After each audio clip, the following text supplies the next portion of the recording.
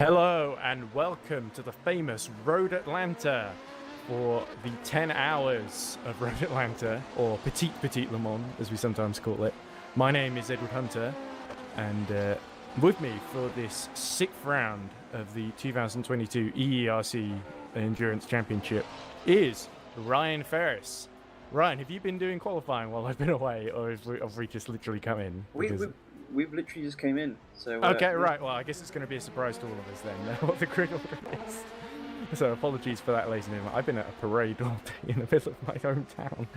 But anyway, the weather's been all wonky and it's fried my brain. But I've just got about just enough brain cells left together to string together this commentary. So we've had our touring car warm-up race earlier in the week, in which the Hunter Birch simulation cars, owned by myself and my co-commentator Joshua Birch, who we'll be hearing from later, they won both races, so that was definitely a good day's work. But today, interestingly enough, in GD3, you will notice the 485 car, which I believe should be driven in the first stint by Liam Rance, is a Hunter Birch simulation car. And we picked the number 485 because it looks a bit like HBS, I guess. But that'll be going to be interesting to see how the... I think we sort of said we can do selected rounds, but we'll probably just end up doing all the remaining rounds in the season. But GD3 is so open at the moment that it feels like it could go kind of any way of about 3 races. And LMP2, I think, is even more open, actually, because we've got Iris, Mugen, and Valet all fighting for the championship. Valet leading LMP2 at the moment. And Team Imperium, number 16, with a Tibble Kiss, Timur Benchik, they are leading GD3 at the moment. And the leaders in the LMP1 championship are, of course, the number 22, driven, of course, in the first stint here in Road Atlanta by Zoltan Toth. As you can see in the warm-up, he's also set the fastest time. Only 4 LMP1 entries, so that's going to be... most of them are going to finish on the podium, then, that's for sure. But it's LMP2 and GD3, I think, where the big battles are going to be. Actually, no, I tell a lie. There's actually Bradley Sellers in the 73 is also in the server. And I think... Oh, yeah, there we go. The... No, I'm misremembering. Anyway. So, Ryan, it looks like we're about to go to the grid. Road Atlanta, a very challenging... So, obviously, you've got the S's near the beginning, and then you've got those big, long straights where I assume we're going to see most of the overtaking done today, especially in the multi-classes. And we've got the sort of turn 10 chicane sort of at the end of that long back straight, which we saw in the touring cars was where most of the moves ended up being completed. Do you think it's going to be a big challenge here today for... all these classes just to get through Road Atlanta unscathed? As we see, that looks like one of the Navant cars just nudging the cone on the exit of the pit lane. I wonder if that's Pascal Eggert. Yes, it is. Yes, there it we is. go. Okay. I've got a good memory for these things. Yeah, But anyway, sorry. Yeah, it's going to be interesting, I think, especially, well, on the opening laps, it'll be pretty hectic. The S's towards the start of the lap is pretty much one line. There isn't much deviation to it. So I think the main issue today will be catching back markers into that first sector, because it is very much one line. But after that, it's a fairly open, fairly straight circuit from that point onwards. Yeah, it's a very nice circuit. I love the circuit myself, and it's got a very nice flow to it. So it'll be interesting to see how it all goes. I do believe that we are going to see some carnage some way or another today. Yeah, I think you're very much on the right lines there. As we do cut Che Hatch in number 8. Iris number 8 in LMP1. He missed a couple of races, actually, after winning at Silverstone. It's not really gone their way. But they're finally back into the LMP1 Championship and looking to put on a good show here. Iris and Valet have really been the two teams on the march. And it's been building for a while because Mugen won both championships last season, LMP2 and GD3, because we didn't have LMP1 last year. But it certainly feels like, although they've got a big lead in LMP1, Valet have won the last 2 races there with incredible Jansen Bintz and his pace, but also the rest of the Valet crew have really raised their game as well. And we've also, LMP2 has been a very straight fight, as I say, between Valet, Iris and Mugen, with Valet leading at the moment with the 33. And yeah, it really feels like those two teams, the yellow team and the purple team, have really taken the fight to that heart. I believe Mugen are a Hungarian team, if I remember correctly. I'm pretty sure they are. and they used to be the fancy esports crew, of course, in some of the earlier EERC seasons.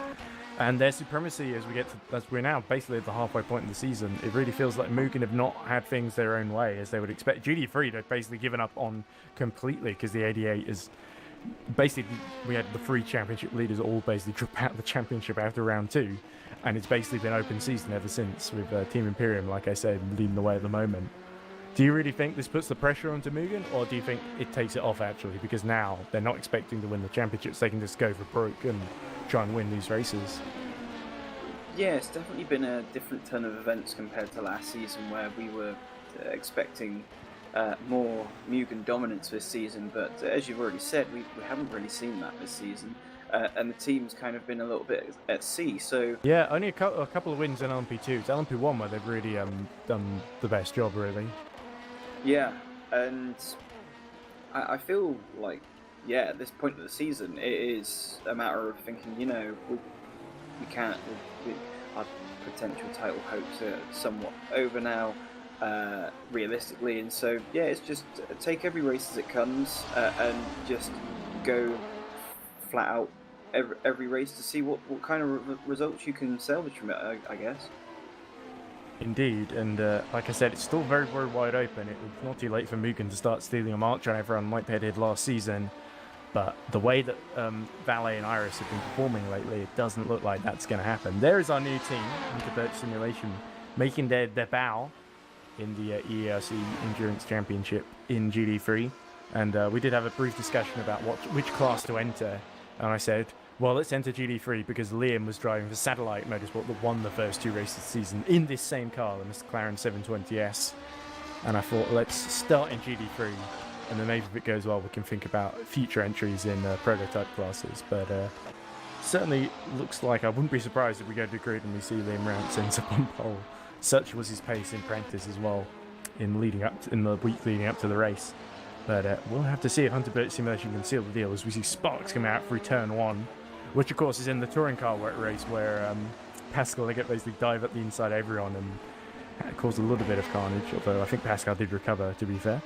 And almost won race 2, actually, in the touring car. So, yeah, it was a very, very good pair of races, and Liam Rance won the second of those. Nick Homewood, by the way, who's ill at the moment, and I believe is watching on stream at the moment, he designed this livery that we're looking at on the Hunter Birch Simulation car.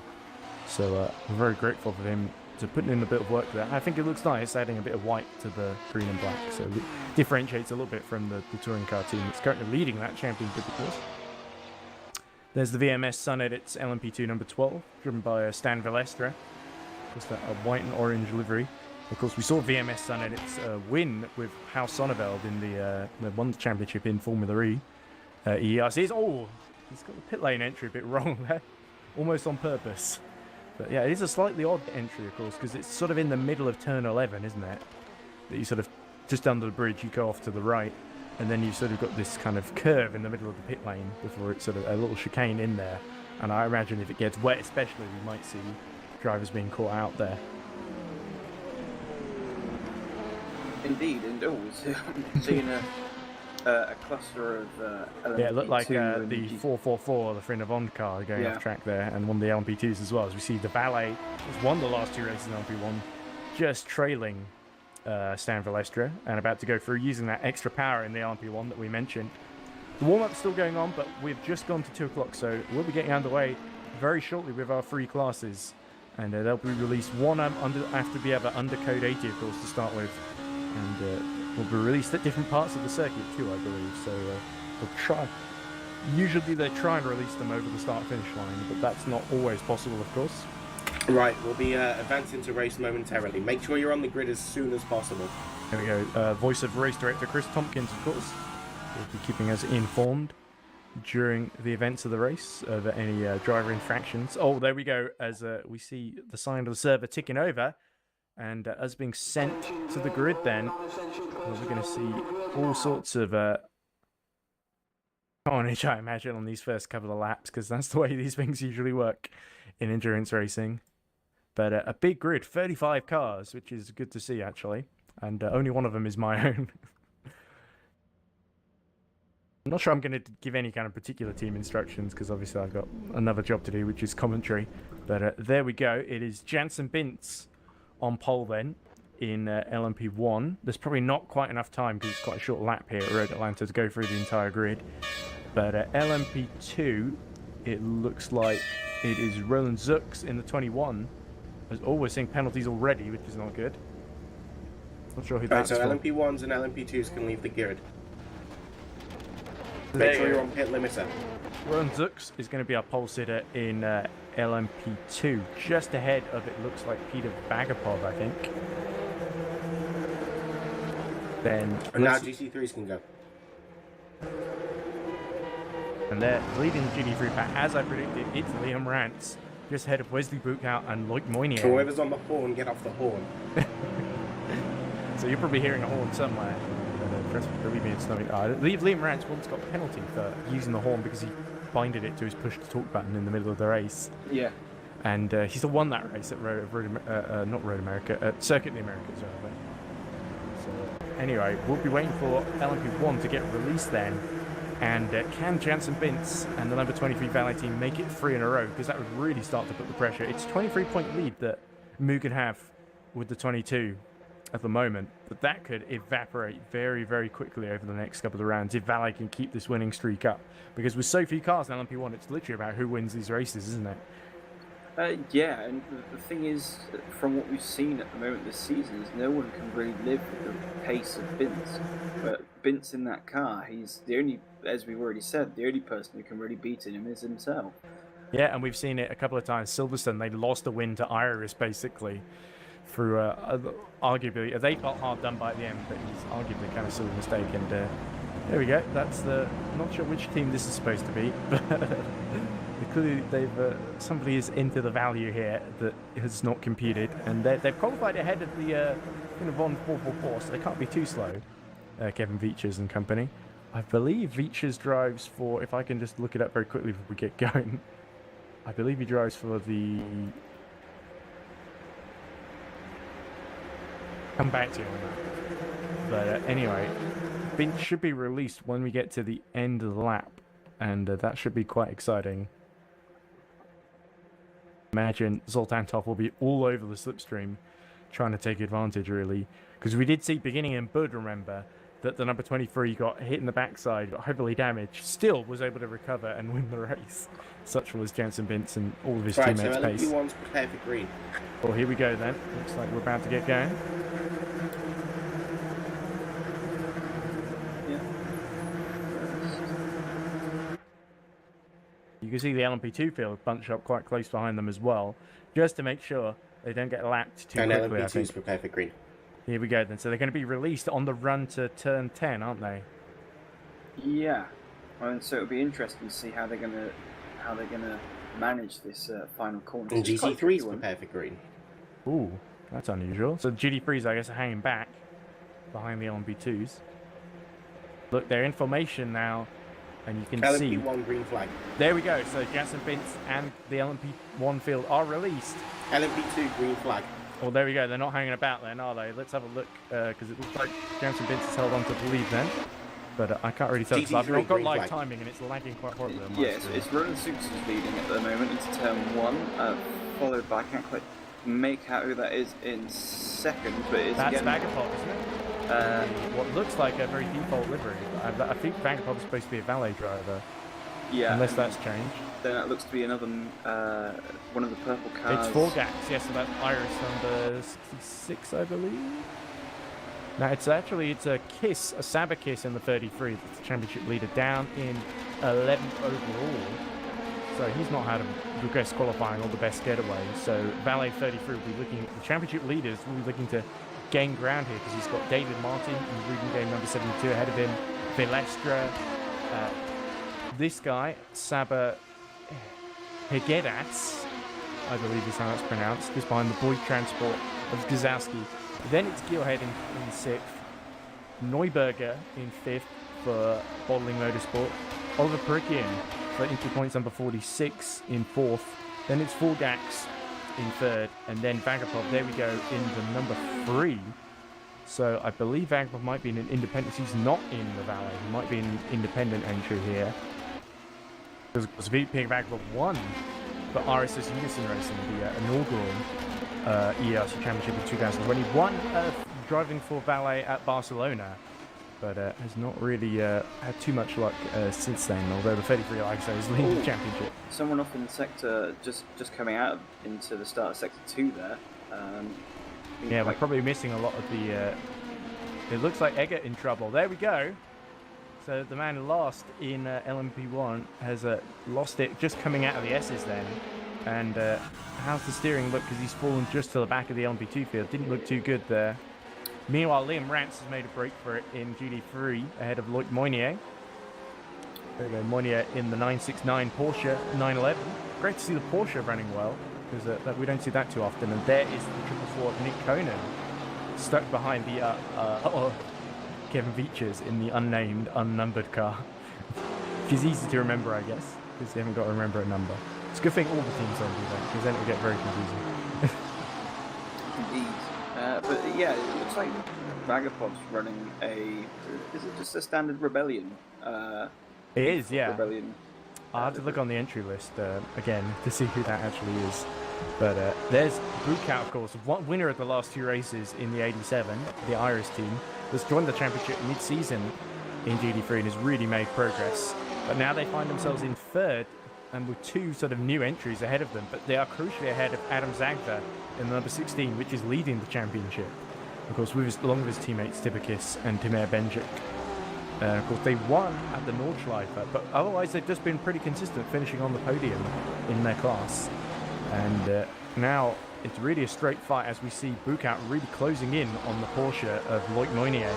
Moynier, of course, finished on the podium in both of the touring car races. He made a comeback in the MG, which was not really the best car, and was able to somehow eke some pace out of it. So Moynier looking strong, Liam Rance looking very strong at this stage as well. Be interesting to see, because later 100 Burt Simulation have got Mia Rose, who's also very fast and won race 1 of the touring car event here not too long ago. And also Eric Kamadi will be hopping in, and possibly we might see Nassim Alawi in action as well. So great to see the full 100 Burt Simulation squad on the sign-up sheet, and looking to impress them. Of course, not Alessandro Valente, because I believe he's on the Iris, because he's always been an Iris driver, so we couldn't get him into the GD3 just yet for this round, I think. As Eggert comes into the pit lane to repair the damage, and he's lower down the GD3. Oh, that looked like the 27 reading game car. Just bumping the back of, that looks like Boros. He hit the back of the Paul Street Boys car, I think, because this is Henrik Adolfs. As Owen AK is in a battle with Thomas Jaeger for 5th in class. There's Eggert being serviced, but it is still Vince that leads then. And here we go, they've caught the traffic. Vince has. And the time's going to go very wrong on my end. But it's showing Bradley Sellers actually ahead of the Mugen of top, which is surprising. So number 22 is lost out in the traffic, or has it, because here comes the, that looks like the 444, just holding this battle up for 2nd and 3rd. But Bint already crucially making his way through the traffic and not being held up too badly, it would seem. And is that everyone slowing down, or is that the lag on my end? It's like lag. I think it's just obviously the sheer speed difference between the GTs and the LMP1s, really. Yeah, and Bintz has already cleared the GD3 field. I think. And Toff actually taking wheels out onto the grass then to overtake one of the GTs. Oh yeah, that was very, very risky. He's desperately trying to catch up to Bradley Sellers then. Here's Forgax in LMP2. They're not too far off catching, but it looks very static so far. So the big battle seems to be in GD3 and LMP1 at the moment, in the sort of middle order, and the battle for the podium. As Toff has overtaken Sellers. There we go. And we should be able to see that on screen at the moment. Can we see that? Oh, what are you seeing? Because I'm lagging horribly. Bradley Sellers is currently up it looks like he's 3rd, stuck behind, is that the Paul Street Boys 720? And look, going off in the grass there as well as they approach turn 1, some of the GD3s. But there we go, the number 22 back where it belongs. And we should see some carnage in a sec. Yeah, it's really lagging horribly on my end. I have no idea why. So I'm going to see if I can get some comments in the chat. It might be a better idea if I just have the screen minimized. I don't know why I've got this big monitor out and it lags horribly every time I use it. But anyway, it is still Jansen Bintz leading by a couple of seconds then. I bet you quite a few seconds. Because there we go, about 5-second lead over Toff, who's now taking second place. Here we go, battle for ninth then. Number 27 having another go at the Paul Street Boys car ahead of it. But Boros getting really over the curve there. Not quite able to pull the move off. And number 27, we saw them finish fourth, I believe, at the Nordschleife. I don't think they've entered too many other races though. There we go. It is the number 3 confirmation from Massimiliano Riboli. The number 3 that Peter Van Klopp's racing is the RSS Unison because the number 33 was just full. And oh look, it's getting very busy now as they go into the S's because the LMP2 field's caught up. And in fact, here comes that RSS Unison car.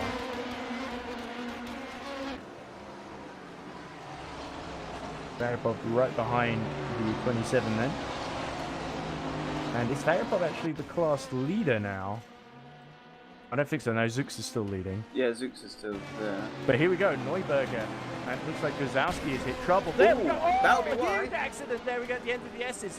Guzowski tripping over one of the GD3s. And then all sorts of chaos going on around him. So that could be a code 80 for sure. Yellow in the second sector. And the 444 extricates itself from that. But the steering not looking too great. And he was not the only casualty. I think Joseph Frederick Suto. Here we go, in a little battle for 8th with Boros. Yeah, that's really mixed things up then. Here we go, the LMP2's just getting through, and Boros gets a hit from the Bodling Motorsport car. As here comes, that was a 58, just trying to make a move on the 27, and he's through. There we go, great move by Joseph Frederick Suto there. But it's going to get very, very messy once again, and we expected this. There we go, the LMP2 cuts to the inside then.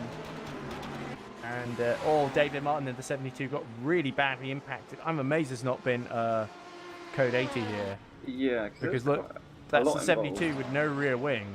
And crabbing quite a lot. Indeed. So not the start the 72 would have wanted, but the casualties, there's the others. It's Philip Mayer in the 32, he's out. And Aaron Goose looks like he's out as well. As here comes Eggert making it back to the pits, and it looks like the 58's following him in. I think the 444 obviously had a separate incident because that came out, didn't it? That accident happened coming out onto slow power in the final corner. Yeah, and the 139 Mielev is in, so very bad for Reading Game, very bad for Finnevond as well. All of their cars hitting trouble in this, and busy in the pit lane as everyone pits for repairs, but it is still Bintz leading overall then from Toff. There we go. Toff is the gap still about 5 seconds. Bradley Zell is gradually being dropped now, 3.8 behind. Here's Florian Vettler in the battle for the edges of the top 10. Is all the ballet coming in there? Is that Kiss? It is. There we go. The championship leader then has to make an early, unscheduled stop, and that's going to drop the 33 down the order. And Chris Tompkins says, "Can this league not let me eat my chicken for 5 minutes?" So it's clearly someone trying to get lunch. And the 58 right out of the pit lane. Oh no, he hasn't gone in the pits. He's gone straight into the gravel at turn 1. That looks like. And absolute chaos. Then the 58 looks like Suto may be out there. 56, isn't it? Oh, it's a 50. Yeah, the 58 was the EFA Racing team, which has left the championship. So that is the 56, which is. I need to get the entry list up. Suto, if your engine's dead, you're going to have to retire. Yeah, there we go. So Suto, looks like he won't be going any further then, as there is our championship leader in GD3, Adam Zagva, trying to catch up. He's right behind the Bukout still. So the two title contenders, I believe the 87 is joint second in the championship after winning its first 2 appearances with the Satellite 64. Of course, which had Liam Rantz at the wheel. Liam Rantz still leading, by the way, in GD3 in the 485. One excellent start he's made, leading Loic Monnier to the tune of about 2 seconds. Very hard to build a gap, especially in GD3 then, as Liam Rantz lets the LMP2 field through. Here's Che Hatch, by the way, who in the number 8 is caught up to the back of Bradley Sellers. Is there the number 12, Kevin Beechers, is also into the pits. So everyone having long stops to put new bits on. Sotos in the chat says chicken equals gains. So Chris Hopkins, yeah, certainly, and even somebody called Wesley XXIII. I'm not sure what Roman numerals that is. Says, oh, a little mistake there by Che Hatch. We've seen very quick in LMP2, but making a little mistake there, which lets Bradley Sellers escape. That ends that battle then for the time being. As Zagva looking like he's being overtaken by Kiss, who's recovering in the LMP2 field. Kiss really needs to gain ground after having to pit for those. I only can assume that was repairs needed to be done, like the steering was acting up after that massive multi-car collision. It's easier to pick out who didn't get involved rather than who did, because so many cars bumped into each other, didn't they, Ryan? Yeah. Oh, look at the sparks fly from the 77 as he enters the S's. I couldn't quite really figure out what triggered it, because it looked like there was actually one of the wasn't the new. It was the Boyd Transport, wasn't it, that we saw first get. Well, I think he tripped over the GT3, and then because it was sort of like a bottleneck there, everyone that came in after struggled to avoid the accident. It was because I saw it wasn't a Mugen. What's the I'm trying to remember what the other team that runs purple is at the moment. Iris, isn't it? Yeah, I saw a slow moving Iris coming out the corner, and then all of a sudden there was just the. Oh, the Brad's just being tagged by Savakis and a whole bunch of cars here just going for. That was actually Pascal Eggert, sorry, who's a lap ahead or a lap down. Pascal Eggert's certainly a lot of ground to make up. I think he's a lap down actually on the GT3 field. But Liam Ratz nearly got spun around there. So sorry, Ryan, didn't mean to interrupt. Yeah. But yeah, it looked to be one of theirs, the Iris, I think. Yeah, Iris, that looked to be coming out the corner quite slowly. And I don't know, I don't know if it caused a bit of a chain reaction, as we see before. Greenhold's getting it sideways along with Newberger ahead, so sliding the back end out. Yes, this is of course the battle for 5th in LMP2. And yeah, at this early stage race from heavy fuel and the tyres that at the very beginning weren't that cold, but have started to warm up now. Yeah, certainly very easy to drop it at the early stage of an endurance race.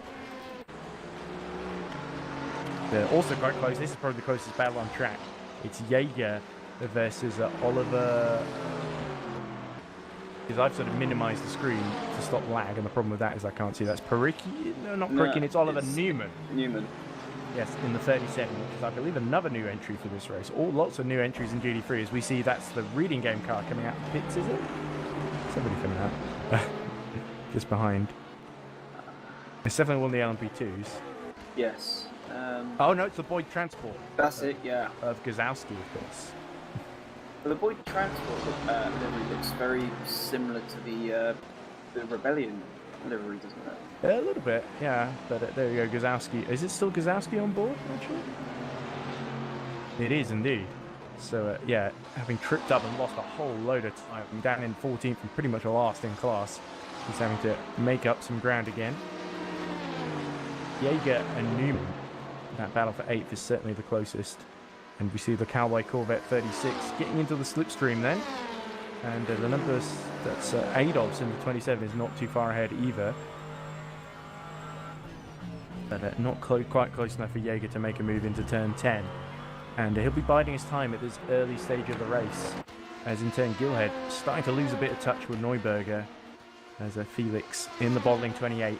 We've seen come to groove, so they bottled it so many times, to be honest. But they did finish on the podium at Silverstone at least. So it's not been the worst season for the 28. In fact, I believe they are 4th in the championship. They sort of have an outside bet of the LMP2 championship at the moment.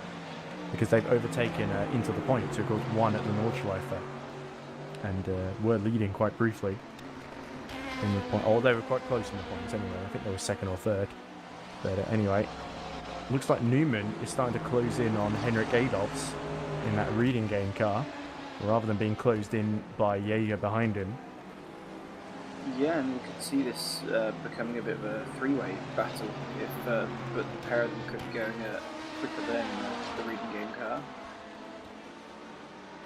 Indeed, and it's going to be quite difficult times for Adolphs then, because he's going to have 2 cars attacking him. He really needs to catch up to Vazikan here in the 89 ahead of him. Yeah. Another red and white livery in G3, which is not confusing because I think that's quite similar here to the Into the Points car, driven by Owen Andre Kilhausvik, or Owen Kilhausvik as we see on screen. Owen AK, I think is what Josh Birch likes to call him. But Owen in kind of a race of his own here in the 48, which you have seen as a pole sitter in GT3 before, but they're kind of a distant 5th at the moment. Oddly quiet now after that crash, it must be said, with Bint still leading Toff. Toff not really making much of an impression. Yeah, the gap, it's actually ballooned, if anything. And there's David Martin in the 72, so I think that might be confirmation that Rudin Game 72 is out of the race then after that big collision at the rear. Yeah, it was quite hefty, quite a lot of damage. Somebody going off track there in GT3. As Gilhead continues to catch Neuberger. Yeah, it was quite a lot of damage, and I think that they would have been sat there for quite some time to get it repaired so early into the race. It is a shame, but yeah, obviously, even though it's a 10-hour race, they must have felt that there wasn't much that they were going to salvage from it. Oh, I thought something had happened there, but my mind was just playing tricks on me. Nothing's happened. It was just some bunch of guys getting close to each other. But yeah, it's odd how an accident can sort of spread out the field and actually make things less exciting overall. And I've often felt that about safety cars in racing as well. Often it bunches the pack up as the bottom race has to pull out all the stops for the lap. And that's the race leader as well coming through in the form of Bintz in the yellow valet machine. And Bintz looking very, very good at the moment, at least. He's doing everything he needs to get 3 wins on the trot. And if he can cut, he would get about 7 points, I believe, out of that 23-point lead that the 22 has in the championship. As Liam Rance loses the GT3 lead to Loic Mounier. Ooh, that's interesting. So a mistake then by Liam Rance. Oh, he's going slow. Has he made a mistake or is he going slow? That thing's... Well, it's bottoming out all the way down the straight. Has he got a puncture or something? He's got no front wheel. He's got a wheel missing. Oh, no. So something's gone wrong with the LMP1s and LMP2s lapping them. And Liam Rance has hit the wall. And there we go. The Team Imperium car is through now as well. So absolute disaster for Hunter Burt Simulation. And Liam Rance will be in from what was a promising lead into the pits to change tyre. And he'll be furious. Liam Rance, incidentally, has got his own stream, which you can view on board if you want to see what happened there. But Alessandro Valente is coming. Good afternoon, EERC stream. Good afternoon, Alessandro. And I'm sure he'll have mixed feelings then because he's not driving Thunderbird Simulation, but he is an HBS driver. And there's our car coming in. And Liam Rance will need to put on a new wheel as the sparks continue to fly at low speed in the pit lane. And Liam Rance will be not happy about what happened there at all, I'm sure. It was just a careless misunderstanding. But anyway, he drops outside the top 10 then, because here comes Boros Jaeger coming in to overtake him as well. And hopefully it's going to be a bit more straightforward repair then. Can you remember back at the Nürburgring when you had the Finnevon car, yes, yeah, that caused that big accident that flipped over one of the Paul Street Boys LMP2 and then had to come in for a new wheel. But then came out with the wheels still not put on. Yeah. And yeah, all sorts of issues there that basically consigned the 444 to what they could have taken the championship lead in that race. Instead, they finished off the boat. Tom Dillon says the 72 had an engine failure in the pits. As per usual, water is wet. And Chris Tompkins says that Liam crashed himself. So a mistake there from Liam, pushing too hard. And we saw that amazing pace, and perhaps that was what... Yeah, he went wide at turn 5 and went on into the gravel. So a big shame then. But it's not over yet. We've still got just 9 hours, 40 minutes left in the race as Pascal Elliott continues to make up ground at the lower end of the LMP2 order now. But that's a big shame. Liam Rance still in the pits, still being repaired, and hopefully, as we see Vazican actually being overtaken by Eggert, of course, he's in a much faster car. So no surprises there. And it looks like Kiss is coming as well, a lap ahead. It is Neuberger and Gilhead, I believe, the closest battle on track at the moment in the overall standings. Yep. There we go. Mounier now, of course, leads in GD3 in the Porsche 9. The first time we've seen the 911 lead in class. I can't actually remember seeing... How often have we actually seen the 911 appear in the ERC? I can't actually remember. I think Royal Racing had a 911 that they like to use. It's quite an easy to drive car, but it's not necessarily the quickest.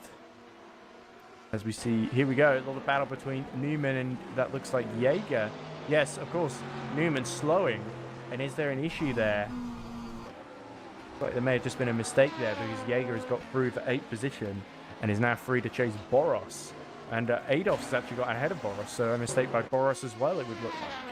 Yeah, and we had a brief yellow in Sector 1. Still. And again, is that Perikian in trouble? It is! Off at turn 1 he goes.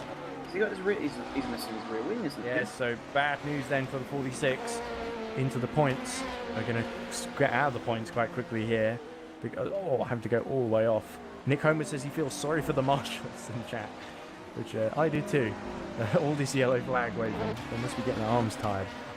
Incidentally, the parade I was at today, I had to hold a massive banner and my left arm was aching because it was very windy, very hot and also rainy at certain points. So yeah, my left arm really took the strain of it as we see Pascal continuing to come through. Valente says he thinks Pascal can come back. I'm not sure what into though, because the LMP1 field tends to be quite difficult to catch when you fall back, unless they hit trouble themselves, of course. Here's Perikian continuing to try and get back to the pits very, very slowly.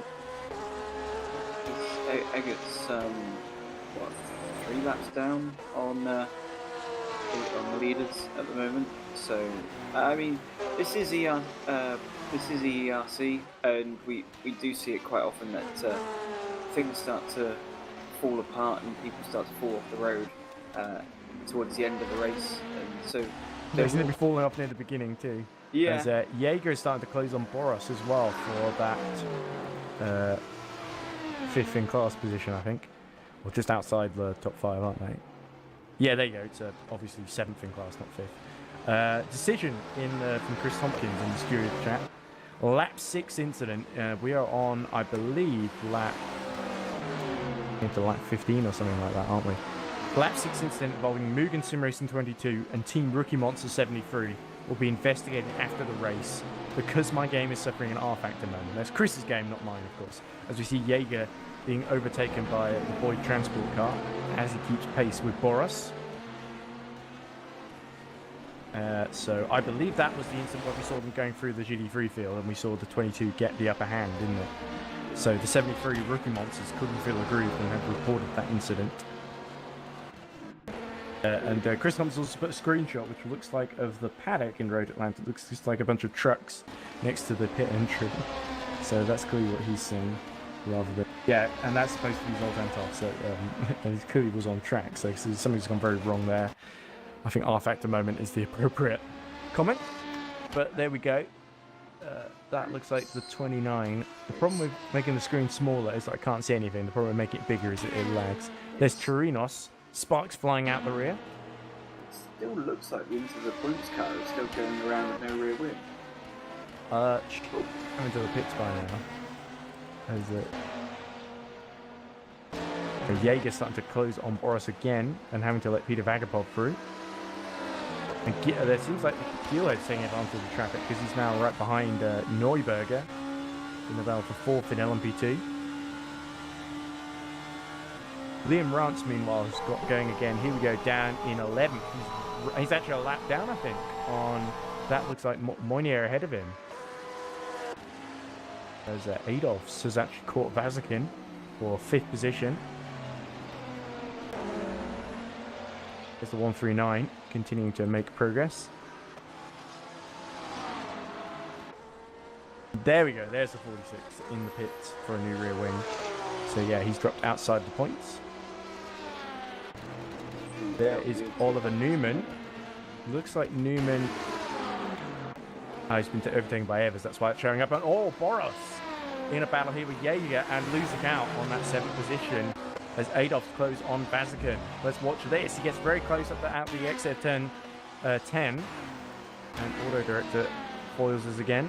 Here we go, through the final corner then. Can Henrik Adolphs in the 27 get into the top 5? That would be good for Reading Game, because they've already lost one car, they can't afford to lose their GD3 entry as well. Looks like Adolph's not quite able to take advantage, but yeah, I guess the 27 has got the crew of the 72, who obviously didn't get to drive because the engine blew in the pit lane. Hopefully we can hear from Tom Dillon in a few moments' time and get his view on that. But obviously he needs a bit of time to cool off, and that's Vasican they're all closing in on as well. Of course, as I said earlier, as Jaeger continues to battle with Boris, and oh, that looked like the 139 getting knocked out of the way there, as through goes the number 8 in the LMP1 field, just squeezing through there, and the LMP2 trying to get past Jaeger again. So 2 big GD3 battles. And that was a big power slide for the GT. Yeah, indeed, I think Jaeger is in the clutches of Boros once again. As actually, that's actually Newman getting by Boros. I think a mistake by Boros then. There we go. It looks like he just recovered from it. But Adolf's continuing to put pressure. Is he going to make a move at the end of the straight? Oh, no, he can't, because he's got the rookie monsters LMP1 now in between the two of them, as Vasican makes another mistake. And this is very, very tight indeed, isn't it, Ryan? It is indeed, and they're coming down to one of the scarier parts of the track, but they all just about... Oh, there's a car stopped on the start straight. That looks like the into the points 48 in GD3 that's crashed at the final corner, and he's collected the light blue LMP2 as well. But Adolfs continues. Yeah, that looks like Perikian. Oh no, it's not Perikian. He's already there, isn't he? So one's lost a wing, and it looks like another one's lost a wing. Indeed. But that's good news, of course, for Liam Rance, because he can make progress now, can't he? Oh, and there's fire broken out now. Oh dear. As we see 2 GT LMP2s. Yeah, Evers got caught in that, and looks like the Right, light. as we come to code 80 in 10 seconds. I think if there's flames, there should be a code 80. Right? There we go. 5, 4, 3, 2, 1. Code 80. Code 80. So that is... I think my computer's really not dealing with the heat, which is why I can't... Literally, it won't respond to my inputs. Looks like Alexander Model was the driver in the light blue LMP2. He's out. That was the car that we saw on fire. That's the 29 then, out of the race. No further participation from them. And then it's the Fringer Von that we saw that was also caught up. Yeah, with also missing the... I think the 139 has lost its rear wing twice now in the first half hour. And then we look now to... Oh, there's no the into the points car with the rear wing and the near side. Near side front wheel. Yeah, Modal was the one that was on fire, so yeah. Oh, didn't mean to ask. I thought because it was being so slow to update, I pressed the code 80 button again. But who pits then under code 80? It looks like Rookie Monsters are pit. Vagapov is pit from second in all of the LMP2 field is pitting. Just refresh the overlay just to make sure it's acting properly. Mugen pitted as well in the LMP1. Iris as well with...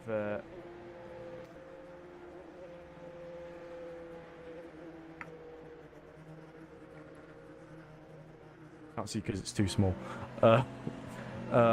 Isn't it? Che Hatch. Oh, and they're doing a driver change at Hunter Birch Simulation. It looks like Mia Rose is going to take on board.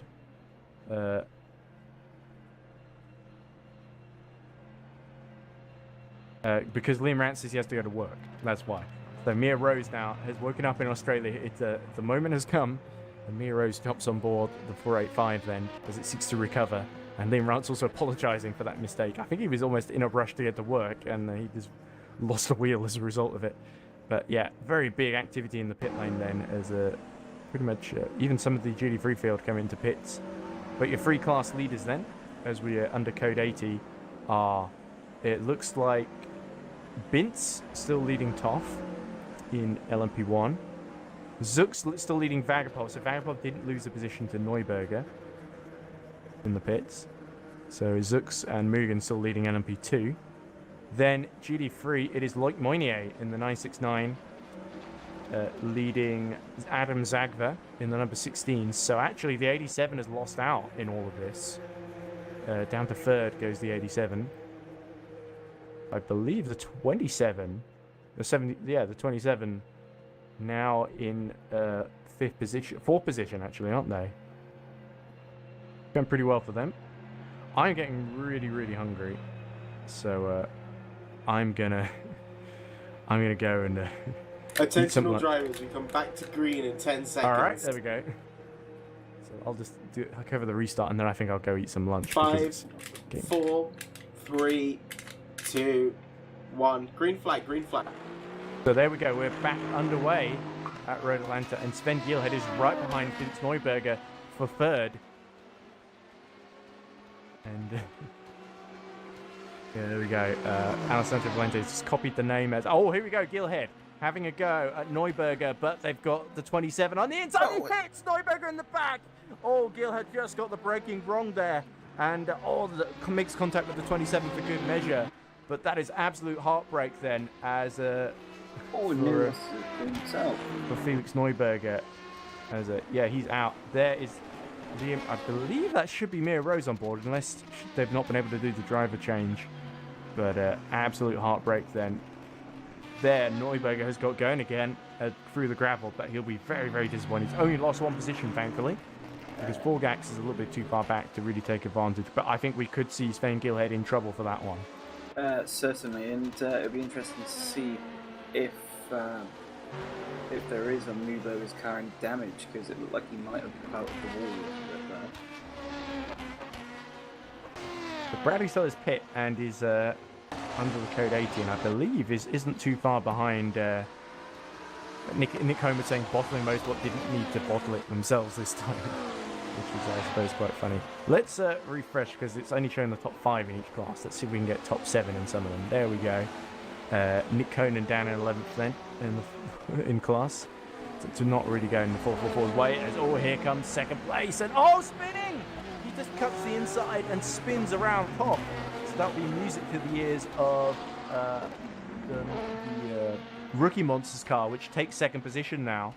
So absolute agony then for Toff, as Sellers takes second in LMP1 and in the overall race lead. And it's all due to that 444 car pinching him, isn't it? Yes, and obviously that then gives a little bit more breathing space for Vince now with nearly a 24-second advantage. The expression that Chris Thompson uses, murdered. And look, Gilhead has actually let Felix Neuberger through, I think. So that's actually very sporting then of the 77, who dropped back down to 4th. But all of this allows Vagapov and Zux to pull away in LMP2, doesn't it? Yeah, and then that also puts Gilhead into the clutches of Forgas, doesn't it? A little bit, but they are teammates, remember. The Irish teammates. So Forgax in the 66, Iris, and Gilhead in the 77. This looks a bit exciting, doesn't it? Because the Team Imperium car has to make way for, that looks like the leaders in some of the other cars. That looks like Rookie Monsters and someone else.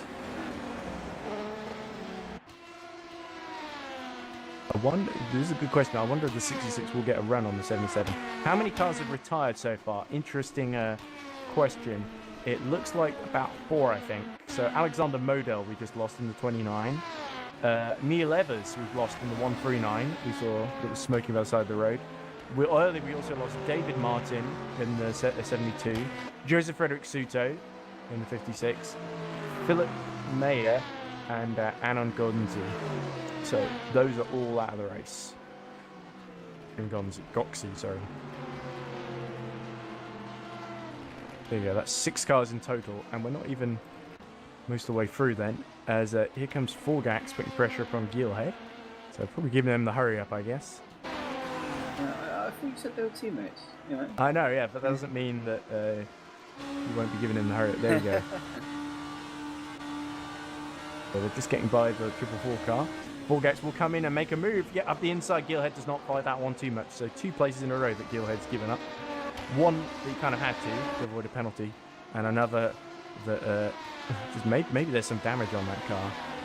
There was also a do not start, but that must be Roxy that we were talking about earlier. Yeah, it doesn't sound like people in the chat are too impressed by that either. But anyway, we've still got Moynier here in the lead from the Team Imperium car of Adam Zagler, and certainly great start for the 969. I have to see the teammates can keep up the pace, as Boros is overtaken by Eggert, who continues to make his way through the lower end of the GD3 order. Gilhead looks like he's trying to fight back now against Forgax. So this could get pretty interesting.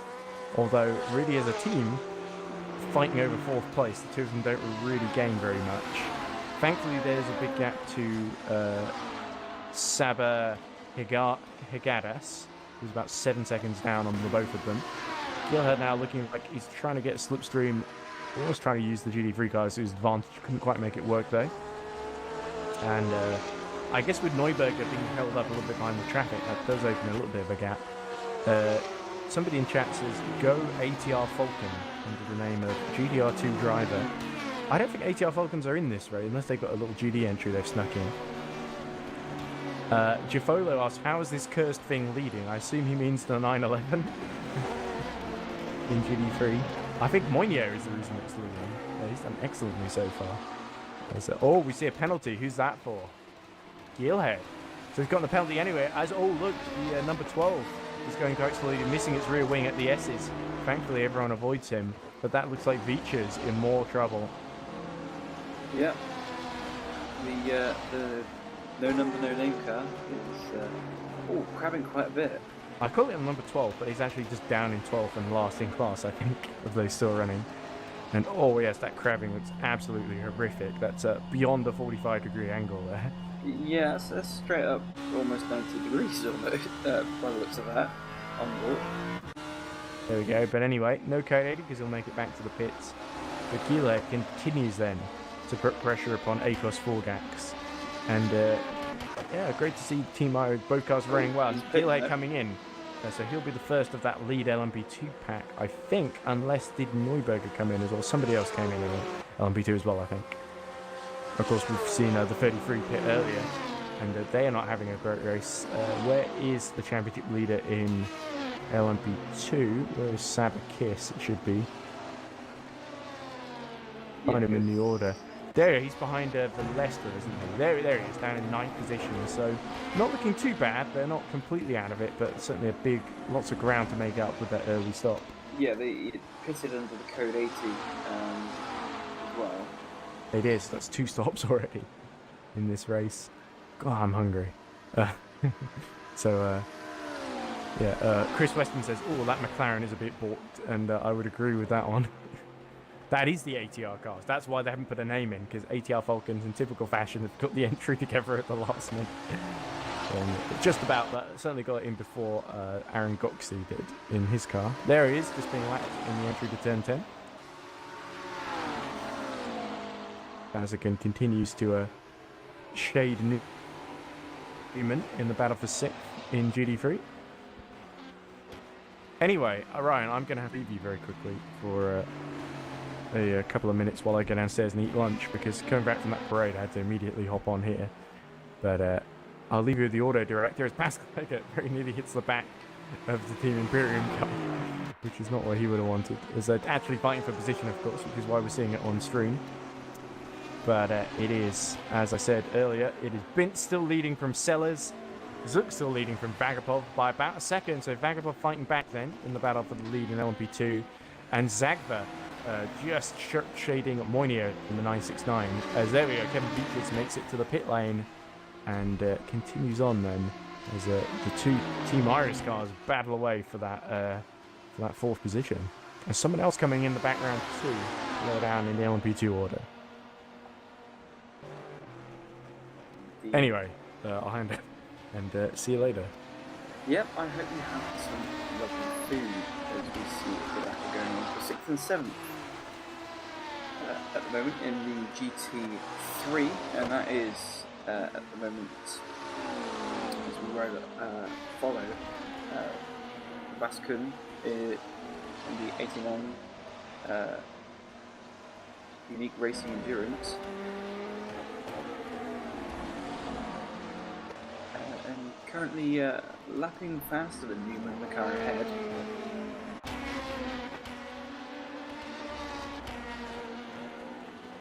So what we can do to catch for 6th position.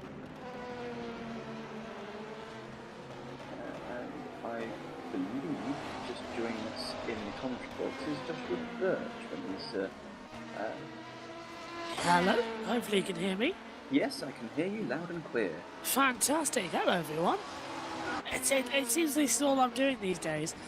It was the same, what was it, a week ago this time, just getting ready for Le Mans, 24 hours. I'm stuck with endurance racing at the moment, but some interesting racing. And so I'm a bit late. the MotoGP overran. They had a power cut down for the start grid, so we couldn't launch practice 4, so that delayed qualifying, and then my systems played up here as well. And it looks like we're going to have a delay later on for the F1 as well, so it's all go in the past couple of moments, but it looks like it's been an interesting start here at Road Atlanta. For the, what is it, the Petit Le Mans? Yeah, Petit Le Mans, yeah. Petit Le Mans, there we go. You'll get one of them right. They come through, but looks good. Is Ed around? Where is Ed? Is Ed, Ed has just stepped out to get some food. Ah, right time to get in then. Presumably that's what he said. I'm just catching up with the Discord messages as well. See, Chris Tompkins is also hanging around as well. Yes, it is Chris. Thank you, Chris. He's just replied because the Discord was a bit hard to see as well. So thank you as well, Chris, as the cars still head out here. So how long's left? 9 hours, 19 minutes as well. And this beautiful circuit as well. That always creates a lot of drama. And I do wish we had more racing at this circuit as well in the world. But Road Atlanta, it's sort of fallen off, hasn't it, in the past couple of years of many motor racing calendars. But I quite like it. So it's good that we brought it back to life here with one of our biggest races of the year, the 10-hour race. Usually this year they've been like, what, 6 hours, 8 hours. This is a 10-hour, no 12-hour though, this year. But I think we've still got the 24 hours of Bahrain later on. So that's going to be a big kick as they come forward. Yep, and as predicted, it has been it's had its dramas, and we're not even a full hour into the race yet. As we see, Bradley Sellers from second position in pit lane. Yeah, so he's been there, 30 seconds, stopped stationary for 20 of them, so he's been passed already by the number 8 Hatch. Now Toth goes through as well. And it's right then that we should have a lot of drama in the opening stages as well. It's one thing that grips viewers the most is having a lot of interesting things happening in the first hour and constant battles as well. As you see the 46 lapping one of the GT3s then as well. That's got the LMP1, LMP2 and GT3.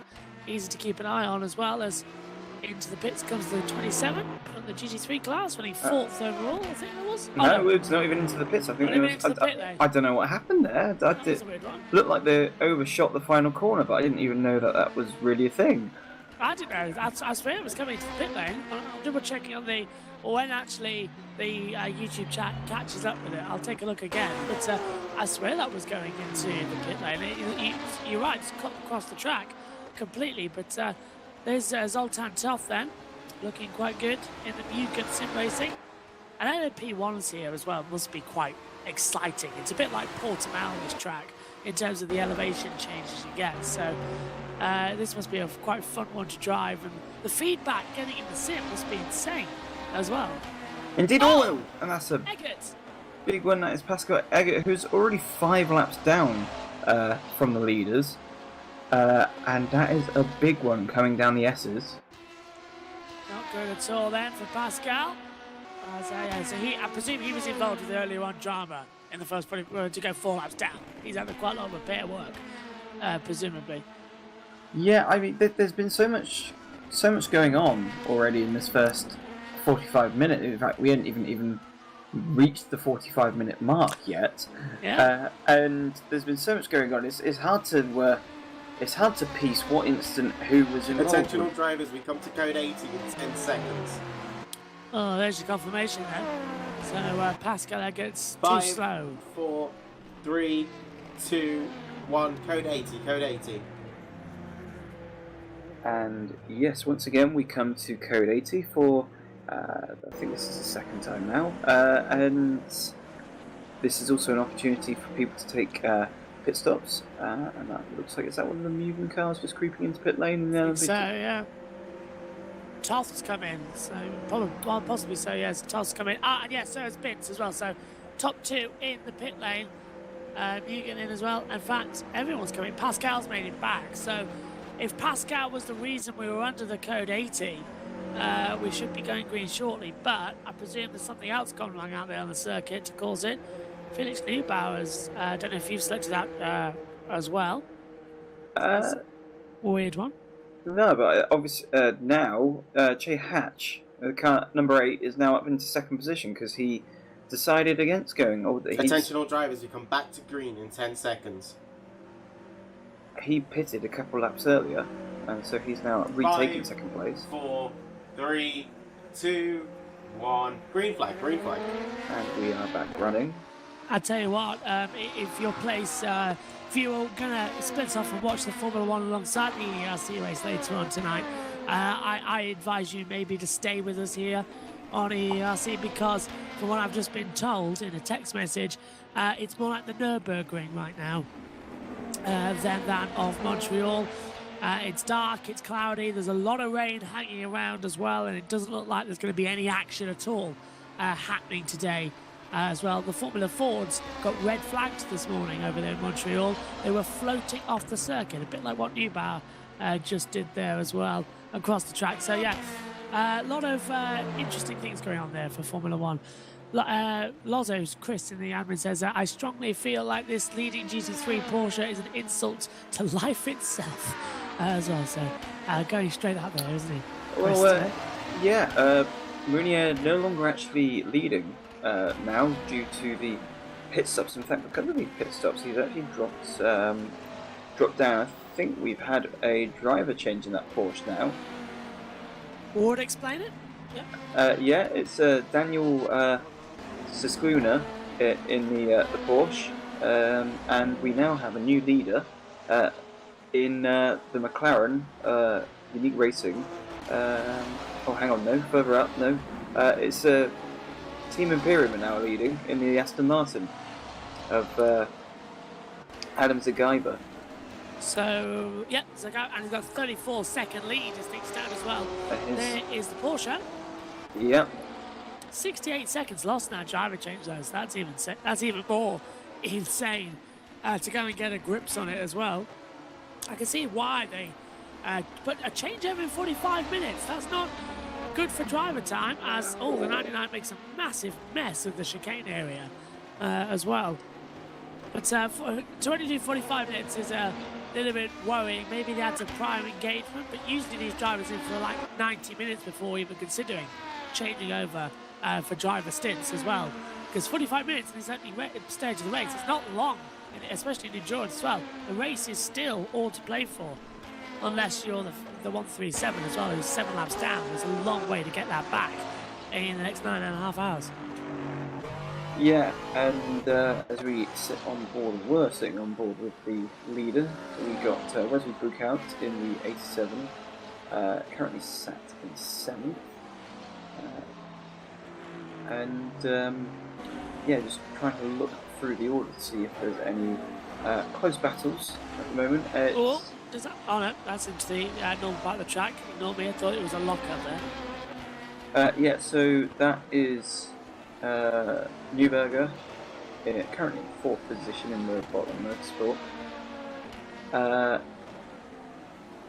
And he's catching up, or is pretty much on the back end of Forgat, and I don't know if that's been through pits that Forgat has got ahead of Neuberger. Oh no, obviously Neuberger got taken out, yes, so Neuberger is now recovering and is coasted up onto the back of Forgat. Everyone changing their minds so quickly out here at the moment, of course. One good thing is that it looks quite good with the track conditions, actually. There's no sign of rain as far as I can tell. It looks blue skies, so that's going to help them with constant performance, which the drivers are going to learn every time they get in the car something new around the circuit as well, and they're going to improve every single lap, getting faster and faster and faster as the cars gets lighter in the fuel load. The tyre wear comes into effect, but it's looking good. And that again, Neubauer is locking up. It's a tricky braking zone, that part of the track as well. You just want to go late, because you've got to brake. Even though it's a flat out section, you've got to brake slightly because you can drop downhill. So you've got to brake to shove speed off to then gain speed as you head back down the hill as well. So it's a lot more technical, this circuit, than everybody always assumes. It's one of the reasons I love Red Atlanta. I really do. It's a great circuit. I wish IndyCar would come back as well. That we'd stick to Road America as well, mainly. But Red Atlanta's fantastic. And again, the Porsche I wondered if it was running a bit slowly when we cut to it, and it's Early back on, in the yeah. pits. It is back in the pits. So what was the race-leading Porsche is now back in the pits and now down to 25th position overall. Well, this is even bad news then as they come through. So that's gone from the lead to 7th. So, yeah, race view is back. Aha, brilliant. So we're going to have some live timing operational. That's what Alonso's just said in the YouTube chat, one of our admins.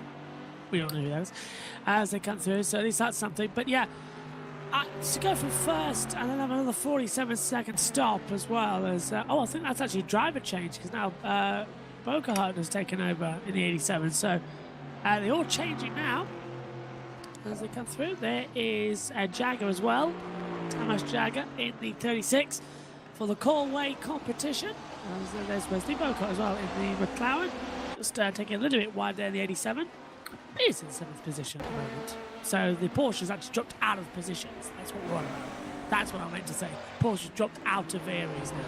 I also think, was it? I think it might have been Bucat that. Whoa, it's a mess here. GT cars, LMP2s and LMP1s all getting mixed up together. You see Bence and Forrest taking the scenic route off the circuit, and it's very hectic now coming down to this chicane. There's a mixture of LMP1s, LMP2s and GT3s all fighting for the same bit of tarmac. That's just an accident waiting to happen at this rate. They better be careful out there, otherwise it's going to be a massive shunt. And that is Forgat. So that is the 3rd place car, and I think that's Newberger just caught up to the back. Looks like it, yeah. So he's gained time with everyone losing it, which is even better. This could be remarkable. We could be in for a very entertaining 9 hours left of this one. As they've got to keep calm out there. It seems a bit too many hot heads today, Ryan. They're all getting a bit like, oh, I don't know, go full throttle, like regret later. It's a bit unprofessional, in my opinion. It's a very tight and twisty circuit, especially that first sector. And there's only really one line, as we see Toff in 3rd position going around. Well, bang goes his performance. From this race, and he's kept 3rd, but he's a lap down now as well on the leaders. So one mistake, that's what I'm on about. Keep your head up, otherwise it's going to cost you. In fact, that is actually the 2nd off, effectively for Toff, because Toff, we saw earlier, get tangled up with a back marker, I believe, which caused him to lose the 2nd position to Hatch, and again just having a slight spin in the 2nd sector of the circuit. He's going to be feeling that after his driver's stint, he's going to be feeling, what can I do right or what can I do wrong? Because that's the 2nd mistake in 45 minutes or so. That's insane. Nick Cage with calmness. So, go Iris. Dead. At Morris moment, P.PNG, yeah. As they come through. I'll tell you what, my voice is sound like that of Eurosport night commentators at this point as well. Still hasn't recovered from the 24 hours, so they come through. And we've got Formula 1 on this weekend as well, so that's a challenge and a half, especially if I'm having to talk with nothing going on the circuit. Who's on for boat chat later? When I disappear in a couple of hours, as well as Pascal Leggett then with the 137, still looking good. Now here's Owen AK out there. Ed's got his name down to a T now, Owen AK, but I still say AK. As they come through into the points racing as well in the 48. Now, where's our team? Where's mine and Ed's? So, as you may have missed, they started on pole. Yes, pole. Oh dear, this is not sounding good here. They started on pole, but there was appeared to be a little bit of a mistake at turn 5, which left the car with no front wheel. Oh. And so now it's just recovering through at speed, I will add. Oh, that's good news. Dear. Trying to turn to Christian Horner at this point, being on the team principal on the radio. That's he seems to be going down quite popular at the moment, doesn't he, Christian Horner? Everyone's getting sick of him on the Sky broadcasts as well. But I suppose I'll turn to him. I'll just say, well, it was down to the other driver as well. He forced us off the track, and we deserve better. And they're celebrating our drivers at the back of the field, blah, blah, blah, all that lot. To go through. All right, well, we're trying to remain bias-free as well with our teams. Mine and Ed's as comes through, but they're really all our commentators' teams. See what's going to happen. Oh, and that's the Porsche pulled to the side again. Oh. I don't know what's going on there. Since the driver change, it's never really gone much. I wonder if it's a sync issue with the wheel, or something's wrong that they can't. It's not connected. It definitely doesn't see. It definitely seems like there's something not quite right with that car at the moment. I would love it if it's a shame we can't do live interviews with the drivers during the race because obviously they're in the stint, but we need to see what the issue is. Hopefully they're in their own radio, and hopefully their own group chat call as well, where they're talking to each other and saying, look, this is a problem, we need to fix this. I'm not getting anything. So the last thing you want is for the media to go and stick the microphone in, but there's nothing we want more than to go and do that. And that is Savakis shoving it up the inside of the side-by-side with, I think that's Florian Veppler, and Veppler's not yielding to this at all. No, he's not, is he? This is an interesting one. Oh, he shut the door at half. And He's still on the inside. Oh, he's going to run deep, and he does run deep. So that is another position for Kiss. Although Veppler comes back onto the track, he's going to have to yield that position and does so. Good knowledge there, the race director's rules that was published just before the race. Do not, if that ever happens, you have to pull off immediately. Otherwise, you will get a bigger penalty as well. So it was a simple outbreak and good sportsmanship between the two of them as well. Just saying, yep, okay, I'll let you through. It was my fault. Hold my hands up on that one. Yeah, but Veppler doesn't look like he's done and dusted yet. As Kiss clouts the curves, bumps over just about every bump and jump possible as they come out of the S's. Yeah, go on. Sorry, I don't want to interrupt you there. But yeah, we look back to the 969 Porsche, who are still stuck there in the pits. It would be interesting to find out what's going on with them. Hopefully it's nothing too serious that they can get back in this race. It's not nice to be out so quick in this one. There's still a long way to go as we're just coming upon our first hour here. And I'm looking forward to it as well. This is it. I'm going to keep my eye on it during the F1 as well because it doesn't look like we're going to get anything. Everyone's saying it's going to be washed out, which is typical Montreal. It should be dry tomorrow, but chances are we'll have a wet quality. Oh, car with no rear wing. Yeah. And that is Jesus Trinios in the number 26, currently in 10th position. So in class. Another one, two off. Another one with a GT3, Kevin Viches. He's got no rear wing as well. Yeah, and I think that's the second time we've seen that as well today. So not going well for them. I can't quite remember which team that was off the top of my head because it's got the no name next to it. Indeed, yeah. I can't find them on the results page. So it will go to code 80 though, but there's nothing yet coming up for the race directors, and this will have to be code 80 because the 26 now coasting along the barriers to try and get back to the pits as well. So it's very unusual they haven't called it by now. Yeah, although to be honest, he is very close to the end now, so the 12's got in. We'll just about get away with this. It's safe. Interesting decision. Oh, and yet penalty.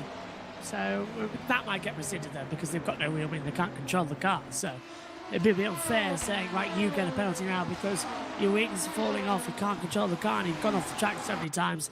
The server has automatically given you a penalty as well. Yeah, just struggling actually in the pit lane. But we got a brief view of Jason Bintz, who is still in this race, and he's still leading by a lap now to Che Hatch. And again, this just cements who there is no one quite as fast as Jason Bintz in this championship.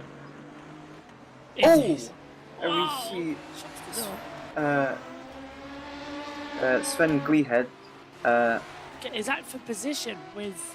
Yes, it is. Yes. With the 99. Yeah. So okay. Gleehead was a little bit further up earlier, but I think did receive a penalty for the incident that he had with Newberger. So he served that penalty and has dropped back down as well. I'm just trying to work out as well out here at the moment because there's an annoying fly hanging around me as well. Just trying to work out then, at the moment, as things stand, as we come up with 1 hour down, 9 to go now, this race should take around about 200 laps over, maybe? Or somewhere around that ridiculous amount of time, maybe a bit more. We manage 4 inches sometimes, but it's difficult to calculate because we've had a couple of code 80s out there on the circuit today. And that's Gleehead going and taking 5th position, but has he? No, he has not. Although it looks like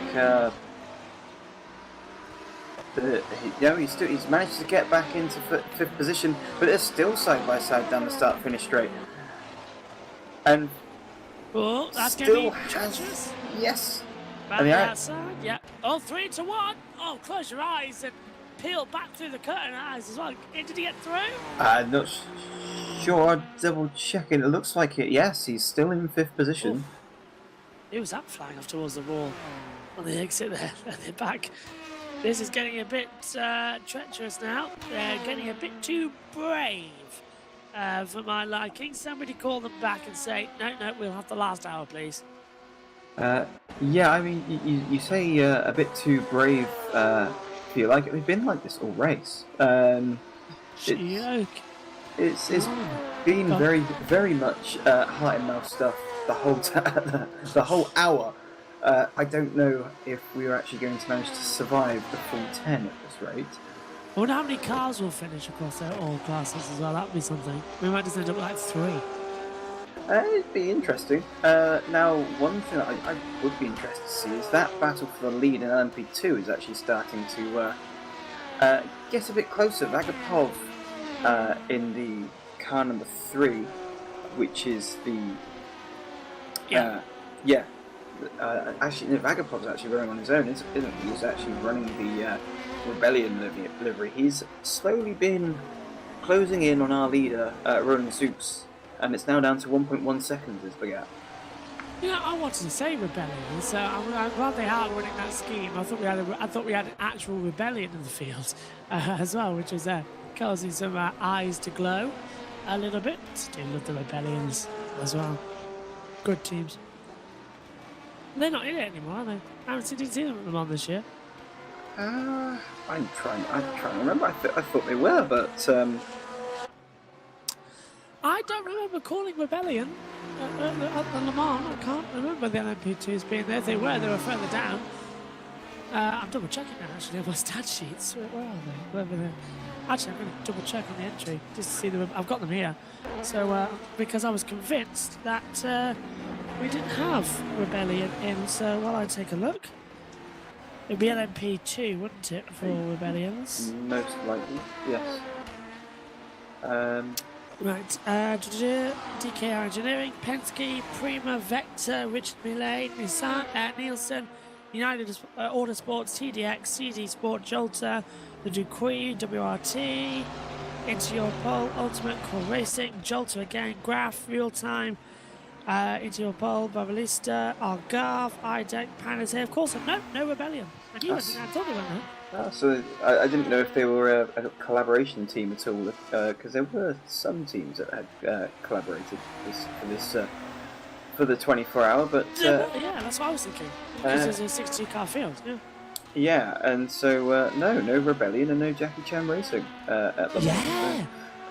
Do you know, it's been a week, and that's the first time I realised that Jackie Chan wasn't actually the racetrack that weekend. Yeah. Well, we did have another actor there with Dempsey Broton, I suppose. So give and take. But yeah, back to this race, and it is Hendrik Adolf in 2nd position in GT3. As we see, Casper Salva Kiss finding the gravel trap at the end of the S's. So does that mean he's just allowed through as I go through, frantically go through the time and Yeah, chutes? should be okay. Yeah, so that's allowed Florian Vettler through. And there we go. Peter Vagapov in that Rebellion liveried LMP2 is now, that looks to be less than a second. It is. It's down to 0.7 a second for the lead. The game on then in LMP2. It's always an interesting battle there. As it's that lap traffic as well. Yeah, Yep. it's the GT3s getting in the way. Leader, by the way, for GT3 into the pit lane. As Vagapov tried to get the way through. Beautiful section here, downhill, all of it. You drop around about 7 stories as well, similar to what we have in Baku as well, in the elevation drop as well, way above I think 40 metres, isn't it? And in the background, that looks to be Bint putting another lap on Sellers, and indeed it is. So the race leader starting to pick his way through his own kind at the moment in LMP1. Looks good to me. Let's get through. And there's a brief shot of your car going through Hey! shelter. Just a quick, yes, go on everybody, go on. There we go. All brief shots. This could be good if you want an alternate strategy. Yeah, so we've gone away. So Suk's still leading from Vagapov in that melee of cars down at the S's. It's madness, isn't it? I love it. Let's keep on going, keep on bringing the action. It's what we need to see. As the rest of the field starts coming in the pits for GT3, their battle for overtakes. Their second stop of the day, I presume, every half hour. Yeah, so that means that we've now got Vaskun in the Unique Racing McLaren. And what has he done? So he's currently done 9 laps on his current stint. That's why he's in the lead. So he's a little bit off strategy by the looks of things. And this is Sabakis on the back of Florian Vettler coming down into this chicane. Whoa. And but side by side, he's going to have the inside for the next. They collide as they come under the bridge.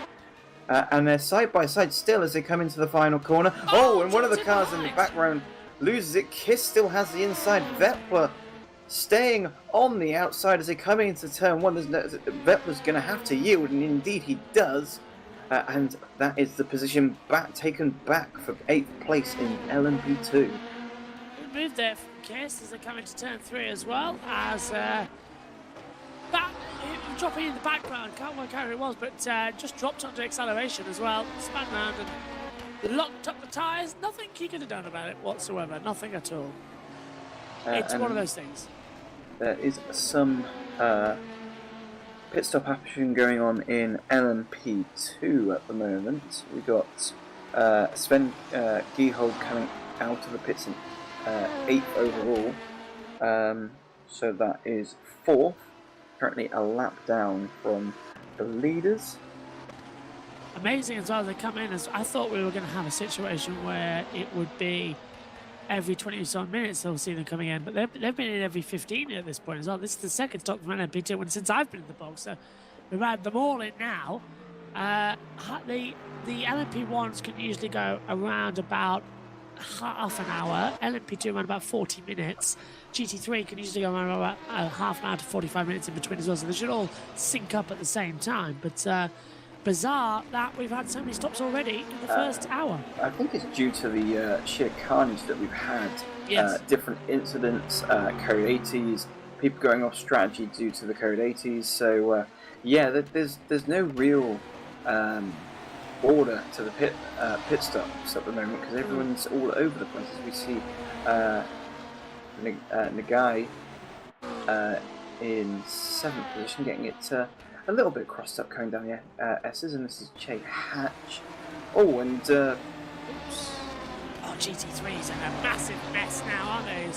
indeed, and some of them have just came out of pit lane as well as we got.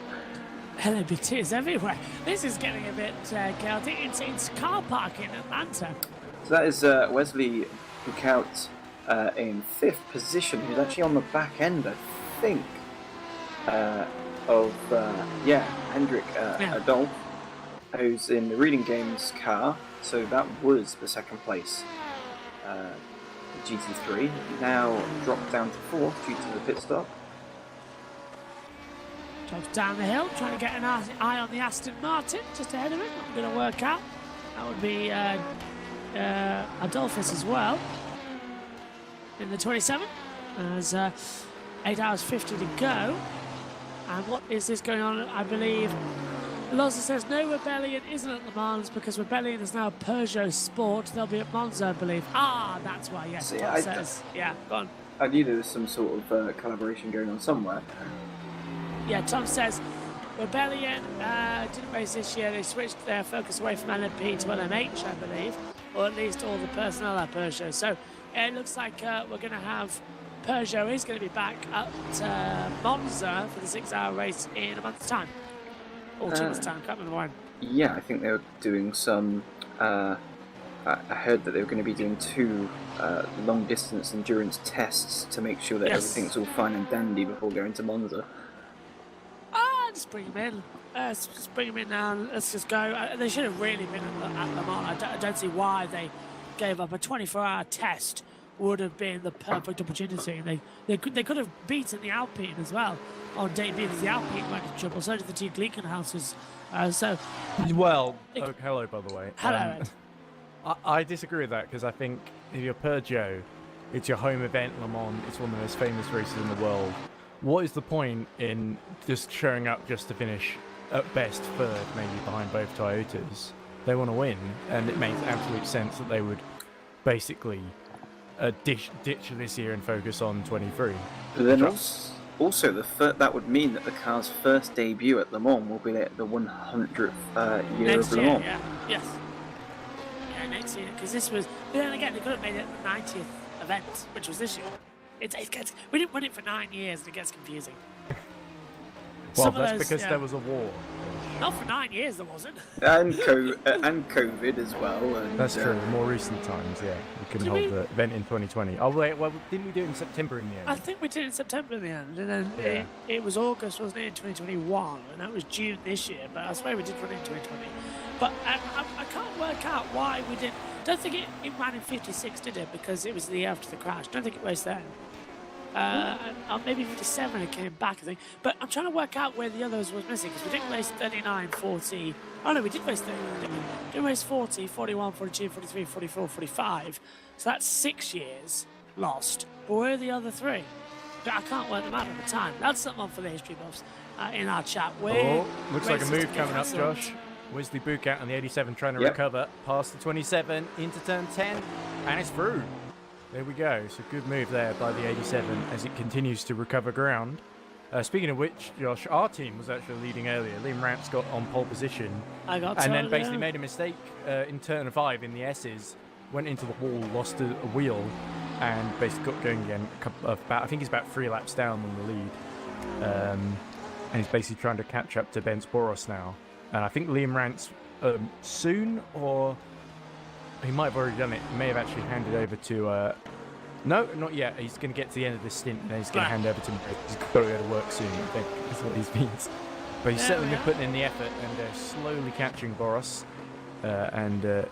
Although he rused that mistake, I think the most important thing, especially given it's Hunter Birch Simulation's debut, is to get to the end, right? Isn't it, Josh? Oh, there we go. Yeah, both team owners in agreement then. That's good. Got to get to the end. Let's get some experience and let's see where we go from there. But this is looking good. And doing a poll, who's our quick hard drivers?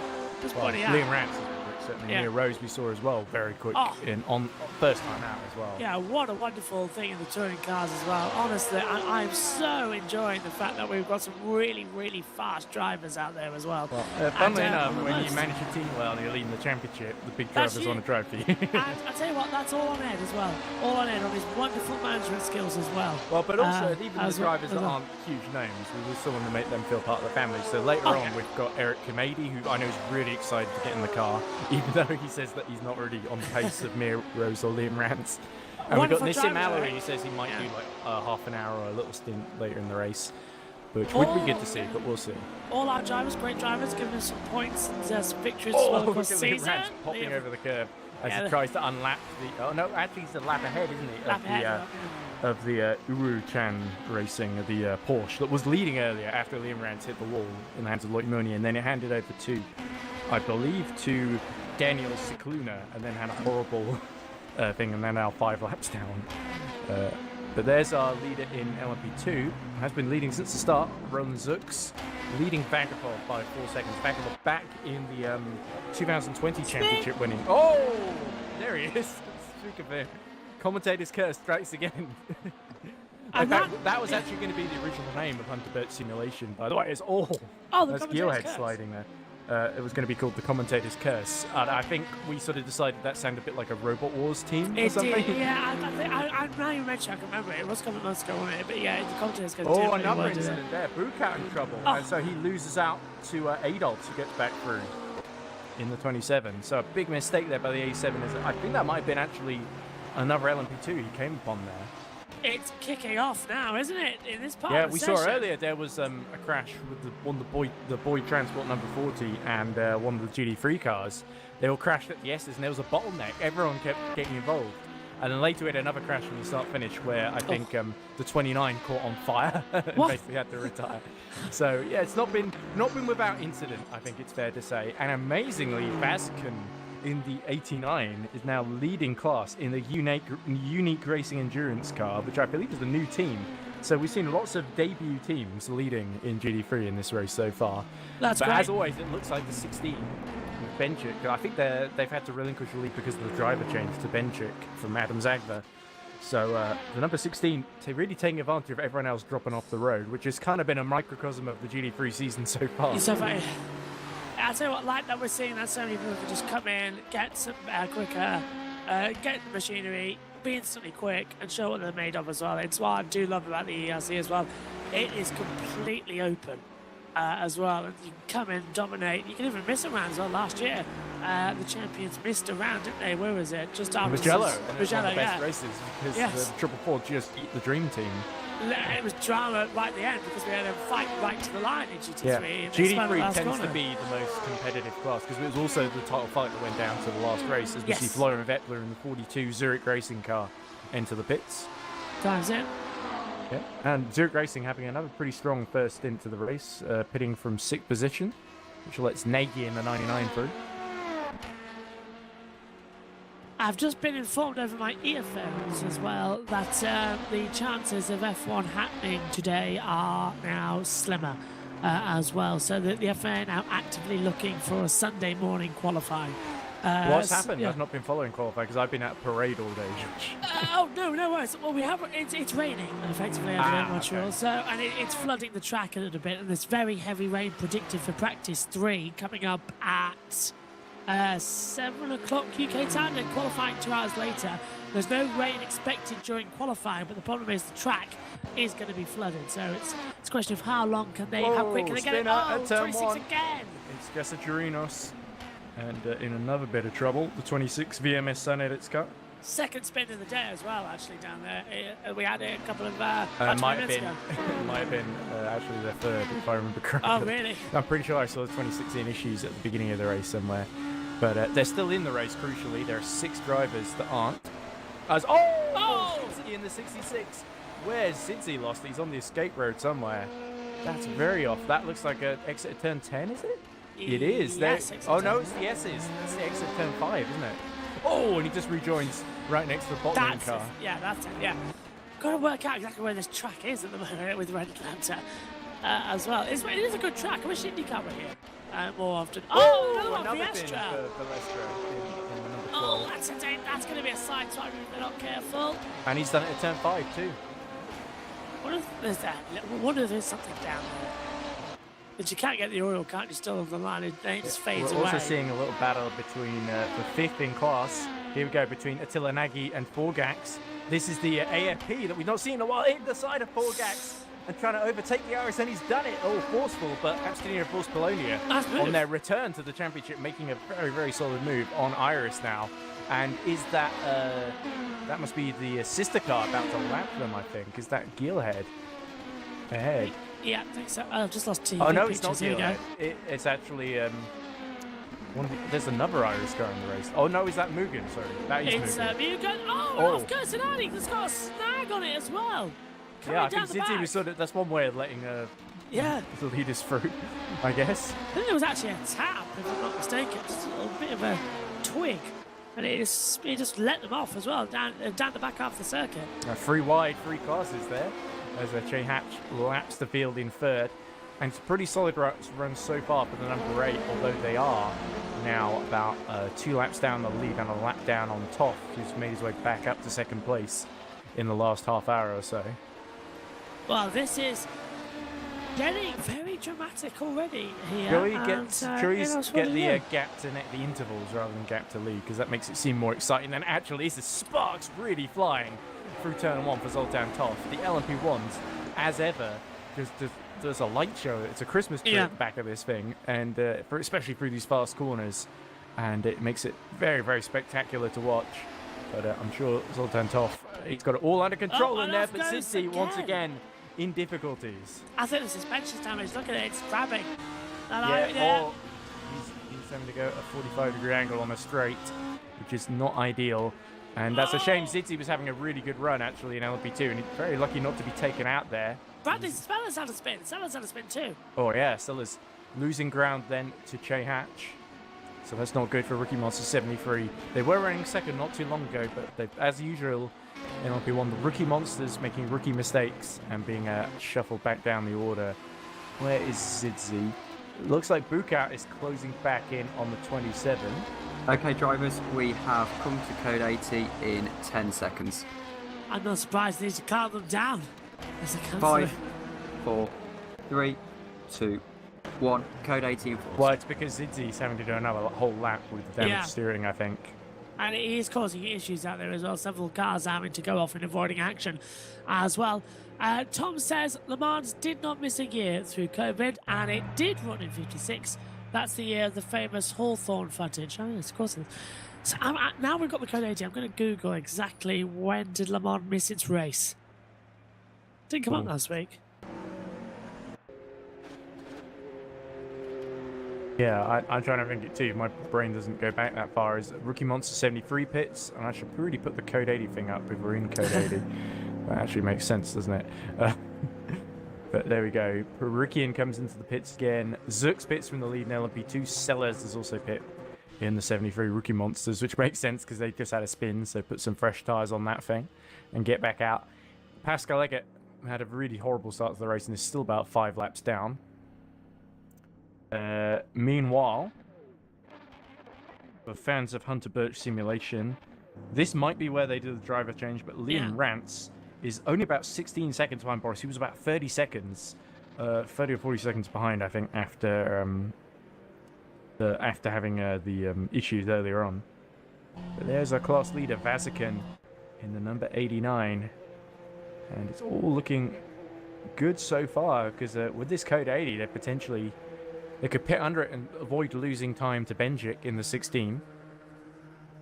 Nick Homer says, go on. he describes I think he's talking about the valet when he says, me whenever the yellow submarine appears on stream. And he dabs. Okay. Oh, my God. And Bint's pits, which is why I think he's talking about him, along with Vagapov in what's meant to be the RSS Unison. Yeah. It's the default Williams Rebellion Esports drive. Zooks, Vagapov, Gielhed, all in. Neuberger not in, though. So Neuberger might actually gain a bit of time on Vagapov especially. But certainly it's all kicking off at LMP2 and a little bit in P1 as well. Okay, so I found out where they are. Are you ready? So, okay, drivers, we are back to green in 10 seconds. I think these guys are ready. Right, quickly. 1936, it was cancelled due to a worker strike. 4, 3, 2, 1. Green flag. So yeah, 1936, that was cancelled due to a workers' strike and the track couldn't be built. So that's one. Then it was cancelled in 1940, 1941, 1942, 1943, 1944, 1945. Then surprisingly, 1946, 1947, 1948 and 1949. So that's 11. So there they are. It was back in 1949. So that was the 10 races that got cancelled and it returned in 1949. So it had a 10-year gap. There was no racing practically in the 40s at Le Mans. And I find that amazing. Well, it's interesting as we see Foreign Rippler going off track immediately after Code 80 ends. And Vazikan also has pit from the lead in GD3, which hands it back to Benjik. And Jaeger actually gets up to second in the 36 Corvette. But Yeah. it's interesting because there was an interesting comment about like, oh, best rookie seasons, and somebody made the comment, because somebody always does, about this is I think in the Formula One subreddit or something, and they were saying, well, in 1950 everyone was a rookie, so I always go for Farina since he beat everyone, as Vazquez actually drops behind Bucat as he exits the pits. What I find interesting is, not only did, but the thing is, Grand Prix racing did exist, obviously, before 1950, even though Formula One would prefer people forgot about it. But, because it doesn't sound good for the marketing, it says, born since 1950, that sort of thing. But there was Grand Prix racing before then, there just wasn't a championship. Yeah. And also, when Grand Prix racing started up again after the war, pretty much everyone drove whatever was left hanging around pre-war that didn't end up getting, like, turned into a jet fighter for the war, well, not a jet fighter, you know, a Spitfire or whatever for the war effort. So, for instance, the Alfa Romeo 158s that Farina, Fagioli, and Fangio, of course, used in the early 1950s, they were basically left over from the war. Maybe a few changes here and there, like maybe they put different tyres on, but other than that, they were basically almost identical. And the reason nobody could catch them was because there wasn't really a development race back then. I mean, BRM came along, but we all knew BRM basically was over-ambitious. They wanted to put the giant, heavy V12 in, and it was a cool car, but they could barely ever get it working. So. Every single race into the crack of the special would go, and it's although, going of course, we all know it came good it. as top picks from second and LMP1. It We all know it could go came good in 62, wasn't it, with Graham Hill. Cicluna, more pain for the Uru Racing by Oni-chan 969. Interestingly named team, having its adventures today. Was leading, falling back down to 11th now, so Liam Rance is currently ahead of that car, as is into the points Owen Kilhalsvik and Nick Conan, who's come into the pits now as well, along with Zoltan Toth. Yeah, Tom says as well, Tom says, cancelling the biggest race of the year for a worker strike is so beautifully French. Another big crash. Features again in the ATR Falcons machine. Start with Sally. Which we know it's them because they didn't bother to enter a team name or a car number. You might see a number on the side actually, if we ever cut back to them. But so there'll be another code 80 if they have to throw it. Not as Nick well. Comer, but Niek Conan, Niek. of course. Is this Wesley Bukout side by side for with Adolphus? Yes, there we go. Bukout once again makes the move on the 27 then for third position in class, and Adolphus is still right with him though. Let's have a look, see if the 27 reading game car, of course the 72 had its engine fail in the pit lane after pitting for repairs, so potentially the 27 has got Tom Dillon and company at their disposal, and we see a code 80, so something's happened out there. Of course, it's Ken Beecher's desperately trying to make it back to the pits. 3, 2, 1. Code 80 in force. Not crabbing as badly as before, but still not great. Oh, and there's a crash actually in front of him. That's the Zurich Racing Machine. It's the 42 of Florian Vettler. Yeah, Jager's on no rear wing as well. Yeah, Jager, who of course had just got up to second now, is now behind Bukout and Adolphus because of that crash. So HHR, another mistake then for them. It's all really up and down, isn't it? And at this rate, Liam Rance and the 100 simulation car are just gonna get past everyone if they all just keep plopping off the road in front of them. Well, of course, Liam sort of made the first mistake, and now everyone else is copying him. Not to worry, we are still driving half a ship. Oh, we're still in a Star Wars mode. I guess you've been watching that Obi-Wan Kenobi series, haven't you? I have indeed. Yes, I have. And I'm very much looking forward to the finale, which is an hour and a half. Oh, it is? Wow. Because one thing people have been complaining about is how short they've been as Shane Hatch comes into the pits. Well, it's only been on effectively for 4 weeks, isn't it? So yeah, it does feel a little bit like a movie. Yes. It's been stretched out into a limited mini. I assume it's a limited miniseries, but they might end up shoving more story in. Like, oh, well, we need more story because this made money. So Obi-Wan goes back to Tatooine, and then suddenly, I don't know, Darth Maul shows up. And they did that in the cartoon, didn't they? In Rebels, didn't they? They showed. So I guess they could just do that, but in live action. I'm not sure. I think they can't actually now because the new Ahsoka series is coming out. Oh, of course. We've already seen Ezra on the wall, so they can't now they've made that Rebels is canon again. They can't This do will that be with meaningless balls. to fans Yeah. of endurance racing, by the way. Yeah, sorry everyone. But This is the yes, sort of yeah. hangover of that May 4th stream we did for the race Yes. in Bern, Switzerland, the Formula E, where we just did the whole thing with quotes from the Star Wars movie. Admittedly, most of them were from Attack of the Clones. Oh, look, Yes. Liam Rance is coming in. Could that be the end of the stint? As I still haven't put Code 80 up, which I'm very ashamed. Well, Okay, drivers back to green. 10 seconds. There we go. Just as our car comes in, the Code 80 ends. Five. Would you believe it? 4, yeah. 3, 2, Because 1. the AJ Jobs Green right flag. behind. And look, Hendrik Adolphs is getting himself ready. And are we released? Let's see. Sounds like it. Yeah, we are go. We are go. Yeah, well, they were mainly for Attack of the Clones, but admittedly, we did try Mainly and because it's widen the the most range. memeable movie. Yeah, we did try and widen the range, but it didn't work. Ended up on Tatooine. Look at us, in the middle of nowhere. Oh no, there's pretty much every planet that Luke ends up seems to be middle of nowhere, because there's Tatooine, he goes to Dagobah as well. Oh, look at this. Yeah. Loads of DNF showing up on screen. I hope that's some kind of glitch and not an actual server issue. In No, fact, that- we We're only seeing go to the 4 number planets. 16 Team Imperium. It's showing as retired, which is not great at all. I'm Yeah, just there trying- we go. yeah. We've lost Che Hatch. We've lost Sabakis, our championship leader. We've lost Pascal Eggert. Oh, hang on, what's happened here? We've lost Timur Benchik in the number 16, the championship leader in GT3. And we've lost Ben Boros as well. This is worrying. So this is catastrophic then for several teams. So bad news for Iris, bad news for Team Imperium too. And bad news for Valet. Perikian is gone now as well. I'm sensing Formula E again. This is London all over again, yes. Yeah, Oh, yeah. not good. This could end up being. Have you got the red flag button on standby? I think they changed what that map's to, unfortunately, so I'm not sure. Somebody text Ed in the behind the scenes, guys. Somebody text us what the red flag graphic is. Not R, is it? I hope they might just let back into the So I'm race. hearing some things about Oh! potential Chirinos hits the back of server the issues. If points anyone car. is experiencing server issues, can you please message me on Discord and we'll see if we can figure it out. So Maybe the that's- internet's yeah. gone down.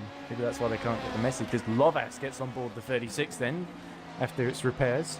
That But- was race director who's also said as well that that apparently there is some server issues. So message if that's the case. But There we yeah, go. Mia Rose has just gotten on board the There we go. 485. Dropped down to 9th because of that pit stop. So More still got to DNFs. catch up to Boris. Yeah, there we go.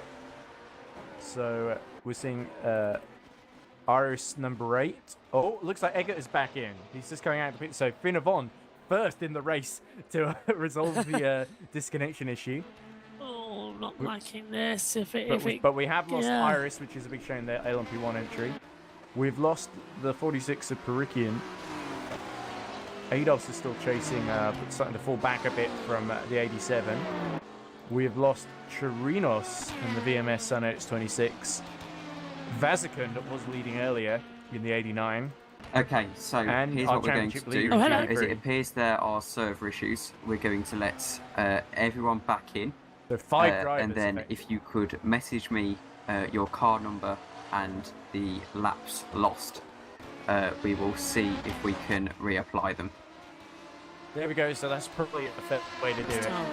Yeah. Especially If the because issues get any worse, then we will go to a red flag. But right now, just message me your car number and the laps lost. Yeah, because that's actually this could really affect Everyone, yeah. the LMP, the GT3 Championship with the number 16, basically, being disconnected through no fault of its own. I think yeah, here we go. The 33, Danicus has changed over to Daniele Primavera, and Primavera's gotten on board, and that seems to resolve the issue. So the 33, I don't think will get given a lap back or anything. It's, the 44, the 444, just Nick Conan, I think, is getting well out of the way. No, it's Perez, sorry, getting well out of the way of the race leader on the straight, but that was a bit last minute there. But dramatic So, moment yeah. there, but hopefully, and the 33 sorted out, so we've still got 4 cars in the pit Okay, lane. drivers, also me again. We've got to code 80 in 10 seconds because of the number 36. Right. Oh, so the Callaway Corvette in more trouble, the HHR 5, team. 4, 3, 2, 1, code 80. There's Tom. So here we go again then. Yeah, you like code 80s? Because we got more on the way here at Road Atlanta. There we go. So we are on now, according to Race View, lap 82. We are... Oh, I've actually accidentally turned the code 80 off there, which is my bad. We're As you also can going see... to slightly elongate this code 80 so that I can give a couple of people their laps back. Okay. So actually the 33 So if you might just get bear with us, we apologise for the issues. Right, so back. So yeah, Code 80 is going to be out for a while then while we sort out the servers. As you can see, we are about 8 hours, 25 minutes from the end of the race, so a long, long way to go. But certainly the big losers in that disconnection were the 33 championship leaders in LMP2, number 8 Team Iris, driven by Che Hatch, which is, I think, just gotten back in and being given its laps back.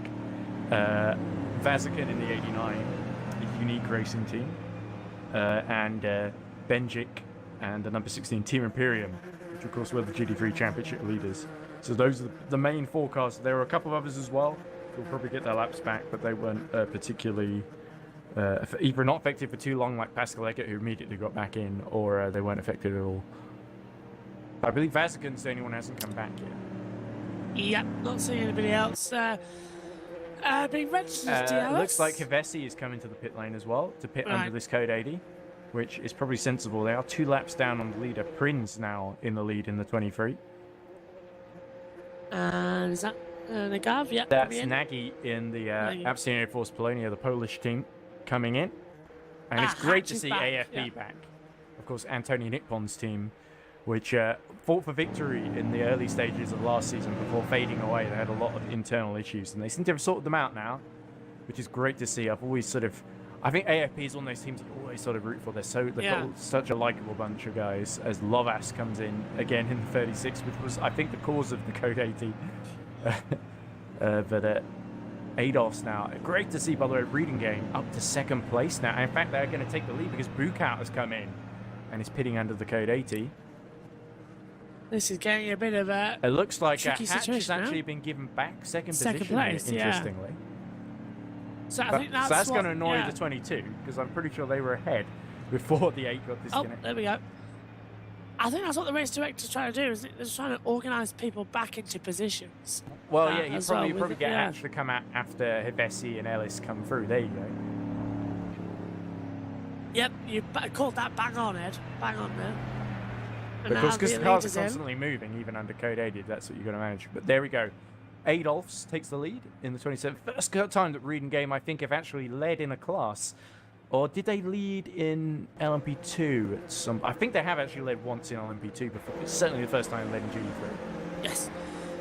I'm just wondering as well, I don't think we've really seen a red flag, have we? We've had races abandoned. Yes. Like Daytona last year, Le Mans, we've had to abandon a couple of times. Yeah. Unfortunately, because it's just such a long track that our Vector 2 can't handle it, basically. Yeah, sometimes. but don't think we've ever seen a red flag to sort the grid out and a restart. I wonder what that would look like if we can't get it done like this, with the cars moving. But well, we did they'll that line at Le up on Mans, the didn't we? grid. You had to abandon the start, I remember. Yes. Yeah, that got red flagged. For the, was it 12 hours of Le Mans last year? Yes, just 12. Most of the races last year were 12 hours. They felt 12 hours, suddenly. Anyway, there we go. Busy in the pit lane then. There's Perez. Looks like, is that Boros in? So out of all of this, it looks like, unless the GT3 runners get their laps back, that actually Mia Rose in the 485 may have actually worked her way back into the top 6, which would be great to see. Only 25 seconds down on Owen AK in either case. So certainly, I would not bet against Rose catching Kilhauser before the end of her stint. I think she will.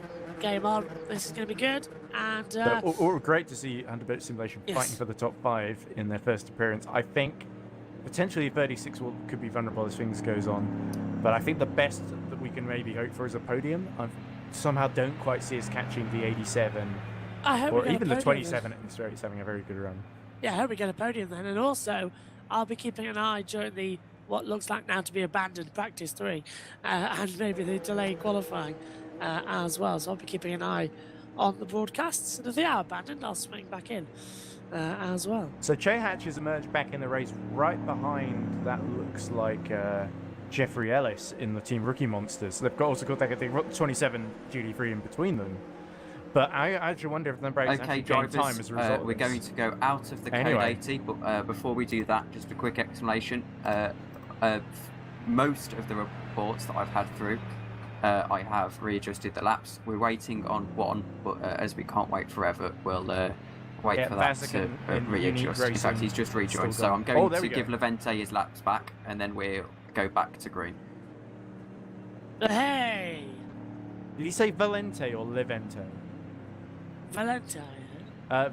Because Alessandro Valente is the Irish guy and also one of our drivers in the EERC British Touring Cars, whereas what I think he was talking about was Levente Vazquez, who was the Unique Racing endurance driver, the guy in the number 89 that was leading earlier.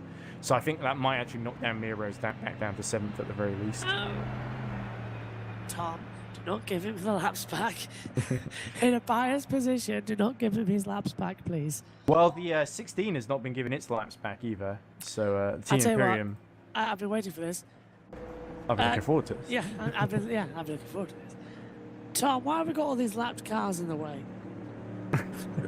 we only need one racing lap. You know, Nick Homewood is ill, which is why he's not doing any race direction today. Yeah, exactly. And he's been watching this, I think, and enjoying it, no doubt, and watching other people suffer. Not least me having to rush in after that parade that I've been at all day, well, all morning rather, with the Beaver Scouts.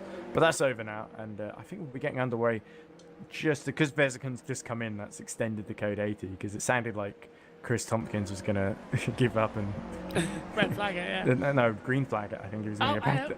He's back up to 4th, so we've been okay, drivers back to green in 10 seconds. He's back to 4th, but he's still showing his DNF on the monitor, so I assume he's just about to come back out the pits. 3, 2, 1, green flag. Go! Yeah. Well, I pressed the code 80 button, so hopefully it's showing up on stream for the rest of you guys. Yeah, there's sector 3 already. Oh dear. Can't see anything on. Yeah.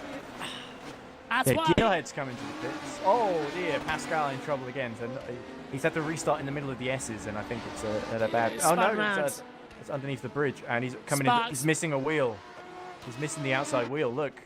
So in he comes. You can see the dust and sparks coming out behind as Sven Gilhead is serviced in the pit lane. And oh no! It's showing up again. It's happening again. Drivers, we have got a red flag situation. Red flag. So the red flag is now out. We do apologise. I pressed the R button, we'll get this sorted as soon as possible. There we go. Just bear with me. Hatch out the again. first time I've logged into the remote server, so hopefully it won't go wrong. But if you just give us a few moments, we'll hopefully see if we can fix this. Red flag on lap 84 then, with I tell you what, Ed, 8 hours left. You've got TeamViewer open. Scroll down on the sources and see if you can see the red flag graphic that you can manually open it. So wait, where's this you're talking about? You know, on the OBS, you've got your TeamViewer open. Alongside the scenes, there'll be the list of text. There should be one saying red flag. You can manually... Nested scenes, overlay... Yeah. Oh, no, that's the overlay. That one. Main feed, there you go. Yeah. There should we be cut the B-roll then? Because this is not really going to... Oh, no, we may as well keep it on screen. Keep it on. If we can find the red flag, yeah, there should be a little thing that says red flag. There's an overlay, and there's game. I don't see any... Is there no red or something? It's like it'll be it's looking like an image.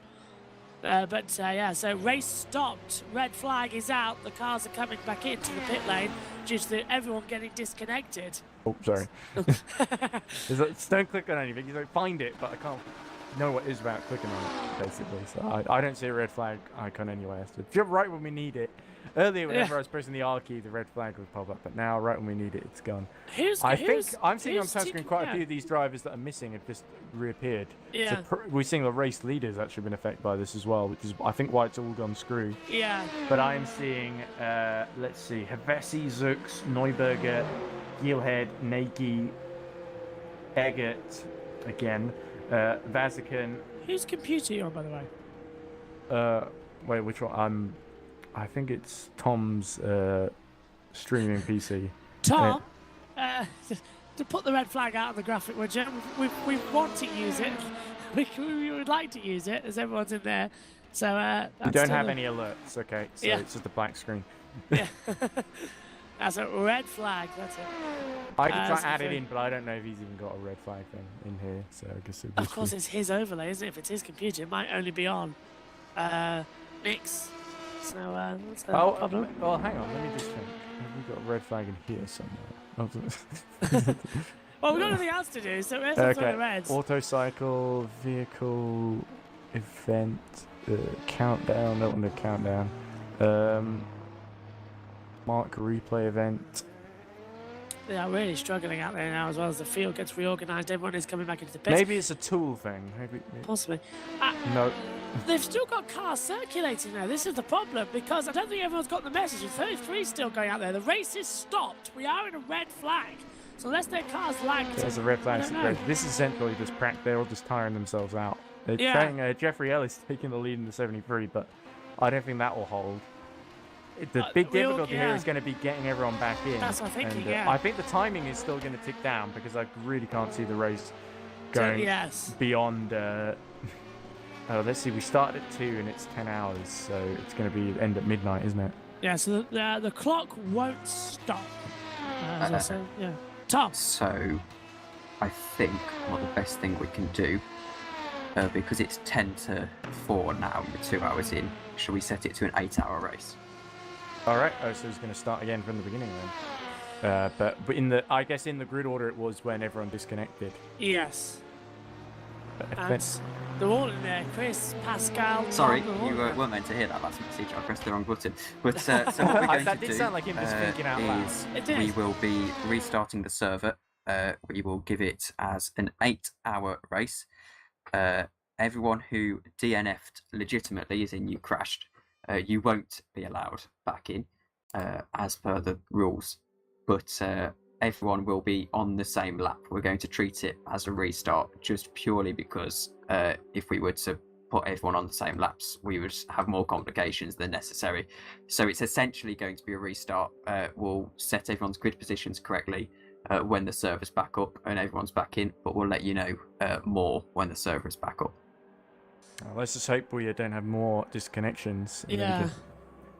By the way, is everyone else seeing a FPS counter in the top left corner? I'm not.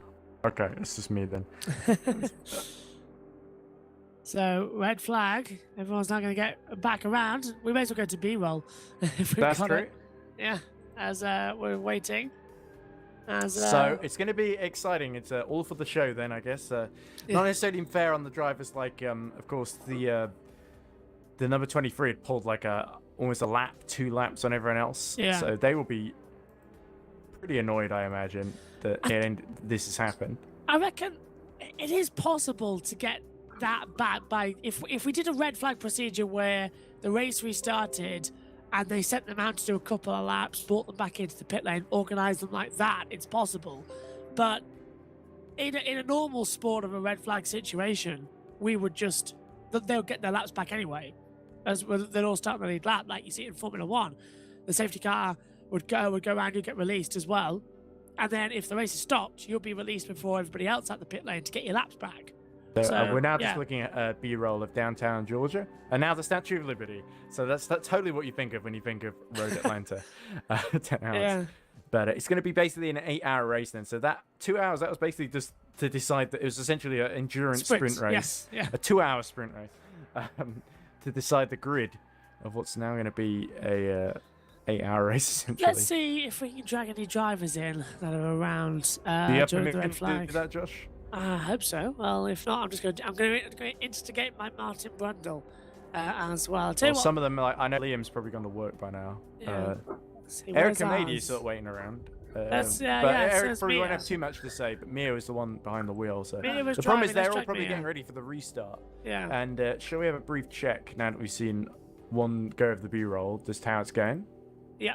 So, no, we're still... Okay, we'll stay in the B-roll then, because clearly they're trying to connect us back into the server in the background. So I've come back and to wondering what on earth's going on. Red flag. That's right. Yeah, we are in a red flag situation then, because we had one situation where about 4 or 5 drivers got disconnected. Most of them came back in, they were given their laps back, and then there was another mass disconnection of a lot more people. So they've decided the red flag and put everyone back on the same lap and effectively restart it as an 8-hour race. Right. Using the positions that they were in before the red flag happened, so... I had a slight issue myself in that when you two went to go talk to each other or were commentating, I thought, oh, this is a time to get a drink. And I did not realise that I had knocked the bottle of fizzy water next to me. Oh! So as I'd opened it, it went off like champagne on the podium. Yeah, covering myself, all my clothes, my chair, my desk, my mouse, my mouse so mat. the server is back up. It is the server with the password. There's another one that's got 11 people on it that hasn't got a password. That isn't our server. Ours is the one with the password on it. Don't go to the password imposter obviously server. the same as it was. As for the race start, we'll be looking to do it as soon as everyone is back in the server, essentially. Yeah, I'm looking at the obviously only race view, people and they're all populating back in. that weren't crashed out already. Bessie and Eggert have made it in. Restart, the order will be taken from the leaders, lap 79. So what lap time were we on?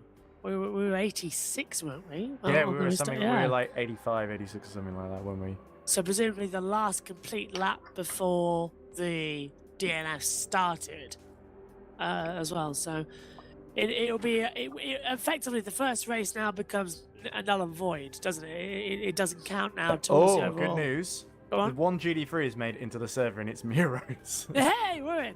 Go on, Mir. We have pole Well, position. that was great. This is great for us, isn't it? Because we were like a lap down, and now we're back on the same lap. So 100-bet simulation, taking advantage of misfortune. We just need to hope that we don't lose another wheel. Works for us. I'll take it. And also, Miro's probably got to overtake some people now as well. If it's going to be down to lap 69 or whatever it was. We did wonder what was going to happen with the red flag. 79 wasn't it? Not lap 69. Or have they? Is it before the first round of disconnections? They said, because I can't remember. Before the first. So that would be 69 then. Wouldn't it? Yeah. That's my interpretation of it. The laps are quite short around here, so we'll do about 20 laps. 79. Oh. Somebody says, Litari says, if you want to talk to Uwu, I'm available. I'm not sure who that is. That might be Little Loudy. But I'm not sure who that actually is in terms of driver name. Would that be Loic Monio maybe? Could be. Because Loic did end his stint a while ago. Is Loic anywhere around here? I know Eric Kamedi's waiting to take over if needed in the 100-boat simulation car. Uwu Racing is Chris Davis and Daniel Scicluna. We could drop him a message if you want. Do it, yeah. And I'll take this opportunity to go for a bathroom break under the red flag.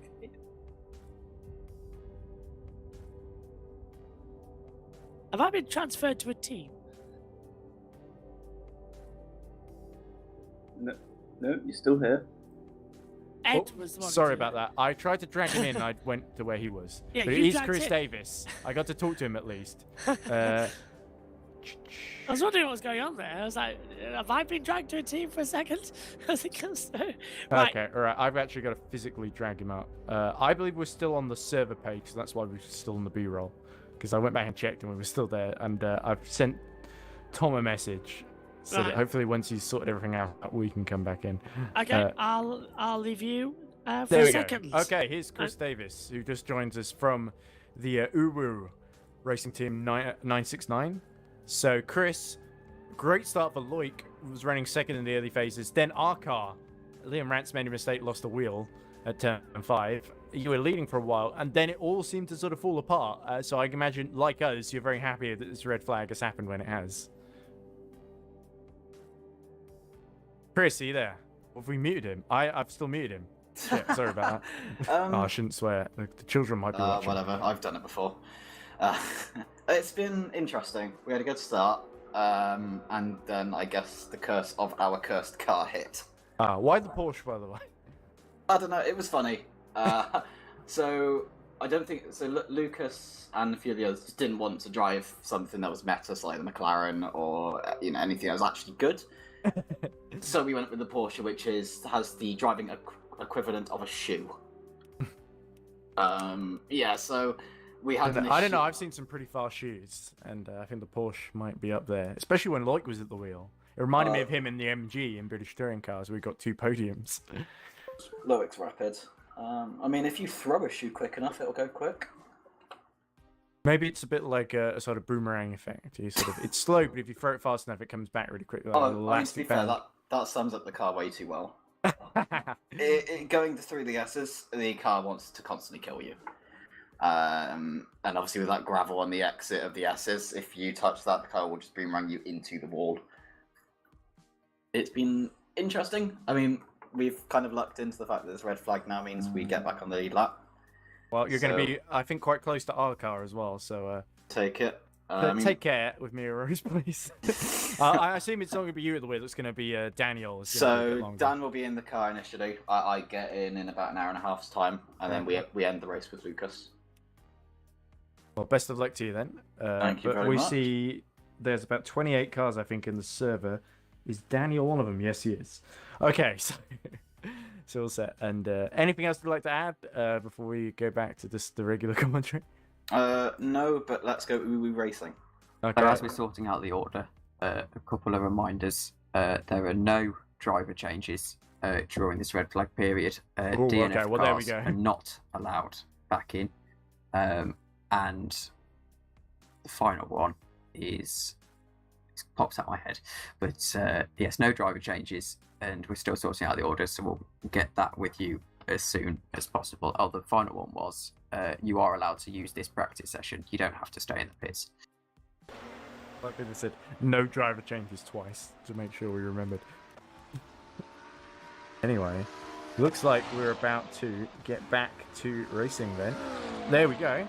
So there's a hint of the practice server, and look, it's Mia Rose putting some laps in. But anyway, thanks for talking to us, Chris.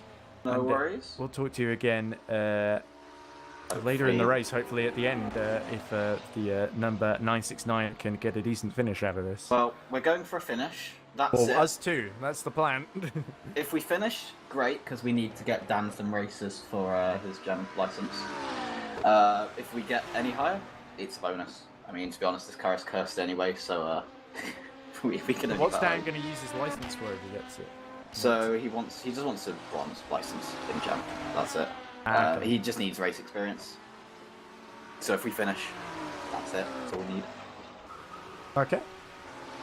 Well, best of luck with that. And I know Daniel wasn't having the greatest stint, but certainly he's got a second chance now, and we'll wait to see him in action. He'll rock it. I think he will. I hope not as hard as Mia Rose, but personally, but I can't help having a little bias there. You can't blame me for that. Got to have a bit of skin in the game, right? Absolutely. Anyway, but thanks for talking to us, Chris. Thank you. And best of luck. Hello. So there we go. Chris Davis leaves now. Of course, Chris Davis you may recognise from the Team Iris 86 squad, but of course they decided to focus on the 87 and its championship bid now. So Chris Davis, unfortunately, kind of missing out from the squad, but at least he's got his own squad, and like he says, in that Porsche, and they are really mixing it up right now. But of course, nobody's mixing anything up right at the present moment because we're still under red flag conditions, waiting to get going again for what is effectively now an 8-hour event, because we don't want to be going too far beyond midnight. It's on 4 o'clock.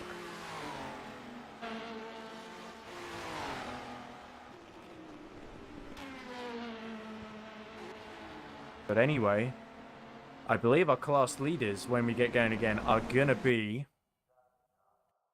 Here we go. Looks like we're about to get out of the red flag then. So let me see if I can figure out how to get rid of it.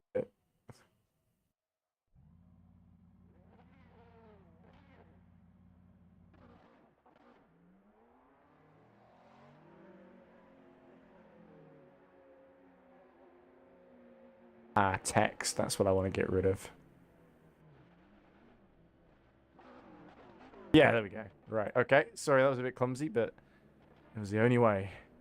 So, we're about to get going again then. Unless somebody... I jumped the gun there and somebody just got disconnected rather than the server ticking over. Looks like we're all heading back on track then. And we're going to get the Road Atlanta 10 hours, or the truncated 8-hour. We're going to begin again, so we get 2 starts in this race, which is a rarity. We've gone from practice to warm-up, which is a good sign that things are being sorted out behind the scenes, of course. And don't be afraid to get in touch with us as well. Message in the chat says, it is quite unfair, but we don't want to wait an hour just to start and server issues are out of anyone's control on this build. That's very true, actually. Still 31 people watching, which is incredible. Maybe some of them are even got the sound on. But anyway, let's get the tower up, see what the actual times are looking like as we look at the 444. Best wishes to Nick Homewood, of course. He's probably in no state to talk to us, given that he's pretty ill at the moment. Looks like COVID has kind of come back with a vengeance here in the UK, which, given the way it's been handled, is not surprising. But let's not get into too much politics here, because people didn't tune in for that. At least I hope they didn't.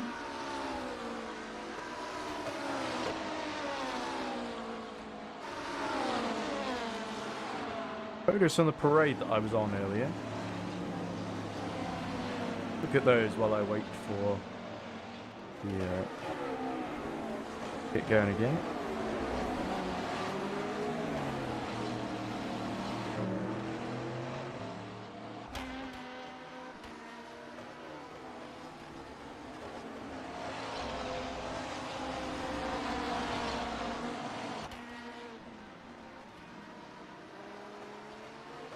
The warm-up continuing. Of course, like you heard Tom Dillon say earlier, it's going to be the same drivers that were in at the beginning. As of the beginning, not the beginning, when the red flag was called, of course.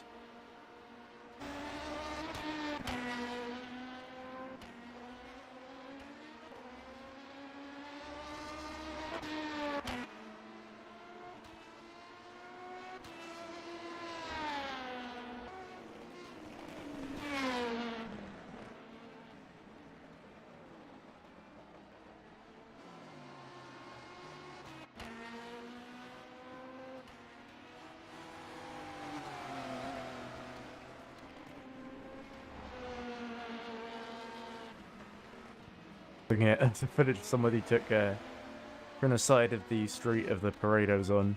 The tractor behind us that had a little presentation on it, a bunch of school kids on it. I think it was playing Hall of Fame. I forget who wrote Hall of Fame and performed it.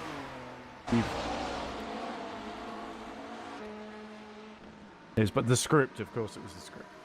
But I think they played it like 6 or 7 times continuously. So I now somewhat unwillingly know the lyrics to Hall of Fame by the script off by heart. Because I had it blasted at me in a sort of low resolution PA system. But that was how I spent my morning. Actually, by the time the parade finished, I didn't actually get to go to the carnival in town, which was what was sort of at the end of it. I went here to do this, and given the red, I kind of almost could have stayed there a bit. We would have missed some great action though. Going to be Valet 23, Mugen 21, and in GD3 should be Team Imperium 16, but it could be the 27 that actually leads as a result of this. So Tom Dillon, I think, will be very pleased with the progress the 27 made and be hoping that they can keep it together. The 72, of course, they won't get a second chance. They're out of it because the engine died in the pit lane. Chris Davis says that he's listening to our beautiful voices, which is good, even though there's only one voice at the moment, because I believe Ryan and Josh have gone for a drink and didn't say anything. But that's fair. I'm still here. Oh no, you just listening to me talk on my ramble to myself and go slowly insane. Listening to the dulcet tones of Ed Hunter. There better be a VCO Simi Award for this commentator at the end of all this. Yeah. Because I've been snubbed for a couple of years in a row now.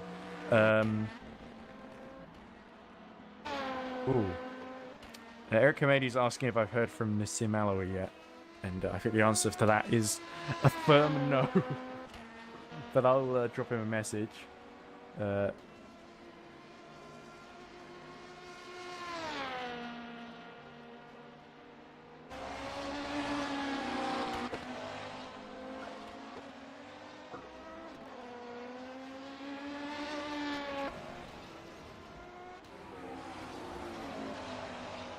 It doesn't seem like he's online anywhere, but hopefully he'll pop up a bit later. You did actually send me a message on Discord, but I didn't have it on all the times I missed it. To tell me you were stepping away, Ryan. So, yeah, that was when I had the champagne water incident. Okay. Yeah. By the way, it looks like Pascal Leggett and Tom Dillon are doing the stewarding, which is going to be difficult. Tom Dillon, of course, his car's out, so he'll probably be able to do it. But Pascal Leggett is, I think, still in the race. And I think he might have actually still been driving when the red flag was essentially declared on lap 69. So he might have to come in. Nick says he's listening through coughing fits. So yeah, get well soon, Nick. That doesn't sound like much fun. Is this the most exciting thing that's happened all week? I don't know. I thought I got to do some strawberry laces not tying the Cub Scouts. That was pretty exciting by my standards. Although I have to say, one of the Cubs, and I won't name who it was, decided to play with a metal pole that they found just on the way back to the scout. Because we did it outside because the weather was nice. We found this big metal pole. There was a line, I think it was from like an old basketball hoop, but it was lying on the grass. He picked it up and I was like, hey, careful, like, you're going to take someone's eye out with it. And he said, put it down. And he wouldn't, so I had to force it out of his hands. I said, don't pick this up again, which he immediately did, of course. And then I basically said, hey, come on, I'm not messing around. That's dangerous. Shouldn't be playing with it. Eventually, he just put it down. More because I think he realised he couldn't take it inside with him because it just wouldn't fit through the door frame. So, that's how I won that battle. But, yeah. Apart from that, he's a good kid. So, without naming names. As I don't want to... Because he might be listening, you never know. Or, more worryingly, his parents might be listening. But anyway, because they know that I do racing culture. But anyway, it was great to do that. And I was with the Beaver Scouts. They were slightly younger than the Cub Scouts when I was doing the parade earlier. And they had to wait a long time because they did spend a lot of time judging all the different floats. And our one was just a moving float. We didn't have a tractor or anything, so we were just walking down the street. The big banner that we'd made, I was holding one end, one of the parents was holding the other end. And there was quite a lot of wind as well at one point, so we were worried that it was going to blow away. And we had a great idea because we were waiting for so long that before we got going, we decided to turn the banner facing the sky so that we had basically some cover for the kids to sit under while they were waiting because it was very hot. And then the wind picked up and basically that wind was sort of pushing down on top of it and basically trying to crush the kids with the banner. So we thought, oh, this is a great idea, and then it immediately backfired on us, as it tends to do. So anyway, quite a lot of adventures today, and I'm sure the drivers have had their own adventures here at Road Atlanta too to talk about. Certainly the 969, the Uru Chan Racing. The team, like I said, that sort of exists purely because the 86 is kind of, they didn't want to run the 86 car. So they've all just sort of decided to go get a Porsche and have some fun. Anyway, it is taking a long while for them to sort stuff out here. I believe it's probably because Tom is basically on his own with Pascal. We are seeing a couple of decisions, actually. Before the red flag, we saw no further action on the incident between Paul Street Boys 753 and Uru Racing by Oni-chan 969, who Chris Davis was just talking to. So, and Tom Dillon says, we have to be reasonable here. They had some significant damage, so unfortunately it's just bad luck that they occupied your pit stall. I can't penalise a car for taking pit service. Please don't report things like this. Then decision 6 at 3:27 p.m. Lap 64 to 66 incident involving Valet Esports 23 and Team Iris number 8. A warning for Team Iris number 8 for ignoring blue flags. And they were both in the same class in LMP1, remember. So Iris number 8 can't afford to have too many more infractions like that. But I'm still waiting then. That everyone just starts to set hot laps. The 87 okay, and everyone, the 485 looks like we'll be back to racing shortly. Everyone who has changed driver over the red flag period will be starting at the back of the grid because, I mean, we did give you plenty of warning. We'll be trying to get through as soon as possible, so just bear with us. It will be a regular rolling start under obviously code 80 as if it were a race start. It's going to be an 8-hour race, and yeah, we'll be moving to the session shortly. I guess though, if your original driver's just fatigued or just unavailable, it's not a huge penalty having to start at the back of the class. Well, back of the class sounds like a punishment, but I guess it is. Having to change driver. You can easily make that ground up if you're quick enough. But it is a gamble. Anyway, finally, the server seems to reset because everyone slides off through the wall. And it looks like we're going to get going again. Okay, make sure you all get to the grid quickly.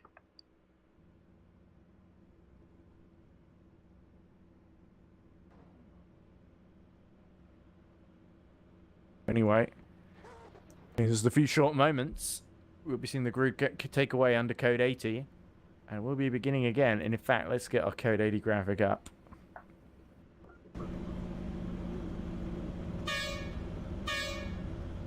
There we go, so 8 hours, 5 minutes then. So once the 5 minutes are up, I guess we'll get going. Okay, please hold on the grid for a moment when the lights go out. Okay, but how long is a moment? Okay, LMP1s can start rolling on the pit limiter. There we go, so Prince. And I think we're still waiting for Zooks to show up. You can start rolling. Because and showing the Shay drivers Hatch there looked like he was second. The LMP2 field, behind the GTs even. Oh no, there's they can catch up to the LMP2s, just be it safely. This is the order then. Jesus, you can... There was an issue setting your grid. You can go back to the position you were in, and as the Mia Rose car also changed driver at the just before the red flag, we'll let you get up to your position as well. Phew. GT3s, you can start rolling as well. I was just saying that because Liam Rance had to go to work, so he couldn't really got back on board. So it's a good thing they changed just when they did.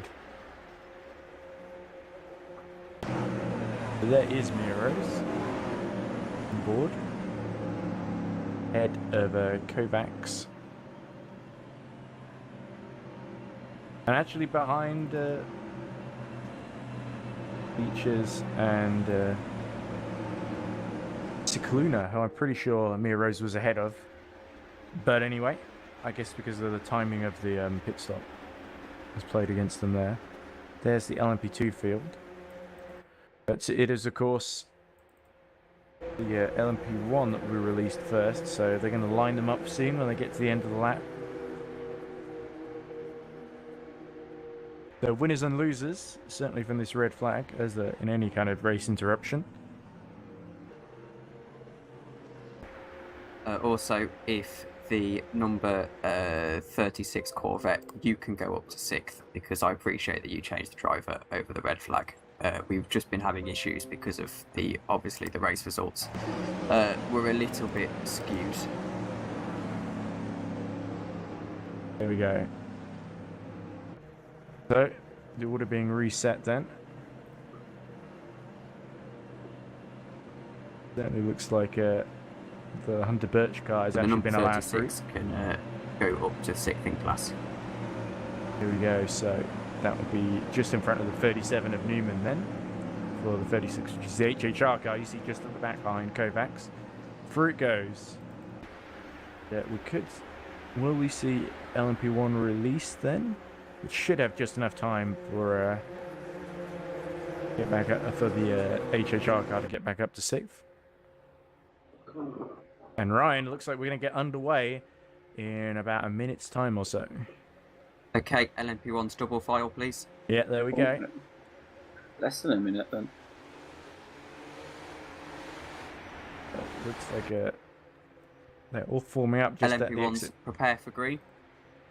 And I don't know what's going on. Oh, is your Discord thing? Yeah. It's I was just seeing the iris. LMP1 green flag. As they go to green. Yeah, there we go. I think it's because of the timing. There we go. Brilliant start by Prince. He gets away, but it's Iris defending heavily into turn 1. LMP2 green flag. And great defending some stuff from Che Hatch as the LMP2s also are released. There we go. Roland Zooks carries on the lead, but Bolling Motorsports going for second just behind. And Vagabond loses out to Felix Neuberger. There we go, and it looks like Primavera is coming through as well. Amazing start by the 33 that was almost to the back. GT3 green flag. Red flag has allowed them to take advantage, and now it's the GT3 field being released with Timur Benchik leading in the number 16 from Vesely Bukout. And thanks, we're all being rewarded for our patience, and certainly with this exciting restart to the race. Bukout right in the wheel tracks of the number 16. These are the 2 championship contenders fighting out for race victory. And it's the number 27, Adolphs, fighting for its first podium marine game in GD3. And further back, there's Mia Rose, struggling behind Owen AK to make up ground in 7th position, with the HHR Corvette holding up the both of them. And this could get She's got a lot of speed. very interesting indeed. Mia Rose going for the outside then. Oh, go on the And inside. what will Owen Almfrey Kilhausvik do? Up the inside, Mia Rose goes 2 in 1. Fabulous move there from Mia Rose. Up to 5th she goes. I feel like Christian Horner punching the air 3 million times at the moment. What a great move either Oh, way. I feel like Christian Horner just jerking my leg constantly, like I'm about to have a nervous breakdown every lap. But there we go. Brilliant move. Excellent progress then by Mia Rose, but it's Prince who's made an absolute break for it over Che Hatch, who's no hang slouch on. himself. Is that a problem for Prince? As I look at the sparks we just saw on the inside. No, it's just the way it it's is. the LMP1s. Right. They just kick up the sparks as there's Perikian shadowing Vagapov, and he's got Valestra right behind him too. Big win. I think the biggest winner is actually Pascal Eggert, who's now ahead of Jeffrey Ellis. Rookie Monsters Well, made he it. was fine. Well, Eggert's I out. was going to say that, and now Here we go. No more. Has it happened again? Because Yes. Nagy has just been disconnected as well in the Abyssinia Force Play in 99. It's happening again, isn't it? Without Well, the we lost warm-up was 2. fine.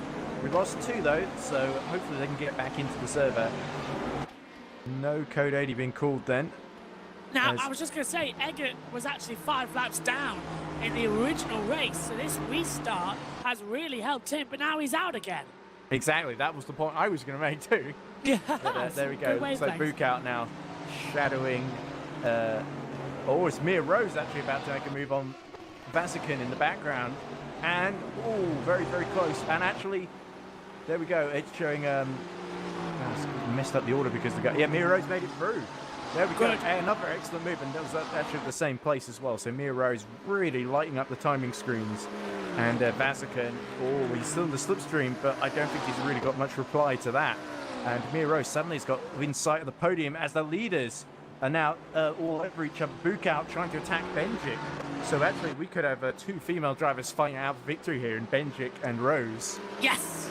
And there we go. Brilliant. Benjik holds on for the time being, but Bukat is all over him like a cheap suit. There we go. Already, I made a big point of the female driver thing, and I immediately misgendered them. So that shows how progressive I am. I do wonder, though, if Pascal might have retired to go help with the steering wheel, but he would have just transferred over driver. I don't think he would have done that. So I'm believing there is another Well, round that going doesn't explain on. why Nagy got disconnected Yeah. as well in the There is another AFP. It's problem. just shame AFP seemed to get it together, and more bad luck strikes Pascal's for them. back in the race. There we go. Okay, so at least Pascal's back. He's consistently been the first back after he gets disconnected. But Bukout really pushing for the lead here. And Neuberger doing really well. Oh, right in the back of the team in Bukout goes Wesley Bukout. He can't afford to trip over the number 16 because the 16 has got a pretty big lead in the championship, I think. What is it? It's something like 15 points or something like that, isn't it? I think it's around about 15. Yeah, if not, it's 20.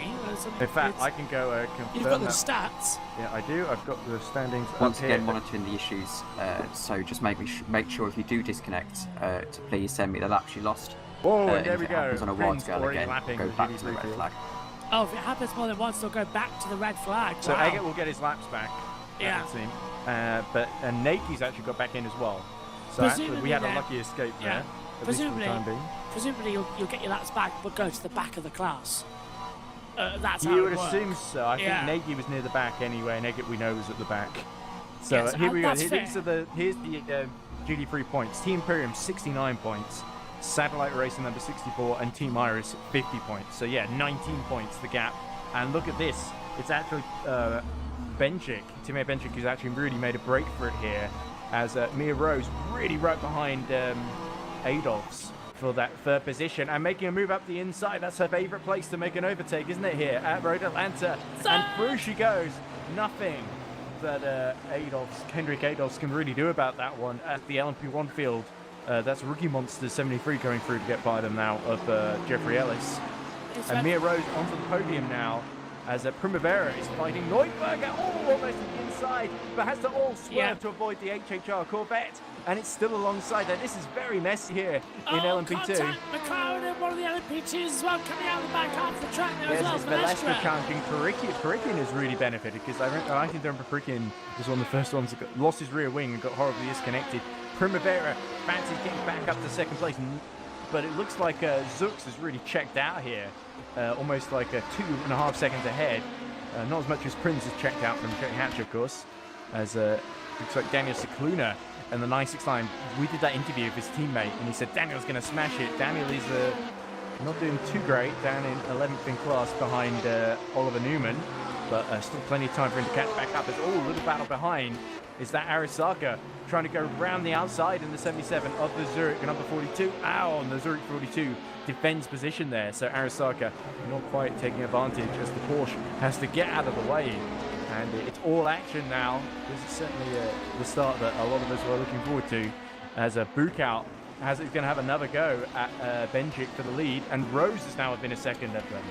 So this is getting exactly where we need to be. It's a quick restart, and only 2 drivers got disconnected.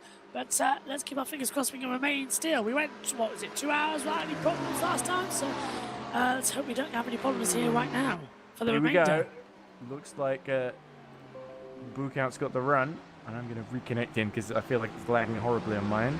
It's lagging on this end as well, Ed, so don't worry about it. All right, okay, it's not just a me thing. That'll be the server as well, so... Well, no, I think it's the broadcast that's actually literally showing me that it's lagging, that the resolution's too high for my hardware to keep up, which is... I know even that though I've got a giant bloody screen. I know that pain way too much with encoding lag. If destroying Google Chrome will help. Maybe it won't, because I'm pretty sure it's not the issue. But anyway, Bukout continues to challenge as it looks like Zux is now lapping the GD3 field, which is not great news for Mia Rose, who has to get out the way, and 3DS's is not the ideal place to be lapped either. So Pascal is still registered 3 laps down, which is a worry for me. I'm surprised he hasn't been. Look, this is getting very messy indeed for Bukout, as he has to let the bonding car through as well. And then now the valet is going to pass them all. Yeah, this is really not ideal. The 27 could actually come back into this, as could Mia Rose, because Mia Rose is now in the slipstream of Bukout. 4/10, yeah. Is she going to make the move? Can't work. No. Gets an LMP2 right between. So Bukout lives to fight another day, it seems, at the moment, in the back half of the circuit.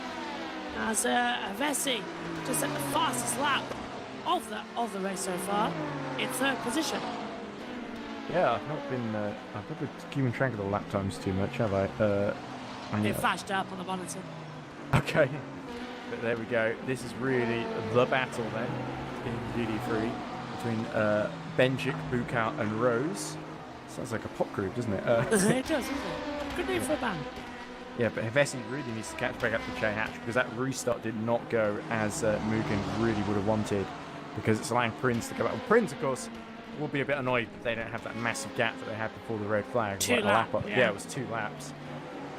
But I wouldn't put it past Ballet 23 building it up again. Oh, hang on. Prince is off. Hatch leads. Oh, dear. Another commentator's curse then. Because, well, it might be because... yeah, there we go. So 1.6, 1.9. Prince is off. He's stationary. Oh dear. So something's happened to Stim Prince. As we look at the GD3 battle, all 3 of them slipstreaming down the straight, and Bukout looking like he wants to make another move here. So we will just launch this before we go back to the... I think Prince is running a 2nd on my screen, so he's come out about 6 seconds ahead of Hevesi. But there we go. Bukout he's Malcolm in the middle here. He wasn't really able to take advantage, as my it's quite funny that my stream seems to suddenly speed up when it realizes it's lagging behind too much. It's showing Chirinos as DNF. I wonder if Prince may have hit one of the LMP2s that it was lapping, and that might be why he dropped into the clutches of Messi. But anyway, here we go. Mia Rose has got a great view of this lead battle, and has to lay a little twitch on, as I believe that looks like LMP2 going through to lap them. And here we go. So Bukout trying the outside then. before cutting underneath Timur Benchik, and big pressure on the Team Imperium car, because not only does she have to hold on to the lead as old Mia Rose gets a twitch on at turn 4, but that's actually turn 6, isn't it? Yes. But also they have to let these cars on the LMP2 field on the lead lap through, and Mia Rose desperately trying to get some slipstream off them so she doesn't lose too much ground. But now Bukout is basically unleashed. He doesn't have to worry too much about Mia Rose, at least until the end, the next lap, so he can attack Timur Benchik. So the GD3 is flipping over the and here we go. Oh, there we go. Hevesi up the inside of Prince. They make contact, and Hevesi is through. So horrible restart then for. It was looking so good for Ballet, and now they've given themselves an awful lot of work to do. As here comes another lap car to negotiate. No drama this time, but Shay Hatch could be the one that comes to grief then. Here we go. Look what's ahead of They're him. angry. You can sense the anger, can't you? This is getting right. Well, we've seen what happens when a 23 drives angry. They tend to not out the way. But they've matured a lot. They won the last 2 on the bounce, despite everything that the field threw at them. And they threw at them. Exactly. So I actually think, and here we go. Mia Rose has to let Jay Hatch slip underneath, and also is that Hevesi who's caught up as well. Wow, Yeah, Hevesi is Hevesi, flying yeah. right now as he sneaks up behind Benchik. So we've got 2 lead battles then, GD3 and LMP1 right together. Hatch is going defensive. Hevesi's got a great exit here. And look at this, he's going to take the lead. Where's Up this the pace come inside. from? Oh, there we go. And is that Jeffrey Ellis having a go at Prince in the background as well? And Hevesi up the inside. The sparks fly in every direction. But it's Mugen 22, the championship leader, that takes the lead from Iris number 8. And that is brilliant, actually, for Mugen, as Prince just about holds on. Top 3, all within 2 seconds of each other at 1.5. Oh, Separated someone in up. the back. Background. And is that Zux? Zux spun and Mugen 21 from the lead. Neusberger takes the lead in LMP2. So something's happened there. That's horrible luck for the 21. Just as Mugen took the lead in LMP1, they lost the lead that they held all race in LMP2. And Benchik, meanwhile, continues to sustain an incredible assault from Bukout and Mia Rose, 2 of the best drivers in the GD3 field, it must be said. So Zuxet's going again in 6th position. But look at this. What a performance from Benchik. And we saw her put in a great drive in Interlagos to finish 2nd there as well. To the 87. It gave a pretty dominant performance. And Oh, no, we're content there with McLaren's. Although, look at this. Look at Rose. Got a great run now. well, I'd love to see that, but it's lagging horribly once more. So I'll have to Rose disconnect. looking for the move. Rose going around the outside. There we go. Take She's second got the position. inside on Wesley Bukout. Can she take the lead? It'll be the inside. But it's going to be line 2nd of place, it. certainly. She's So going to have second to leave as it well. late on the brakes. Oh, and Bukout has still got the inside, but of course she can't go the other way. They make contact to the side, but Mia Rose squeezes through in the Hunter Birch simulation car. And can she get back into the lead that Liam Rance lost earlier? It would seem it's going to be Benchik versus Rose then. First time we've seen the top 2 disputed between 2 lady drivers then. So I'm sure Benchik will be shaking in her boots now that Rose is coming up behind her. I think she was already didn't like the fact that it was her championship rival. Yes. And oh, look at this, Perikian has got a very Marshall, good... Miller. Oh, who was that? Vagabond. That's Vagabond. He spun right in front of Primavera. Unlucky not to hit anyone as well. So there we go, the number 3.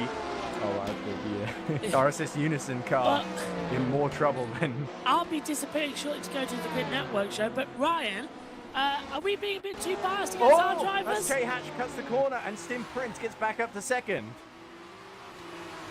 Sorry, guys. Good cut there. Ryan, are we being a bit too biased against Well, I don't know. Bias? No, not at all.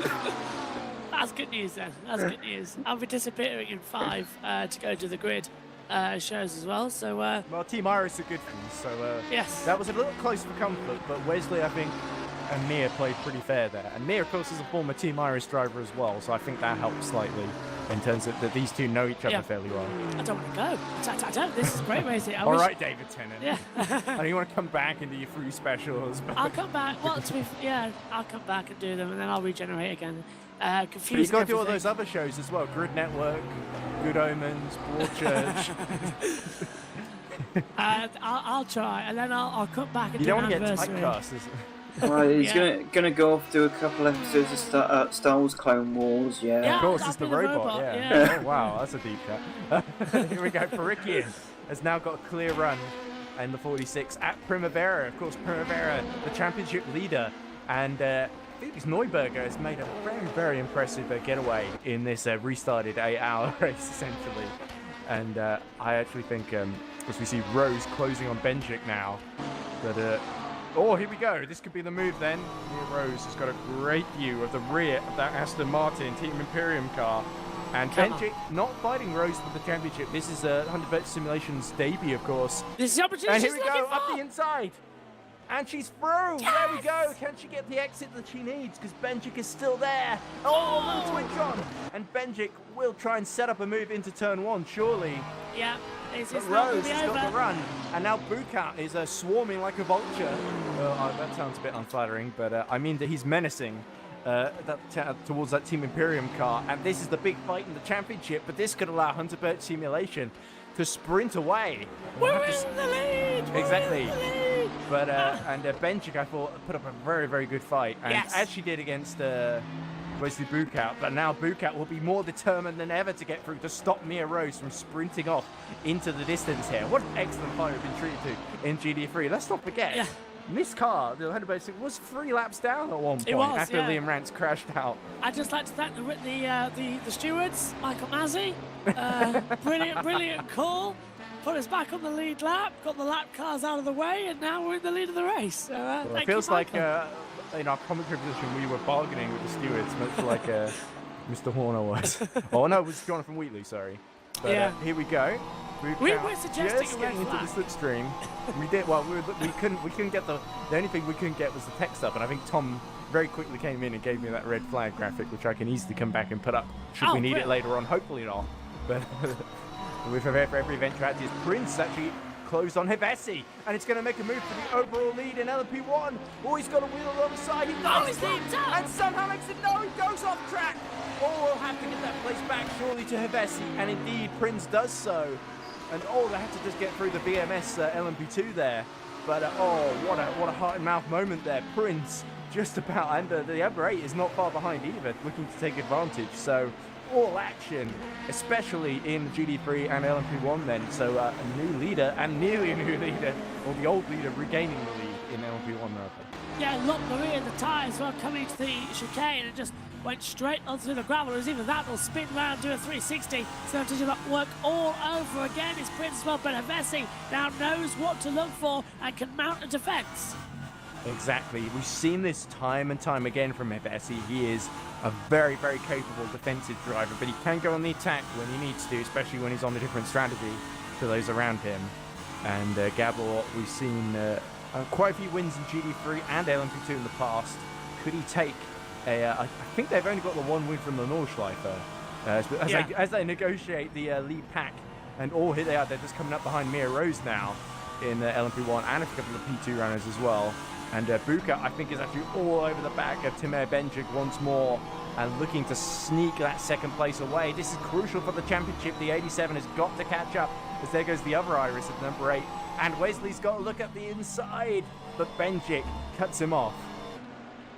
Well, the good news is I'll be able to join you for the last hour of racing later on tonight because hopefully the F1 won't go on that long as well if it gets cancelled. Yeah, so, fingers crossed I'll be able to good. get to the end of the race, but I will have to take breaks now and again just to pace myself a little bit. And look, Benjic, having let the lap traffic through, Benjic is actually caught back up to Mia Rose. Could we see a counterattack from the Aston Martin Team Imperium driver? It's getting And tasty. Benjic has to let another LMP2 through. Oh, so does Benjic. Oh, and that's not ideal because that's Vagapop was on the inside there of Benjic. And it's going back and forth, isn't it? As we see Nagy trying to mount an attack on Roy Totten. Roy Totten spins at turn 1. Oh, dear. Roy will not be happy with the LMP2 AFP driver there, will he? Go through the grass. That's There's more no of his way, fortune because we saw the number 40 lose out in the first start as well. Got involved in that huge multi-car accident.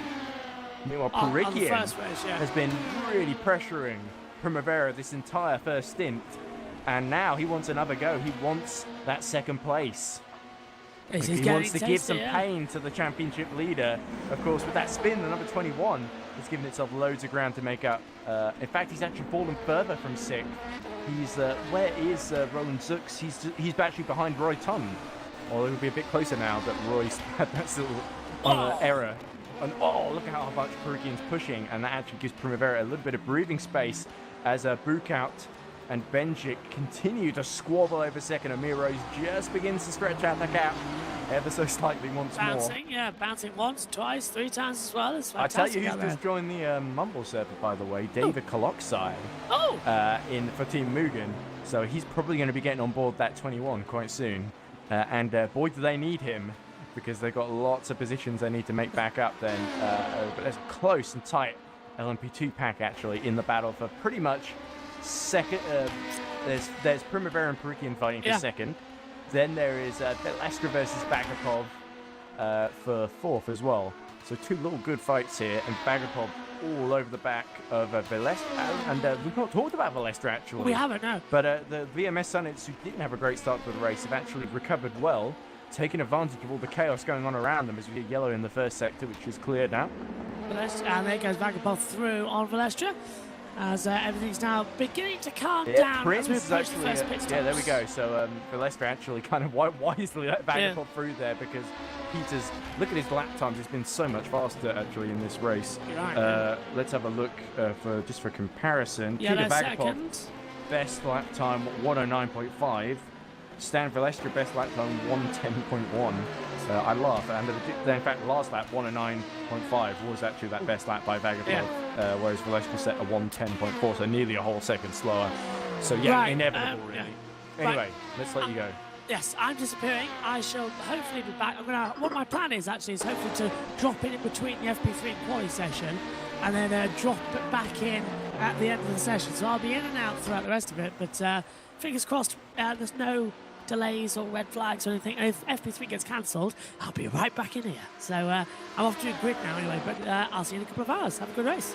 And indeed, Bukout continuing to pressurise Benjic for that second position, but has to get out onto the brakes a bit earlier into the turn 10 chicane. And Ryan, Benjic has sort of got Bukout's number now, doesn't she? Yes. I say that, Benjic gets a huge slide on the final corner, and Bukout has got a great opportunity, but again Benjic cuts him off. Yeah, and Bukout... It's really placed into the hands of Mia Rose once more, isn't it? Well, I mean, I swear I just saw the front bumper of Bukout go through the rear bumper. Me too, I thought I saw that, yeah, so that's how close he got there, but Benjic did well just to hold on to that one, because it got away from her really late in the corner. Hezevesi in the lead. He's got a 13-second lap gap to Prince. Prince has been in all sorts of trouble in this stint. And Hevesi sets a new lap time. Best lap time of the race. Did I just see a wheel on the side of the road then? Oh, let's see. The auto director might be able to pick it up. Someone's going slowly. Yep, that looks... No, not that car, no. It's not Kovacs. Not Kovacs.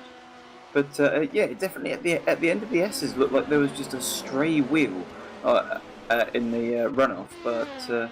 Yeah, we'll have to see if there's a code 80 or not.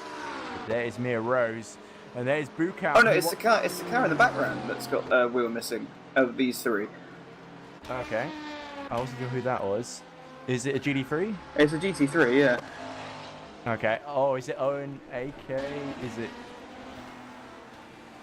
Newman? It's not Garcia. It's Lobas in the HHR Corvette that we've already seen hit so much trouble in this race. So there we go, it's going back to the pits now as Lovas in the Paul Street Boys GT3 gets a penalty, which is not great for him because he was running in 6th position.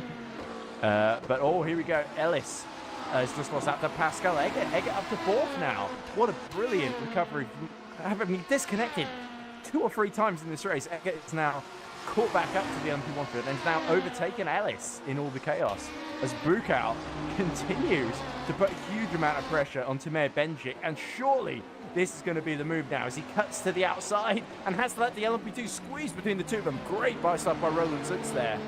But Bukout once again can't quite take advantage now. He has to let the LMP1 Mugen, the race leader, get by the both of them. Yeah, the Mugen, or both Mugens, kind of, getting in the way of the GT3 Mugen, but I don't think they'll be particularly happy with that, but yeah, but all that work that Bucat has done has now got to close back in for that second position again. It looks like Perikian has overcome Primavera just now on the previous lap. But Primavera's still in the slipstream, and he's got the lights on as well, come to think of it, as Ellis also very, very close to Eggert as they come down the main straight just behind this. You can see them just in the background there. And will Daniela Primavera, they need to get a good result here, but they're not really into the points, are sort of a little bit distant in the championship. Let's have a look at the standings very quickly in LMP2. No, they are quite distant. They're out of the top 5, actually, I think. Or they might be in the top, just 5th. As Primavera can't quite get on top. And obviously, Primavera and Into the Points, another team that kind of benefited from the red flag, because if you remember, they Prince is in the pits. That's very early, actually, by Shin Prince. So this is either a different strategy by Valet, or they've been nursing damage since early in the stint, and that might be why Vessi, Hatch, and now Eggert and Ellis have all gotten through. Yeah, indeed. And it looks like Bukat's managed to close back in to Benjik. So, yeah, there we go. So Into the Points are behind the 139. Number 46 is 6th in the standings, actually, on, let's see, 40.5 points, and the leader's on 86 points. So yeah, I would say Into the Points have got pretty faint hopes in the championship. So the 33 doesn't need to worry about him too much. Bottling Motorsport, though, might be more of a threat because they are 4th in the championship, as I said earlier, on 56 points. So they're a little bit closer, actually, as Bucat, and this is the title fight in GD3, of course, between the two leaders, continues to rage on here. And oh, look at this. Another great run out of that turn 5. As we see Prince continue to be serviced. And oh, Benjik holds the inside. And again, Wesley Bucat is denied. And meanwhile, Rose continues to extend the gap. And you can tell by my tone of voice that doesn't bother me in the slightest. In fact, I'm very delighted to see that. As Prince now emerges from the pit lane in 5th. And at the back of the class, but the 23 will be working hard to get back that lead that Jansen Vince did so much good work to hold and maintain. And we see with this red flag, it's completely mixed things up, and it's certainly creating a very, very entertaining scenario for us. It's all going Mugen 22's way. 22nd lead now they've got over Che Hatch. As Bucat continues to shadow. Oh, and there we go, getting the Bottling Motorsport, the leader in LMP2, through past the both of them. And Bucat closes through the S's, actually. And could this be the moment now? We've said that a couple of times. As Bagapov is still also right behind Primavera in the battle for 3rd. So actually, Perikian started to pull away, and now Bagapov is the big threat. Here he is, just behind these two, actually. The race constantly changing.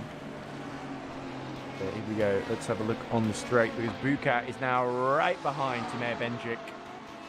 And is there a bigger issue for Prince, because it's still showing him in the pit lane, I think. Oh, and Bucat has to let the LMPs through. And look, there we go. We get a good view of both fights. Then Primavera defends to the inside from and he's on the grass. And Bagel gets on the grass, but has to back out the move. And blocks Benjik. And that's going to influence that battle too, because here comes Wesley Bucat up the inside as they approach the final corner. He needs to set up the first corner, doesn't he? Here we go, on board. You can hear the engines rumbling as Jaeger has now got a penalty. It's bad news for him in the 36. Also, already having a difficult time after losing a wheel twice, I think. But Bucat once again denied. So Benjik really doing all the hard work for Rose here, isn't she? And definitely, well, for sure, you can see that gap is now up to 8 seconds now with these two squabbling. Exactly, and I believe actually, there was a post the other day as we see Bucat having another go that apparently Mia Rose and her partner are going to enter I think it's Rose Design. They're going to enter another endurance series together. So Mia Rose, I said we're going to be cheering you on, obviously because Mia Rose drives for us in this and in touring cars. As here we go, Bukout gets another great run. And Benjic has to use everything at her disposal, as well as letting the Royton through in the LMP2. As Primavera is still right behind Vagapov, actually trying to get back through. Here we go, up the inside goes Wesley Bukout. Oh, and Benjic has two little nudges, but she cannot hold on to that second place. She fought valiantly, but now Bukout is through, and the race to win in GT3 will heat up now if Bukout can now close on Mia Rose, because he hasn't got to worry about Timur Benjic behind him now. The music to where Wesley Bukout's ears, and Mia Rose will just be a little bit concerned now, but a 9-tick actually done everything she needed to do in this stint, at least for the time being. And now it's just a matter of keep going, keep it clean, as we see Primavera now starting to drop away from the back of Vagapov. So this is not, while their main rivals are both behind them, the 77 and the number 21, this is not great for the 33. They really need to take advantage here, didn't they? And they've seen 3 cars just breeze right past them. Indeed. And is that gap to Newberger coming down slightly? Or am I imagining things? And look how much things have changed. Prinz, the car was 2 laps ahead, now it's 2 laps behind. Actually, they're 2 laps behind Eggert and 3 laps behind. Oh, who's that off into the gravel? Oh, I wasn't quite sure who that was, actually. Let's have a look. But Jaeger has to pit to serve his penalty. Where? Benjic actually starting to fight back a little bit against Royce Bukout. I'm just trying to find out where, because I think he's in the middle of the. I think Prinz is in the middle of the. There we go, in the middle of the. There's Trey Hatch in second, just negotiates number 89. Prinz in the middle of the LMP2 field in the overall order, which is why I had trouble finding him. But this looks a bit tight, with the 3 classes lapping one another. I don't know if I see who went in the ground, but it seems they've gotten out now. And yeah, Prinz really just needs to set hot laps now to try and catch up, and Primavera is catching Vagapov again. So it's interesting going back and forth here. And Benjic is still about half a second behind Bukout. So Wesley's not out of the woods yet, but he's certainly only about 9 seconds behind Rose, so he'll be looking to close that gap. And Benjic can sort of just be dragged along with him now. But that would actually still work out quite well for Team Imperium. They've certainly got pulled an 11-10 gap to Adolph's. So really game number 27. It's looking difficult for them to finish on the podium unless something happens ahead at the moment. But it very well could. As Primavera drops to 1.7 seconds now behind. It's a good little battle for second here actually in LMP2 between these 3 teams, isn't it? Between Into the Points, RSS Unison and Valet. Indeed, and it's Benjic just being lapped by the 23, isn't it? And the number 8, of course. Yeah, and it's this is what got to be highly frustrating for the GT3 runners, because the amount of times we saw them trying to size up a move and line something up, and only to be disrupted by a lapping LMP2 or LMP1 car. Somebody in the pits, it's Vagapov. And he pits from 3rd then, so let's Primavera back up into the podium position. And he's going to let Vilestra through as well. And Vetla and Arasaka, so Vagapov's going to drop probably outside to the sort of borders of the top 10 here. There's Cicluna, 2 seconds behind Kovacs. So the 969 actually doing pretty well considering what that Porsche's up against. It's not really the best performing car as he pops over the curb there. There's Daniel Cicluna.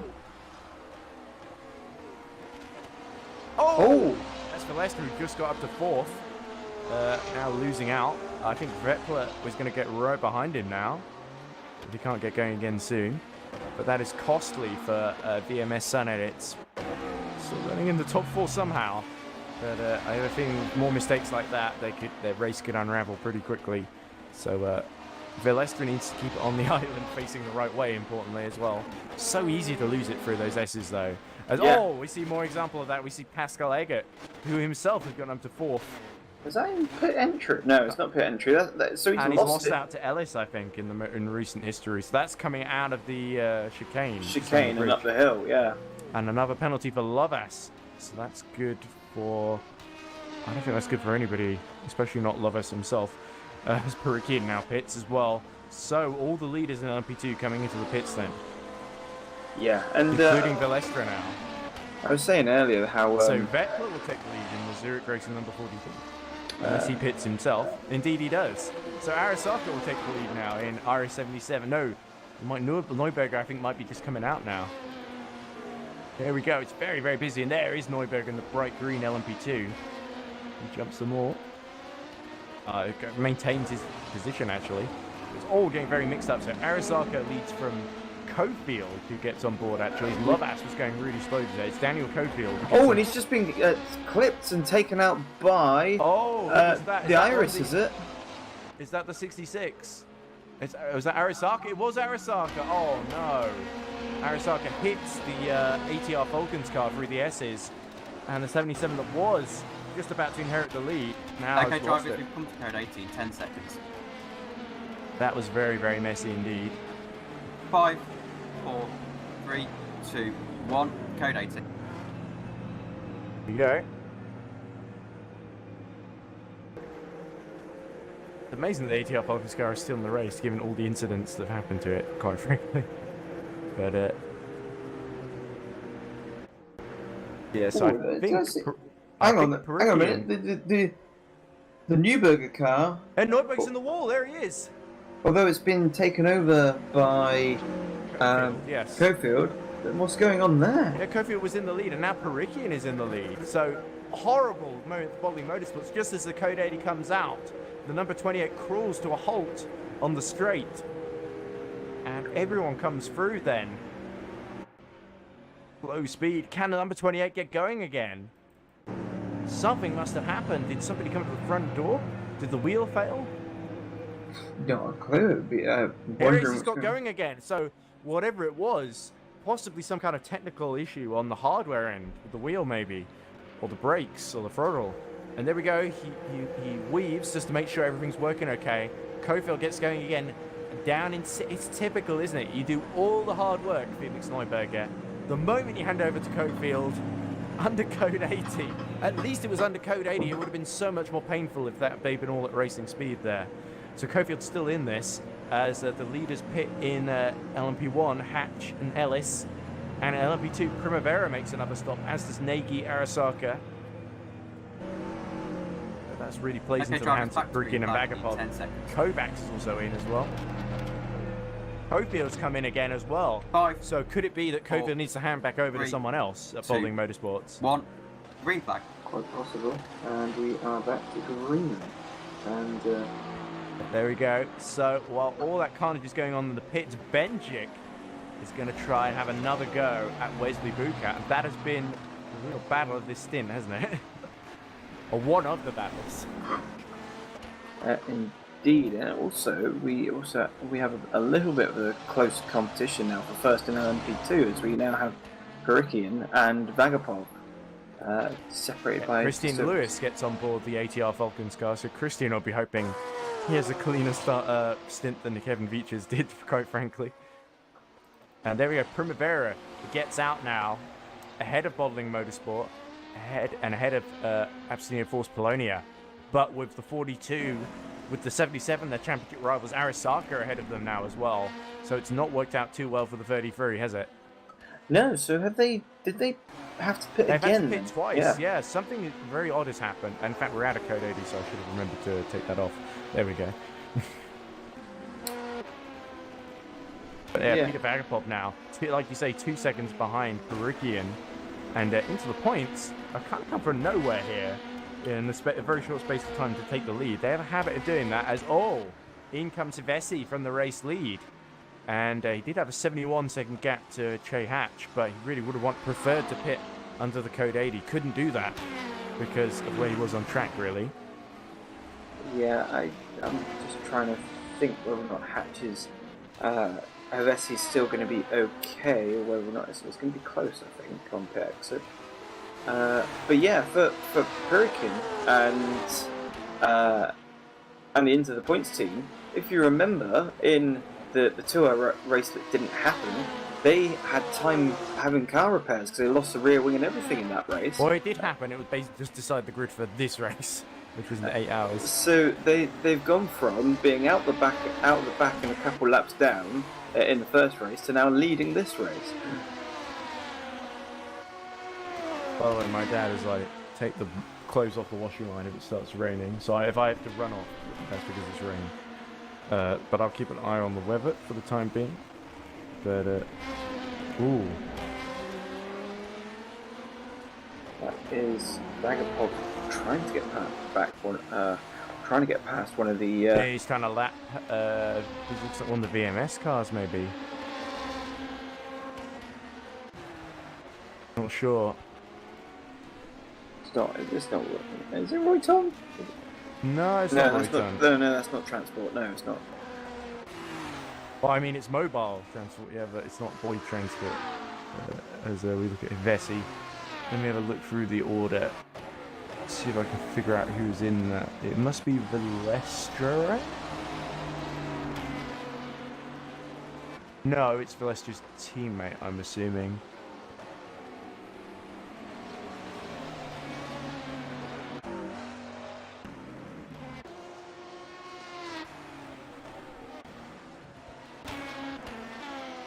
There we go. It was Pablo Lopez Garcia, wasn't it, in the 26? Yes, there we go. Go. Benjik's starting to fall a little bit behind now. Book out 2.1 seconds. Now, Prinz, who's having to overtake his way through the LMP2 order due to that early stop, is now right behind Arisaka. Having to lap Benjik as well at the same time. Quite helpful for Bucat, of course. Oh, very close actually for these last couple of corners with the GT3 cars.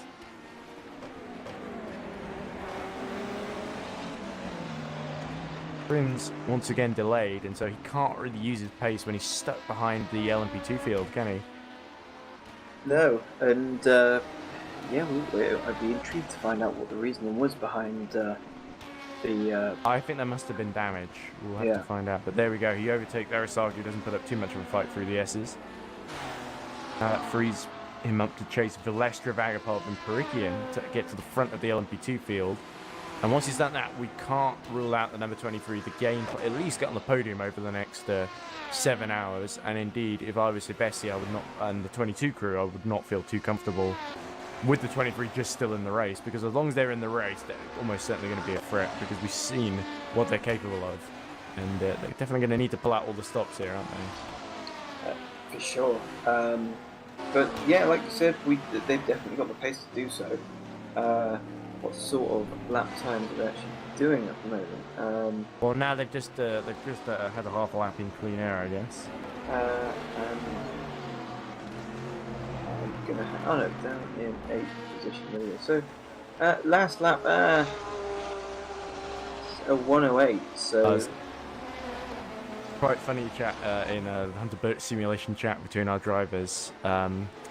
So, red flag is going to be treated as a restart, which means we're all on the lead lap. And Mia Rose says, "I join. Server issues happen. Red flag restart to have laps reset. Am I the good luck child?" Well, certainly she's put the effort in. 13 seconds ahead of Wesley Bucat. Even now Bucat's cleared Benjik, can't really make much of an inroad on Mia Rose. So that shows what she's doing at the moment, which is very impressive. Not really driven all season as well. But I think before the touring car, she said she's not driven in like 3 months in sim racing. As Eggert now dives into the pits in LMP1. That's going to be music to the ears of Ellis and Prinz. I think Prinz won't be able to catch him though. He's a bit too far behind. As now Vagapov is putting lots of pressure on Perikian. But if she's saying she's a bit race rusty, then does that mean? Well, she was until she did the touring cars last Thursday. I was going to say, if that was the case, does that mean she's going to be even quicker come next race? Oh, we'll have to see. We can't rule out 100% simulation stealing the championship or winning every race of the season. But we haven't seen Eric Kamady get in the car yet, so lots could change. As Neuberger is actually now under pressure in the 28 from. Is that? I think he's just done. I think he's actually just lapped the Lopez. I think Pablo Lopez Garcia actually in 26. Yeah, there we go.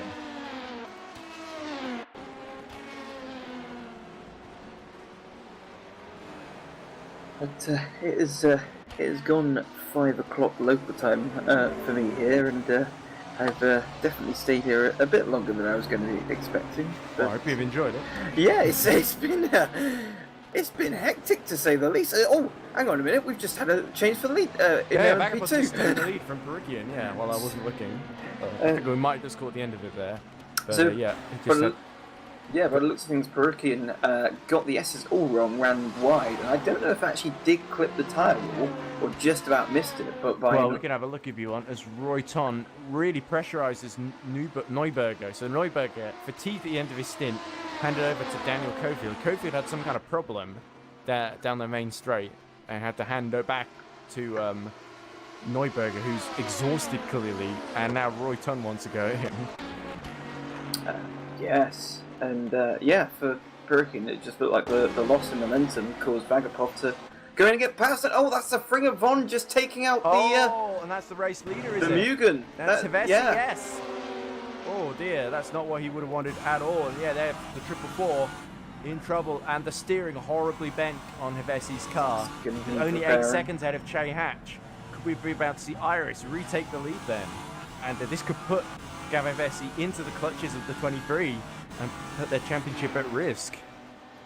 They've got a 23-point lead, but it could certainly put them in a pretty, what was a dominant position. It's going to go completely sideways on them now.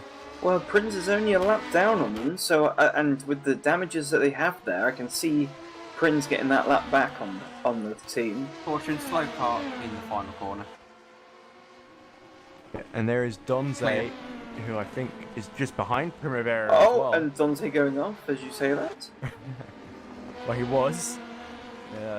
It's not my fault that it's lagging so badly. And the car's all moving like there already is a Code 80, even though I know there isn't one. That's how slow it is.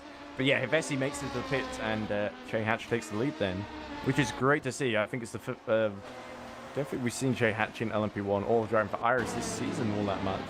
So I think that's really shows Che Hatch can really cut it no matter what you put him in. I've seen him fight for the finish on the podium in GT3.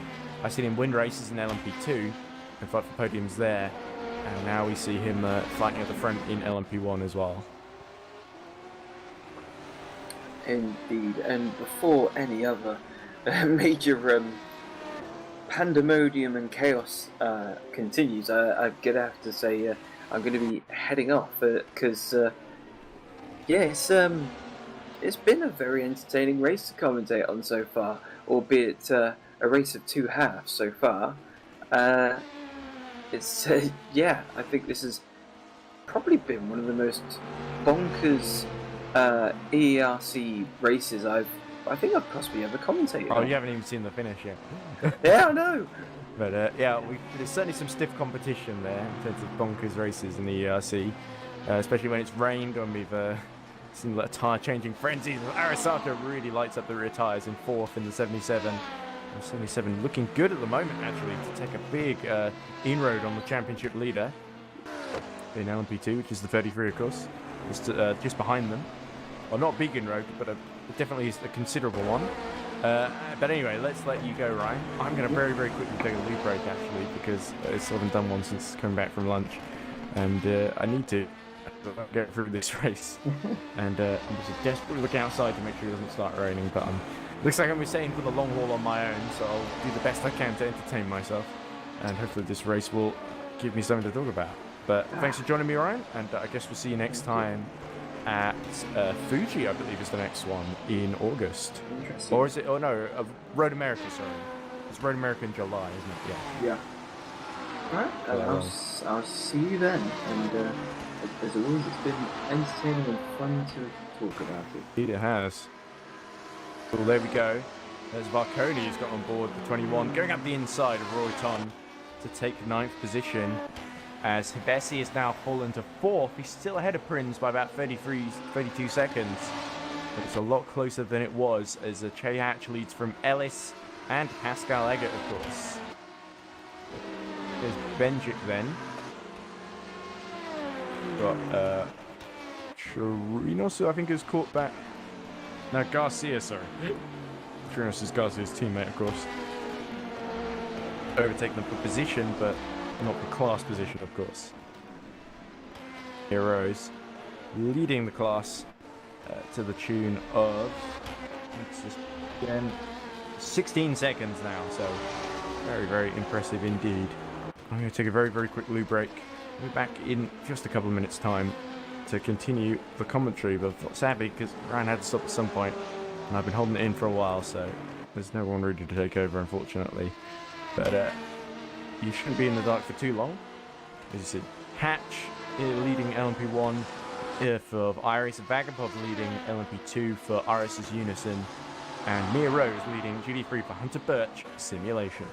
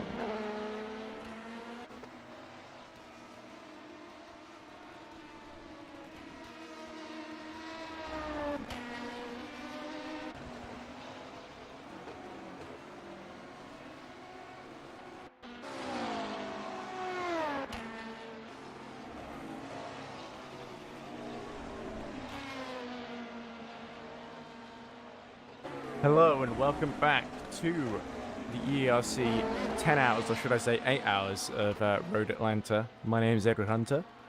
Did I say that earlier? I can't remember if I did. It's all been a bit of a blur today. There's so much going on. So there was a little fight with between the 444 and I think the... I don't remember which car it was that the 444 was fighting with. Just as I went off the loo break, as Neuberger is back in the pits, which is not good for him because that drops him behind Royton. Varconi also went off at turns 6 and 7, but has got going again. Now behind Nagy and Jan Donze. Of course,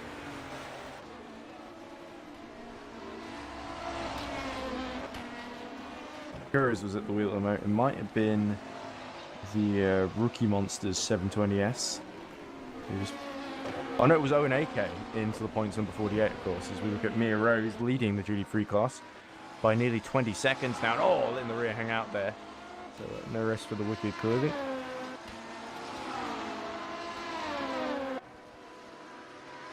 But Primavera is right behind Arasaka, actually. So this is crucial for the LMP2 Championship, then. Mia Rose gets out of the way. And Primavera gets on the brakes into turn 10. And Arasaka under huge pressure then, all of a sudden. Not ideal for Iris. Neuberger's retired, actually, so that's a real big shame for the race leader. They just didn't have anyone to change over to, it would seem, that could fix the issues. So Bottling Motorsports, it's bottled on them again. Real shame for them. Anyway, here comes Primavera. Oh, and a bit of a something with grass in the background. Oh, that might have been Nagy in the AFP. But Lester is actually, I think, not far behind Primavera either. There he is in the background.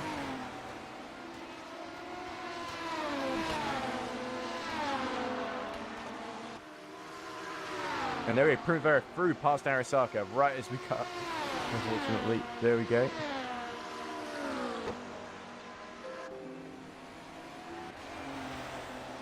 But there we go, Primavera using the fresher tyres to his advantage. And Arasaka really caught unawares. Cicluna comes in. Vetpler has got the AFP of Nagy, that's Donze, sorry, he's got the AFP of Nagy. He's still fighting with, and Nagy's through.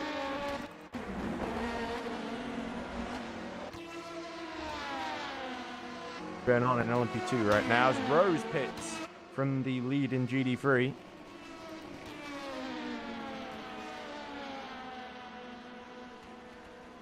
There they are. Vilestra, the 969, and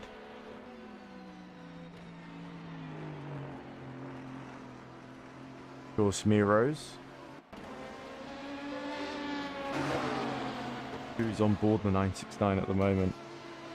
I'm pretty sure it's still Daniel Cicluna, of course. He might be changing drivers now, that was all. Somebody takes to the grass at turn 1.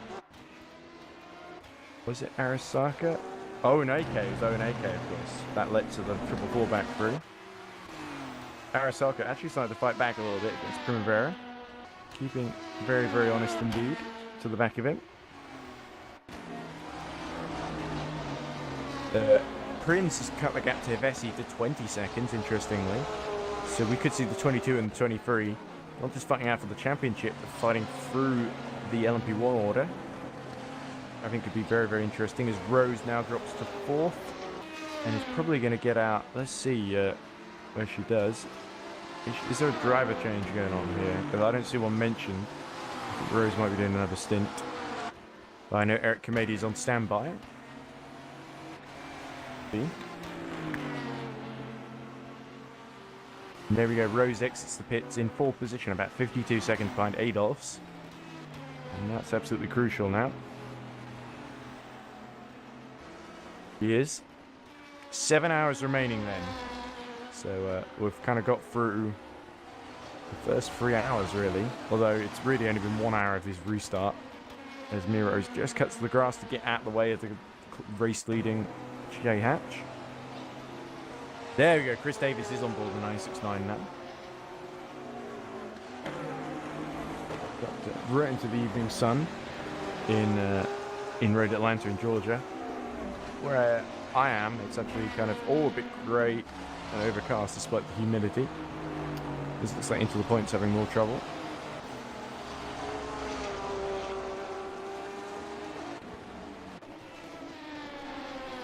There's Donze being held up again.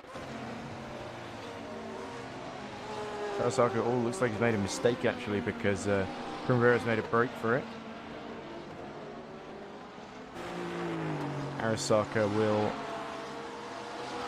use strategy to get back ahead of the 33s. Bukout now hits in response as Jarno Hermans gets on board VMS number 12. So Timur Benjic retakes the lead then, but she will surely have to come in soon as well.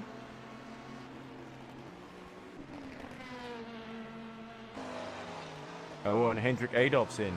So New Rose is going to get back up to second then. Depends though, we'll have to see where Bukout comes. There's there, Adolf gets into his stop. Serviced.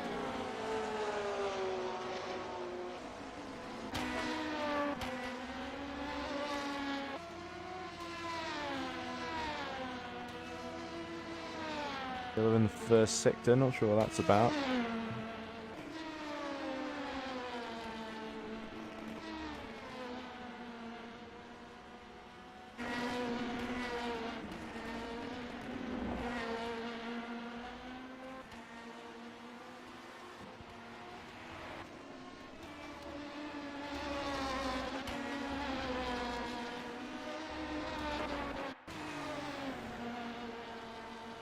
Go. Rose up to third then. Will Mia Rose get in front of Wesley Bukout? She will. Indeed, because she did have a pretty substantial gap. 20 seconds or so before Bukout came in. And now Benjic pits. So it looks like the duty-free thread will be as it was.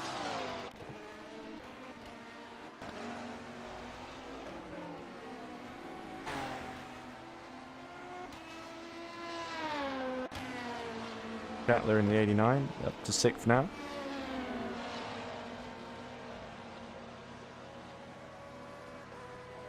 Well, the car in 7th in duty free is Christian Lewis, in the ATR Falcons. Because they didn't enter a number or a team name, the timing screen is not responding well to that. Aston's in the pit lane, no? Because the 27 is just leaving.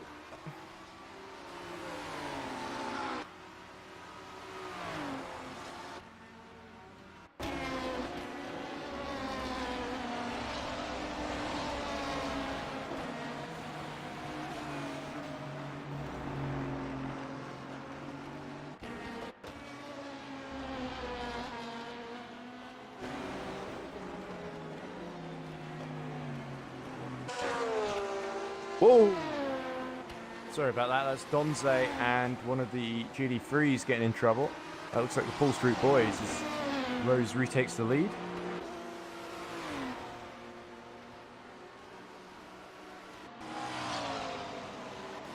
Yes, it was Kovacs, yes. Donze tripping over him. As Pajal, Stanislav Pajal has got on board the 87 and Zagvo has got back on board the number 16. Contaguris is now on the 27. The Tyrus Contaguris. If I'm pronouncing that correctly. Contaguris has got a pretty big job ahead of him to finish on the podium. 19 seconds down on Zagva. Zagva's still quite close to Pajal, so this will be interesting between Team Imperium and Iris in this stint. Shatler hits from the 89. Evening sun lighting up the track. Comes in and gets some new tyres and more fuel in. Rose sets a new best lap of the class and of the race. Have a look. 1:17.758. Very impressive. If I do say so myself.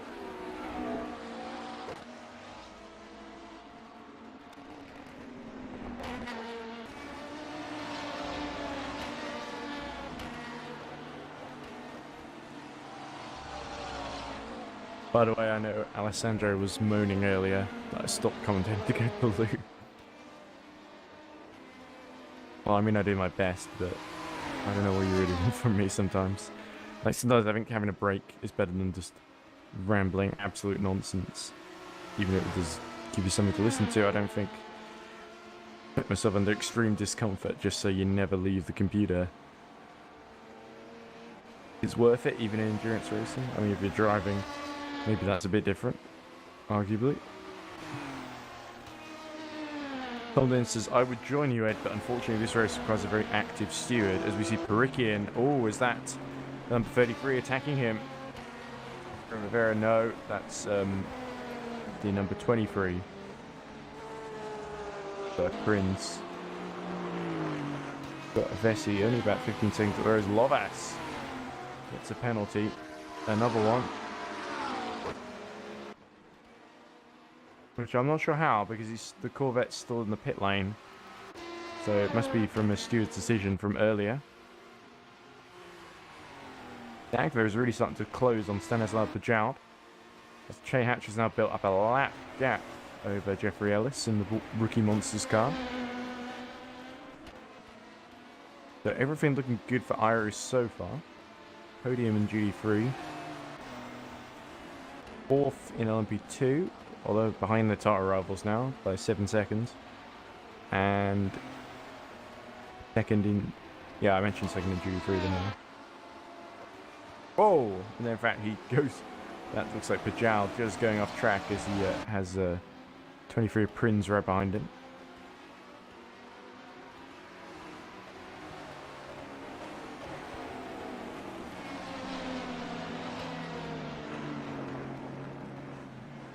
Well,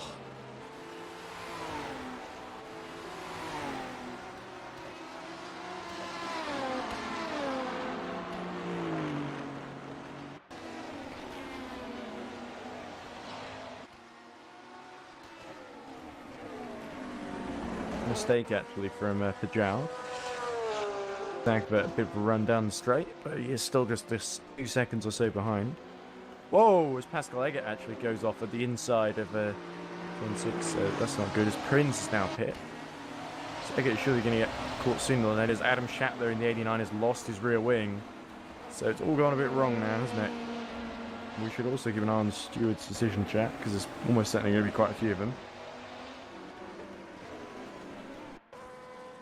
Prince continues to be serviced.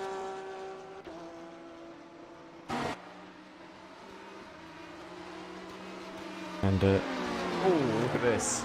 It's all getting very congested here at the final few corners as Perez holds off Owen AK. Yeah, oh, and Perez cuts to the inside. Okay, drivers, I think we've got to code 80 in 10 seconds. Oh, there we go, that's Adam Schattler going off and, oh, into the wall. So no wonder there's a code 80 coming. 3, 2, 1, code 80 enforced.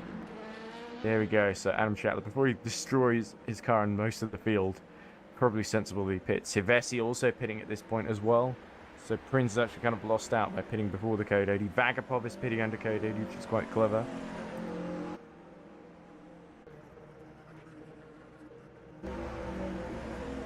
Okay, so close yet can't attack Perez in front of him for 9th. Dagver in the same sort of boat behind... Okay, drivers, we're back to green in 10 seconds. Okay. Sounds like 5, 4, 3, 2, 1, green flag. Yeah, and it's happened while Vagapov is stationary as well in the pits. So it's a bit of time, but Perikian's going to retake the lead now. And in fact, there he goes.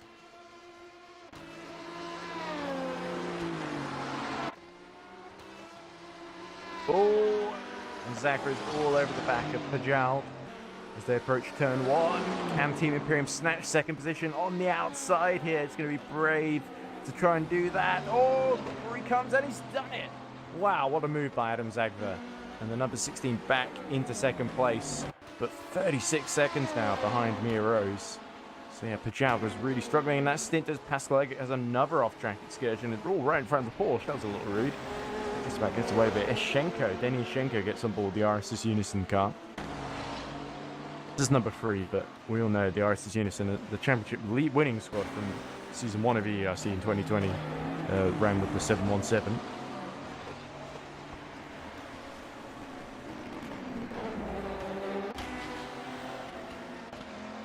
Arasaka's come out right behind Bagapov. Bagapov will, of course, get fresher tyres here. Arasaka's probably got more warmed up tyres. Oh, both of them go a little bit wide at turn 5, but get away with it. Now we turn our attention to Owen Kilhausvik and his battle against Francisco Perez for 8th position now, because I think someone's pit ahead of them.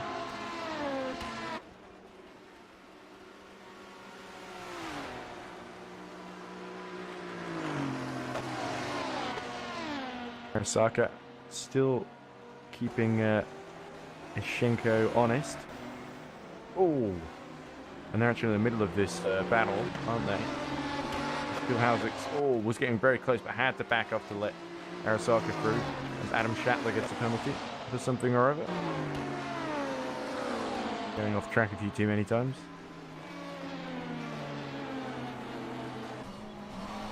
Here we go. Oh, not a great run from Perez into the S's out of turn 1.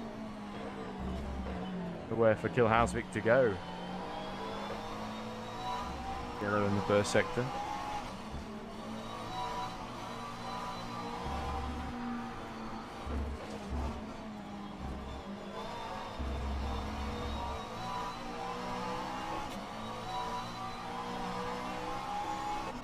Here we go, and can Kilhausvik into the points car demote the Finnavon car that's currently high up there in the championship, in the top 4 or so.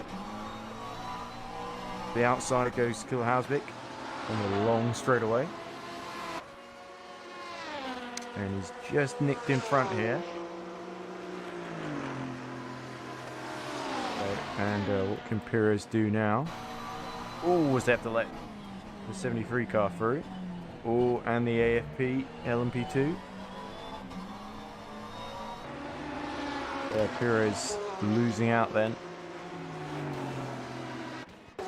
Oh, not sure what that was. But Pajal in difficulties and starting to lose touch with Adam Zagver. But yeah, the championship are going back and forth. Pajal not quite as confident. Oh, Prinz off in the ballet. It's all been horrible. The first stop was beautiful. They were 2 laps ahead. And now this has really not gone to plan. But they have cut the gap to Hives in the 22. They're only 17 seconds down on him.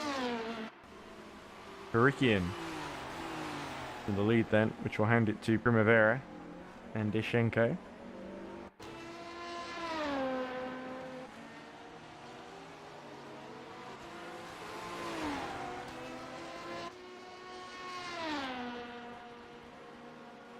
Oh. We're on then, let's have a look, lap 67 then. About 6.5 hours left to go. More than that, actually. Ricky and Arasaka's coming into the pits as well, so it's Primavera and Eschenko that lead in LMP2. Yeah, he's coming in as well.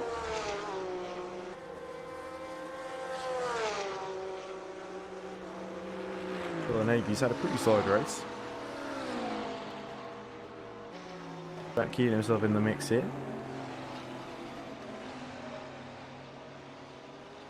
Erkan, who gets on board the number 46 into the points car. Marconi is in as well. So everyone apart from the top 2 in LMP2 is coming in.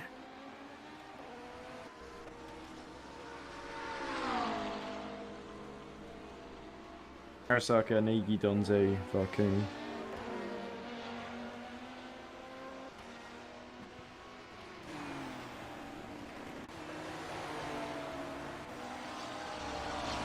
Rivera is coming from the lead.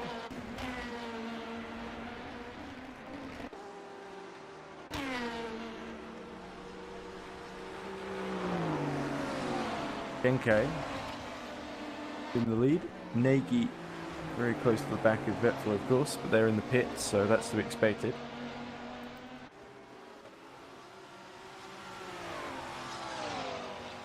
Time's now 79 seconds behind Eggert. Eggert's about 41 seconds or 42 seconds behind Ellis.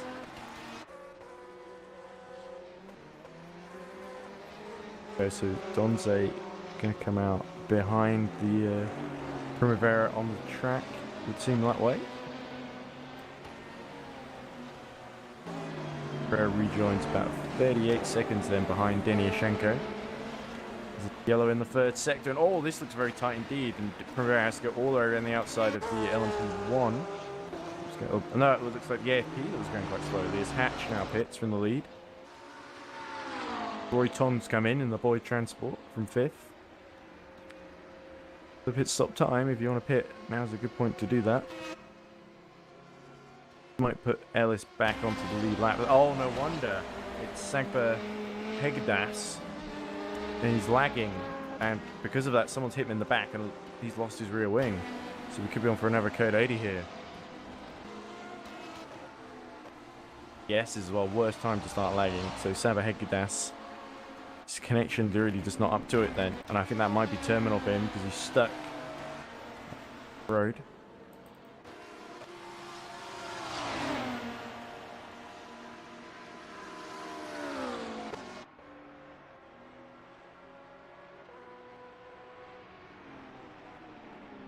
Yeah, there we go, AFP 99, a sad end for them then.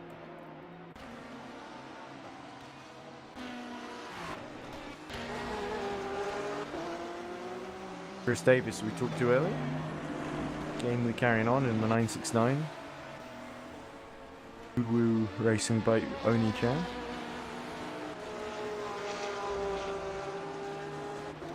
.45 seconds behind Lewis in the ATR Falcons car.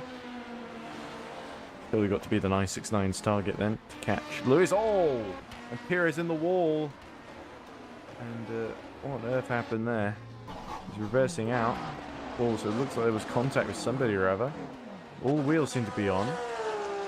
Turn 5.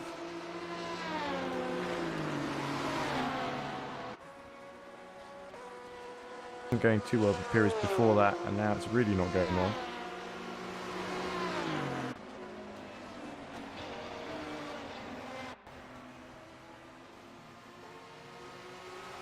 Joe Furt, ball's on number 37 now.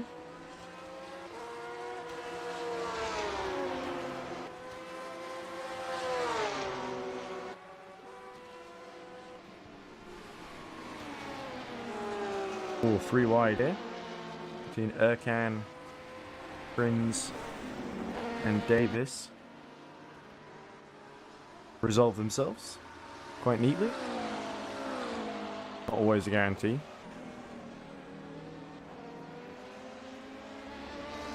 Battery. Tires and fuel.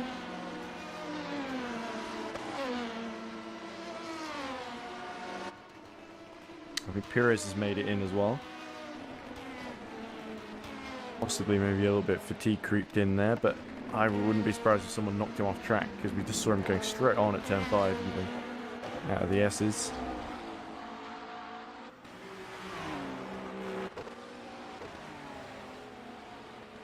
Jay Hatch, 45 seconds ahead of Ellis.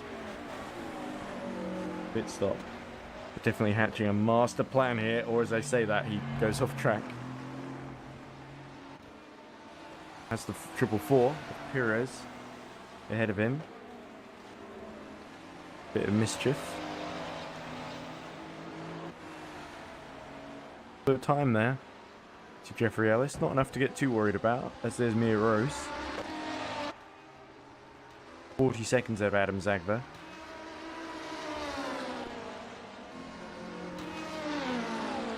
Bat making the numbers bigger and bigger as Ellis now pits, which could hand second to Eggert, unless Eggert is on the same strategy.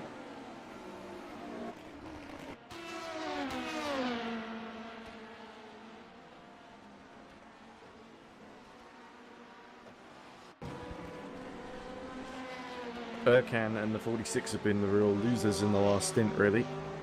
Arda Erkan now 7 seconds already behind Primavera. 33 Valet could still win this thing, but the 717 of Vishenko giving them a lot of grief. Eggert now takes second position. Ives will get pretty close to Ellis as he leaves the pits. 27 here, 24 seconds down then on Pajal. Fourth would be another decent result for the 27, but they would love to get a podium, and you can tell. Done too many rounds, but always gone pretty well. The Nordschleifer too, they were in the top 4. Oh, as Arasaka leaves the track very briefly at the S's.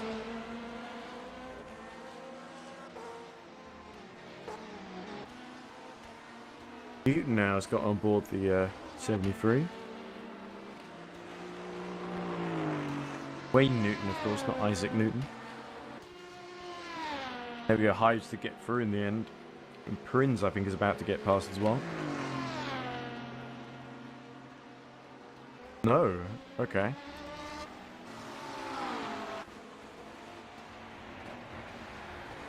Lap actually down on Che Hatch.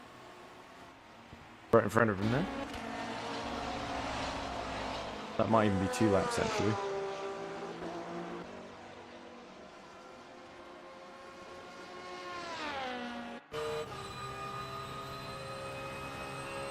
Chris Davis in that Porsche 911.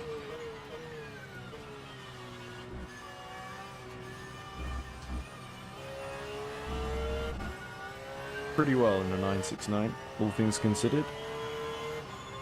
Look too difficult to drive. Oh, Christian Lewis actually proving the McLaren is pretty difficult to drive. Or even Liam Rance messed up while leaving first attempt at this race.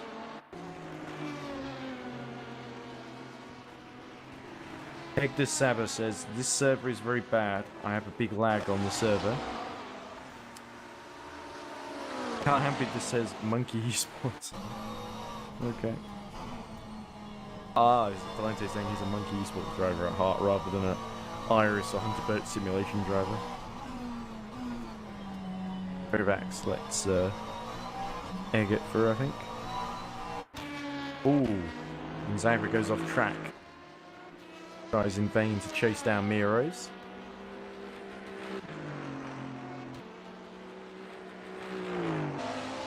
Ooh.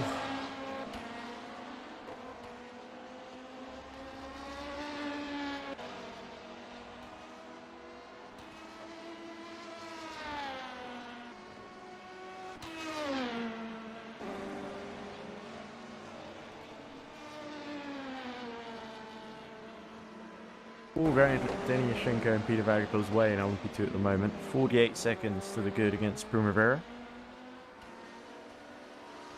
But any little misfortune and Valet will walk right back into this one.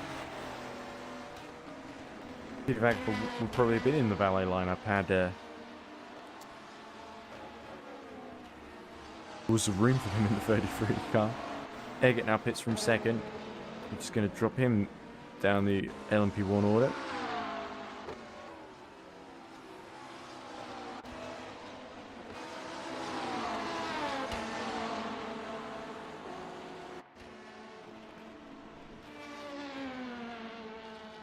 Jay Hatch's last lap was a 110, by the way. Ives and Newton 106.9, 109.1. So you got to say, Hives really lighting up the timing screens. There's another person lighting up the timing screens. Price is there, I guess.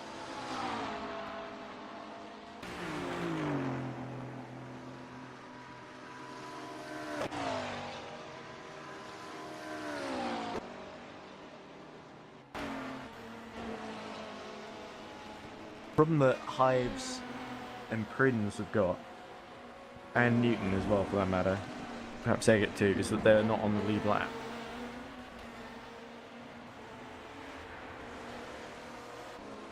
They'll basically have to unlap Che Hatch in order to beat him, I could see Hives doing it, and in fact, this looks like the number 21 of Varconi having to get out of the way of Che Hatch.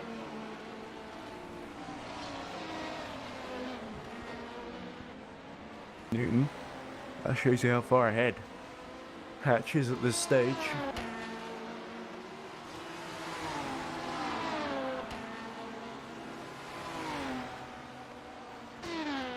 Arda Erkan keeping Daniela Primavera very honest. 5.6 seconds at the moment.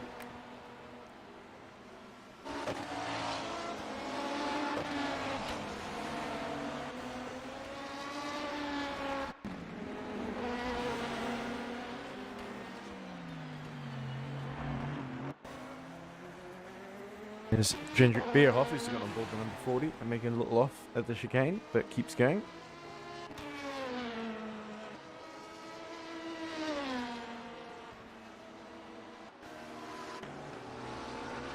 Arda Erkan trying to chase down Daniela Primavera. That keeps fluctuating, of course. Arasaka's only about 26 seconds down, so it could be a threat a bit later on to Arda Erkan. There's Eggert. Oh, this Listola, sorry, he's got on board the 137. Trying to get by Erkan. Prince is now only about 2 seconds behind Newton.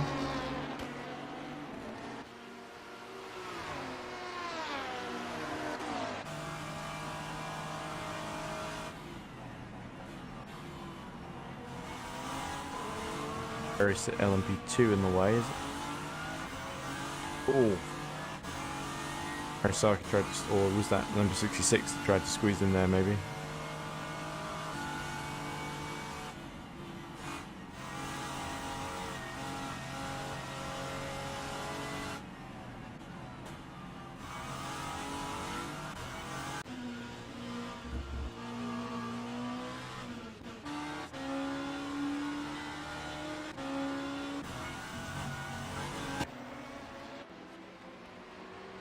Anyway, here comes Tim Prinz. Wayne Newton in his sights, and Newton getting a bit held up actually by the T Imperium Aston Martin, which they will both breeze around the outside of, I'm sure. Feel the inside won't be too much for either. Oh, Prinz to get his foot in there. Out of the way. And will there be an opportunity here into Turn 10? Nope. This occasion.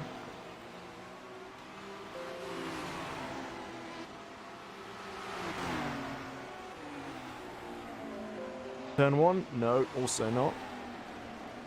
Sparks continue to fly at the back of both of these LMP1 cars.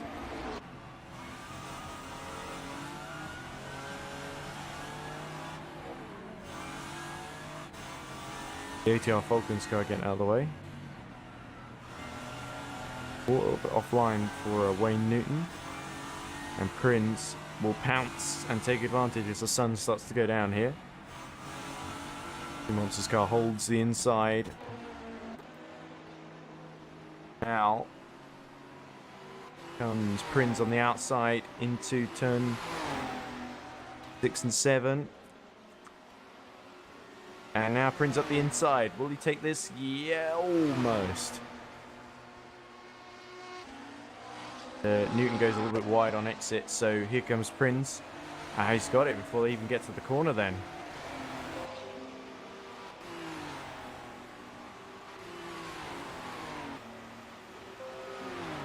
Okay, very well done actually. Tim Prinz, he gets up to third behind Ivesi. Now the Eggert pit, and the Ellis has been dispatched of as well. The leader's pace coming into play, but Hatch really able to match what they've been doing. Oh, that was good. I should use that one more often.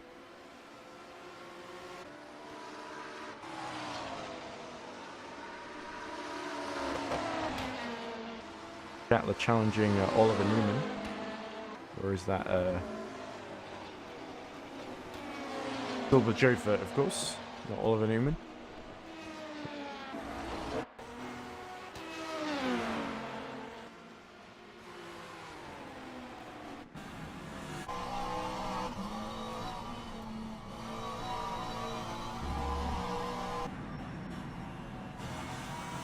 Newton watching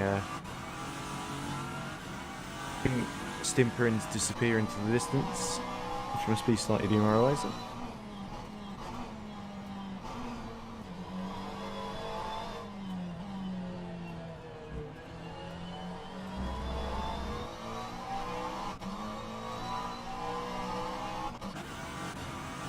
But they did get quite close into turn 1 just now. Arasaka's got the race leader going through to lap him.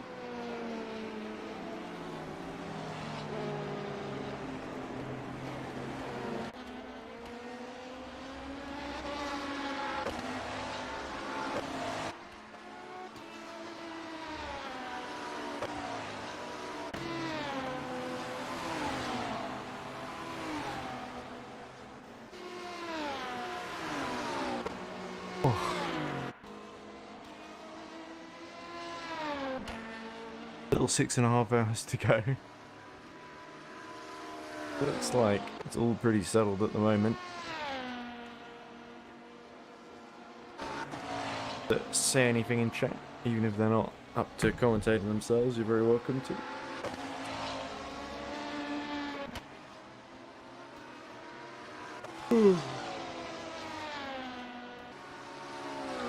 It'll last about another half hour. For dinner.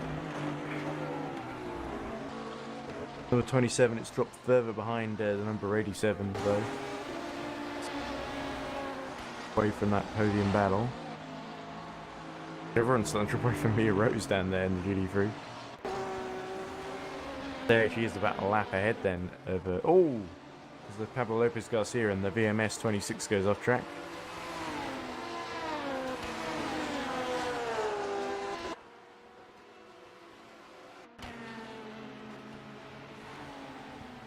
Look.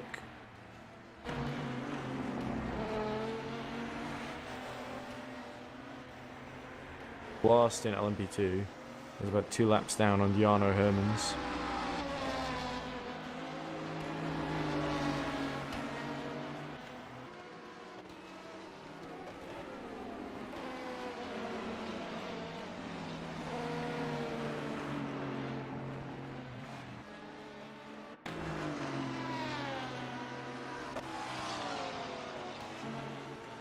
Ercan's slowly been closing on Primavera. Newton has kept Prins fairly honest. Still starting to drop a bit from the back of him.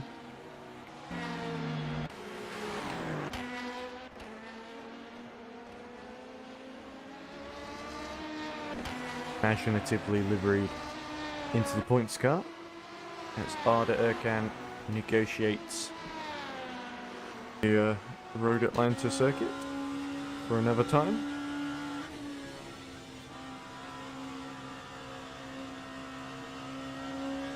Uphill through into the S's. Right, left, right again.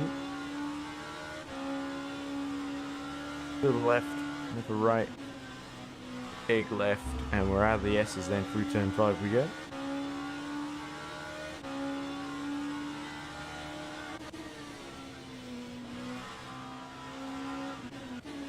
Turn 7 as well. Got important, so important to get a good run down onto the back straight here. And Ercan does a pretty good job of that. 1.9 seconds now behind Primavera. I wonder if Primavera's tyres are starting to go away from him.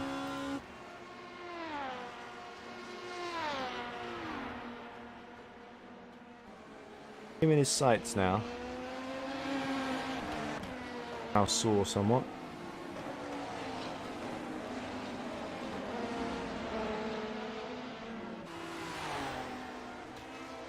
Catching the car ahead of him, which of course is Rickert and the rookie monsters McLaren.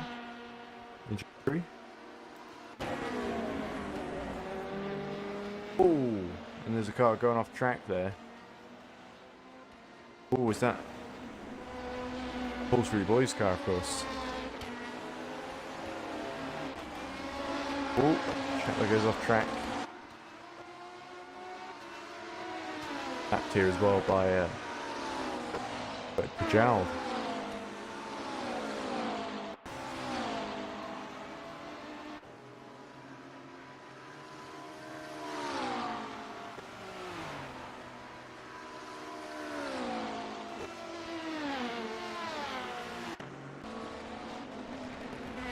Anyway, lovely golden sunset here in Georgia, Atlanta.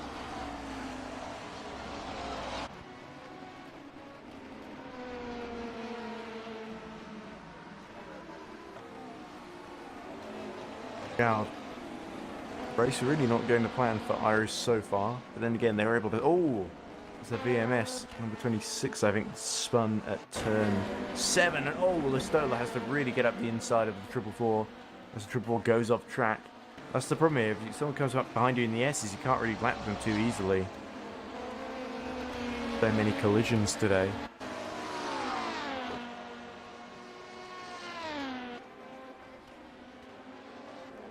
Ercan once again has closed in on 33 championship leader, of course. Rivera's fought really hard to hold on to that second place. Ercan could be the one that takes it from him. He's certainly closing.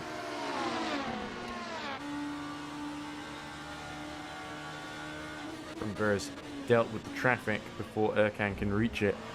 That's the crucial thing here.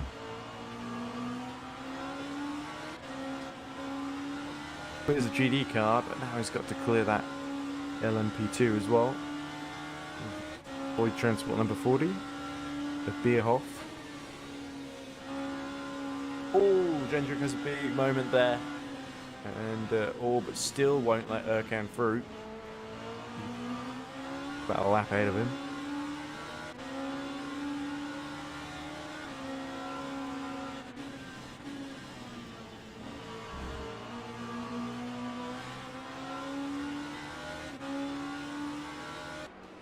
Or he's lost time to Primavera then. Traffic creating a sort of yin-yang yo-yo effect. Yin-yang.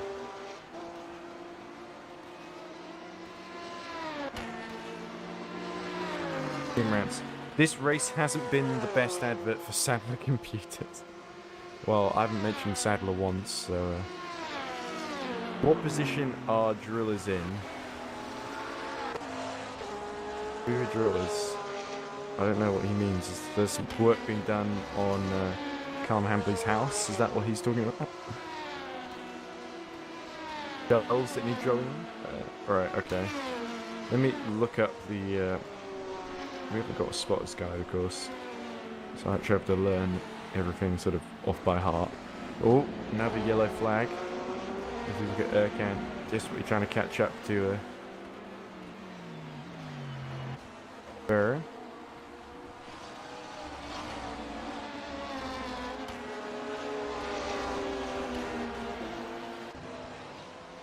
You're an LMP2 team.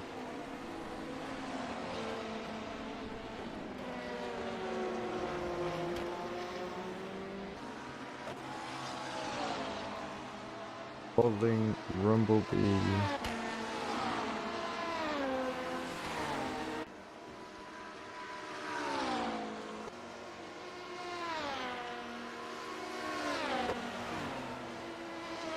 I don't know who drillers are supposed to be, but I don't really see them anyway. You have to be more specific than that, Callum. Oh, is drillers a driver, maybe?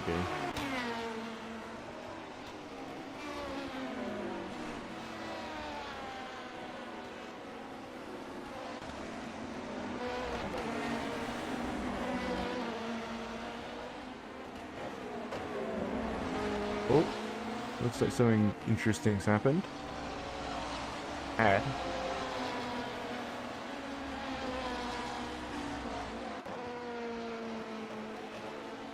Yeah, valets coming through the lap one another. Ercan.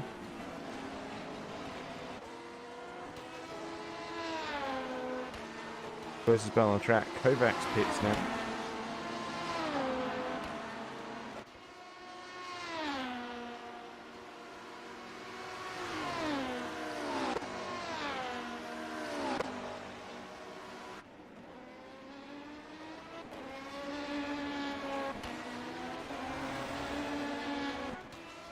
They're starting to pull away as Lewis now comes into the pits as well in GD3. another stint. I wonder if Eric Kamady might be in the car soon in Hunter Burt Simulation. Mia Rose has certainly pulled out an impressive lead over Adam Zagva, and it's continuing to grow ever so slightly.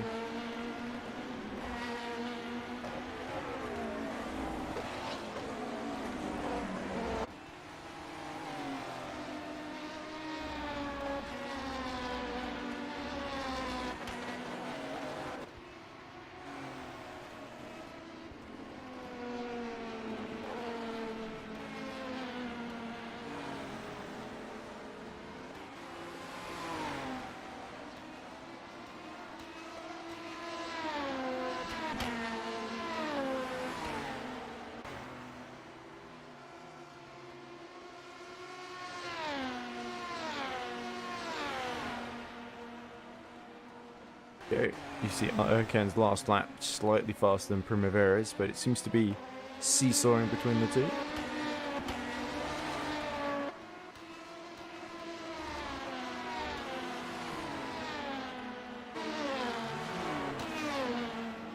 The Toff from the Paul Street Boys has gotten out into 6th now, ahead of Lewis.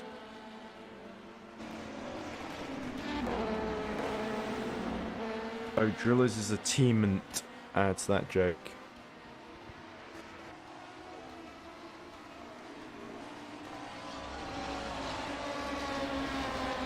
But I don't really know which team that is.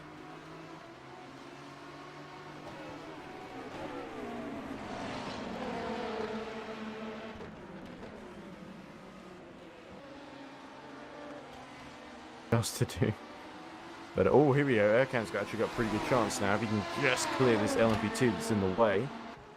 And he's going to go to the outside then.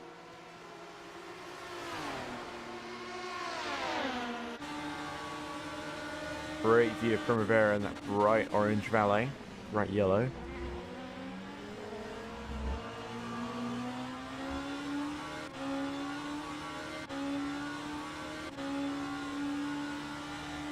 Billy Primavera is going to be vulnerable now in this next couple of laps, and that's when Ercan will strike. That second position away from Primavera. Unless Primavera decides to go do some of the strategy and pit now. Quite early in this stint. Goes.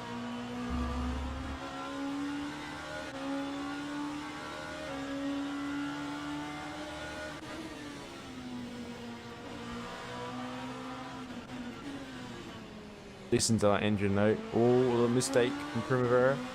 And now surely Ercan is going to get him. He's got the run he needs. Well into the slipstream.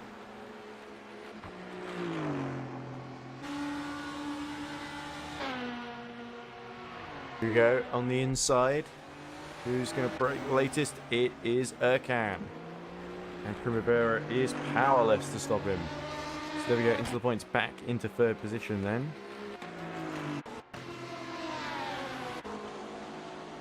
Here comes Silver Jofert on Adam Schattler. The 37 going for 9th position. Side by side they go, and it looks like Silver is going to be stuck on the outside. So this will be a tricky move if he can pull it off. He brakes really late. Oh, Adam Schattler is still there. And oh, we have to dive in, and oh, goes all wrong there. And now Mia Rose is trying to lap the both of them, which is not ideal for her. Yellow in sector 2.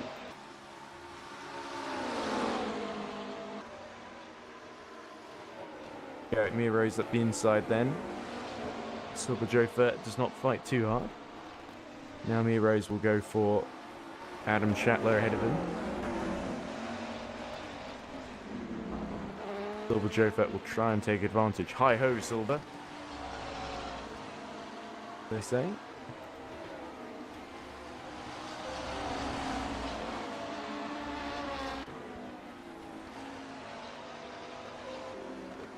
Go, Silver's still keeping right behind. They're going to sweep around the outside of Adam Schattler. Oh, they both come together and spin.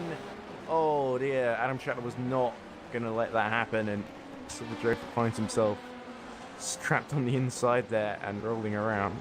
It's Just waiting for a gap, and he hits the AMR sign just for good measure there. Adam Schattler, though.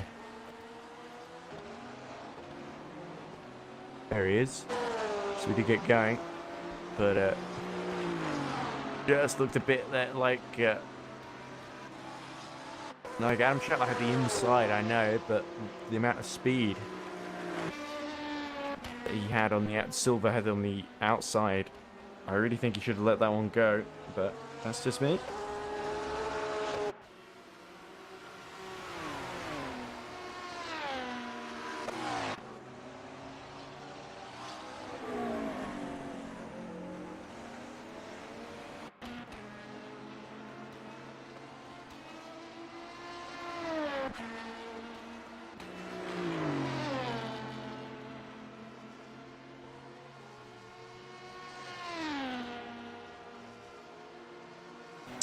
Here's Deniashenko still leading in LMP2. It's almost to the tune of almost 60 seconds now. Rose is leading Zagva by almost 50 seconds. Hatch leading Hives by a whole lap now as in comes Deniashenko. So Deniashenko will lose the lead to Erkan unless Erkan is coming in at the same time.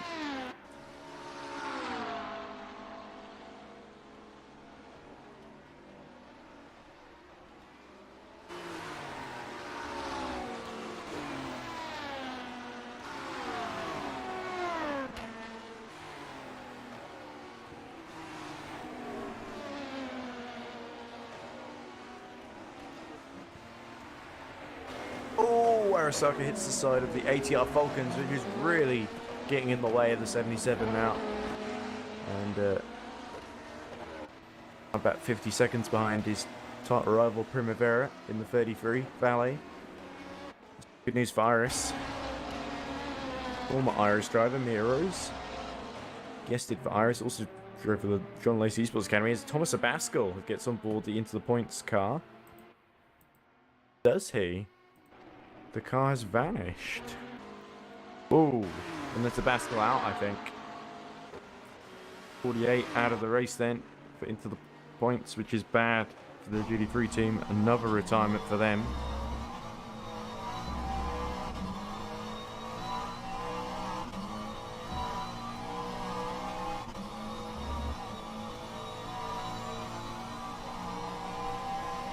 Prince sets a new best lap time of the race.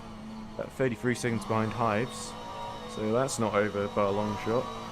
But they've definitely cleared Newton and Lastola, and are starting to pull away from them.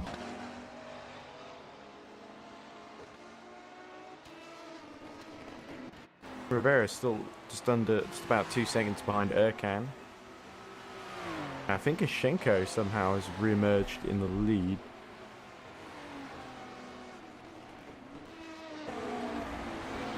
What to keep track of in this race as Hives dives into the pits. 22.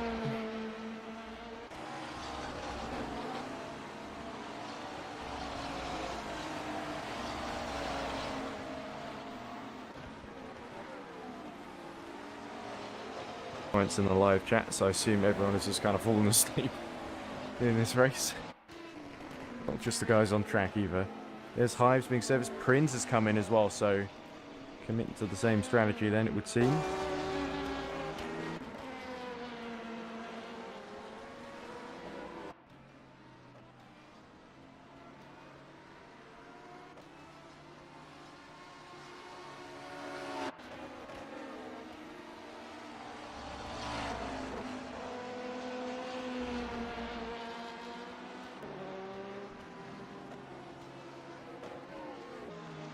Yeah, just the chat in EERC Discord is just cancerous. Says, oh, the Stola goes off at the S's.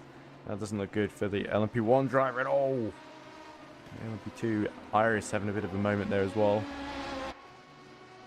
So Hives has emerged just about 7 seconds ahead of Newton. The 22 looks good to win this so far, if it can just keep catching Hatch, but the Ember 8 might just hold on, you never know. As Lastola rejoins the circuit at turn 5. Brins, though, is going to need to put in a monster effort here to help the 23 win this one.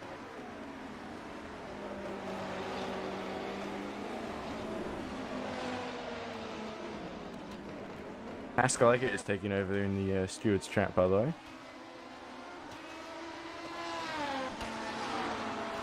There was a decision number 7, drive-through penalty for unique endurance racing number 89, erratic driving with severe damage. So there you go. Bintz gets back on board the 23, and now we're going to see some serious sparks fly. As is this Mia Rose lapping 3rd place? I think it could be. It's not a long lap here.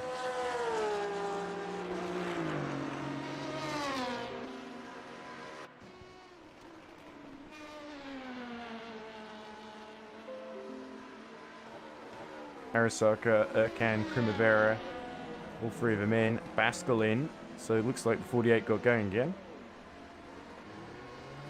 Stoller in for new tyres.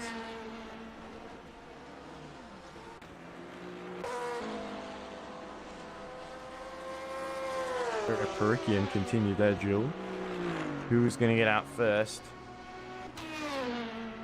There we go, continues to escape up the road. 99 now, so almost at lap 100 is Che Hatch. Marvellous job pretty much all day, really. Go. Out comes Erkan.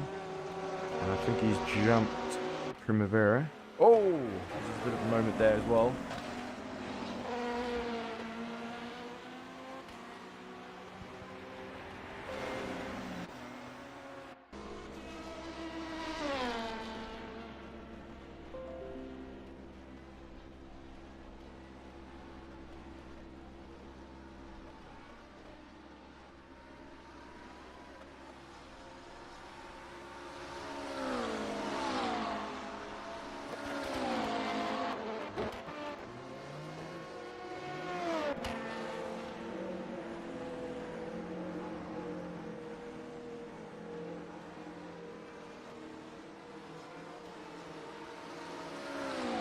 Primavera gets a penalty.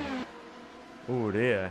That could be for speeding in the pit lane then, and that could be absolutely crucial to the 33's race and championship. Put them back into the clutches of the 77. And indeed the 21, which is still in this race, despite its issues. Only in the pits at the moment, about 3 seconds behind Jan Donze. It's going first. Oh, Primavera goes off track. Stakes creeping into Valley 33. Jesper Eriksson gets on board the 77. Close between Donze, Eriksson and Varconi as they now.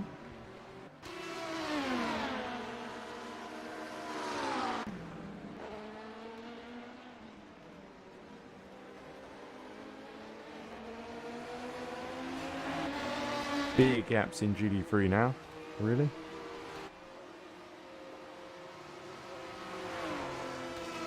Oh, focus kind of shifts to LMP2, if I'm being honest.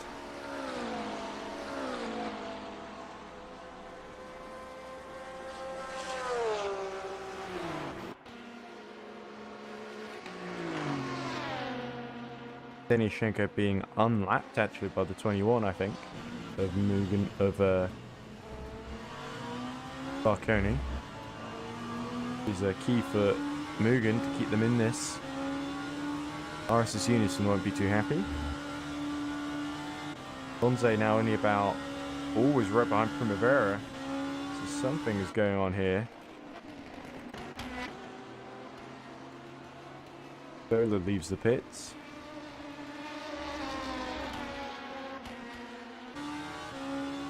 Right on board the Zurich Racing virtual team. Not actually. The sparks fly out the back of the Mugen LMP1. Primavera maybe made a mistake or something.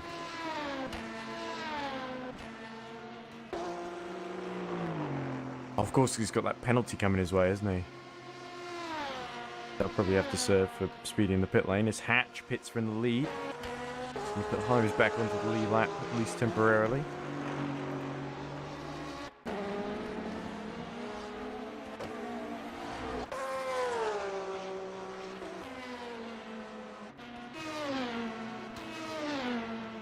They're starting to pull away from Donzet again.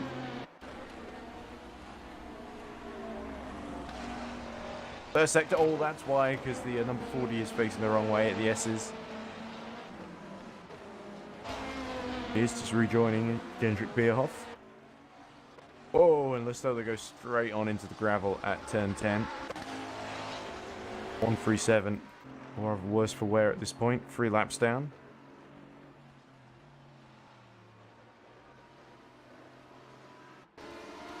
Needs to be serviced. Goes to Vesey back onto the lead lap then. Crucial for him.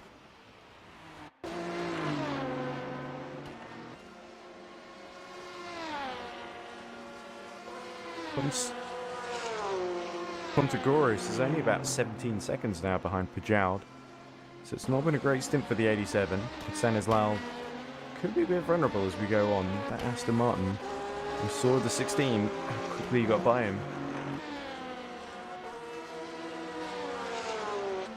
Jesper Eriksson is starting to put pressure upon Donze as well. Whoa! Christian Lewis has a big spin at the S's. The ATR Falcons driver collects himself and gets going again.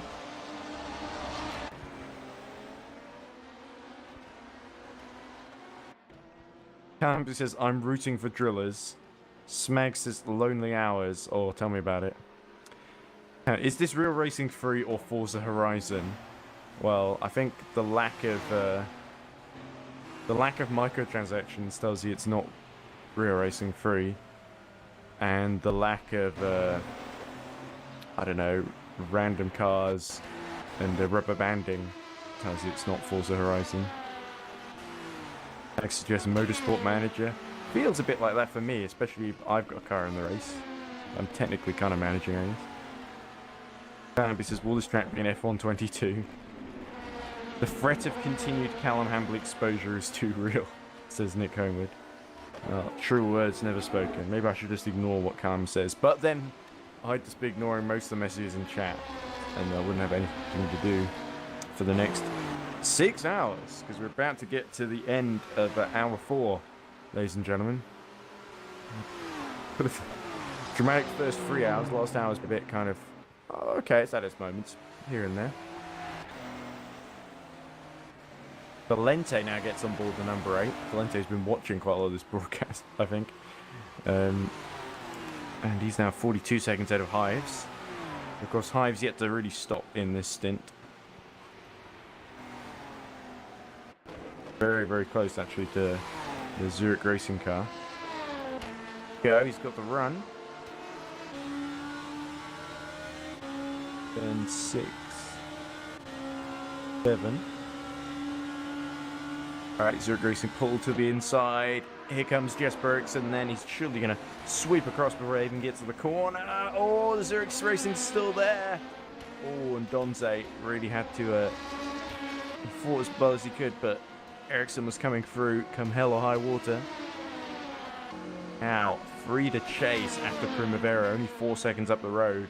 Game on for Irish 77. And here, them and the 33 are going to have a massive duel for the championship now, and not just the rest of this race, but for the rest of this season, it would seem. Barconi, also, let's not forget, only about 4 seconds down the road, 4 or 5 seconds down the road as well, behind Donze. Here he is.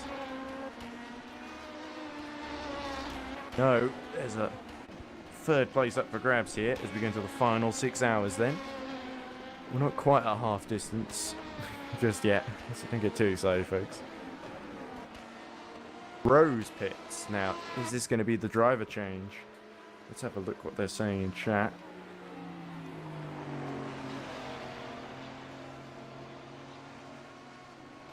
They're saying things.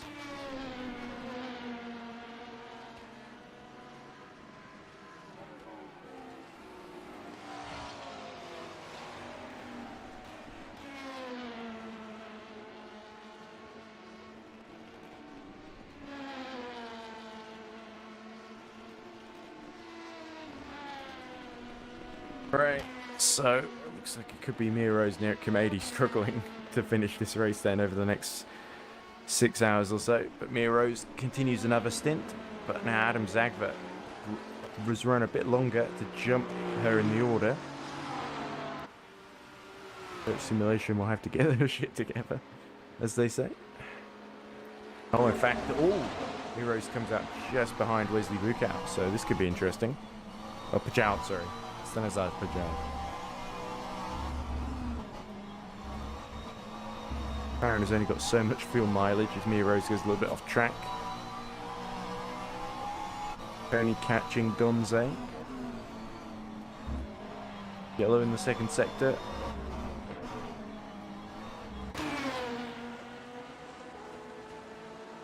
This should be pretty straightforward then. Rose on fresh tyres. Past Stanislav Pajoud, but we'll see.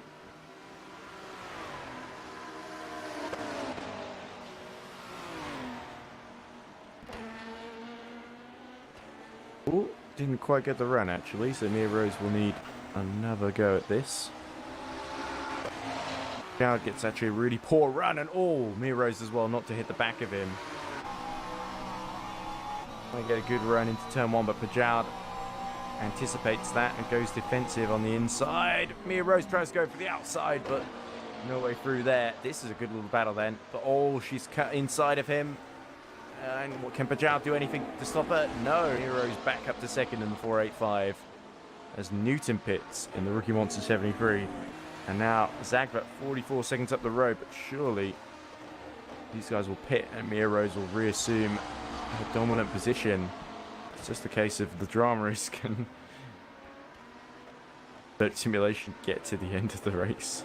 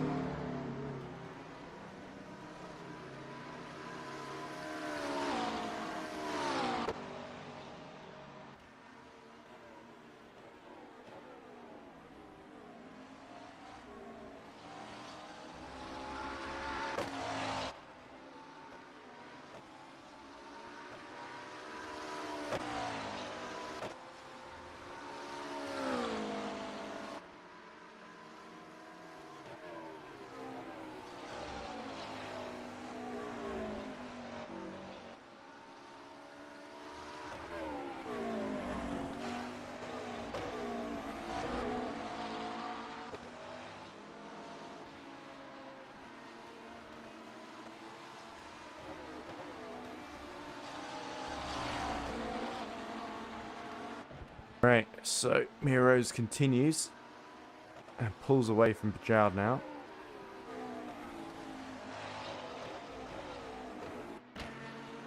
Just the sparks at the back of the car that I think the track are like. Bint now has climbed up to third, but is about 74 seconds behind Hives now.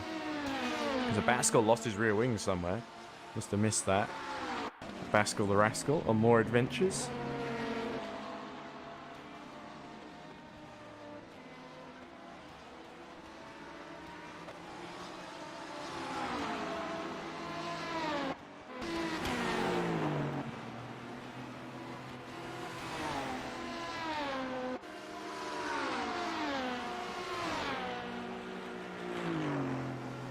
Your best lap time, GV Rose 1:17.7. So Mia Rose is going to catch Adam Zagva eventually, whether he pits or not, it would seem, as Valente. Great to see Alessandro Valente. So we've got 200 simulation drivers that could potentially win this thing. Teams, Mia Rose, of course, full out 100 simulation, and Valente for Iris. Got an LMP2R. Not got Tobias at the moment, so 77 crew of his who are trying to win the championship. As Chris Davis exits the pit lane.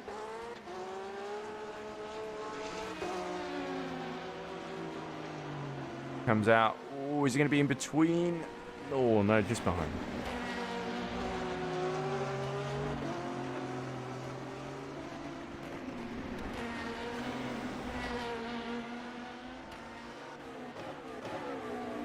realised I should probably download some video files while this race is going up, because you know what the life of an editor is like. You never stop editing. There's more stuff to edit. Just gotta keep filming it. Let's go, baby. Oh, Perez hits, and Mia Rose gets another 2 tenths out of her best lap time, 1:17.583. Masterful driving by Mia Rose. And she's got the gap. She's taken 2 seconds out of Adam Zagler on that last lap.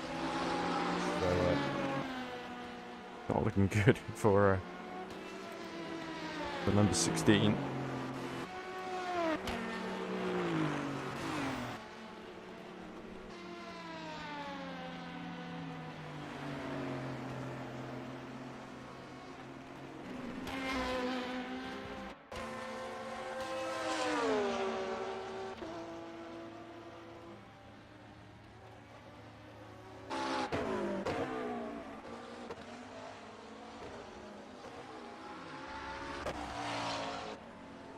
There's Lewis in the pits then, along with Zagva in the lead, more importantly.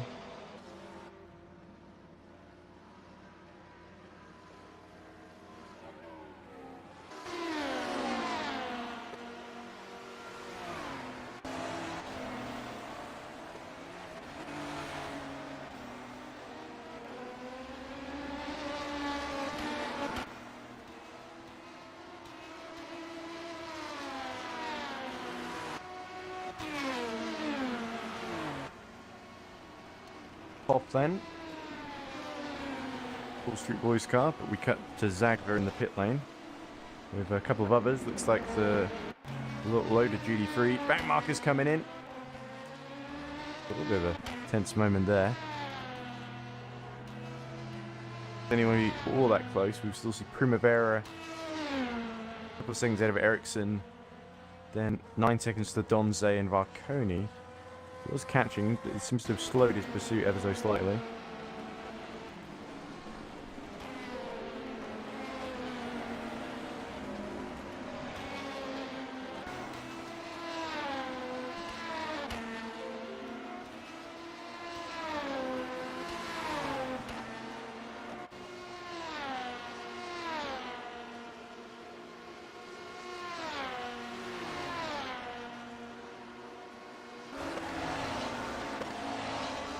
Benjik gets back on board the number 16 then.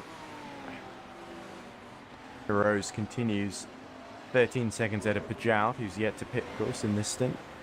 Oh, as Toff goes off in the Wall Street Boys car.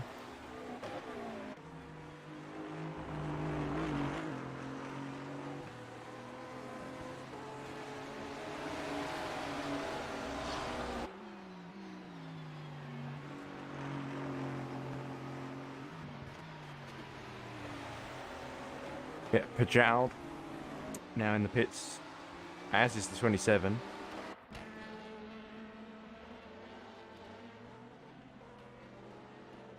I sound a bit exhausted, it's because it's been a long day and still got 5 hours, 50 minutes to go. Shall we have a look at the steward's decision chat? Steward's decision chat, sorry. Shouldn't slow your words like a drunk. Whoa! Chris Davis, had the rear wing almost block his vision there, so the 969 binned it at the first corner, going in backwards, like a hedge, like going for a hedge backwards, I guess. And the steering looks very, very bent indeed. So Chris Davis could be in trouble as Varconi's starting to catch the 42 of Donze. A lot of trouble here.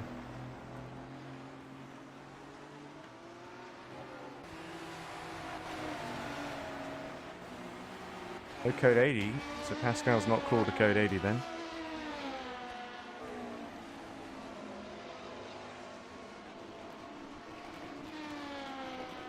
Closest battle on track, of course.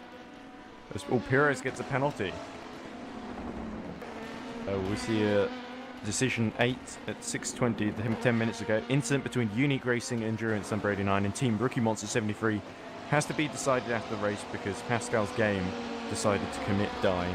So it feels like all the R52 games are just heating up in this heat and can't take the... Oh, there we go. Varconi through then, as I'm mumbling on, past Donze. Good move there out of the exit turn 5 once again. Oh, but here comes Chris Davis. I believe they all avoid him as he tries in vain to get back to the pits. He will get back to the pits at least, but not in a timely manner. Rose now leads Benchik by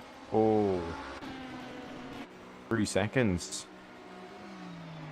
Benchik, it's a Rose and Benchik 1-2, which is great for women in sim racing.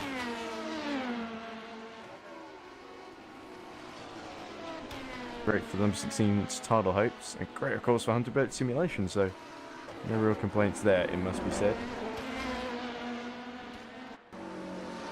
Comes Perez to serve that penalty, I guess.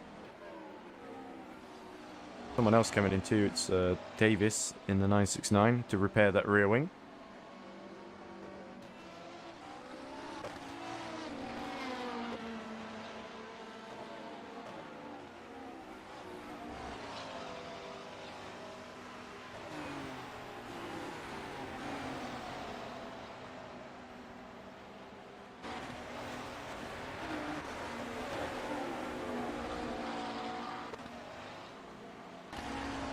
Three championship contenders are now sort of within about 16 seconds together on track. That'd be Primavera in the 33, Ericsson the 77, and Barconi in the 21, which is certainly a turn up.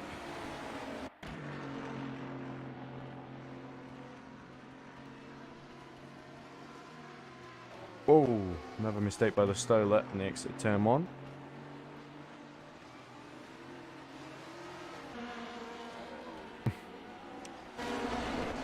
I think Emily Carson saying, is that Emily Carson talking? Poke? I can't remember who that is. Lack of microtransactions, and then she talks about the R-Factor 2 DLC model, which I guess is true, but it's not quite as bad as Real Racing 3's microtransaction, where literally they set all these special events and you can't progress unless you pay. There's certain points where they sort of limit your progression, or you have to grind a lot, and I mean I can do it, but you know most people won't.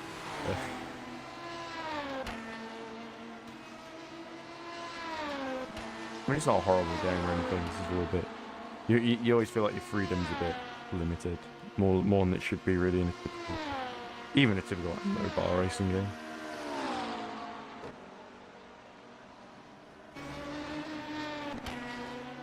There's some things I like about it. You know, the game engine's a bit old and long in the tooth. Something nice. AI kind of sucks.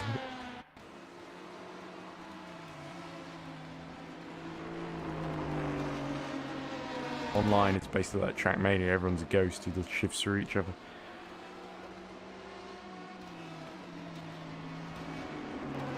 Contagurus, 14 seconds down. Oh, Smaggersgale. It's James Smaggersgale in trouble again for ATR Falcons. Oh. Somehow Smaggersgale is running in Sigfin class ahead of Joe Furt. Only by about 2 seconds, of course. As looks like Ericsson is starting to catch Primavera. Valente. Goffart is starting to catch Smaggersgale. Sooner rather than later, actually.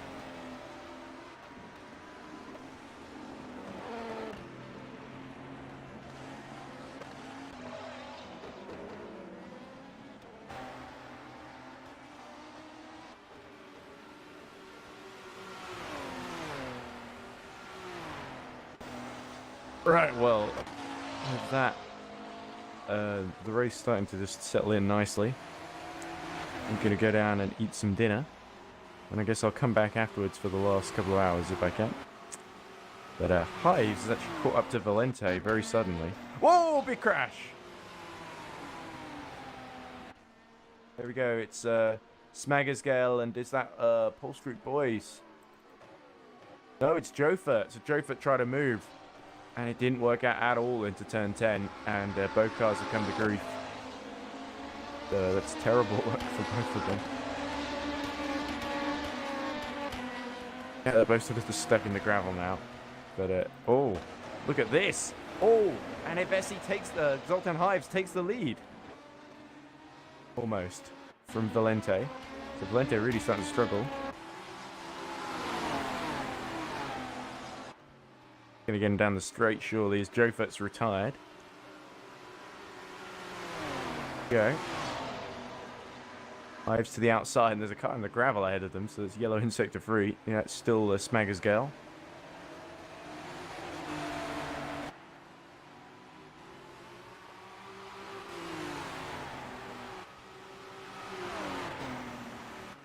See what happens here, because this could be absolutely crucial. Mugen caught number 8 before leaving it to like halfway through the race. Very impressive actually by Mugen. Not leading the championship by accident, that's for sure. Under a huge amount of pressure, so... Oh, around the outside, it goes Hives, and Valente steered well clear of that. So there we go. Mugen 22 takes the lead with 5 hours 42 minutes to go.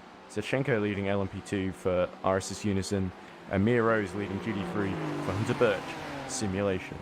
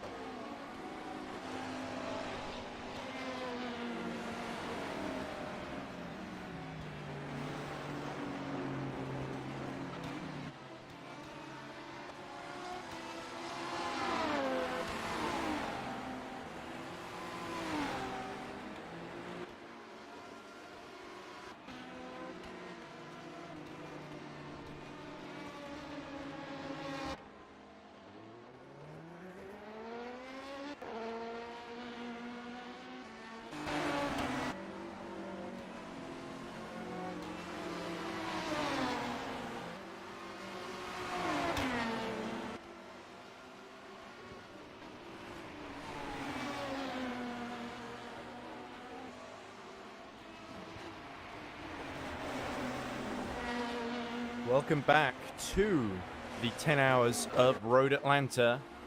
We have 5 hours left in the race, and we see a battle for the lead here as Valente retires in RS number 8. That's a big shame for him. Looks like Nick Conan in the 444 is also in trouble, as Mia Rose pits from the lead in GD3. Could this be the handover happening? But Jansen Bintz is right behind Zoltan Hives.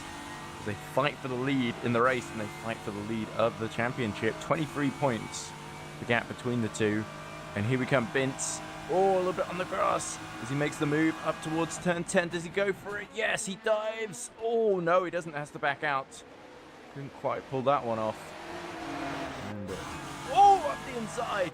And he's just about made it. That was brave in the extreme by Jansen Bintz at the just going through turn 11 there.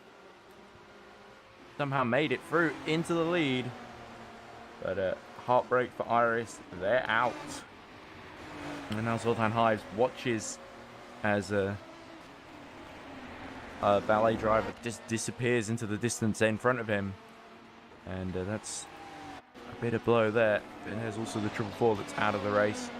And it looks like Mia Rose. There we go. Eric Kamadi gets on board the 485. He wasn't being too confident in practice, but Mia Rose has done a superb job. There we go. Timur Benchik gets through. Just about a couple of seconds ahead then. So we should keep an eye on that little battle. We've only got 4 LMP1s left in the race. But here we go. Eric Kamadi's got a 3.7 second gap to make up. He's got to bed in quickly in this 485. Number 27 just behind. Doris. Hopefully Eric Kamadi can start to make inroads on Benchik, or at least set consistent pace.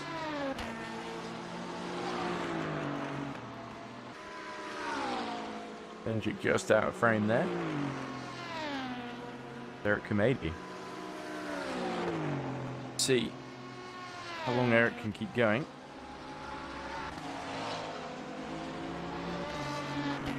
If Mia Rose might be up for an interview.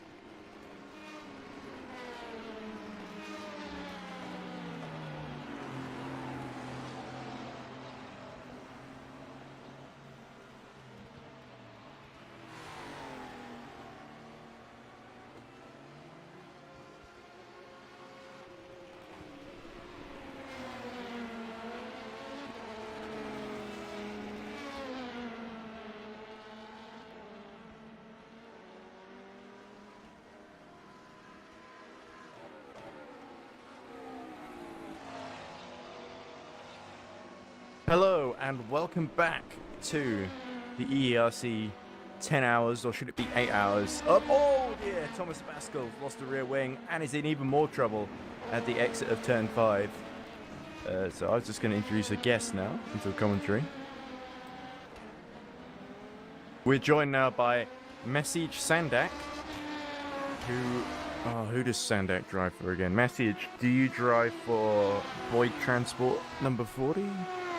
Or is it one of the other teams you drive for? I'm probably wrong on that. I've got a terrible memory of who drives where.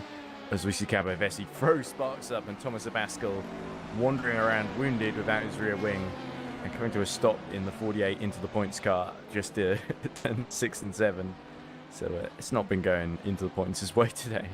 At least not in GT3. In LMP2 they're still running second.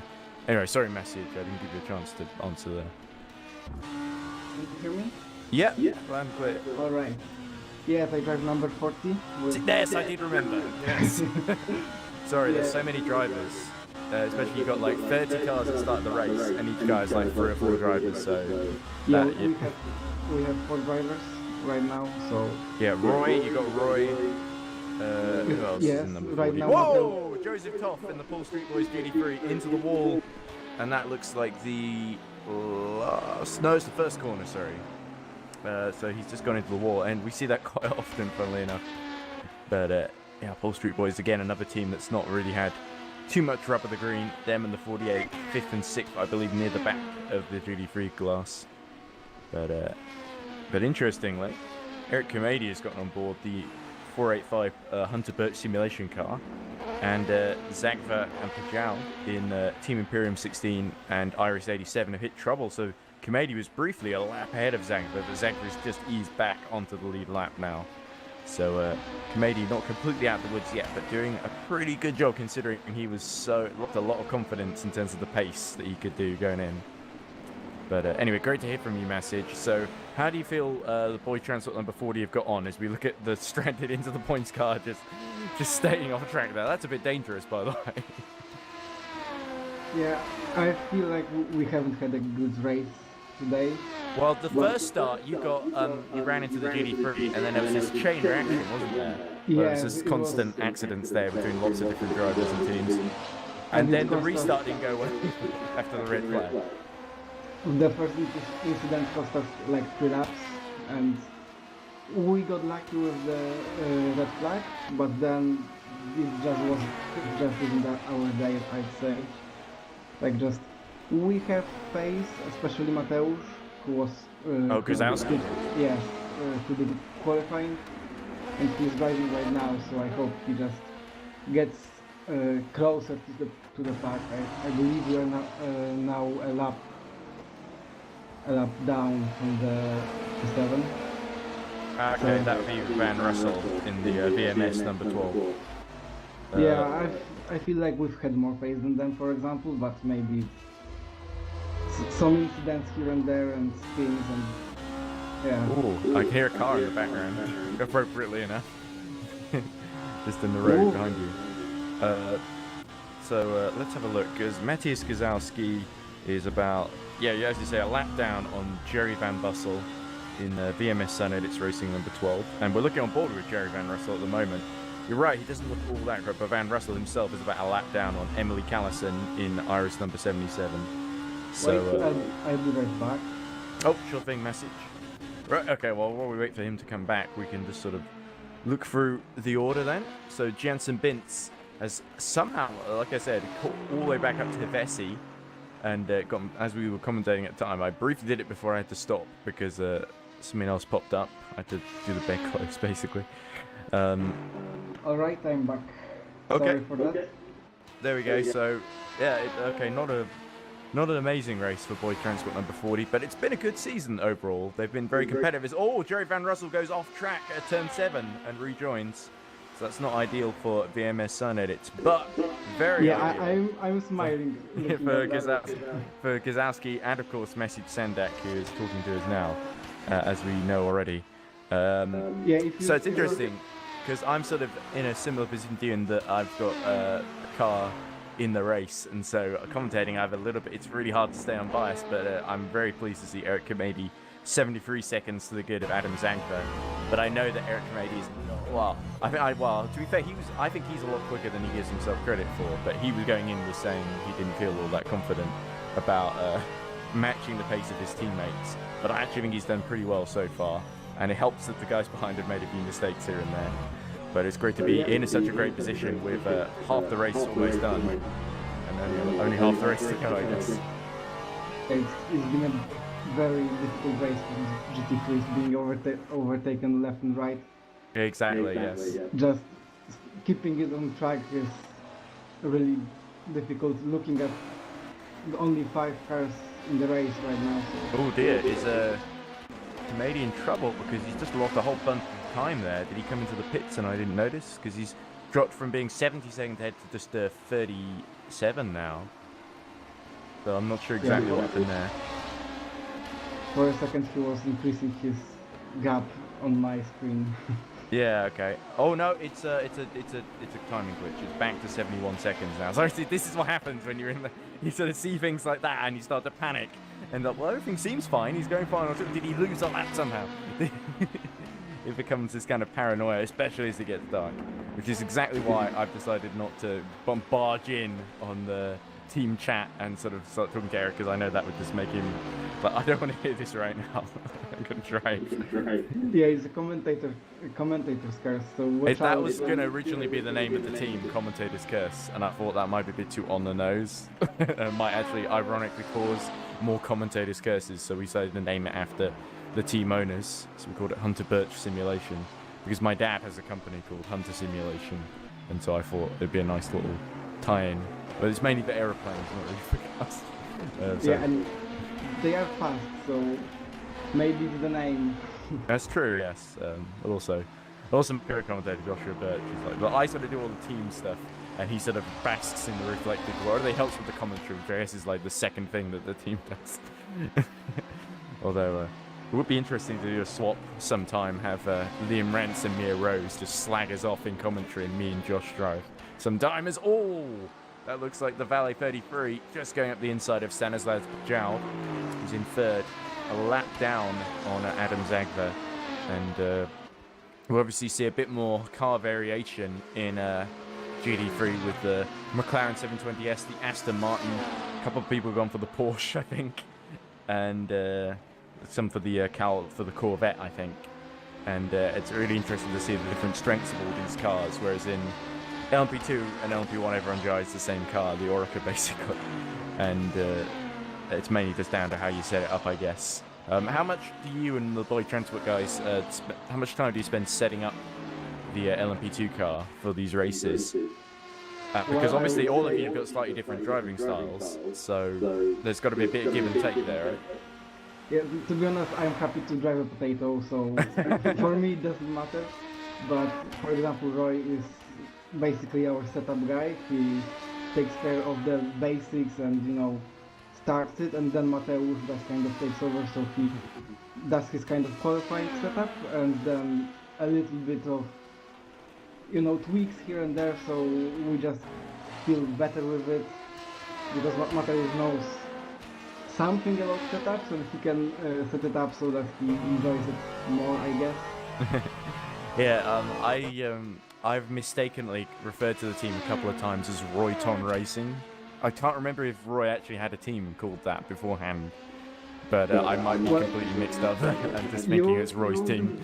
You wouldn't be far off. He's really taking care of everything, so Yes. he's the guy.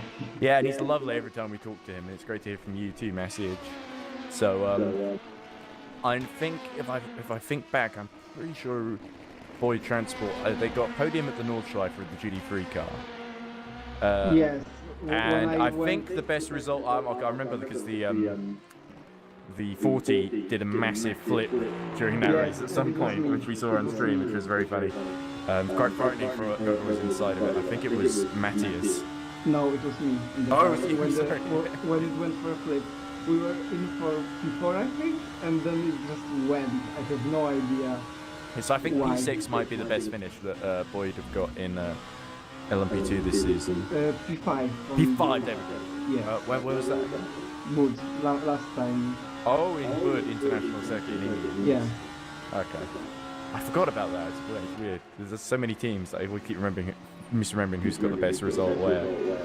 But it's great to see Boyd Transport because it feels like a team that's really, I don't want to say come out of nowhere, but they've really learned a lot in a very, very short time and become definitely of the sort of best of the rest teams, because you certainly in LMP2 you've got Valet, Iris and Mugen all fighting each other for the championship at the moment, and then you've got the likes of Bodling Motorsport into the points, and now we've got to say Boyd Transport as well, so that's really great. And a couple other teams in that mix as well. It's always really, really competitive in LMP2, and I suppose that's the most fun class, isn't it? Because that's where we've got so many different teams that can potentially just about get fifth, third, fourth and fifth basically if things go their way in a race. Yeah, if it's carnage, then everyone can get a podium in my opinion. Also, Catalonia, so the first race of the season, was our first ever endurance race. Ooh, we're seeing Callistola getting stuck at, that looks like the S's or turn 1 certainly. It's going to be dark, so it's a bit hard to tell. That's turn 1, there we go. So Callistola just went straight on at turn 1 and had to sort of reverse out, which is not great for him at running last in LMP1. There you are. Well, there's Mateus, sorry. Alright, I think I will have to go soon because I'm driving right after Mateo. Fair enough. But it was great to hear from you, Message. Best of luck. There's still a lap to catch up to Van Rassel, but I'm sure you guys can do it and at least get to the end, and that would be great to see. And talk to you again afterwards to see if any interesting things happened in the last 4.5 hours. Yeah, I'll join you, so... Well, it's great to have the company. I appreciate it. Thank you for having me. So best of luck. Enjoy the race. Yes, and I'm glad it wasn't you who was criticising me for going away to eat dinner, basically. I think it might have been a bit jokey and not meant seriously. I did commentating the whole race on my own as, 969 of Davis is really looking like the steering is really horribly bent there. But anyway, Massey, thanks for joining us, and I'll let you get back to the Boyd Transport garage now. Alright, thank you, bye. Cheers. Right, okay. So let's have a look at Chris Davis, if we can. See if the steering is okay. Looks a little wobbly, but he's just letting the BMS car through. Here we go, onto the main straight there.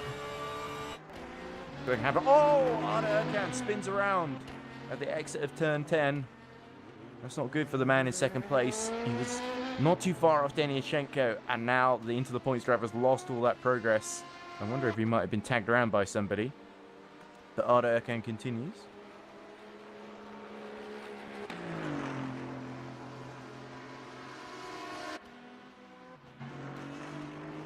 Barconi, of course, in third, only about 30 seconds down, and then Kiss about 30 seconds down behind him. So, certainly looks like it's turning into Valet versus Mugen in the terms of the championship battle. The 77 sort of starting to drop out, not really catching up to the 42. Jan Donze has done an absolutely brilliant job in the 42 to keep the 77 behind, because Emily Callison is no slouch, that's for sure. And that's 3 female drivers in this race, of course. Mia Rose, Tamir Benjic, and Emily Callison, of course. So great to see them all competitive, and especially great to see them running 1-2 actually in the form of their teammates Kamedi and Adam Zagva at the wheel at the moment. And I believe Zagva slowly starting to catch. He's about 58 seconds behind Eric Kamedi. So there's Eric just being lapped on track by Gabo Hivesi into the S's. So Kamedi could be in a little bit of trouble in the next hour or so if Zagva continues to close in. Hopefully he'll be able to manage the gap, and of course Adam Zagva will have to switch over at some point as well. Carl Lewis just squeezes in and laps Cal Listola.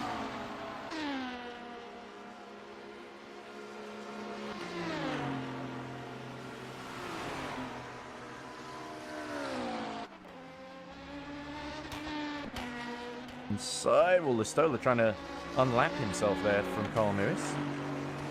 It was unexpected. I suppose it shouldn't be. It's Cal Listola we're talking about here.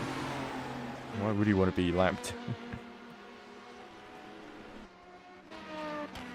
Ooh. Lap the number 16. And Listola goes off track and just about gets back on. And into the wall he goes.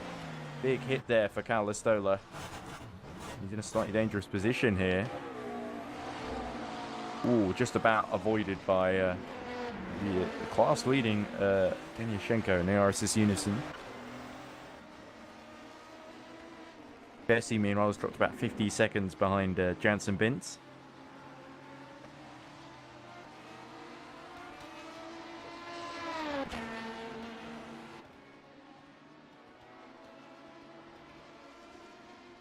Let's have a look at what's been said in chat. Soto says, I am hungry. Any deliveries? Yes, DJ Rhett says it's a new Roy didn't have a team before. I think I just misremembered the name of Boyd Transport Racing, and I think I referred to it as Roy Ton Racing. Although, if Boyd Transport falls through, that would be a good backup name for Roy to use for his team. But he does quite a lot of Boyd Transport. I think if you go back to Nordschleifer at one point, I call them Roy Ton Racing. But that was a long 4 hours. Of course, a very long track. Erkan has got things under control. The gap 32 seconds now. So he's sort of stopped losing time a bit to Varconi. Sort of now in a holding pattern for these last 4 hours. Going to be quite a slog. It's going to be quite a while before anything particularly overexciting happens. Let's have a look at how Zagva is getting on in his pursuit of Eric Kamedi. Last lap by Eric was 1:21.3. Adam Zagva 1:19.3. So yeah, 3 seconds faster. And oh, that's why Eric Kamedi spins at the first corner and has to get going again. So no wonder Eric Kamedi's starting to lose time here.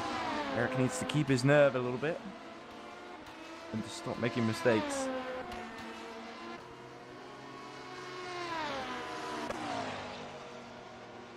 Eric just spun the rears up, wasn't anything too bad. Still in the lead of the race by 34 seconds. The pressure will certainly be on him. And Eric just needs to calm down and focus on his own race, I think. Don't worry too much if Zagva catches him.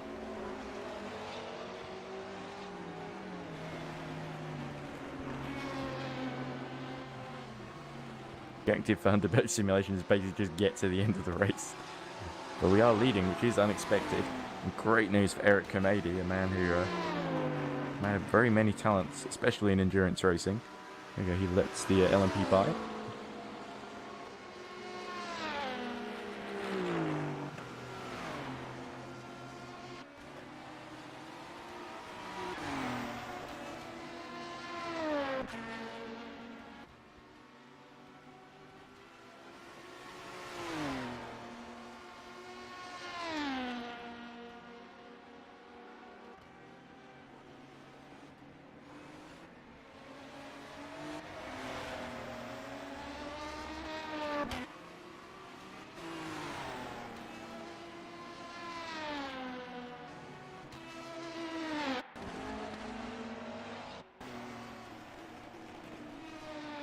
And there's Eric into the pits then. I think Zagva's going to come through to take the lead then. So there we go, lead change in GD3. As Eric Kamedi puts on some new tyres.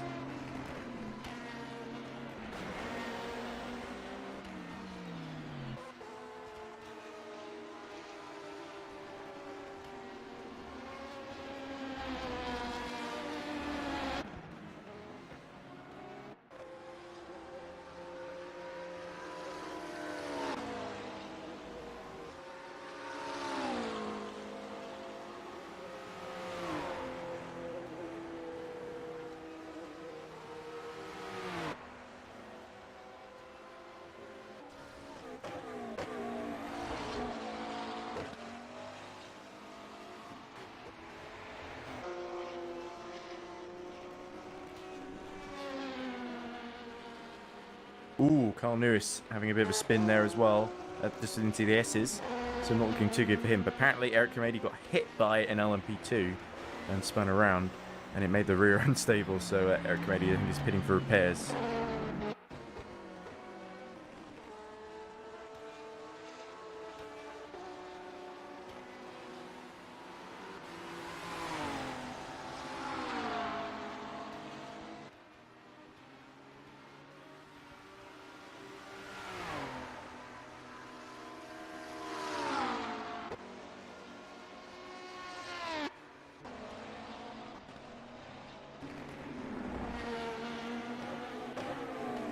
Anyway, Eddie back on track.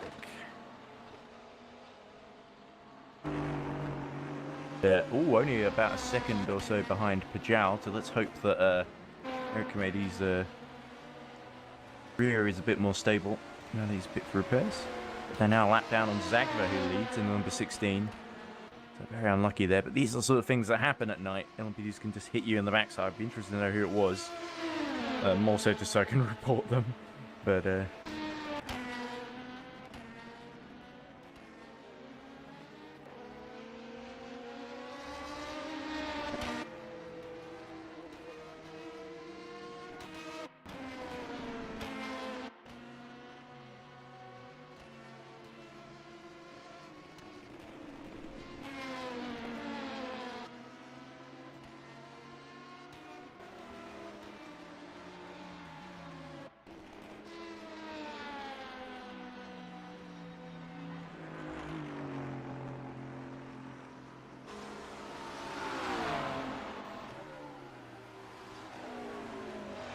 anyway, there's Ivesi. He's caught up a few seconds to Bince. As newest Listola, Callison in the 77, they all pit too. Closest battle really is Kamedi versus Pajal for second. Eric, I think, was a little bit upset about throwing away the lead there, but I said to him, basically just said to him, we're still on for a podium here. And no need to panic. I think he's actually done a very good job, all things considered. Better than I think he assumed he would going in. And often when you might have two really strong drivers and the third one might be a little bit unsure. But as long as he can lap really consistently, then maybe that can make up often for not being able to set outright fastest laps. But there, Adam Zagva, pretty happy, I think, to be in the lead. But of course, he could just as easily get taken out by LMP2 if he's not careful, or if the LMP2 rather isn't careful. Either way, really.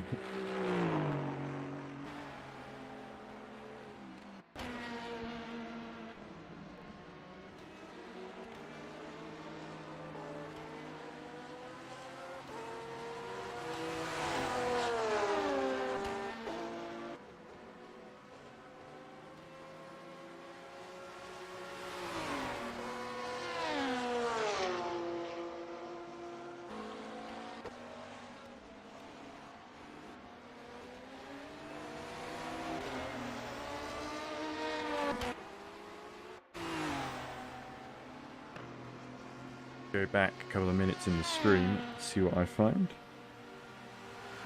Oh, DJ Rhett is actually right on. Sorry, I didn't realise.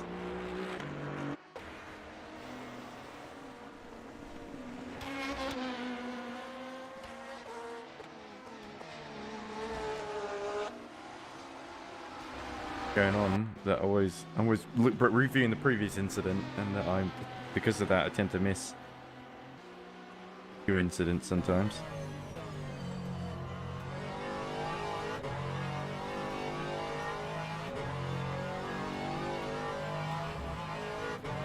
Adolphs, 48 seconds behind Kumedi. Kumedi's keeping pace with Pajad at the moment.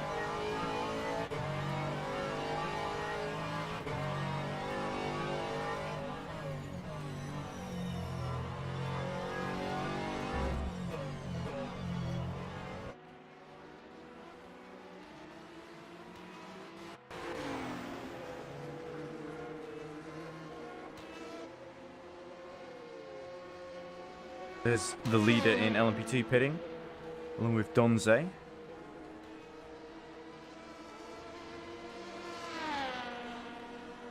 Boff also in the Paul Street Boys. GD3 has come in.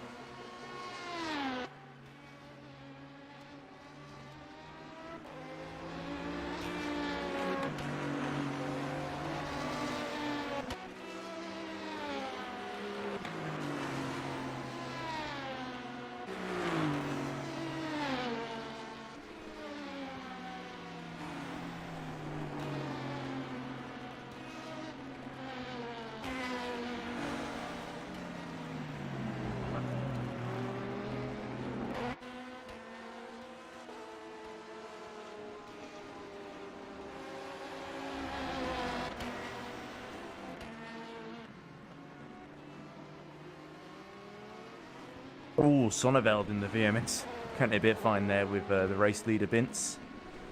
But incredibly, 23, which remember was a couple of laps down actually at one point after the second restart. Has now fallen, well, it's risen actually, rather, to about almost 50 seconds ahead of Vivesi. Vivesi is still a threat, of course, we can't rule him out.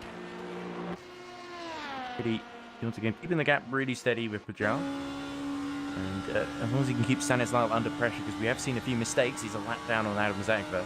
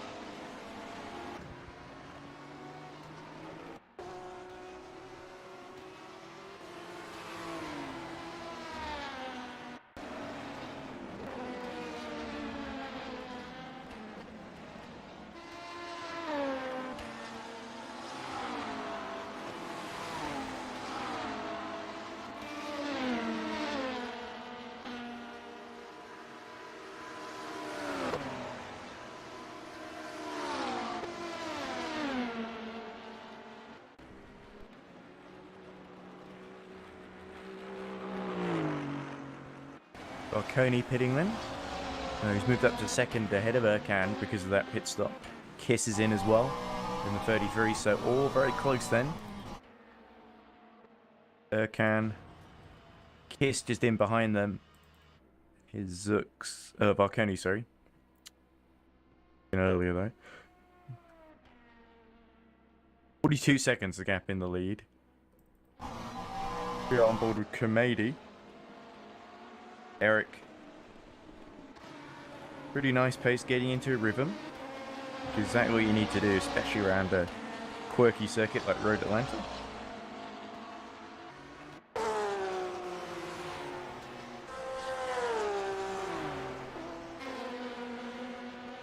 Good decision, chat. Incident involving Into the Points Racing 46 and reading. This is from 8 PM, so it's quite recent. Into Points number 46 and reading game 27. Warning for Into the Points 46, unsafe lapping. Maybe don't report incidents where you chop across the nose of a GT.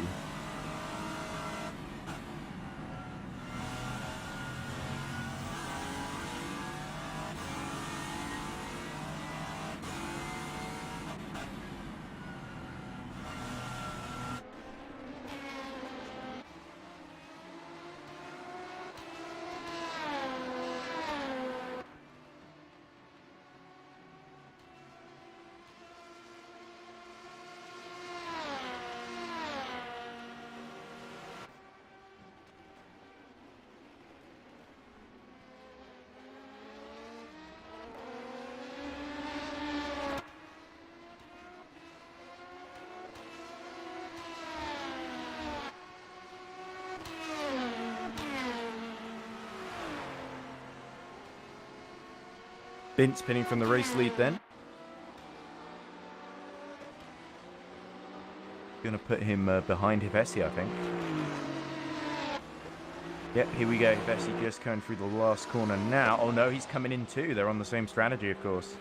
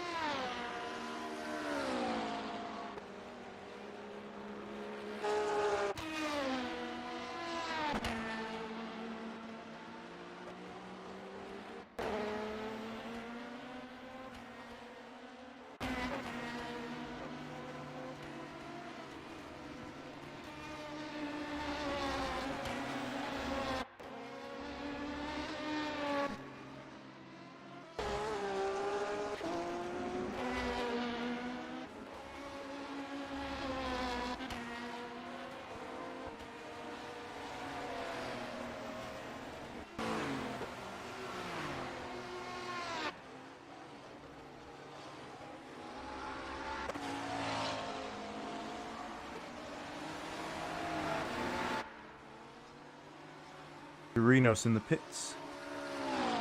Bessie leads Binz by 10 seconds now. Gumedi still roughly with Pajard, about 5 seconds behind, so he's lost 2 seconds over the recent history. That's not too bad over a huge stint. Always about to set the tyre screens light. It's about just being a consistent job. Often in endurance races, if you just keep going, you never know what might happen. Agro, of course, knows that pretty well at this point.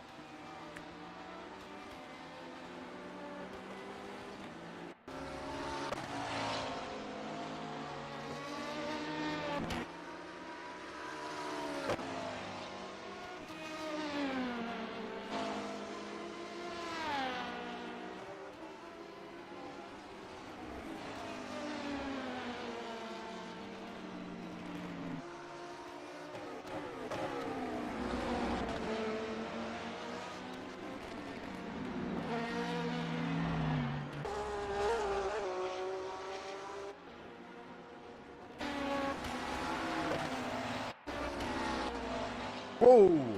Rafael Mayer in the Zurich Racing 42, which was doing so well, has gone backwards into the barrier at the S's. And Mayer looks very stationary there, down in 6th position. So that could potentially allow Sonneveld and the Boyd Transport car it through. There is House Sonneveld just coming through now, and there's Mayer stationary. Will he try and get back to the pits, or will that be a code 80?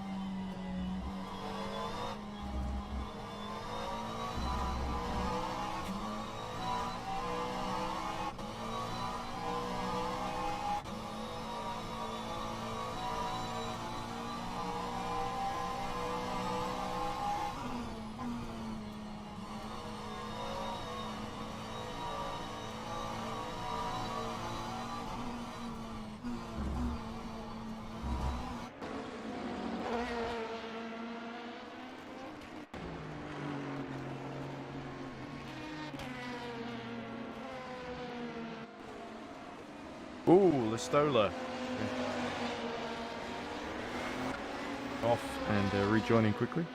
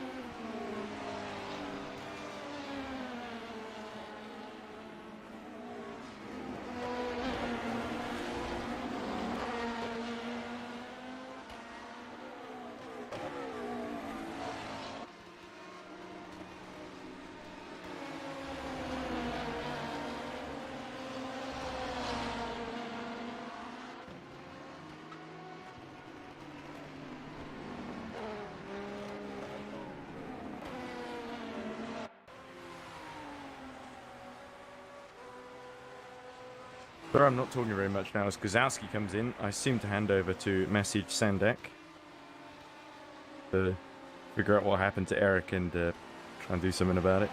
Ooh.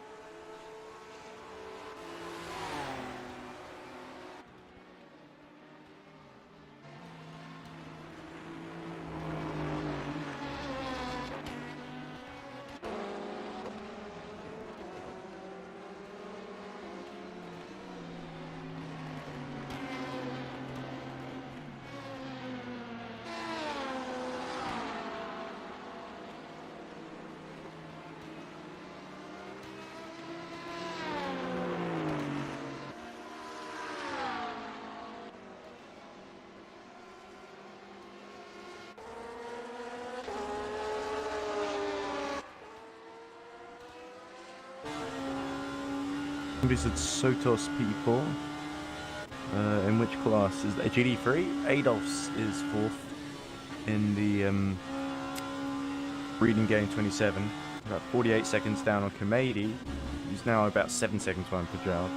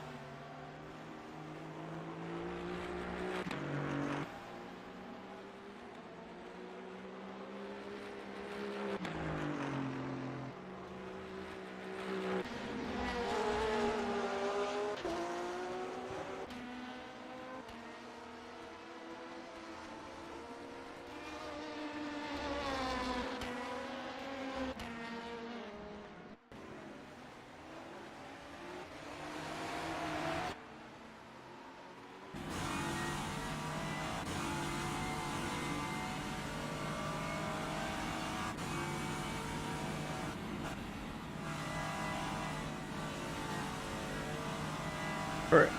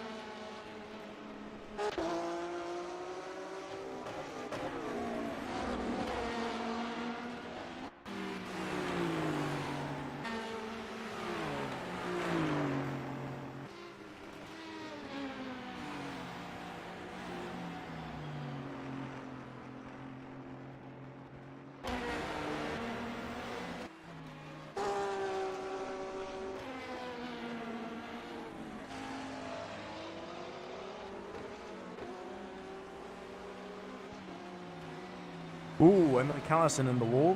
Oh, I've been distracted. A whole lot of people to talk to at the moment, so... Emily Callison in the 77, hitting trouble. A lap down then on the lead, on the Coloxai actually in front of her. Really not good for Emily.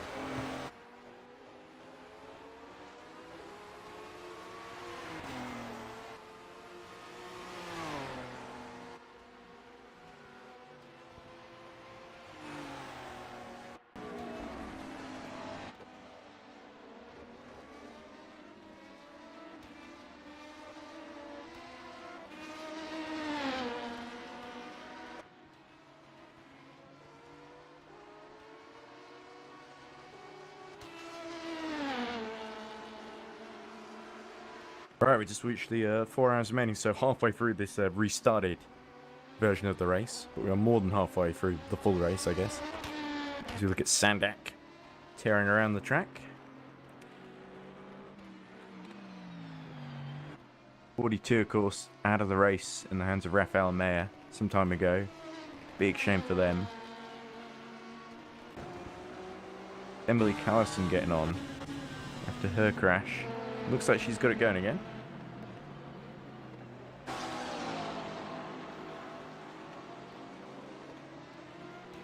Oh, somebody apparently wants to join. Oh, it's Gazowski from another Boyd Transport driver. Okay, let's bring him in. We're now joined by another driver from Boyd Transport Racing number 40, which is Matthias Gazowski. Matthias, are you there? Hello, everyone. Wow, so a pretty good stint there, and we just heard Messiage's verdict on the race so far. What about you? How's it been from your stints in the car? For me, it was a really clean stint. I didn't really have to fight with anyone because I was like 3 laps down and 1 lap ahead. Because my stint was really like peaceful. I would just keep my head down and try to make up the ground because there was some time lost, but previous drivers that drove this car, and apart from that, it was really great because I had no troubles. Yeah, and now the car's back in the top 7, so it just pops up on our on-screen graphic then. You're lapped down on House Sonneveld in the VMS number 12, the Sun Edits car. Do you think you can catch them before the end? Or do you think they might be a bit too far ahead? It's hard to get back on the lead lap when when there's someone's a lap ahead, because you have to overtake them twice, essentially. The track is really short, but I don't think so if this is possible unless they crash. Oh, we've seen it happen before. Happened to one of my guys, or he was leading in GD3 actually, and he was convinced that he'd been hit in the back by an LMP2, but I asked 2 people now who've looked at the replay, and apparently they didn't see that if it did happen. So it might be that my driver got a little bit confused there, but it's always it's one of those things where if you spin around, you might think, oh, someone nudged me, and sort of. I think it's natural racing driver instinct when you make a mistake to, think, oh, it can't be my fault, something must have happened. So I don't think there's anything wrong with that, but. I know that feeling because when you crash, you always blame everyone else because you don't really believe that it's your fault, but as soon as you see the replay, you might think that, oh, it was maybe it was my fault. And I also had a tough start to this race today because I started P7, I think I was P6 later, and on lap 8 during at the end of sector 1 a GT3 car spun around and it was sideways on the track. Yes, we saw the aftermath of that. Basically, you hit it, and then there was this chain reaction, like all the other teams hit it as well. It was almost just as well the race got restarted after that. As Eric Romani has a little spin. I don't know if this was this because it was lap 8. Okay, was this in the restarted race then? It's a bit hard to keep track because we did 2 hours. It was right at the beginning, the first 2 hours. It was, yes. The very beginning of the race. Yes, that was definitely the big crash where there were multiple teams involved. Because it was you and that GD3. Actually, I was really sad after that because I was hoping for a good result. And after that crash, front suspension was broken completely. I had nowhere to go because he popped up suddenly and I could only crash into him. And pit stop took like 280 seconds and I was 4 laps down on everyone else. And I was only driving just to finish. And this red flag actually helped us a lot because we lost all of that gap. Indeed, so it was really helpful. Yeah, we were about 3 laps down when the red flag happened, and then about an hour later we were in the lead as Callisto that has another off in the 137 at the S's, has to get going quickly because he's going to be in the line of fire in that LMP1 if he's not careful. But he does get going, and it's actually right in the runoff there. So he was actually okay. As looks like Jensen Bintz is caught right up to the lead and up the end. Oh no, that's not him. That's the VMS car. There, just in front of him, is Gabba Hibesi, who he's been fighting with pretty much the 22 and the 23. They've been fighting pretty much all season and certainly all race. And it's been a bit back and forth between. But Jansen Bintz and the 23 crew have had tremendous pace in this race, and that's really made the difference for them. So, do you have any kind of stake in any kind of prediction on who's going to win in LMP1 in this race, or do you just like watching the fight whenever it's not around your car, basically? I didn't really look at them because for me it's really, really confusing on who is who when there are like 3 drivers in each car. But I think, they're like 1 second close to each other, so I don't really know. I don't want to guess. But anyway, yeah, it's definitely very close and very exciting at the moment. And Binz had a little think into turn 6, but has to wait for. I think he has to wait for turn 10 now and wait for the end of this long straight. Have you ever had issues with lapping cars or being lapped by the LMP1s? I guess there's not so many LMP1s left in the race now, but not really. I think there are very little LMP1 cars, and they are quite good drivers, so there is no problem with that. They're very, very because high level. I know that there's always faster cars Look responsibility. at this, the LMP2's really holding up Gabor Hevesi here. And that allows Binz to get right on the back of him as they go all the way around the outside of the 33 LMP2 Valet. And the fight continues then. Wow, sorry. I keep interrupting, but things keep happening. No, don't worry. I'm watching the stream, but I have kind of delay, I think. That's why I was surprised by your reaction. What I wanted to say is that when you lap a slower car, it's more about cooperation. Because, you know, even if you go side by side, you don't have to yield, you don't have to let them go because he's in a faster car anyway, but it's somewhat better to back off and just let him go and not lose any more time. So, especially on such a short track with a lot of twists and turns. Yes, exactly. The only place you can really easily lap someone is down this long back straight, as we see Binz setting himself up. Probably not this lap, the next lap he might make another attack if he can see if he can find Gabor Hevesi making a mistake, being held up by someone, and that could create an opportunity for him to get through. And it was interesting listening to Masic because he said that Roy obviously does a lot of the hard, not just the hard work, but a lot of the organisational work at the Boyd Transport team. And he says that you're the big, the man with the amazing qualifying pace, and that helped the tweaks the setup just a little bit. It's off track goes Gabor Hevesi in the S's, and he rejoins right in front of Jensen Binz, and he's going to be on the blow. He's going to be asking Mugen to get him out of the way because he cut the corner and kept his position. Would not have done that if he had stayed on the track, but we'll have to see what happens then, because it's going to get very personal between these two because they're fighting for the overall championship in the top class. So Valet really want to win this one because it could be free on the bounce, and Hevesi's a little bit out of sync at the moment. We'll probably have to pit quite soon, but he's certainly trying a different strategy, and Jensen Binz wants to clear him as soon as possible. As we see some traffic just ahead of them now, and Gabor Hevesi barges into the side of the class-leading Denny Yashenko, and that allows Jensen Binz through. So there we go. The mistake happened from Mugen. It felt a bit desperate there. They're trying to make sure they didn't get held up later on by the RSS Unison car, and it just didn't work out there. As here we go, more lap traffic, which could allow Hevesi to close back in, and he's got to lap Eric Kamedi and your car, the Boyd Transport car now as well. So Jensen Binz will not want to be stuck behind the back of the Boyd Transport machine for too long, as Sandak has to really manage this carefully now, can really decide the lead of this thing. And here comes Hevesi then, still right behind actually the Valet, although you've got to think now that Binz is in the lead, it's going to be very difficult to catch him again unless some kind of intervention happens. It always surprises me how they manage to stay so close to each other for almost the whole race. Like, it's less than 1 second. Look at LMP2, it's the guy who is second here is one lap down. Yeah, indeed, yeah. And it always surprises me. Yeah, with so few cars, it's a good thing that some of them are close together, isn't it, from an entertainment perspective, as Hevesi really struggling to lap, actually, and losing a bit of time behind the...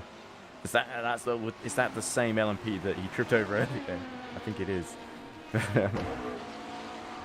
There we go. The gap now 1.5 seconds. And I think Kiss is the next closest gap on track. Him and Arda Erkan fighting for second LMP2. But anyway, is there anything you want to talk about, Matthias, now since you're here? About the track, or about maybe how the season's gone so far for Boyd Transport? Well, our season was quite tough, to be honest. Only because but it's a new team, though, as well. Yes, and we are making a lot of unnecessary mistakes. Well, that's I what don't new really teams know tend why. to do. As a new team owner, I can assure you it's quite common. I always do my best to provide a good result, but as you know, shit happens. If it is Yeah, bad. well, don't worry. I think most of the kids have gone to bed by now, or about to in the UK at least. So hopefully, none of them heard you. I Swear wonder how, because I think that I'm driving at a good pace. I think I'm fast, and then suddenly I'm 3 laps down on leader. Yeah, I don't know exactly. how It can that change happened. very, very quickly, especially at a pretty short circuit like this by endurance standards. As we see Emily Callison actually she got a penalty not too long ago after her. And she had a little incident. She might have sped in the pit lane. I'm not sure exactly what the reason is for the penalty, but if I see it, I will read it out on stream. Nothing in the stewards chat, so it's probably an in-game infraction. So yeah, just over 3.5 hours left in the race. Then, God, it's going to be a hard slog in commentary, but I know it's going to be even harder for the drivers. So who's going to try and take it home to the end of the race then? Is it going to be Roy or yourself, Matthias? I have already finished my driving because Okay. I have done my 4 stints, but if any emergency situation happens, I am ready to get in. But it will be Maciej, who just started his first stint, and he'll be doing 2. Then will be Roy and Jendrik. And then Sandek will be finishing the race. Oh, that's very good for that's the plan. Maciej. Hopefully, we're hoping to interview Maciej once he crosses the line and hear what he has to say. But I'm thinking like you've got someone to take over. I've been commenting on my own. And Callison goes off at the same place as he was when I talked to your teammate Maciej earlier. So Cal not having a great race in LMP1. I think it's fair to say this is making a lot of mistakes. And like you say, it's so easy to have one mistake that just spirals into a kind of negative cycle where you just keep hemorrhaging time to the cars around you and it ends up destroying your race. Often it's better just to not have great pace, but to just keep it out of. Oh. Yeah, Sorry, that's what we're talking about, but I have delay on stream, and that's. Oh, you I just saw that. Cal go off. Did you? Cal go off? Yes. But it's actually really dangerous T1. I was really scared to push there. Yeah, we actually saw quite a few incidents there in the touring car race as well. Those are a lot less powerful cars than even the GTs. So, but it was quite fun. But luckily, we had a lot of success in the touring cars though, because Mia Rose and Liam Rance both won, and both of them have great stints actually. Well, Mia Rose especially, although Liam Rance qualified really well. Was doing well until he basically messed up at the S's, hit the wall and lost to a tyre, which was embarrassing. And but they've since sort of got the race together and they're still running in a pretty creditable third, which isn't bad for your first race in the category as a team. So we'll have to see how that pans out. If we can emulate what you guys did at the Nordschleife, I think we'll be very happy. But I think the main aim is just to get to the end, as with most endurance races. Nordschleife was fun. Nordschleife was a lot of fun for me. Oh, getting very busy in the pit lane here. In comes Lastola, Callison. After serving a penalty, I think she's coming again to be serviced, and Sonneveld is in too. So yeah, lots happening now. But anyway, so with the number 40, it's running in 7th position, about a lap down on House Sonneveld in the number 12 VMS Sun Edits car. Do you think you can catch them before the end? Is that the aim? Or do you think it might be a bit too far away? I already answered that question, but... You did, yes, sorry. I've a terrible memory and I've been commentating for way too long as Ben Sporos arrives backwards at the S's and has to go onto the track to get out of people's line. Almost hits the 27. Oh, and almost gets hit by the 46 of Arda Erkan. But yeah, all good. Sorry about that. I think if he doesn't crash, then not. It won't. Unless he crashes, it's not possible. Because it's just too much time to gain, and it's hard to say, but I don't think so. I've got some good news for the number 40, is that the number 77 has Jesper Eriksson's just gotten on board, and he's gotten another penalty, I assume, for maybe speeding in the pit lane. But he's certainly looking a bit annoyed about it. But there we go. Eriksson just fallen to 8th after his pit stop. And it looks like and the driver change as well, because I think Callison was in beforehand.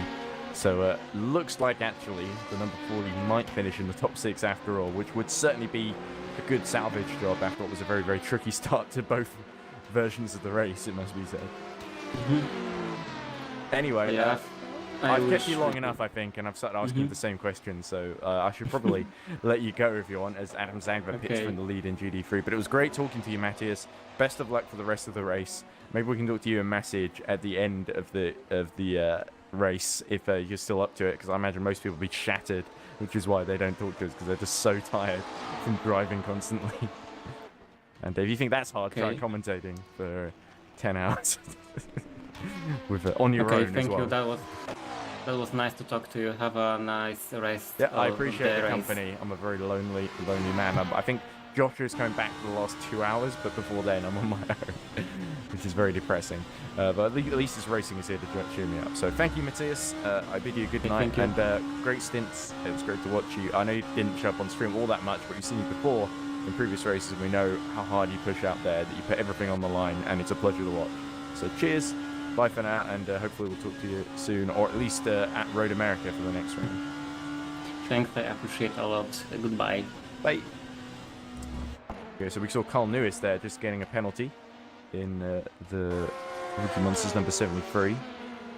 As his Sarkis 5.9 seconds down on Arda Erkan, so could potentially catch before the end of this stint. It's all a bit of a knife edge in the podium fight in LMP2 between Erkan, Kiss, Koloksai.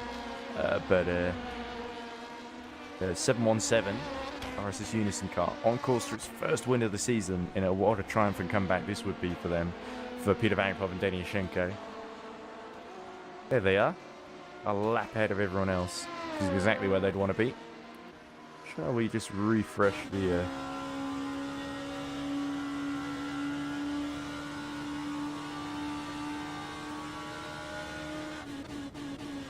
Right, we can actually, but we'll see.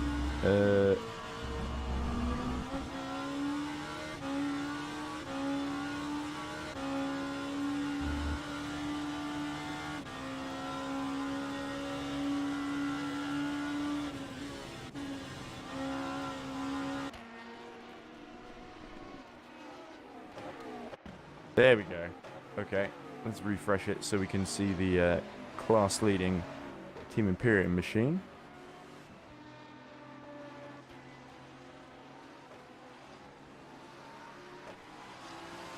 There we go. Leading Pajal by 10 seconds now, so it's pretty actually close in the GD3 between the top three, all things considered. Comedy only 21 seconds down, despite the issues he's run into in his stint, as Adolf in the 27 pits. It will be interesting to Tom Dillon and the Reading Game team's thoughts on how the race has gone. But I assume Tom Dillon is having a break.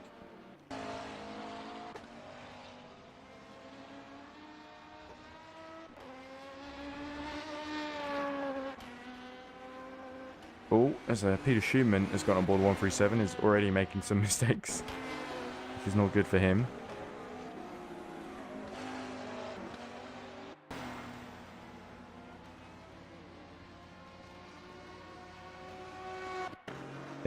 Soto says, anyone in the chat? And the answer is no. I guess it's just me then.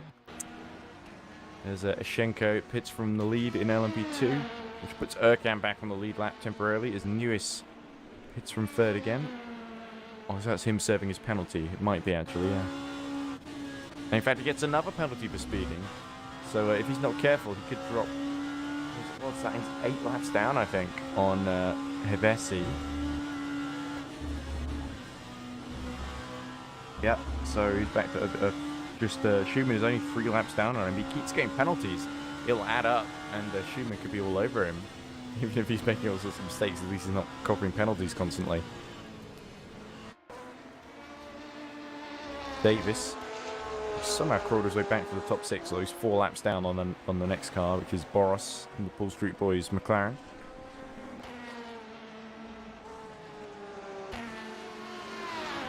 There's Eric Kamady. Still hanging on in there, in third. Would be amazing to get a podium, even though he'll be disappointed to the car went off while leading, as the Pajal also goes off. and cut a significant part of the track before rejoining. Stake there from the 87. The 87 and the 16 are sort of in that personal championship battle now. And now with Kamedi sort of a little bit too far back to really challenge either of them. Could really turn into quite a fight between Benjik and Pajal. Because Pajal has slowly been catching her.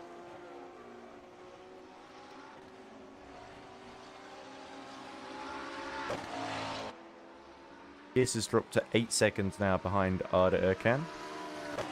But that's not really turning into too close a fight, unfortunately, in this hour. Got 3 hours to go, so it's only 1.5 hours to wait until Joshua Birch will hopefully come back. We might come earlier if long qualifying ends up being a total washout. We'll see.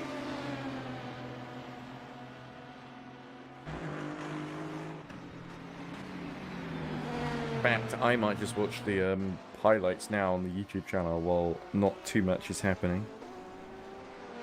Anyone will particularly hold that against me. Nick says he's here. Okay. Jeffolo says, every time I switch onto the stream, the grid order is completely different than to the last time round. Oh, who's Jeffolo? I know who this is.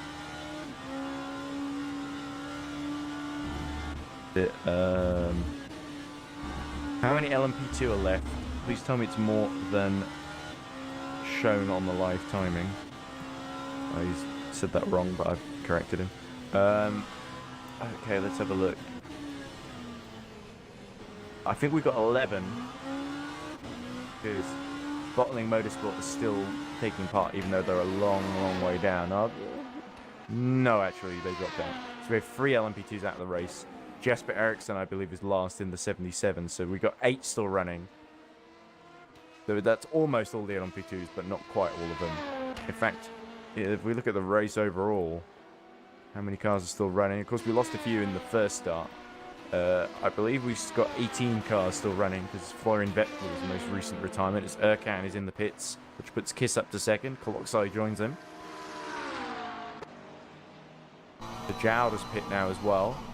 So that plays to the advantage of Kamedi. And before... There we go. Pajal comes to a stop. And Kamedi's about 10 seconds down and catching. Here's Erkan. He leaves the pit lane. There we go. Eric Kamedi backed up to second. There we go. Josh Birch had just started his round 9 qualifying watch along of Formula 1 at Canadian Grand Prix qualifying. Erkan rejoins the field in third. Bessie's dropped to 15 seconds behind Jansen Bintz.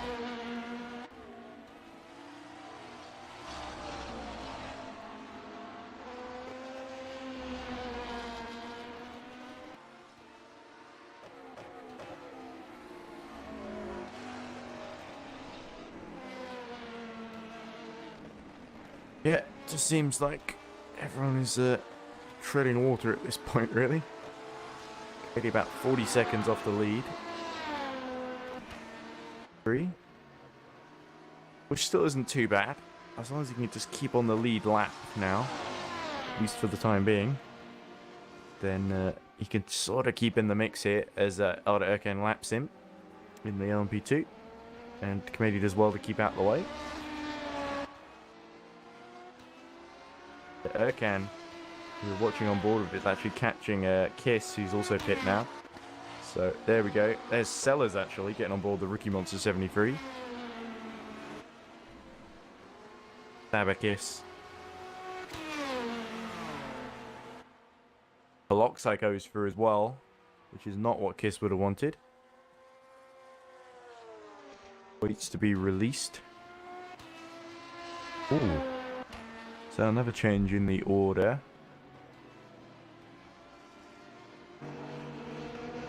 There we go. Chirinos has dropped to 8th and last in the 26th, and the 77 is back up into the top 7 then. A couple of changes in the LMP2 order. Bessie has lost a lot of time now He's 21 seconds behind Vince. Sparks flying out of that thing in the night. Certainly entertaining to watch, but looks like the race is slipping away just a little bit from Mugen at this point, with only 3.5 hours left to go. Always, you need to bring your A game when you're fighting against giants. Oh, a little mistake there from Hibesi. It won't cost them too much time, but it will hurt them down the straight as Kamedi has to let the race leader Bince through.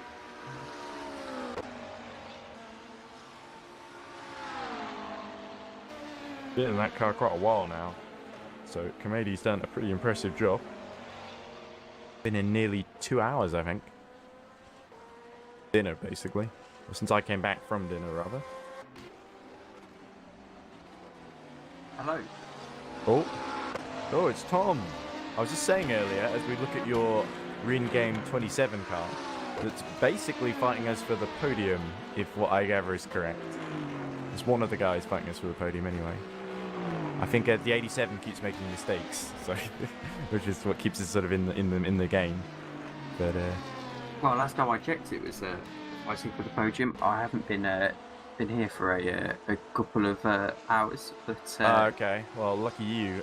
I don't have anyone to hand over to in this commentary, so I sort of. Well, there was a bit after dinner where I had a longer dinner break than I really needed. I did a little bit when I saw, Hibesi and Bince were fighting for the lead with Bince Boros. Oh, and the rear wing parts company as he hits the wall on the back straight. So Boros has got that very wrong indeed. Yeah, now could be in a quite dangerous position as he has to negotiate the final few corners. Rear wingless with no drag to keep his car glued to the floor and stable through the corners. So that could be quite a problem. I think the issue is, at the moment, is everyone's a little bit tight. Of course, we were delayed that half an hour at the red flag. Oh, Eric Kamedi off track. That's not good for me in the 100-bit simulation car. But he gets going again. And after Eric, there was a moment where Eric, he thought he'd been hit by an LMP2 car and spun. And it seems like he might have actually been hit. But there were two incidents, which is what's confusing about it. Because he seemed to get hit by an LMP2. He seemed to think he got hit by an LMP2 car, and it made this reel unstable, and he had to come into pit for repairs.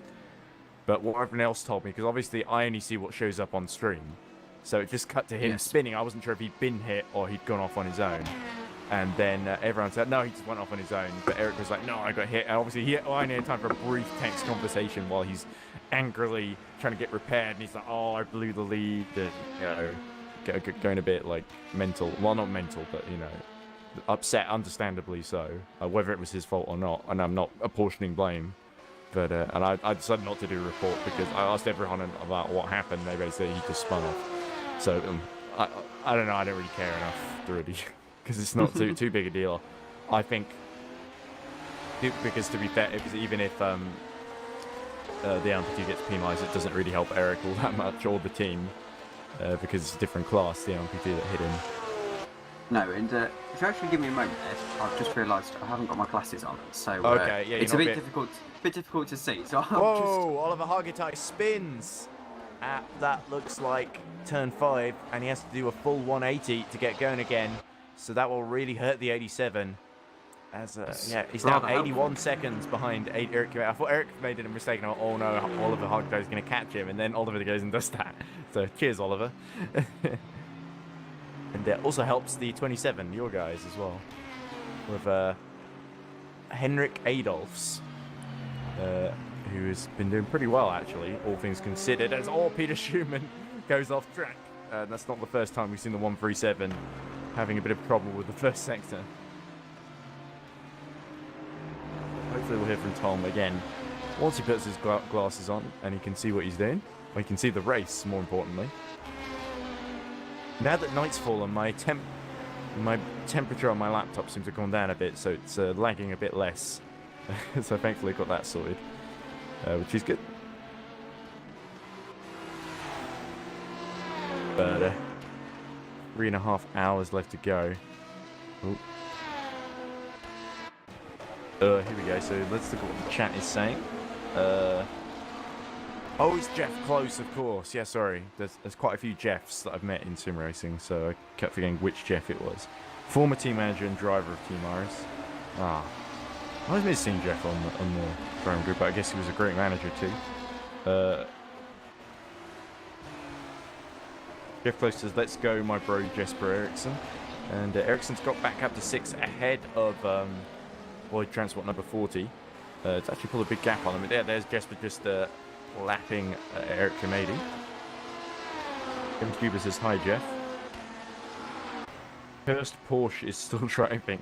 That's the 969 of Chris Davis, of course. It's only about 2 laps down on Kovacs, actually. He's sort of catching, because Kovacs is in the pit right now. 87 will drive a swap soon to their mascot, so don't worry, Tom. What that means. Of course, we're actually fighting for Reading Game's first podium since Spa in October of last year. But it'll be their first GT3 podium, of course. And the first GT3 in podium, the Nordschleife, which was very good, actually. First GT3 podium as well, which what does he mean by their mascot? Who is he talking to there? The mascot of the 87 crew. And he says, don't worry. Is that saying, don't worry, we'll pull away and you won't get a chance of getting third? Or is that, don't worry, he's not as good as the rest of the crew, so you'll have a great chance of getting third? I actually don't know who the mascot is. Okay, well, let me think who's in the 87. We've got Oliver Hargitay. We've got Wesley Bukow. Who else is in there? I certainly hope Wesley's getting him, because that would be... well, Wesley's really good. He did the qualifying, didn't he? Yes.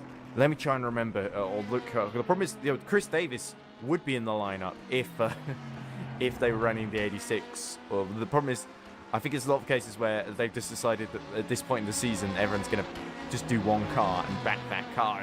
Hendrik Adolphs goes really wide at turn 5 before rejoining. 30 seconds behind Oliver Hargitay now. And I wonder what or maybe Jeff's Close says he's just chatting nonsense to play mind games with Tom. So maybe it's not meant to mean anything. Maybe the mascot is just their best driver.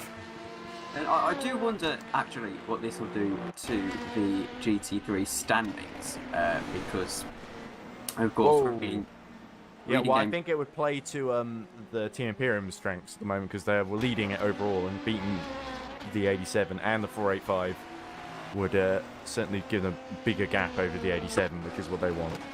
But the 87 had won the last 2 races on the bounce, so we can't really rule them out just yet. Whoa! Bradley Sellers drops it. Oh, and just about avoids the wall there. Yes, the 73. The 73 is now, I think, 9 laps down on the lead battle, which is itself. Yeah. It would be a larger haul of points as well if we score under the 10 and 12 hour system. So Reading Game would pick up. Is it? I thought it was 25 for every, 18 and 15 for the top 3 in every race now. Unless. No, it would go on under the 10/12 hour system. And then, of course, Bahrain will be scored under the 24 hour system. There's the leader just squeezing through past the GT3 class leader. But a good outing, actually, and encouraging in terms of the balance of performance for the Aston Martin car. Yeah, the Aston has been going very well recently, especially with Team Imperium, but also for the 27 as well. Of course, 2 races for the number 27, and right now it's going to be 2 4th places, yeah, 2 top 5 finishes, and well, that's always encouraging to see. And with the Team Iris number 8, isn't it, in LMP1? I do wonder if they've moved some of the drivers that didn't get a chance down the order a little bit and put them in the LMP2 yeah, well, the number 8 or the already GT3. retired earlier. I think something happened to Valente. I didn't see what. It's usually something terrible happens to Valente in these races. But unfortunately, because number 8, ever since Silverstone, the number 8 Iris have just had dreadful luck, unfortunately, it seems. But they've been doing really well in GT3. And LMP2, actually, for that matter. The 77 won at Interlagos and is sort of right in the mix. Not been going too well for Jesper Eriksson and co. at the moment. I think it's losing Tobias, which has really hurt them, because Tobias has decided he wants to become a big shot in the world of sim racing. And maybe... Well, not that Team Iris was not a big team, because they are. Pretty, especially here, they're one of the top 3, I would say, especially in the prototype classes. and even in GD3 as well. I think they're probably one of the best all-round teams in GDs and prototypes in EERC, certainly. I'd say Iris certainly be one of the... has a little spin and has to be careful as he rejoins here. But that's just at turn 10, I think. Yep. I think if you were to look at it objectively, you'd class Iris as one of the terrific three, the big three in the league. Of course, that being, I'd argue, Valet, Musion, and Iris in terms of what they've done. And remember, you know, the all-time Tom, didn't you do an overall wins chart? Yes, that's what I was about to refer to, actually. Okay, go on. I won't interrupt then, because I'm thinking your thoughts, which is not fair. Which is always it's always good, actually, when we're on the same page. I need to find the all-time wins list. Okay. If you give me a moment, it's on Well, I can read out the standings just for you, just so if you want to know how where the rare to 27 lies and things. 27, reading out 27 lies 14th. With obviously 12 points to their name. They're one of 3 teams with 12 points to their name. The others being, I believe, Ultra Motorsports 35 and Rookie Monsters 37. 35 is sort of given up on the season. And oh, look at this! Oh, that's Bits having to go all the way around the outside at turn 11 and 12. Deniashenko, the LMP2 class leaders. That's 2 class leaders that Bintz has had to take crazy risks to negotiate, even though he's got a lap lead over Zoltan Toth. But that's not enough for him. Remember, before the red flag, he had a 2-lap lead over the rest of the field. So I think he wants that again. And the reason that I call Valet, Iris, and Musion the big 3 is because they have all got essentially the most wins throughout the series history, of course. We are only in third season. Into our third year now. And in terms of overall wins, Musion, Team Iris for Esports, and AFP are the only teams to ever win a race in every single class that's going. So, really, I'd say it's a pretty safe thing to say that they are the big 3 of the league, particularly with how dominant they are. If you actually look at the pace, they tend to have a lot greater pace, particularly in LMP2, than a lot of the other teams around. Of course, you've got sort of fringe teams like... I think that's why so few bother in LMP1 as well, because of those 3 in there. And you've got like fringe teams like Reading Game and Into the Points who will have standout performances occasionally, but you know, at this stage you don't see a Reading Game on the podium every week, whereas it would be a surprise not to see one of the big 3 on the podium at least. Well, I'll tell you what's nice to see. It's our Season 1 champions, the 717 RSS Unison, with Peter Vagabov and Deniashenko back in the frame, because we saw Peter driving for the Valet team and winning at Barcelona, and now obviously Valet decided not to go for him, so he's just decided, I'll go make my own team again that won the championship in the first season. And it's great to see them dominating as much as they have, like 71 seconds ahead of Arda Erkan at the moment, Into the Points under 46.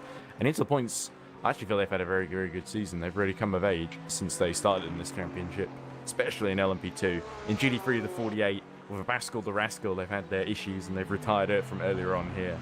But I need to think of a better name or equivalent nicknames for all the other drivers. Like maybe my own drivers in Hunter Birch Simulation. So I did notice something actually that's winding me up, and because I was going through obviously to do the all-time wins thing. I know what you're about to say. I was going through the historical records of EERC over the last 3 years, and something that confused me is the season 1 spreadsheet has actually got, well, it's wrong essentially. Have we crowned the wrong champions? Well, I noticed that there was no winner for Istanbul. Well, that was before my time, so I can't really comment. There's no winner for Istanbul. I believe actually this very race 2 years ago, and as well. In fact, no, there was a winner. Oh, Eric Kamady loses it and into the wall he goes. Oh my goodness. Oh dear. And he just lost it on the curb. And the steering doesn't look too good. Is he out of the race? He's out, Ed. I think the engine's gone on that Hunter Birch simulation car. That is absolute heartbreak for Eric Kamady in the 485. Only 3 hours, 20 minutes left to go. The rear wing's gone, the engine's gone. Kamady has lost it while running in second place, and he was so heartbroken to lose first, and now he won't come away from anything from this race, despite the excellent performance he's shown, and that is absolutely just your heart sinks. Even if you're not a Hunter Birch simulation car, that's not a way you want to see your debut end, is it? I mean, obviously you're happy because you're on the podium now. I mean, I feel bad for you, but I'm not exactly sobbing over that news. But well, no, maybe the good news is we can maybe get them in, give them a bit of time to calm down, and maybe get them in for an interview. You see, I've crashed that McLaren before, and thank God Jeff's not in the chat because he'll remember this. But it was an Adelaide race in CERT, the old league run by Christian, and it was because the McLaren's a front engine car, I believe. I mean, I'm not an engineer, but I think the McLaren's got a front mounted engine. A lot of heavy hits to the front of the car will end up in an engine failure. So if you have a pretty hefty hit to the front suspension, there's a high chance that you're going to also end up with some engine damage at least. Yeah, exactly. And we have to remember that Eric has had a long time away from sim racing, a couple of months basically, because he needed a break, and you can kind of understand that sometimes. And clearly, he was really excited about this going in, but I know he was nervous that his performances weren't the same, that he felt he couldn't match the pace of Mia Rose and Liam Rance. And I also think he knew he had a very long stint as well, because we couldn't really quite get Nassim Alawi to fill in half an hour, so that put a lot of the pressure on Mia and Eric, because Liam could only do the first 2 hours or so because of work, I think.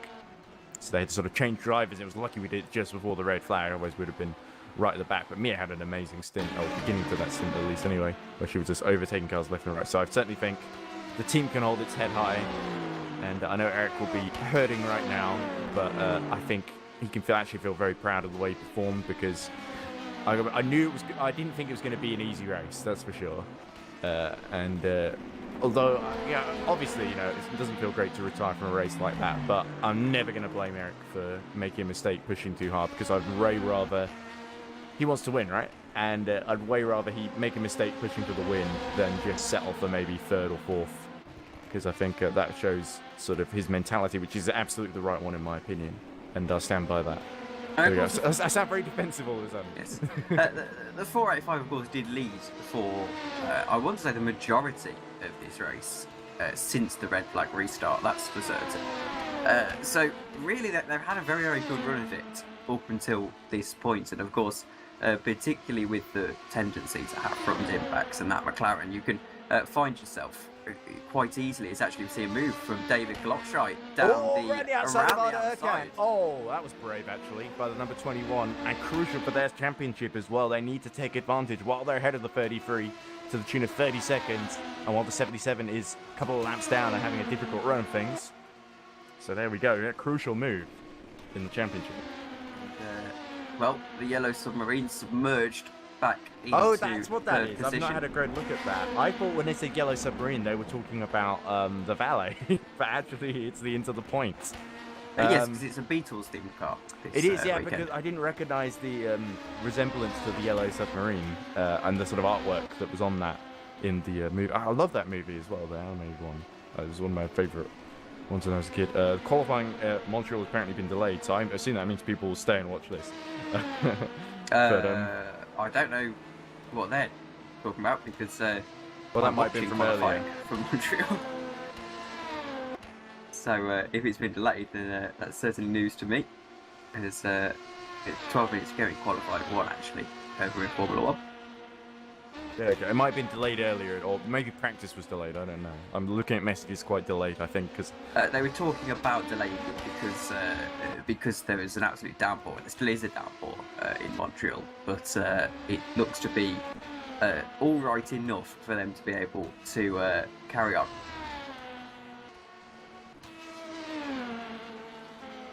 I have to say, even though Eric made a big mistake there, I sort of felt more annoyed with Liam when he went off early in the race. Obviously it was the first restart, so in the end it didn't matter as much as it maybe would otherwise. And lost 3 laps because he lost the wheel and had to come in to repair it, and it running that. I mean, again, sort of, I'm never going to hold it against a driver for that, but that was more annoying than Eric doing that to me because I sort of, well, Liam kind of won the race we did here in the wet, and there's the most challenging conditions imaginable, and then he did a thing like that. And we've just been joined by Mia Rose from Hunter Burke Simulation. So Mia, I know not the way you would have wanted things to end, and Eric I know Eric's obviously upset, and I have to be honest, I think he did a really good job considering he was having frame drops, wasn't he, and he hadn't done sim racing in a couple of months. But I thought actually he did a really good job to stay in the podium positions for as long as he did, and although it's disappointing the way it ended, there were some real highlights there, and you at the beginning of that restart, just making moves on everyone and getting into the lead, that was incredible to watch. So I have to say, hats off to you on that. Yeah, thanks. Yeah, first of all, with Eric, I think a lot of his issues were compounded by the fact he was... David Kolchak just went off track and lost second position to Arda. Erkan goes off track, and the S is right in front of him and somehow keeps the second place in LP1. So this battle is going to run and run. Sorry, Mia. Continue. Yeah, it was compounded by the fact Eric was having like FPS issues. Everyone seemed to be having FPS issues. I had it too, to the drop of about 20. He was having his FPS, you know, in the 30s, 40s, and it was like very much a case of I was thinking of jumping in the car after a stint, and then halfway through his first stint he had his issues, spun around at 1 and hit the wall, I think, later on, and had to pit for damage, so we lost our... Oh, Kaloncha on the outside! Sorry, Mia! Oh, there we go, it didn't work. And yeah, we lost our, I think, lap and a quarter, or lap and a third of advantage because of the damage we repaired, and I was like, that's fine, we can still get it back if we just, you know, keep within that 1 lap gap to the leader. And yeah, he had more issues, and then finally that issue at the S's was pretty much our day done. But yeah, I like very much, you know, I'm not mad at him at all. I'm just, you know, it happens. Well, I'm the team owner. I'm the one that gets mad at the drivers, Mia, and I've been pretty calm. In fact, I was a bit confused earlier because Eric was like, when he said he'd been hit by an LMP1, and I asked everyone like, oh, who hit him, because I saw an LMP1 driving away from the scene of the incident, but the headlights were facing the other way, so I couldn't see who it was. It was too dark. And I was like, oh, somebody hit him, somebody tell it. And obviously everyone's a bit like, oh, well, we don't want to rat someone out, basically. And then people checked it and they were like, oh, no, he just spun on his own, basically. And I wasn't sure if maybe he'd been hit earlier and that was what caused that, because the sequence of events was a bit confusing there. And all I got to hear from Eric was when the car was being repaired and he was really upset, basically. Yeah, so he had been hit by, I think it was an LMP2 earlier on. So it wasn't at turn 1, it was earlier on in the lap. And it's not really worth porting because it wouldn't really help Eric's race, especially not now.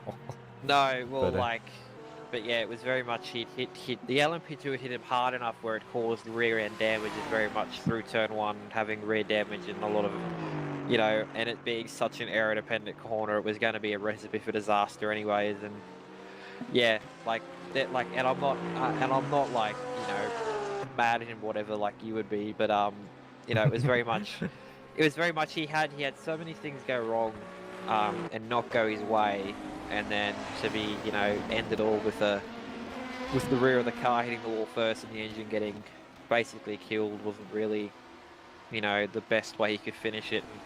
And it happens, you know, I've had it happen to me a lot of times, so I'm very much used to it. You know, it wasn't like a moment where he had nothing wrong and he just lost it at the S's. I'd be angry if it only was just an S's, like lost it at the S's and hit the wall, then I'd be a little bit angry. But this is more, you know, it wasn't if it was going to happen, it was more when it was going to happen, with the amount of issues he had going on. Yeah, exactly. That it was he was up against a lot there. Yeah, and sort of me telling him he's got to do a double stint probably didn't help, but... Exactly, I wish we could have got someone... I was hoping to get Nassim in our twin to do maybe half an hour. That could have taken the pressure off of both of you, but... And yeah, I just didn't hear back from him. I asked a couple of times, but he was like obviously busy doing something else. Which, yeah, they happen sometimes. Maybe I should have got someone else in as well, but... Well, I'll learn next time. because I didn't realise Liam had so tight on time with his work, basically. But it was great to have him do that first, even though he lost the wheel, like I said. But, you know, again, those Thank sort you, of things happen. thank you to the server for screwing up just enough Exactly, to cause a red yeah. flag. I love what you said. It was like, oh, am I the good luck charm in this team now? I don't know. We've had God, I feel like you joining has been good, mainly because we were doing so well in the touring car team that sort of has helped us attract really big drivers like yourself. But what I was saying, whoever was running race control at the time, whoever thought that we had changed drivers under the red, I'm like, what the hell is going on? Because I'm seeing other people getting moved and I didn't get moved. It was a bit what's chaotic. going on? I think because there were so many drivers still in the race, they had to sort of figure out where everyone was supposed to be. I can actually explain. As the race director of the time, we had Pascal had to basically dig up the sim results file, and it had dumped it from about 5 laps before anything happened. So he said, assuming that because a few teams actually driver swapped under the red flag, which we told them not to. So to save any confusion, we just dumped them to the back of the grid. But obviously, some teams that driver swapped within that sort of 5-lap period, they were harmed by that. Yeah, and I said at the time, because you did a message that anyone who driver swaps under the red flag will be penalised. What if the driver had to go to work, Tom? That was my response, but I obviously didn't hear that unless you listened to commentary. As we look at Kolotza continuing to hassle Arda Erkan during this intense conversation. Well, it wasn't that intense. Here we go! Mistake from Erkan. Up the inside goes David Kolotza. He retakes second position. There we go. Some drama, ladies and gentlemen. On top of the drama we've already seen today. But anyway, so in conclusion, Mia, what is this, an essay? As we see someone just go straight on at turn 1 there. In conclusion, how do you feel about your first race for Hunter Birch simulation in the... obviously you did endurance races before at Laguna Seca and at Spa, but how do you feel about your first one as a Hunter Birch simulation driver and the experience overall? Because it looked like you had a lot of fun out there. Might I say, I love the fact that I had Liam on my team after racing against him in HME's GT3 series, so I now know how to set up a GT3 car if it doesn't look okay. But no, it was fun. It was very much a race where I knew the track really well, I knew the car well, the setup was great from the start. It was just getting into the car and driving the hell out of it basically, and I was sort of happy that our strategy was just drive the car, don't save anything, get to the end as quick as we can.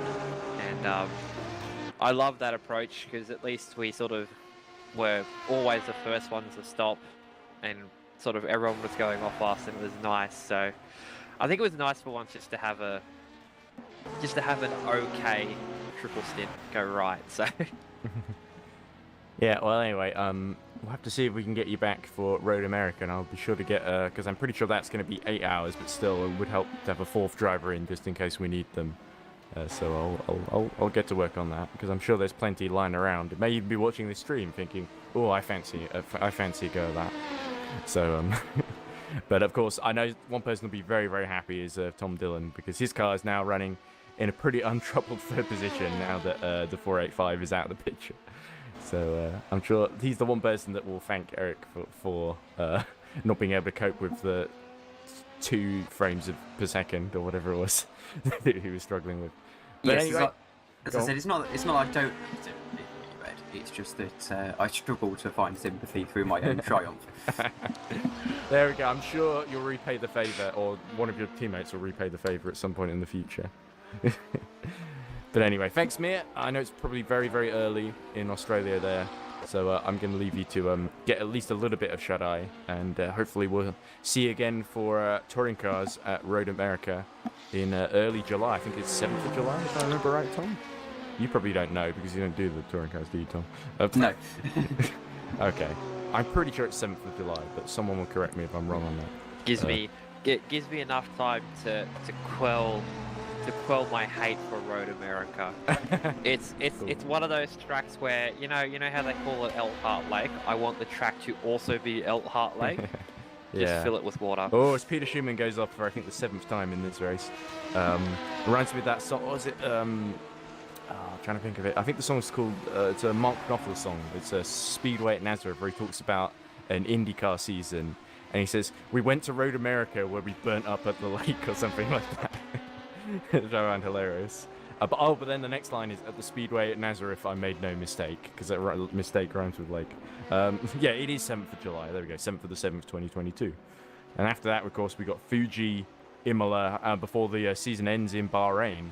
And it's a little unlikely. We need a few crazy things to happen, but you could.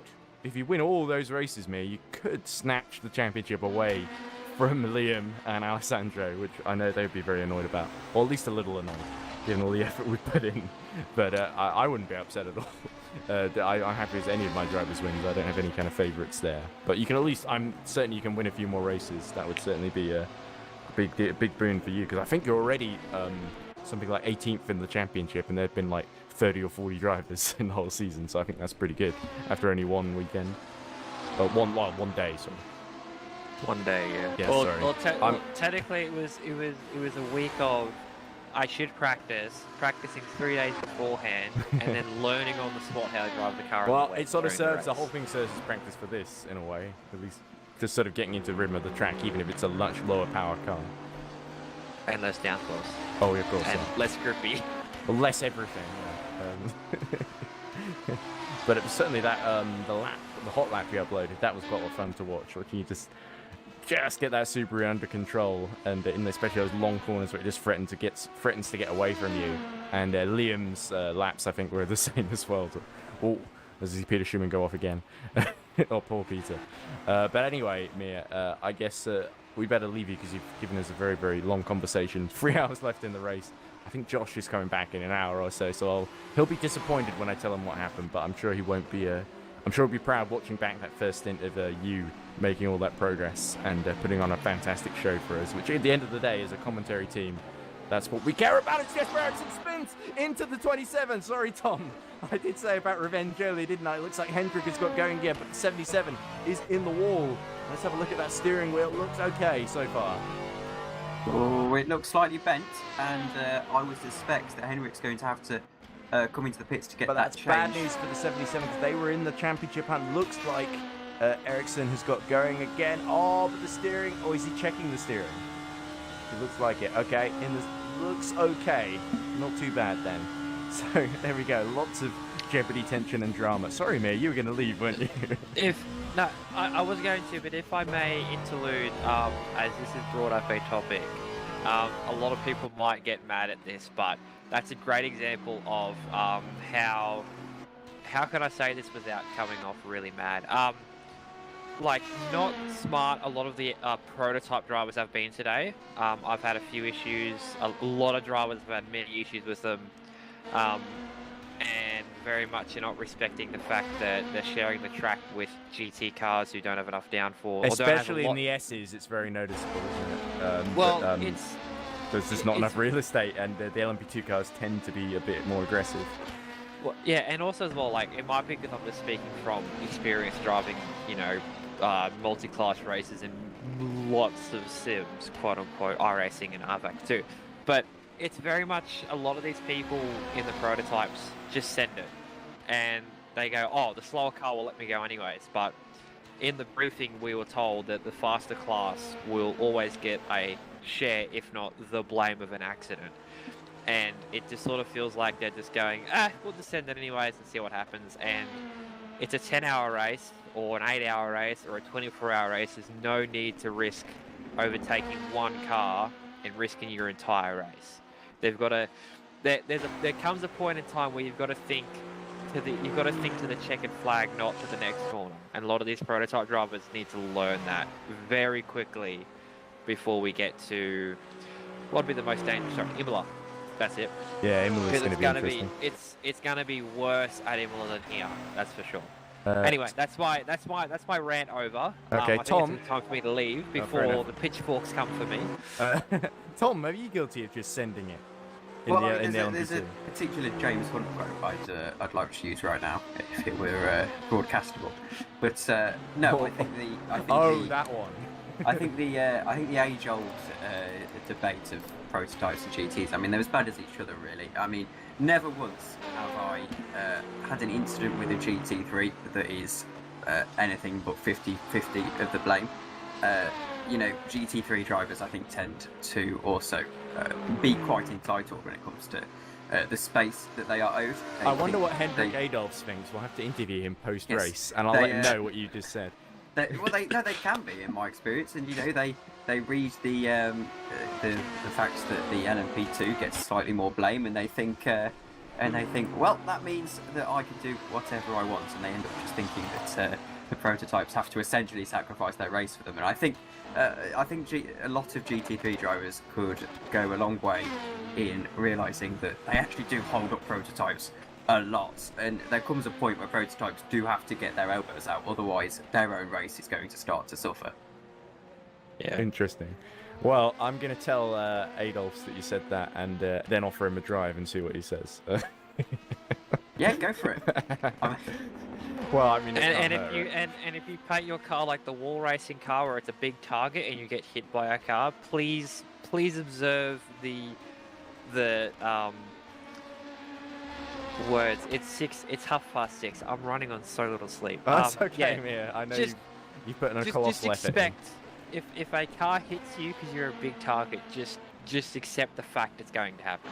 But no, yes, like coming from GT3 driving experience and LMP2 driving experience, I sort of, you know, like there were some points there in the race where through turn 2, some prototype drivers are probably giving a little bit less than a car's width, and I can see why, because you know, fast downforce, probably not really thinking with their peripheral vision. But there comes a point where some stuff is very much, you know, what is that prototype driver doing, and that's what I'm sort of on about. I'm not on about the prototype should just let us go and shouldn't disturb us. It's more that there comes a point in some moves that the prototype driver should think what they're doing before they actually do it.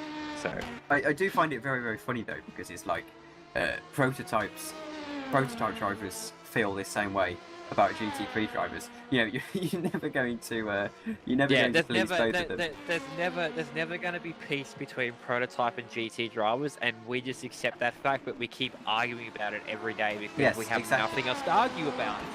Yeah, part of the reason why I entered the GT3 team for this was because I was worried I didn't want us to be the prototype team that everyone slags off, especially if you're a new team. And it's so crowded in LMP2 as well, and LMP1 is like so much powerful as well. I thought GT3 would be for like a debut in the championship. You probably want to start in GT3, especially because there tends to be so few finishers. So I was quite a strategic play on my part. So I'll admit there was a bit of self-interest there.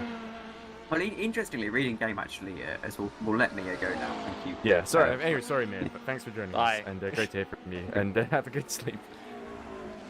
And well, interestingly, reading game, we never meant to have an LMP2 entry. We were planning to do a GT3. This was and then it sort of became main entry. And we were meant to be. This was back in 2020.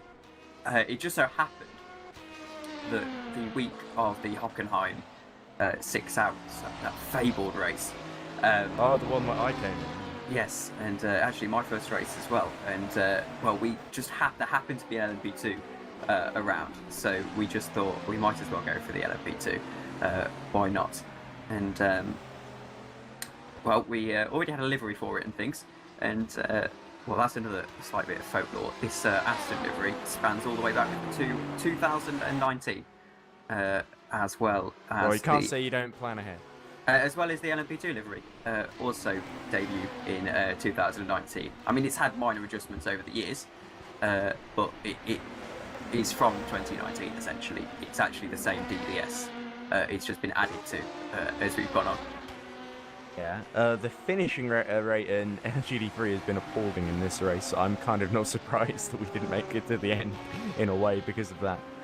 How many GT3s started? I think it was something like 12 or 11, and now there's just 5 left. There's been horrific reliability on that front. But, well, not necessarily reliability, just the finishing rate, because it could be reliability, in some cases just mistakes and accidents. So people they get to the night and no one wants to drive anymore, so they just abandon the race. But I think that's just the nature of this track. I mean, I was driving it obviously to practice through the week. I mean, I'd be lying. It's a shame the 72 didn't get very far. It was a bit. I mean, I'd be lying if I said that I didn't start. I started practicing any earlier than yesterday. But and you know, you're driving it. It very much is a roller coaster ride. This circuit. It's no wonder that people are crashing off. You get absolutely zero downtime around here. You've got a couple of straights, but it's not like the Mulsanne where you can be forever. You know, you can check your phone on the Mulsanne. You know, order some pizza or something. But around here, it's very much you have no downtime.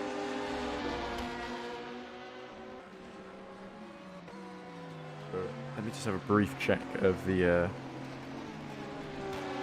So there you go. Sotos is very happy that Henrik is in P3, which is, of course, Adolf's.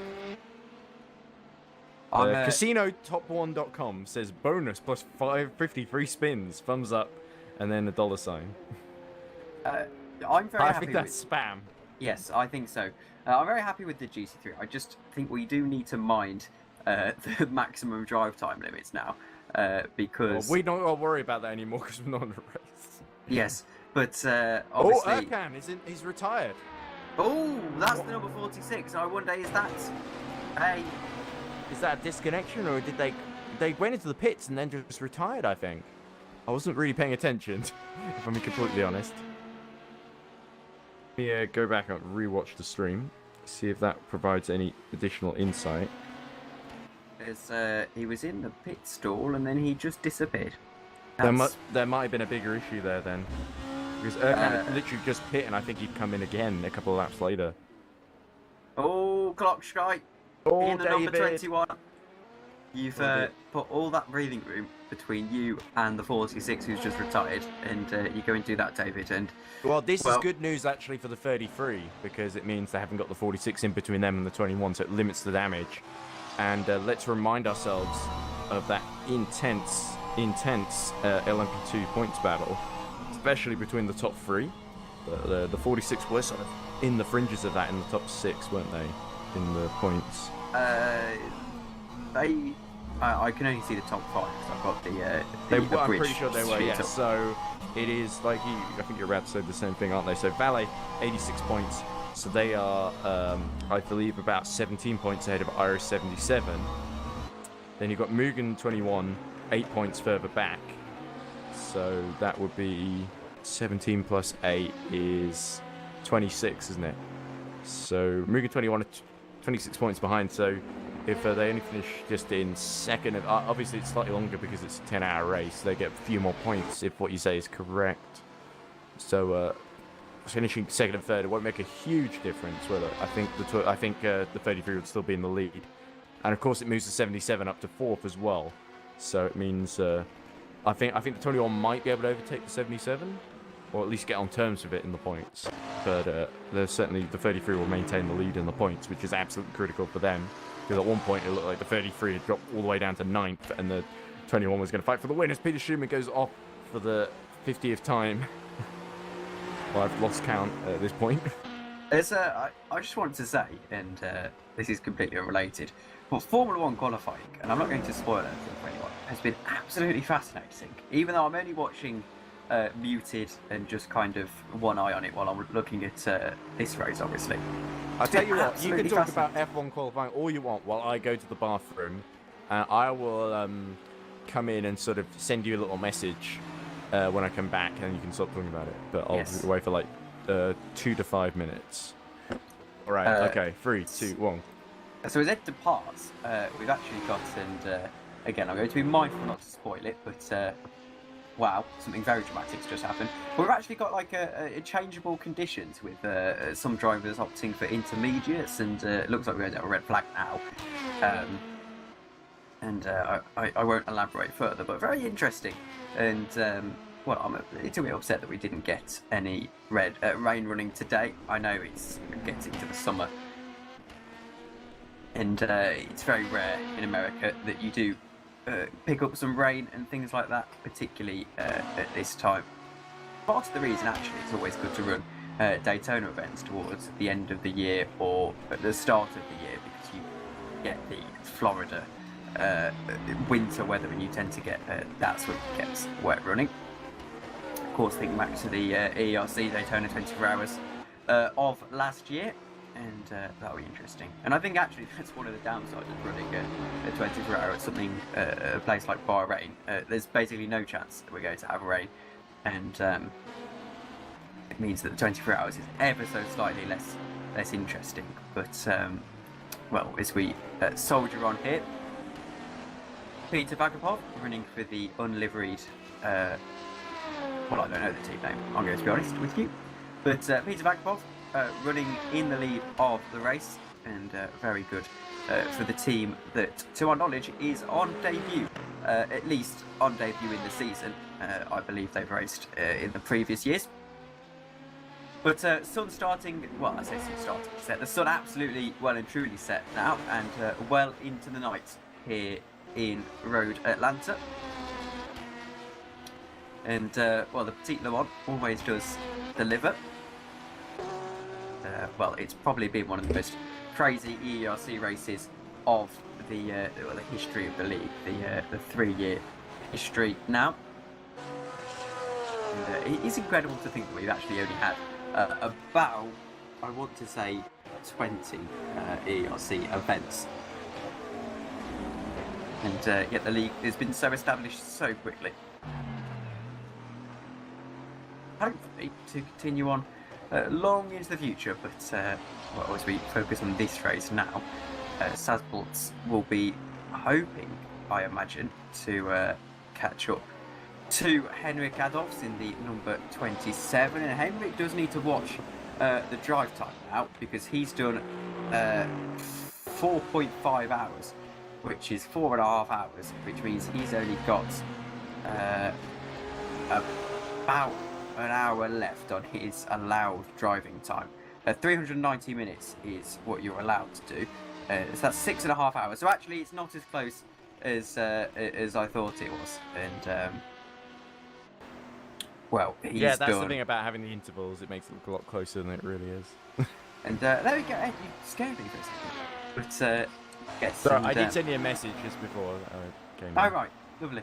Just to let you know I'm back, just so you didn't spoil the qualifying or what's happened so far, at least for me.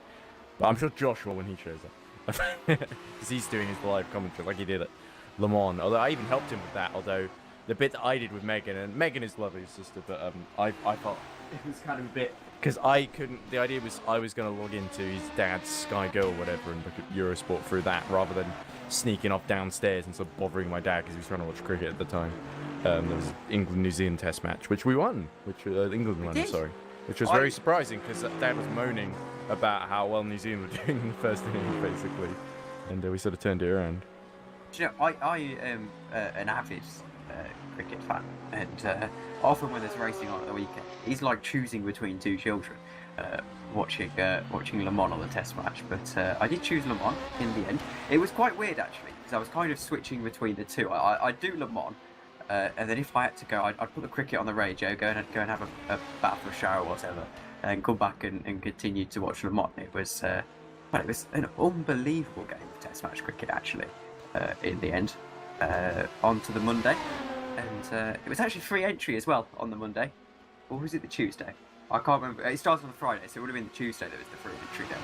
And well, I was quite happy in a way that the first two innings were so long and such a slog, because it meant that I could focus on the Mans and then get all of the exciting bits on the Monday and Tuesday, which is always nice. But I actually did a bit with Josh as well over the long I think week. I heard about that. Yeah, I think I might have just been about to go to sleep and I saw you came on. I think. I did, I believe, in the end, about 4 hours, most of it in the night, because well, I don't appreciate my own sleep schedule apparently. Well, I appreciate you coming here anyway. So you're going a little bit. We did have a few drivers that wanted to interview from Boyd Transport, actually, number 40, who have just gotten up to 6th place recently, thanks to Can's trouble. They're actually really nice guys and doing, pardon me, a great job so far. Number 27 we're on board with, the Aston Martin. Looks like it's going to be 2 Astons on the podium then, in first and third, at least of the way presently. I am taking notice of your subtle attempts to try and commentary curse my car. Oh no. I wouldn't dream of it. There's no bitterness or jealousy here at all. No. And, well, I mean, this is the thing. Actually, I genuinely mean that there aren't. Yeah, no. That's I've been very supportive to Reading Game in the past, and that's not about to change just because, it should be my car. Well, no, it shouldn't really. That's what I quite like, actually. It's, to be honest, I have a slight bit of jealousy towards my own car, because I'm thinking all of the work we put into the 27, into the 72 this season, we bring the 27 back from one race, and they go and put it on the bloody podium. I mean... Well, to be fair, the 72's had a few good moments this season as well. Silverstone, top 5, wasn't it? Yes, I think so. And I think there are a couple other top 6s and top 7s here and there, weren't there? I'm afraid. Wasn't there a top 4 in Brazil? If I'm No, we didn't race at Brazil actually. Oh, okay, that was completely wrong. There was some other race where you did really well this season. I'll check these standings for you. Actually, no. Silverstone was 4th, and that was a pretty good result. Barcelona was, given the circumstances with me starting the car, Barcelona was a very modestly nice result. We picked up 6 points there, which I believe is 7th. I might be wrong. It's either 7th or 8th. Looks like the VMS 26 is getting back into the race, about 4 laps down on the next car, and that's Adrian Diego at the wheel. But other than that, it's been slightly a disappointing season for the 72 actually. DNF in Nürburgring, obviously DNS in Interlagos because, life got in the way for a lot of our drivers. And then obviously DNF here, which is a shame given it's a major points haul. Theoretically, we're still in the championship race, particularly with a big haul of points coming in Bahrain. And I think we've said now, as David, poor old David, has put so much work into the setup this weekend. And he sounded... Only for the engine to blow in the pit lane. Yes, he sounded utterly dejected when I was sort of, saying what you can to your team. Oliver Hargitay lost it at turn 5 and done a full... almost did a 360 there, but ended up doing more of a 540, I think. Oh, no, wait, no, that's more than 360. 200 or so degrees spin. But he's got going again now. Shouldn't have continued his poor luck and, not had a good run of it, Feyenoord this evening. But, yes, David sounded absolutely, utterly dejected, and I felt bad for him. But I think, really, we're just kind of focusing now on Bahrain, I want to say. We just want to at least get a podium. It would be a big turnout given how open it's been in GD3 if the 27 was somehow able to put together a title bid.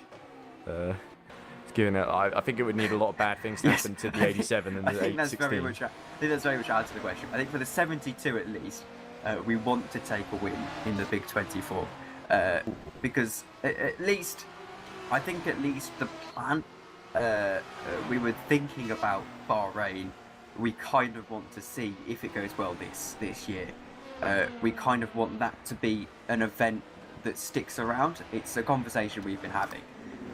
So we kind of want to. Whenever I. Sorry, I was reading something in Discord, but. Mia sent you the same videos that she sent us in the 100 simulation. No, I was reading the general channel, but no, I think Bahrain is something that we want to see how it goes, and then we can talk about it sticking around. So hopefully that event has a little bit of prestige behind it eventually. But I think if it is, how wet it ends at Bahrain as well. If it is something that sticks around, we'd love to be the first winners of that event, and I think that's the goal to win in Bahrain. Anyway, we've don't let us at Hunter Birch get in your way as Peter Schumann continues his traditional adventures and gets it going again. Thankfully, you do fatigue at this point, especially if you've been in a while, and the mistakes tend to creep in if you're not careful. And Peter Schumann, he's very quick. He's very capable, but he's not always the most careful, it must be said. And not there's anything wrong with that. There's a place for aggression, even in endurance racing. Speaking of which, the Mir Rose has sent 2 videos in the Hunter Birch Simulation Discord group chat. One is from this race, a clip from it that she's titled Big Sendies, and then another from the 2020 Esports Championship, GT F Sports, I think, or is it Esports? I'm misreading it. F Sports Championship from 2020, and that's also just called Send. So unfortunately on my phone I can't actually watch either of these clips properly, because for this one it takes you to the live coverage. So I'll see, and I think that's she's trying to make a point about continue her point about LMP2 drivers maybe.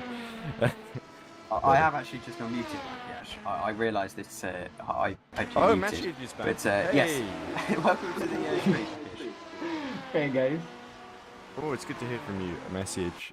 So the number 40 has worked its way back up into 6th position now. It's 2 places better than when you last joined us. We talked to Matthias while you were driving in the car, and he basically said he said some very similar things, and he said nice things about you, and I think you said nice things about him as well. So we go. We are actually cousins and we live across the street from one another. So maybe that's the case. Well, but anyway, I think Roy is in the car at the moment, isn't he? And yes. 2 laps down on Van Russell in the VMS number 12. Was a lap down, so unfortunately lost a bit of ground to them. But I think it's the case of pit stops. So okay, so it might actually be just a lap down instead. But still, 2 laps ahead of Diego in VMS 26, so I think is dropped out early and then got going again. Yeah, it's gonna be P6 is more or less a given unless we make big mistakes. So still 2.5 hours to go. Anything can happen. Just ask me and my drivers. Yeah, okay. Yeah, certainly a lot of people have been having lag. Valente earlier said that he was having loads of lag, which is why he retired. And Kamedi the same thing. I think I'm echoing through your speaker, Messi. It's picking up on the microphone. Okay, sorry. No worries. I just want to say that I also had some game issues. The game was lagging, not the server, so that was weird and didn't happen to me at all before on much bigger tracks like Schleifer, so that was weird. Yeah, not too sure what's caused that, but I guess we'll just have to manage as best we can. It's not been the cleanest race in terms of the server as well either, because we'd have people being disconnected. But thankfully we've been able to just about hold on as Jansen Bintz tries to go around the outside of the Porsche 911 through the S's. It does eventually get through, of course, but that was a bit hairy there. And Paddy goes off track on the exit as well. To be honest, I think Tom it was. And that same Porsche 969 almost hits the wall at the exit of turn 5. Oh wow. So I think it was Tom who called on the red flag. I think he just managed it well. It was a difficult situation, I think. We've heard Tom's explanation as well. It was the most stress I have been under for a very long time. Especially because your car retired just before that, I think, if I remember correctly. Our car retired about half an hour before the red flag. It caught me by surprise, because to be honest, stewarding isn't really my thing. I don't particularly enjoy it, so I'm not particularly adept at like R-Factor 2 servers and things. So to be tasked with the red flag, I mean, I was so glad that Pascal was able to come in and help essentially. Yeah, indeed, Pascal, I think, has actually done a pretty solid job. So it speaks even more of you, let's say, because you managed quite well. I mean, it was certainly difficult, but thank you anyway. Whoa! Peter Schumann arrives sideways under the bridge. I bet Pascal wishes he was driving this car right now, though 3 laps down on Bradley Solis, I don't think it would make too much difference, to be honest. But actually, I'm afraid I didn't quite catch which car you were driving. But he drives the Boy Transport number 40 that Roy Turner's in the moment. It's 6th in LMP2. So 6th, a pretty good position for you. When it comes to the season as a whole, what were your aims heading into the season, and what are you kind of thinking about now? Message, you already answered this, but indulge Tom to say he's on the same page. I mean, it was like I said earlier that it's our first ever season, and Spain, which was the first race of the season, was our first endurance race. I mean, mine, but Roy's, I think, Roy has done like 2. Whoa, the leader spinning! That looks like turn 5. And it's a little bit dangerous here. Oh, he needs to be careful on the rejoin here. The time ticking away. He's still got a lap to top. Needs to make sure he's not collected in the backside. Looks like it was just recovered okay, but a scary hard-mouth moment for Jansen Bintz, pushing just that little bit too hard, and it nearly ended in disaster. Sorry, Message. Yeah, no problem. I mean, the race is the most important thing here. But as I was saying, I did not have any expectations going into this season. I didn't think I was gonna have time to do every race. But for now, I've done every race and just collecting experience and some points here and there. So it's been a very good season, and I think if we just can keep scoring points and finishing the races, I'm gonna be very happy with this. So, well, thank you very much for joining us. I would very much like, my aim was to finish the race and we failed, so I look at Message, I look at both of you Message, and you Tom, your cars, the 27 and the 40, I look at both of them slightly enviously, but then again, I am the commentator, I can't expect too much from being a commentator / team owner. This sort of thing is always bound to happen. I mean, of course, I look at my own car slightly enviously, so... True, yeah. But at least it's got like the same name on it. Yes. Thank you very much. The lesson here is enter 2 cars. Yes. Anyway, thank you very much for joining us for an interview, and best of luck with the end of the race. Maybe something miraculous can happen. You can get yourself onto the podium. Well, top 5, I think, would be itself miraculous with a 2-lap cap to Van Russell. Yeah, it's 2 laps, so it's gonna be hard. Yeah, well, I just hope you have a good end to the race, and we get to hear from Roy and the rest of the drivers, because I'm sure they'll be very, very happy with the top 6. Also, I took a bet with Roy to say 2 things. Okay. Here, and I did not, I just forgot, so... Are they swear words? No, watermelon and pencil, so thank you. Watermelon and utensil, okay. Pencil. Pencil, okay. Yeah. Okay. I thought utensil sounded a bit too erudite for you and Roy. Yeah, I don't even know what that means, to be honest. Oh, a utensil is just an instrument or a tool or something. Right. Like, say, if you had a fork or a knife or a spoon, that would be a utensil. Yeah, I understand. Okay, so thank you for... Oh, Jesper Eriksson in the wall. And it's the same place that Jansen Bintz dropped it, I think. Or is that the pit entry? No, it's the pit entry. It's the pit entry. Oh dear, and the 4th place 77, and with Van Russell only 12 seconds down now. So Jesper Eriksson really can't afford to do that. No, not really, and well... It's really been not a great run for the 77, has it, in this race? Because they really were in the mix earlier, and Eriksson has just had a tough time, especially, but even before then, the other drivers struggled too. But, well, the good thing about having high standards is that you can have a race where you finish 5th, and it's the worst thing that's ever happened to you. So, you know, Van Russell's coming in as well, so just about avoids losing a position then. It's a good thing the number 40 is 2 laps down. So I suppose that's encouraging. But anyway, Peter Vagabond still leads the way, and, well, that's... He'll be glad about that, as well. I mean, at this late stage in the race, really offering the most incredible analysis.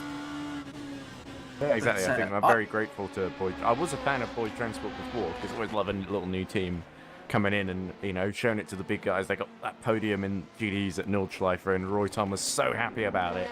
And you could tell how much it meant to him, because it was a physical and really tough race, and Roy was just over the moon. And you could tell he really loves his racing, and you always love hearing that kind of passion from these guys, because obviously, you know, it may be just a sim race, but they put so much work into it, and when they get a result, obviously when there's so much risk of not finishing, it means so much to them, and Peter Schumann beaches it in the gravel at turn 10. And I was actually trying to figure out where on earth the time has gone with the race starting at 2, and not set to go on until 12:30. Yeah, Jesus Christ. I just realised that actually 10 hours past 2 o'clock is in fact 12 o'clock at night, so I thought for some reason that we were going until 10. Not too sure how. Well, I'm hoping that Josh comes in after the Canadian Grand Prix qualifying is finished, because he sort of said, I might be able to do the last 2 hours. I think Josh only knows commentary, so... It's all he does consistently. I mean, yes. At least I did the parade earlier today. I mean, it's a wonder, really. I mean, I don't know how he does it, really. I don't know how I'm doing this. How am I still functioning? Well, no. He's up at donkey's hours doing every session and all on his... Yeah, I think if people forgive him if he missed like a practice session, but he does it so religiously, even these sessions that, in the scheme of things, really don't matter all that much. And how has he got his family involved? I mean, if I asked my dad to come and commentate with me, I think it's a motorsport family. Like, even Megan kind of... You can tell Megan is not as big a fan as Josh or his dad, but... Oh, Sabakis spins and loses it! Oh, and into the wall he goes at turn 1. He just got on the curb and the rear went, didn't he? And he was closing on Coloxide. Well, that's a big mistake from Sabakis in the 33. The championship leaders, let's not forget. Good thing Jesper Eriksson is 3 laps in. And big for the championship as well, because remember, 3 laps here is only around 3.5 minutes. So if will he there is be a code 80 then? Will Pascal call code 80? Be still at the oh, that stewards? should be a code 80, and that is I believe Pascal's getting ready, but that is huge. No, I actually heard from Pascal. He's been remarkably silent. Although I messaged him earlier. I don't think Chris or Pascal are here. I'm tempted to call a code 80. Okay, go on actually. Okay, drivers, we've put to code 80 in 10 seconds. 5, 4, 3, 2, 1. Code 80. I know it's slightly cheeky. Well, Valet will certainly be grateful. Has someone jumped into the parsec? Because I suddenly cannot see the game. Oh, sorry, that was me. Oh, right, fair enough. Putting the code 80 on. Ah, I see. Yes, exactly, because it only showing the timing because of the way of. It's because I haven't got it on full screen because it was lagging, I think. So I thought just I think parsec is a little bit weird with the way it does that. I mean, I know it's slightly cheeky. Is it better now? Yeah, definitely. I know it's slightly cheeky calling it code 80 when you're not strictly the race director, but I think that was the appropriate time to call that. You know what I think was kind of cheeky? Entering a team when it's supposed to be a commentator. Yeah, well, the Jansen Bint's in the pits then, so Valet taking full advantage of this safe code 80 they've manufactured. With Sabakis pushing way too hard to try and catch. But Coloxide also pits though, so I guess it equals it out. And if you give me a moment, I'll announce that once... who even crashed? It was the number 33. It was 33, yeah. It was Sabakis. Could we get a shot of him, please, so I can know when to call this code 80 off? Sorry, right. I put the auto director on. There you go. He's just coming through turn 10 and into 11 now, so he's coming in. And there we go. We'll call that off then. Okay, drivers, back to green in 10 seconds. 5, 4, 3, 2, 1. Green flag. I mean, that was a horrendous 10-second count, but back to green flag. So you're going to lose your picture for a second because I'm going to turn off the code 80 thing. If it will actually respond, host resolutions or FPS is too high for your hardware to keep up. Or which is it? I've got it. All right, you did. We can actually slightly do. I want to say. All right. Oh, I might be turning it off the code 80. Okay. Right. Oh, let me just do that. There you go. Trying to resize the window now, but to be fair, it doesn't really matter too much. All right. Shall I change the resolution to? Oh no, I've already got 1920 by 1080. Is that the right resolution? As long as we've got R Factor 2 TV, the overlay control's a little bit redundant, so I've got the bandwidth limit at 5 megabits per second, so I'm not sure if that's helping. Constant FPS, should I? Always try to stream at the full frame rate, 60. May improve quality on the desktop after the screen goes static. This should be disabled for games running in full screen mode.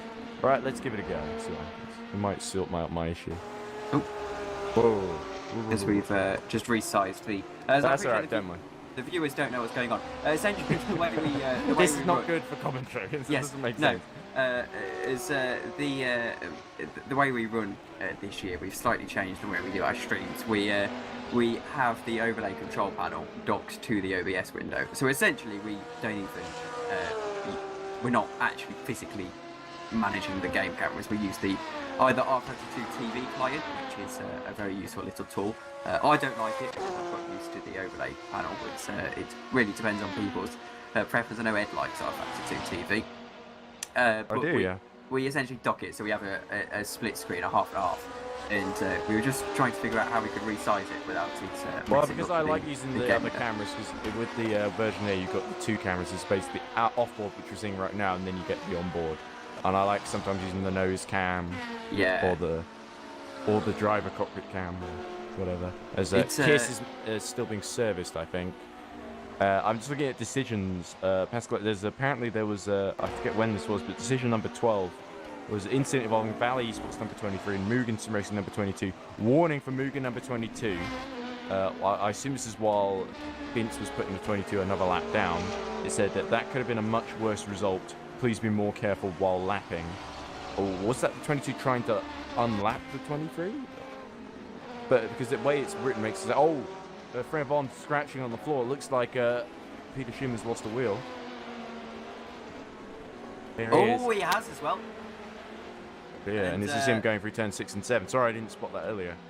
That's pretty dramatic, and yeah. Well, he's got enough control. He should be able to keep out the way. Oh no, he's going towards the wall. Oh, that doesn't look fun to drive. Peter Schumann has had a horrific stint, hasn't he? I'm not too sure if Chris is here, but we may have to call a faithful Code 80 again. Well, we're only gonna. He's gonna be out there a few more minutes before he makes it to the pits. What sector is he in at the moment? Sector. Oh, is this 3 he's coming into now? Because he's approaching turn 10, isn't he? He's on that run to it. Oh yes, we'll just caution everyone with a slow car into the chicane. And the final sector. Caution, slow car into the chicane. The thing is, this is the issue when you have the whisper powers, is when and when not to call a Code 80. It is a finely balanced art, really, trying to figure it out. I'm wondering if it might be worth me getting a whisper. Well, actually, no. Just so I can message drivers before they leave at the end of the race when they're shadowed to ask for an interview. But usually, I think it's better maybe they come of their own accord if they're gearing up to it, maybe. And occasionally there's the mad rush to like, oh, do you want an interview? Do you want an interview? And most of them just say, or either they say no, or Jesus Christ, what are you doing? It's like 1 in the morning. You know, interviews are by far my least favourite part of commentary. No, I like the interviews actually because I think it's important to show human side. As Vagapov, oh, that's impressive late in the race as Schumann finally stops in the box and gets the new wheel. No, he misses it. He has to reverse back in. As Sabakis, I think, is still being serviced. So the 33 is actually dropped behind the 77. That's bad news for the championship leader. And actually, the 12 is going to catch him too. He's only a few seconds behind. But here comes Van Russell. There we go. And there is, just coming through the shot, is the 33 going back in the race. So Fabian Ballet at the wheel now. He's got some serious work to do, hasn't he? With Van Russell 5 seconds ahead, and then Ericsson another 15 seconds ahead of that. And, well, LMP1 has been a slightly disappointing category in my eyes this season. Maybe we should have entered that. We could have got guaranteed maybe a 5th at least. And I find it weird how, even though we don't have budgets and things like that, you still have the same thing that happened in real life with LMP1. I'm hearing existing a thunderstorm in the background, or unless somebody's messing around with a really big bunch of rocks or something. Sorry. Oh, there it is again, more thunder. I think it has been rain because it's been very humid today. It's raining and then sunny and then raining again. Anyway, sorry. No, I wasn't actually, didn't have much else to say. But 2 hours and 20 minutes to go now, and well, hoping with F1 qualifying. I mean, they had a red flag, so they're slightly delayed. Typical. Well, Josh was saying with the rain delays that he thought it might be. So this is what happens when you focus so much. You have the laser focus on this endurance race that all the sort of real motorsport, you sort of just hear what other people say about it, and you sort of have to go off that essentially. Like, oh, it might be delayed because there was rain earlier. And it's just like, okay. Yeah, so I thought it was pretty nailed on that it was going to be delayed, but as it appears, they got it running without any further delay, which was really good to see. I was resigned about to be going to have a Saturday morning qualifying, to be honest. Yeah, well, I guess it's good that we have avoided that scenario. But to be honest, it's sort of like watching it afterwards. It doesn't really matter if it's delayed too much or not, because you can just watch highlights or some other way. And oh, look at that! The VMS got slung in front of the 27 there. The 27 of Satoris Contagurus. I don't know much about Contagurus actually, but I know he has his fans in the chat who have been like celebrating him going up to third. So, do you know a bit more about him, Tom? Oh, it's my driver, isn't it? Yeah. That's why I asked you. Yes. I'm going to be honest with you. Alex Hallow says, ring the bells, guys. I'm getting in the car soon. I assume he means the 23 Ballet, or does he mean the... I guess it wouldn't be the 33, because Ballet's just gotten on board that. It's, I actually only started speaking to Sotos during the week. It was on the 14th, so 4 days ago. He has 10 hours of this track tomorrow in the Audi. Oh, and wow. He said, I need a seat in the Audi because I need to practice, essentially. He was struggling with the tyres in the Audi. And I said, well, I can't give you an Audi seat, but I can give you an Aston Martin. You should enter an Audi into the British Touring Car Championship Series we do for him. So that would have been a good idea. It would be good fun. And he said, all right then. And well, now he's about to give us a... I'm not going to say that, actually, because if I finish that sentence... Well, he's certainly put on a great display so far. He's putting on a good display so far. Touchwood. Even though he was being soundly beaten by 485 until Eric Kamedi had his issues that just became too much to handle. But that's not Contagurus' fault at all. Sorry, that sounded bitter. Anyway, there. Oh, is that a slow car? Well, not only that, there's a very close bunch of lightning just next. I am.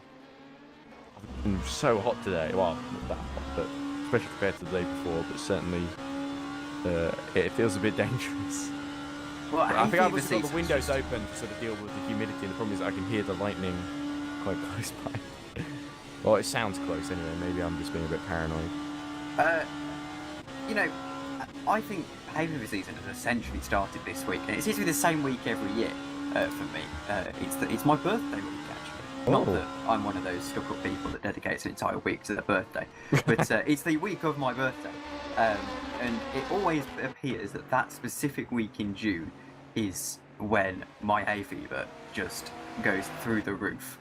And my brother suffers with hay fever as well. So it was the second I finished my stewarding stint, I had to go to bed because the eyes were just that itchy, and I had to take myself off to bed for a moment, and it was certainly not nice. But I actually forgot where this tangent was going. I'm just noticing Peter Schumann coming into the pits again for some reason, so I assume he's probably just had enough at this point and wants someone else to take over. It always seems to be when the weather is particularly hot, the hay fever gets worse. I think it must have something to do with humidity, but it has been horrendous the last couple of days. I remember Josh, actually, because we both commentate from have our setups in garage conversions, essentially to fend off complaints from the neighbours. He messaged me on Friday, and he was like, "How? Like, are you dying as well?" And it was unbelievable, honestly. It's unfortunate doing it in my room then. At least the air's a little bit better up here. It gets so hot. And, it's a little bit cooler downstairs though. Sometimes it can be a bit insufferable. Oh. Thorin Board travelling Ballet, 4.9 seconds the gap to Van Russell ahead of him, and VMS number 12, they'll be really keen to get a top 4 finish because I don't think they've ever done that before. The VMS are a team that rarely seems to finish in this championship, but when they do, it tends to be a pretty solid result. I think they've gotten a top 6 somewhere, if I remember correctly. Maybe not this season, because they've been in a previous season. I certainly remember them doing it at some point. And it's odd because VMS never a team that you particularly point out as being... Well, in Formula E, they're one of the best, or they sort of just entered loads and loads of cars, and House Sonneveld did an excellent job there. And House Sonneveld, we saw in action earlier today, actually, did a very solid job. Part of the reason why that car's running so well at the moment. But you never see VMS as like one of those teams that just crashes every week. You know, we always used to have those teams that they're a bit of a laughing stock, really. They they crash every week. No one. I thought you were about really... to mention us in that, just because we've done one race and crash. I mean, we've all had those teams throughout the years where they've crashed every week. No one really likes them, and things like that. And despite the fact that the VMS don't necessarily have the rub of the green, they're not like that. They're actually a very, very good team. They just don't seem to have the look. Yeah, well, at least not in endurance anyway. They've certainly found a lot of success in Formula E, and who knows, maybe we could see them elsewhere as well, going on to good things as well. But really likeable bunch of guys, VMS. Are they a Dutch team? I'm going to say yes. Because I'm pretty sure the Sonneveld family has a big stake in that team, because not only is it House Sonneveld, but his younger brother Tejan. Tejan actually won in Formula. That was really nice to see as well when Tejan won in Bern in Switzerland, because the whole season had been about House Sonneveld versus Joshua Hamilton, sort of VMS Son Edits versus Into the Points. And it was nice to see Tejan actually get his little moment in the... Well, I say moment in the sun, but it was pretty much a wet race, at least at the beginning anyway. And but Tejan, I thought, did an absolutely superb job, because Michael Stepp was like all over the back of him as well. And me and Josh were just making all sorts of just Star Wars references because it was May the 4th. But, and we just made a bet that who can do the most Star Wars. I don't think we figured out who won, because I think we sort of lost track. I'm pretty sure there are a couple that he snuck in that I didn't notice, and that I snuck in that he didn't notice, but we were all pretty obvious about most of them. But anyway, it was great to talk to Tejan afterwards, and I think even Josh made a really dumb... There was one point where also Oliver Perikin got really mad at us, because I've been listening and it's been driving me insane, and I said to Josh, I think, oh, try not to upset him, Joshua, we've got a job to do, which I'm pretty sure is an Obi-Wan line from like one of the prequels. Another thing I've actually just noticed is... Oh, look at this. Look up ahead of Fabian Battle. He's got a huge line of cars, so I think Rand Russell might be caught up in that.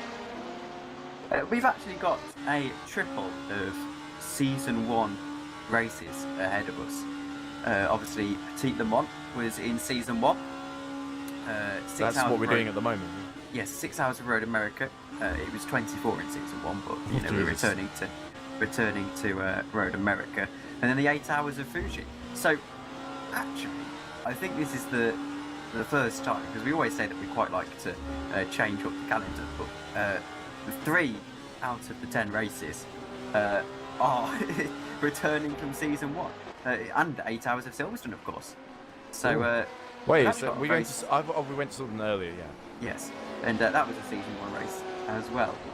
So, actually, we've got a fairly consistent calendar, which I always like to see. I like leagues who run fairly similar calendars throughout the year,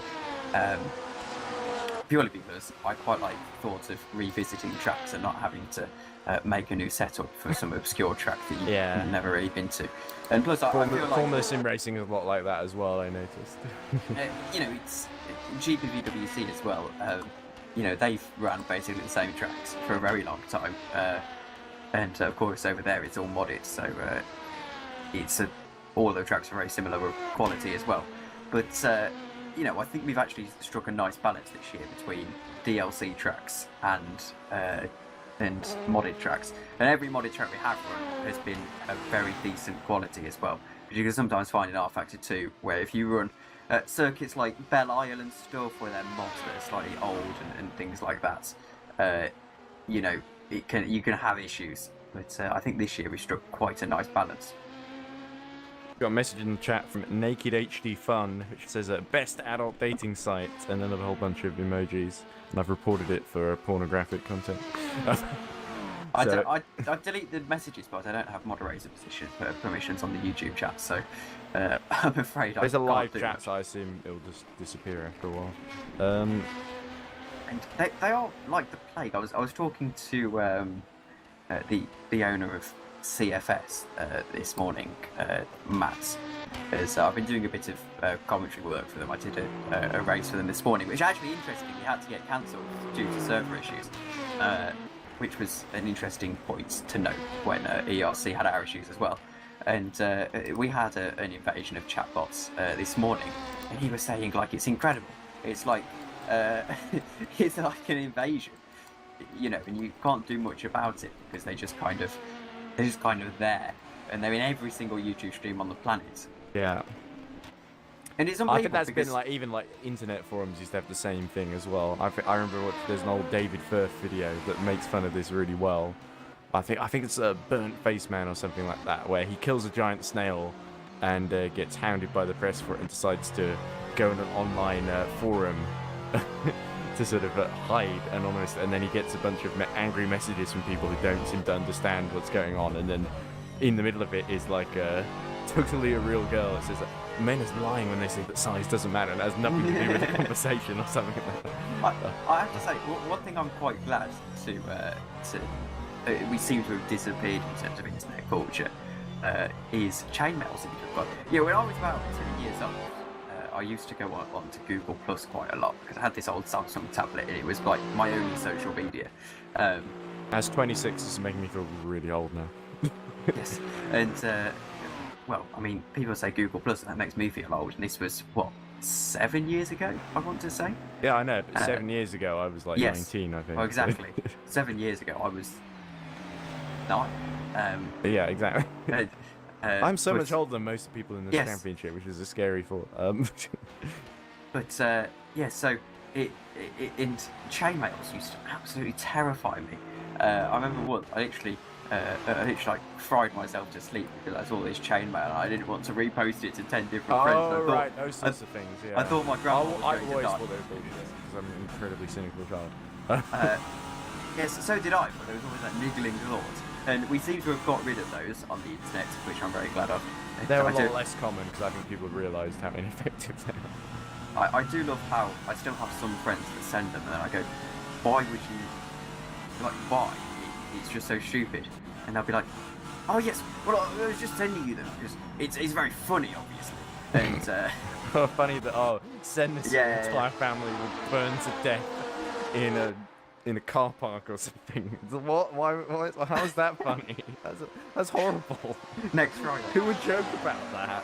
To be fair, there are some. I think they've just evolved a little bit. We have. Okay. I noticed on like YouTube Shorts things. So I don't use TikTok, so I end up basically being about 2 months late to every single trend as they filter their way down to Instagram and YouTube. And I've noticed that there have been subscribe for 10. This is your sign. Subscribe for 10 years of good luck. I think that's the modern chainmail. Yeah, I think so. It's a more sort of like just sort of do this and you'll get money, rather than sort of if you don't do this, something terrible will happen. There's Peter Vanderbilt getting quite close to the 87 there, and the 87 flashes its lights in annoyance as Roy Tunn pits in the number 40. Let's have a look actually at the number 33's progress then, as he's trying to catch Jerry Van Russell, his Fabian Ballet. But he's also got that Finn Avond of Eggert, who's on board. And funnily enough, since Eggert has taken over from Schumann, it looks like the Finn Avond LMP1 has stayed on track a lot more, which is interesting to note. So I think that means that Peter Schumann was getting a bit fatigued near the end there. Maybe he should have... I guess the thing is, it's always the problem with endurance racing. You want to duck out a bit earlier, but then if you do, the next person has to go longer. It's always like you're trying to make stint plan work, aren't you? If you're fatiguing. Yeah, no, I always duck out earlier, and I make up some excuse about fuel or something, just so I can get out the car earlier. You probably lose less time in the long run. Because the thing is, I feel like having a fatigued driver in the car is never good, and particularly if you're struggling towards the end of the stint. I mean, there have been times, particularly this season, as we've introduced the new strategy and things, because, of course, before this season, you forget, no one ever even thought about running the medium tyres in LMP2, but now that has to be a consideration. I don't think I've actually talked about tyres once in this race. Yes, mainly because earlier on there was so much going on, but also because there's not been a whole lot of variation in tyre strategy. At the start of the year, people were playing with it a lot more as everyone was sort of learning it. But I feel like now everyone's pretty safe on we're just going to double stint mediums and occasionally run softs. But at the start of the year, I found great success in doing 3 separate pit stops for tyre changes. If like I had a flat spot. The only person who's sort of been doing interesting tyre strategies is actually the race leader, Jansen Bintz, on the 23. They've been consistently, I think, going on the purples, which are the soft tyres. Everyone else has basically gone mediums or hards. But I found that if you do a single stint on soft tyres, you can be so fast. And it's when I'm chasing someone down, like I was at Spain, for example, where you've got 20 seconds to make up over a 40-minute stint. That I think is when really you don't get fatigued towards the end of your stint because you've got something to aim for, right? Yes. Yeah. And then by the end of your stint, I think Fabian Ballet's kind of in a similar position after his crash now, isn't he? With trying to catch Jerry Van Russell and then Ericsson to sort of get back where he was, basically. Which it doesn't look too impossible, even with just he's only got 2 hours left, of course, but he's already caught a couple of seconds because it was 7 seconds when he came out of the pits behind Jerry Van Russell. It's now just 2.6. And I think he should clear Van Russell. Ericsson might be more of a challenge because Jesper's probably going to put up a real big fight. But when you're in last, there's not in last, but in no man's land, there's nothing worse than having absolutely nothing to chase down and you just kind of sat there, counting the laps. You only really have yourself to blame, or potentially your teammates. Well, no, not necessarily, because sometimes you can. It can just be the case where you're just in no man's land because. It looks like Jerry Van Russell has been catching Jesper Ericsson as well, interestingly, because the gap's down to 9.8 seconds. It was over 15 seconds at one point, I think, earlier on. Yeah, I mean, sometimes it can be the case where just purely nothing is happening around you and, can't really do anything about it. Yeah, exactly. Well, from this sort of overall race point of view, you'd rather have just a boring part of the race where not much is going on, rather than a race where everything is going wrong at once and you can't deal with it. I'd actually rather everything go wrong at once, I can't lie. Well, you've never really fought for a championship with due respect in EERC, Tom. No, but... I don't know. I asked Tobias how he felt like in a couple of races where he was doing really well and had it all go wrong on him, because I told him he sounded absolutely crestfallen about. But to be fair, he's bounced back as well. We've had Interlagos where he won. And I think that was the first time he won anything in the EERC, because he had that disappointment, the near miss, where he basically lost it post-race at Diria in the Formula E race, because he tagged Miljan Rakovic, his BMS car around. It was a bit of a controversial moment. Well, I mean, watching the replay, it was a bit more of an attack. I know, but I'm trying to spare Tobias. He doesn't like me bringing it up, and I even said, he's going to hate the fact that I had to put it in the sort of season highlights. So it ended up being the season highlights because we abandoned London, because I think it was a combination of just the track being made by modders. It was a great mod, but it just didn't work too well because everyone got disconnected from the. I think there was also just a DDoS attack or something that day or whatever. So it just wasn't working too well. I actually think DDoS attacks are quite rare. I don't think there's been a case where we have actually That happened to FSR a couple of times. Yes, I can see. So we had to rerun a couple of races. In fact, the Japanese Grand Prix that was rerun was excellent. I did the highlights of that and put it up on... I actually posted it to someone on the EERC Discord. I think DDoS attacks can be quite... they could be... I imagine a factor in something like FSR where, you've got stakes, prize money, and of course it's a big championship FSR relatively. I mean, Chris Tompkins has said we're popular enough for sex bots in camps, all camps. Anyway, popular enough for sex bots, but I don't think popular enough for DDoS attacks, unless someone's rather annoyed that they were giving a penalty. I think Chris was saying that in the earlier context, not the new context we've created now. Yes, but I mean, I remember when Le Mans happened a couple of years ago. The question was it a DDoS attack? But then they realised that no, in the end, it actually wasn't. And I mean, think about it. I don't think there's anyone around to DDoS us. Yeah. I don't think anyone's quite that annoyed at EERC for any particular reason. Bad stewarding. I'm gonna DDoS attack you. Why? That's so petty. Oh, but my team should have won that race and they got taken out. So no. I mean, to be fair, I'm gonna ruin it for everybody. I mean, I wouldn't have blamed Vale when I flat out gave them the wrong penalty at Silverstone. Not my finest moment. Yeah, I think I remember them complaining about that. Yeah, was that ever rescinded or? Well, we couldn't rescind it, unfortunately, because they'd already served it in the race. Yes, and it was. To be fair, in my defence, it was like my first proper stint stewarding, and there was a confusion as to what the minimum penalty around the track was, and you'd think after double checking something you'd get the penalty right, but still somehow I managed. That was a thrilling finish though that was set up because of that. So well, yes. partly because of that, and I think you have to say Valle could even have won even with the penalties. So I think you can't say they've been too badly disadvantaged, and they still beat Mugen in that race. They gained a lot of points on them. Nick says keep an eye on Liam. Oh, why has Liam come back? Ex-DDoS driver. Oh, of course, yes. I've forgotten about that. I thought he was reformed. Anyway, looks like the gap's been fairly stable between Ballet and Van Russell. I was hoping by the time we got to the end of this conversational thread, we'd get some action, but nope. I guess we got to fill as we're into the final hour and 50 minutes or so as Fabian Ballet runs a bit wide out of turn 5. Should we send Josh a message, see if he's coming along? I can tell you I've got his stream in the background, and he's stalking him to make sure that he doesn't spend a minute away from commentary. I feel like we're too harsh on Josh. No, I actually have got snipers trained on his house, so okay. if he that's reasonable. If he dares make a drink, he will. Well, it will be his. It's okay his if last, I make a drink because I've been doing the whole thing. He did what, an hour earlier or something. I know, slacking off, Josh. By his usual high standards. I mean, he did pretty much all of Le Mans without break or whatever.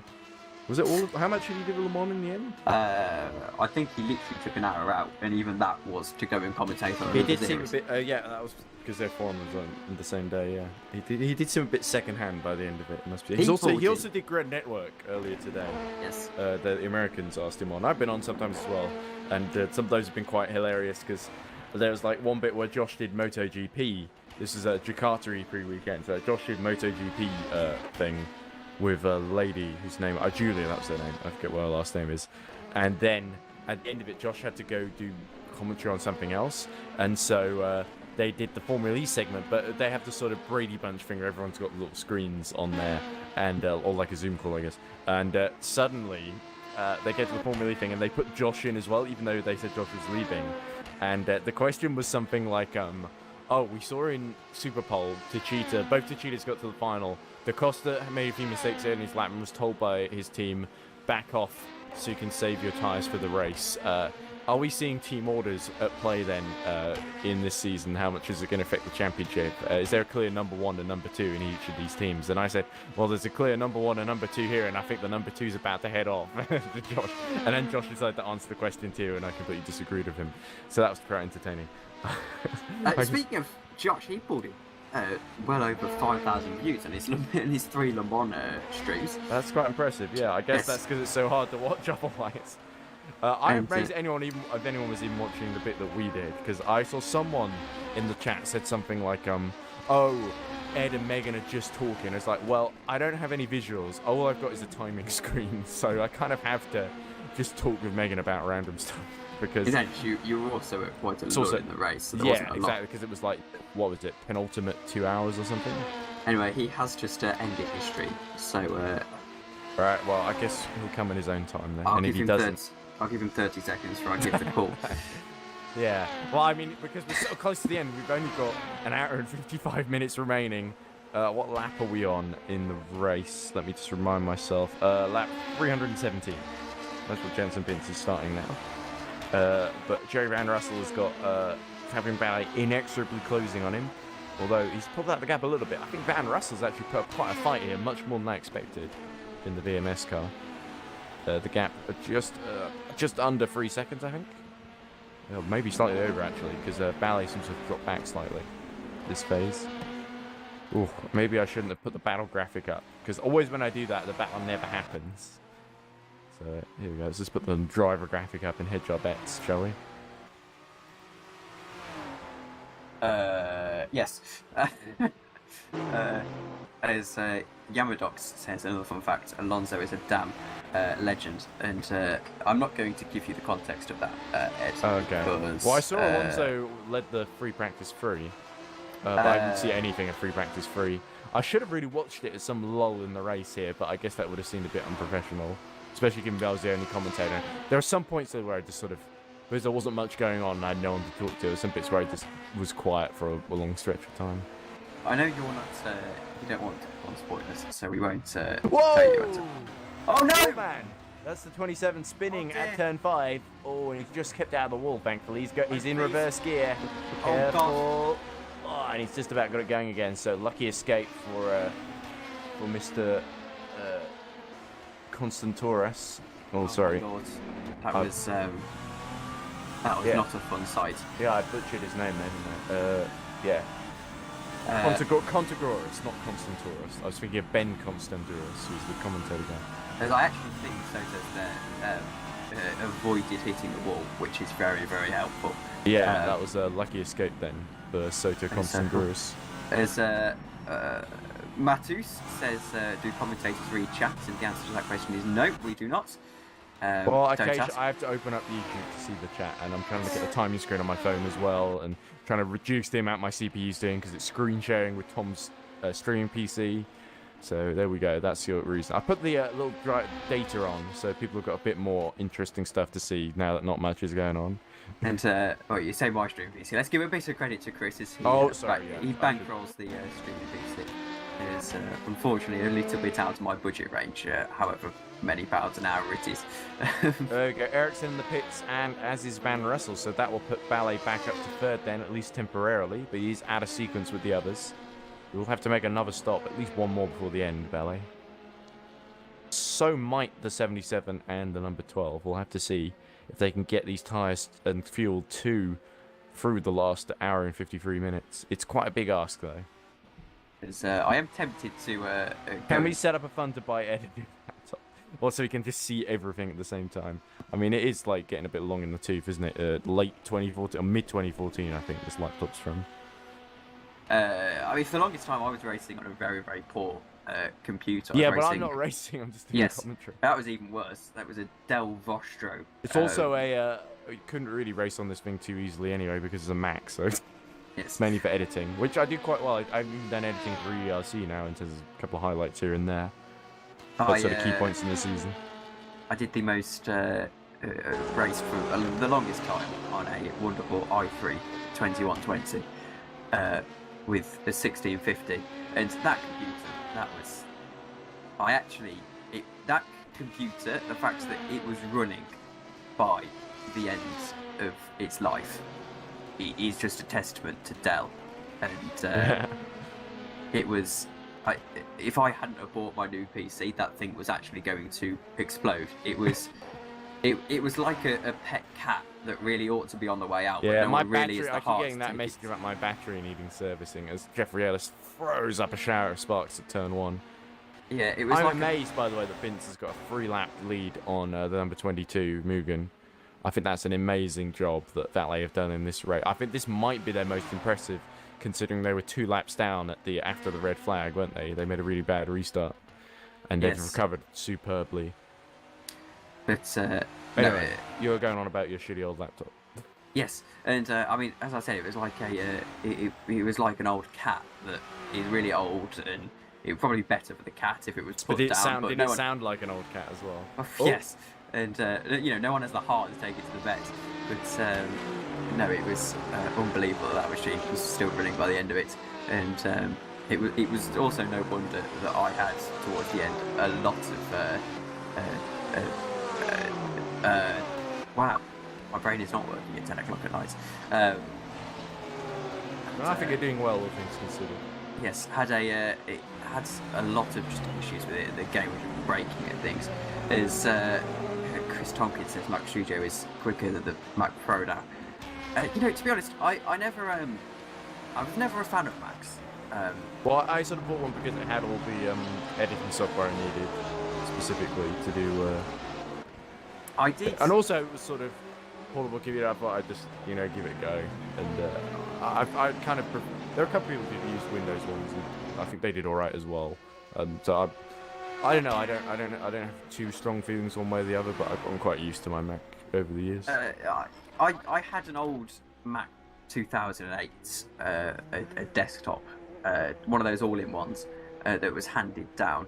It was actually my uncle's, and he said that computer can barely run Word. If you can get that working, then you're welcome to it. So I gave it a little bit of a lease of life. I put Linux on it, which I know some hardcore Mac people would probably scoff at the thought, but it was all right. It was quite nice during the start of lockdown for my little brother to do his schoolwork on it, and it's still going to some degree. We don't use it very often, but I finally got a response, by the way, from my fourth driver who I've been trying to contact all day. It's Nassim Alawi. He says, I was having some issues this morning on where I sit, but so I had to lay on my side for most of the day. Let's put but in speech marks. I don't know what that means. I hope, and but as in backside. I hope the team did well today. Is the race still going on? I said the race is still going on, but we are not in it. well, I said we were doing quite well until Eric's FPS tanked and he crashed out, or into the last hour and 40 minutes. Rebecca asked if he wants to commentate. It doesn't seem Josh is coming. I'll give Josh a friendly poke and see if he's on his way. Mindful that he's, of course, a very busy man. And he's probably quite tired out from commentary. But he didn't do a parade today, so he's got no excuse. Yes, and well, I was up at 11 o'clock this morning. I'll tell you what about this parade as well. I was up there too. Well, actually, I had to be at the parade at 11, or well, just after 11 to be fair, because Mum wanted me to strip the bed. Anyway, but when we were at the parade, the tractor behind us had a PA system on it, and the theme was superheroes, I think. And the guys behind us had it's mostly kids in this group, but they'd set up a PA system, and it was playing Hall of Fame by The Script on repeat during this parade. So even when we got stuck at like a traffic light, we had to wait for like cars to go through so the parade could come through. We got through to Hall of Fame. I think we went for about 6 or 7, maybe even 8 times before we at the final time, just before we were like a couple of yards, like 500, 800 yards or so from the destination. It looked like Paul Street Boys Toff was about to spin out there. We're quite close to our destination, and they finally, even the people in that float were sick of Hall of Fame by The Script, and they said turned it off while they were waiting for the traffic to clear in front of us. But it was a great parade. I really enjoyed it. There was only 6 kids that showed up, but one of them was from Cubs, which is the part that I'm supposed to run, because I just ended up helping out at Beavers as well, even though the kids are a bit younger, because they said that they asked me to, basically, because they needed another uniform than we did, and we only had like one. So I've really enjoyed it though. But I wouldn't say, I love working with kids or anything like that, but I get a lot out of it. It's challenging. It's sort of outside the comfort zone, and I think I've learned a lot as well. It's very rewarding as well, actually. I like giving something back, because I did it when I was a kid as well. So. For my Duke of Edinburgh, I did Beavers for about 3 months. I mean, it was just going into lockdown, so it wasn't really, in the end, it didn't really work out as the whole time. I think I only did about a half term in the end. But I had to go on the I don't know if you, well, obviously you had to do it, but the course they send you on and things where you have to get your little certificate that basically says you've been. They give you a little wood badge for leadership training, yes. But yes, I think on Duke of Edinburgh they have to give you a certificate. You have to do a certain amount of time helping out as a young leader or whatever. But no, we had to go to one of the other local scout huts, and they basically run this course that essentially teaches you how not to abuse children. Oh yes, I've done that training. As if that was not fairly self-explanatory. Well, I think also for the leader trainers, maybe how to spot abuse, maybe when it's happening, and how to deal with it. And also, there was a lot about just safety in general, rather. So a lot of good health and safety, like when you're planning activity, what do you look out for, and sort of danger signs when things aren't right. But not just in terms of danger, but also when a situation is like potentially unsafe for children, or you shouldn't leave kids alone with just some one leader in a corner room, because that can be quite dangerous. Well, obviously there's certain situations where that can't be helped sometimes, where like the leaders stretch a bit thin, like say if someone gets hurt, you have to tend to that, for instance. But yeah, there's good guidelines that keep the kids safe, and I think that's important. And especially in COVID, there are times where we would just cancel the meeting when we were sort of slowly trying to transition back to face-to-face, where we would just cancel the meeting if it wasn't safe to do so. And occasionally, even now, we still get kids that have COVID and can't come, but or even sometimes even leaders. But did I tell you that during that time when we were doing Zoom meetings, we actually got someone from Formula E, the sustainability manager. I think her name was Iona Niels. She gave a little talk Actually, I helped to plan the sort of PowerPoint essentially we were going to do and some activities with the kids over Zoom. So that was a really good way of making it a bit more interesting and sort of giving a kind of access that we probably would have been a bit harder to get her to actually come from London to like our scout hut, like Nick Gatwick or whatever it is. So I think actually... maybe but so it was really nice to. I think it was also helped that I think we were able to do it because I sort of contacted them after winning, well, not winning the come to the games of final 15 of the presenter, commentator, talent call, or wherever it was. And I sort of said, oh, well, we're hoping we could do this. Maybe we could convince some of the kids to go to London so you might get something out of it as well. And they're like, oh, well, we got this lady. And Beerhoff. Oh, that's the number 40. That's the not Roy Tun Racing. Jesus Christ. It's the Boyd Transport. And it's Gendrick Beerhoff at the wheel. Beerhoff is stuck at the S's and trying to reverse out. Can Beerhoff get going? This is all getting very, very busy here in the last hour and 40 minutes. But that is absolute heartbreak. There we go. The 40 is going again, but is it damaged? The rear wing looks to still be on. That's good. He's going quite slowly, isn't he? Look at the wheel. Oh, it's crabbing. That's got to be a code 80, surely. I fear that Chris might not have seen it yet, and well, I'm not going to call. Well, he should now. He's been watching the stream. As I'm not going to call a code 80 if Chris is in. Yeah, Josh says he's coming in about 5 minutes. So lovely. And but yeah, I think the thing I've found about I'd probably carried on. Nick Homer says, hopefully in the Sims, Butler recovers soon. He's not going to be happy about me reading that on stream, but given that he's been so uncommunicative, well, not just today, but sort of lately, I think maybe that'll be the kick up the proverbial backside that he needs. It's already hurting off, you would have thought, but yeah, no, maybe. I sorry, Nassim. I was keen to carry on Beavers, to be honest, after the lockdown, but I was planning to after my Duke Bennett was over, because I thought it was a remarkably rewarding experience. Just it might have been painful to do, but getting home and just appreciating that you'd actually done a little bit of good for a change, and it was quite rewarding in that regard. But then lockdown happened, my little brother never went back, and Duke of Edinburgh kind of petered out, and I never actually completed it thanks to COVID and various things, and I just never went back.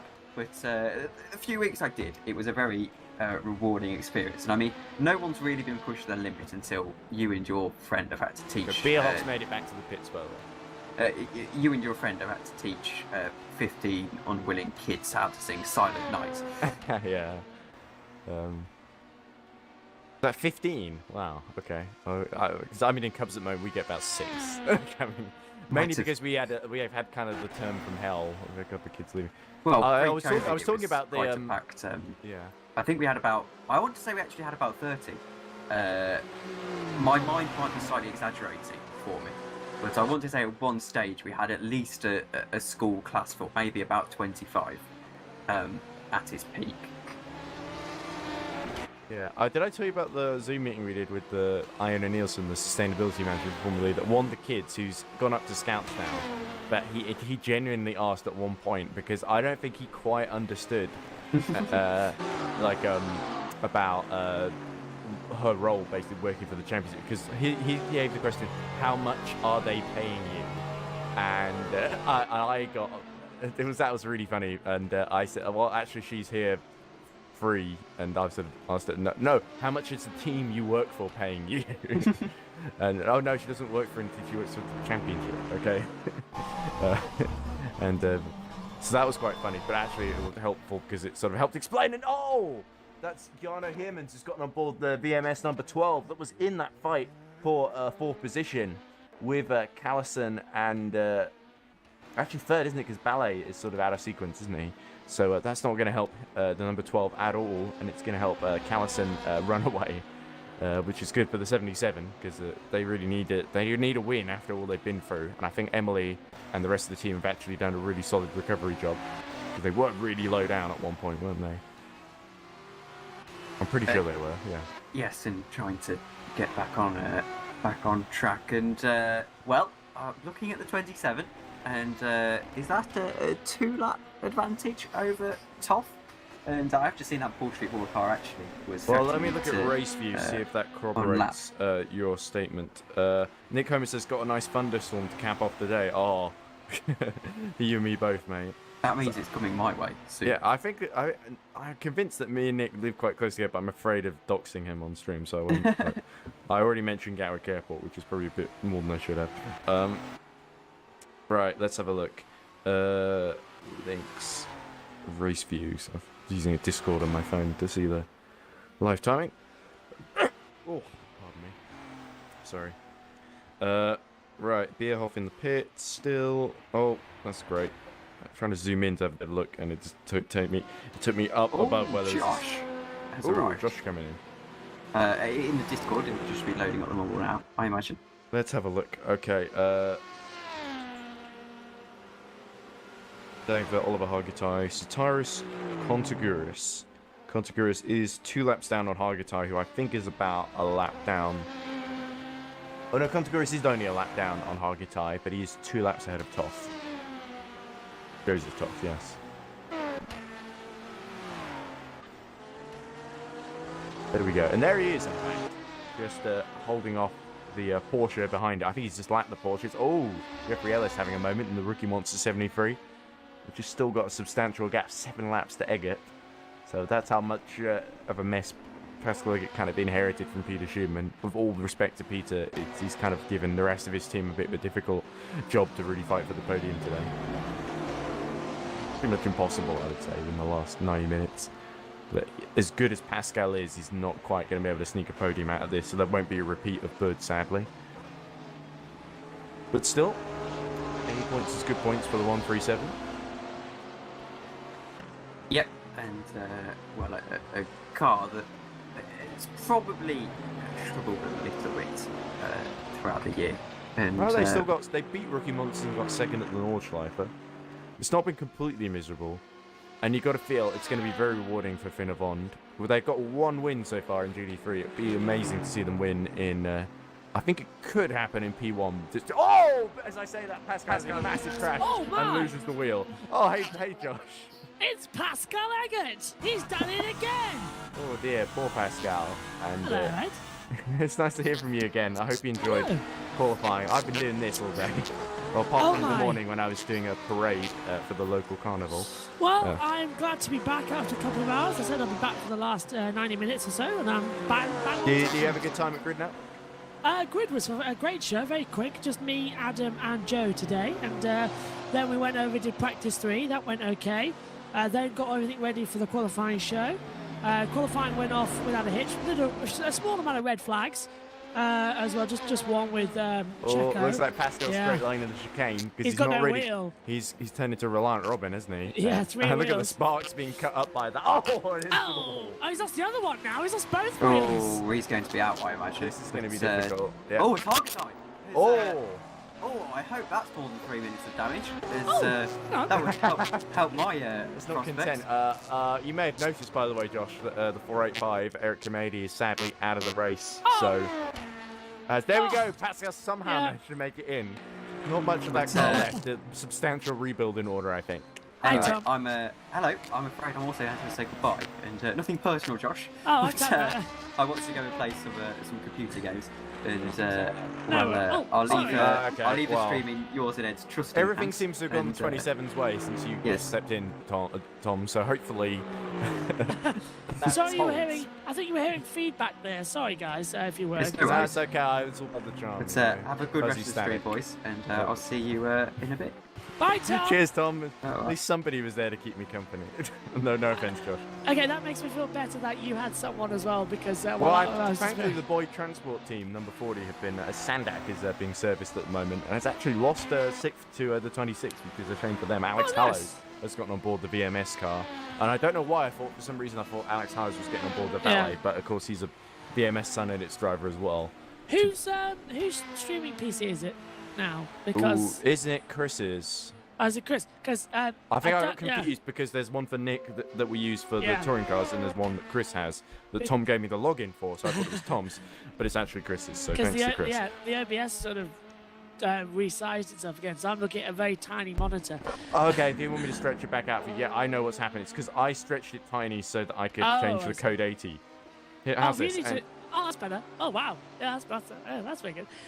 Thank you, Ed. You must embrace a wider view. Yes.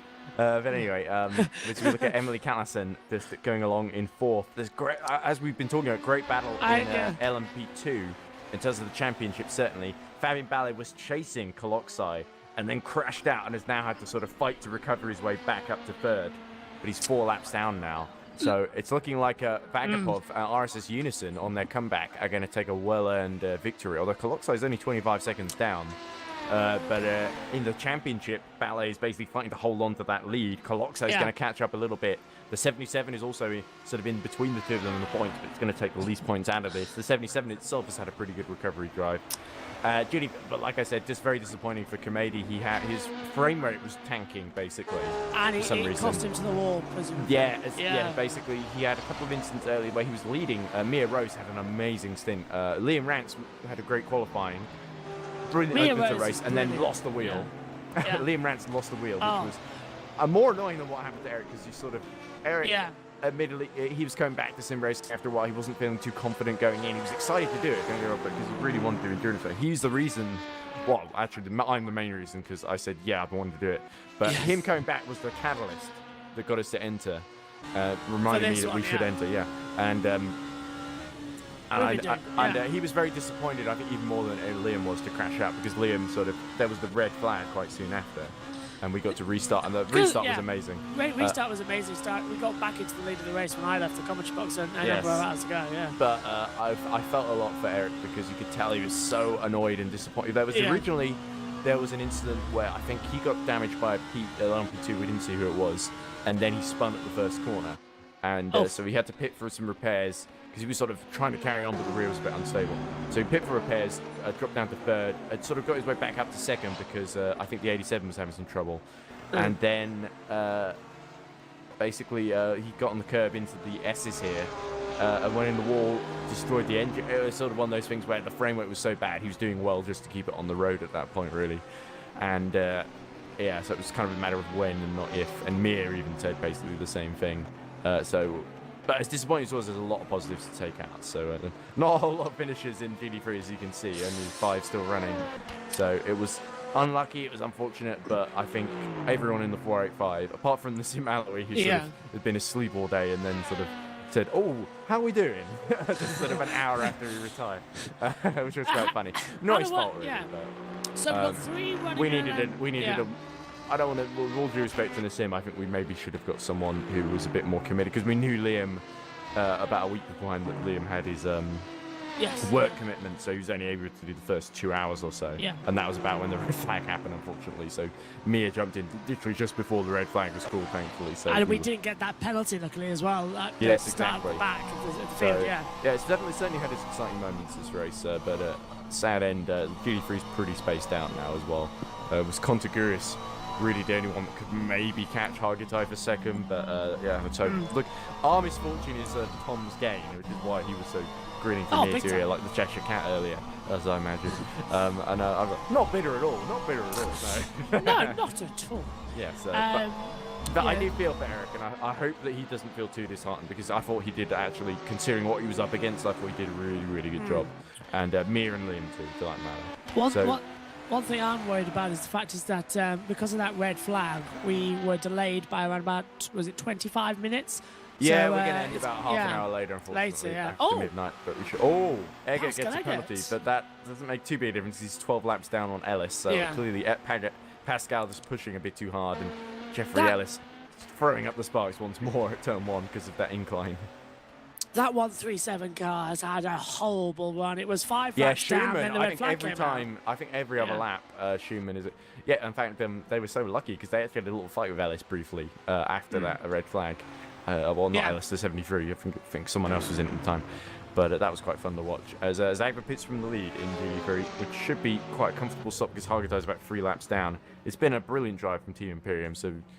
As disappointed as because we were leading for quite a fair bit of this race, I think you can't fault Team Imperium, because they've kept their head when others have lost theirs. They've really got the Aston Martin to work for them, and it's going to be 2 Astons on the podium, I think, for a rare occasion this season, because the 27 is running 3rd still. Yes, and as well, it's looking quite quick there. It's got 3 laps between them, though, at the moment, isn't it? Between the leader in GT3 and 2nd and 3rd.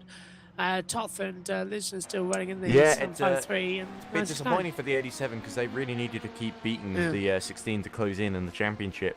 Looks like that's a bigger ask now because I think I'm pretty sure that the number 16 was on 69 points, nice, and the 87 was on 50 points, having won 2 races in a row, and was equal second in the points. So that leaves a gap of about 19 points, wasn't it? And so that's going to extend out if it ends like this. Although Hargitai's has gained a lap back on Adam Zagva, with Zagva being stationary in the pits. So let's not lose all hope just yet when 90 minutes left to go of something interesting happening. But what's been very impressive, the most impressive, is as James Juba is now on board the Valet number 23, which makes sense because they have an awesome lineup, don't they? And the 22, which looked early in the race like they might actually get the better of the 23, has actually been overcome. I came back from dinner and was able to commentate for about 5 minutes until my mum came in and was like, right, we're going to make your bed so you can sleep tonight. So that pain.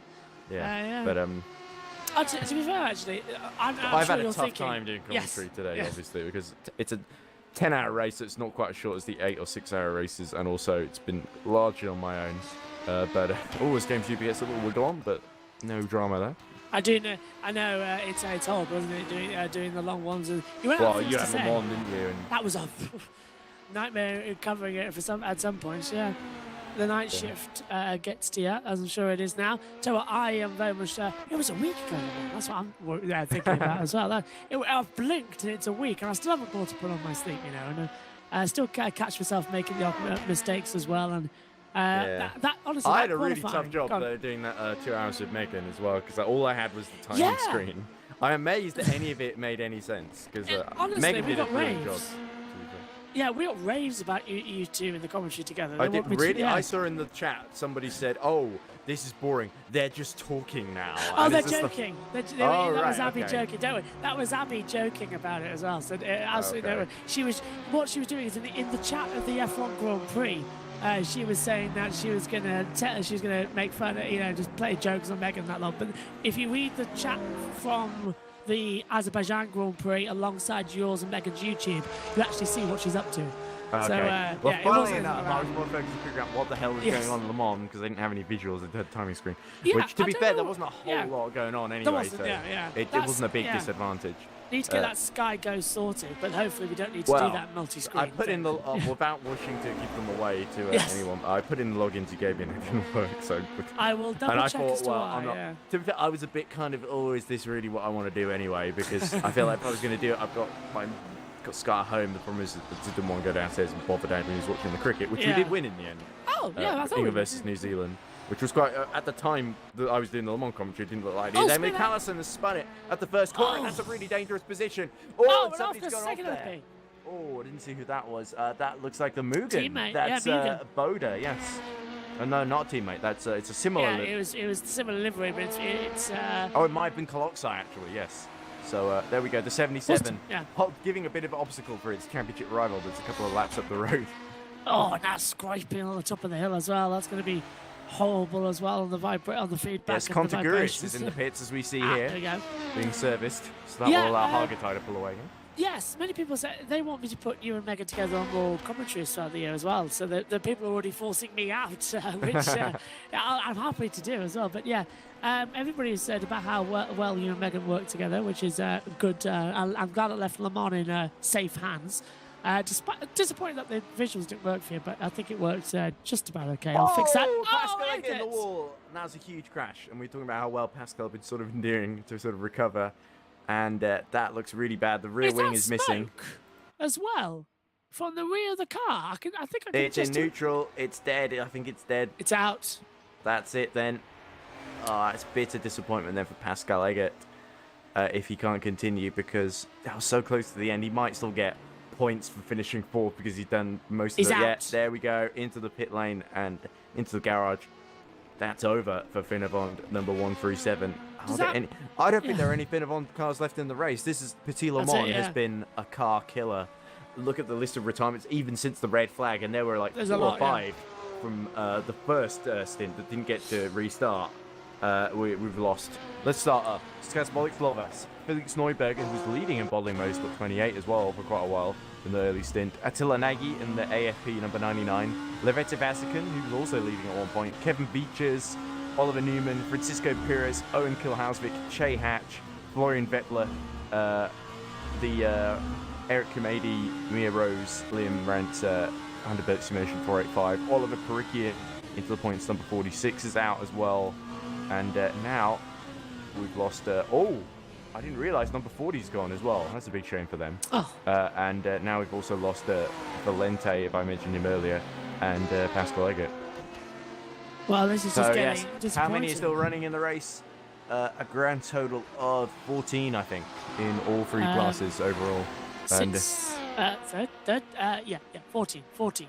Most of them are in LMP2, I think. LMP2's got 6.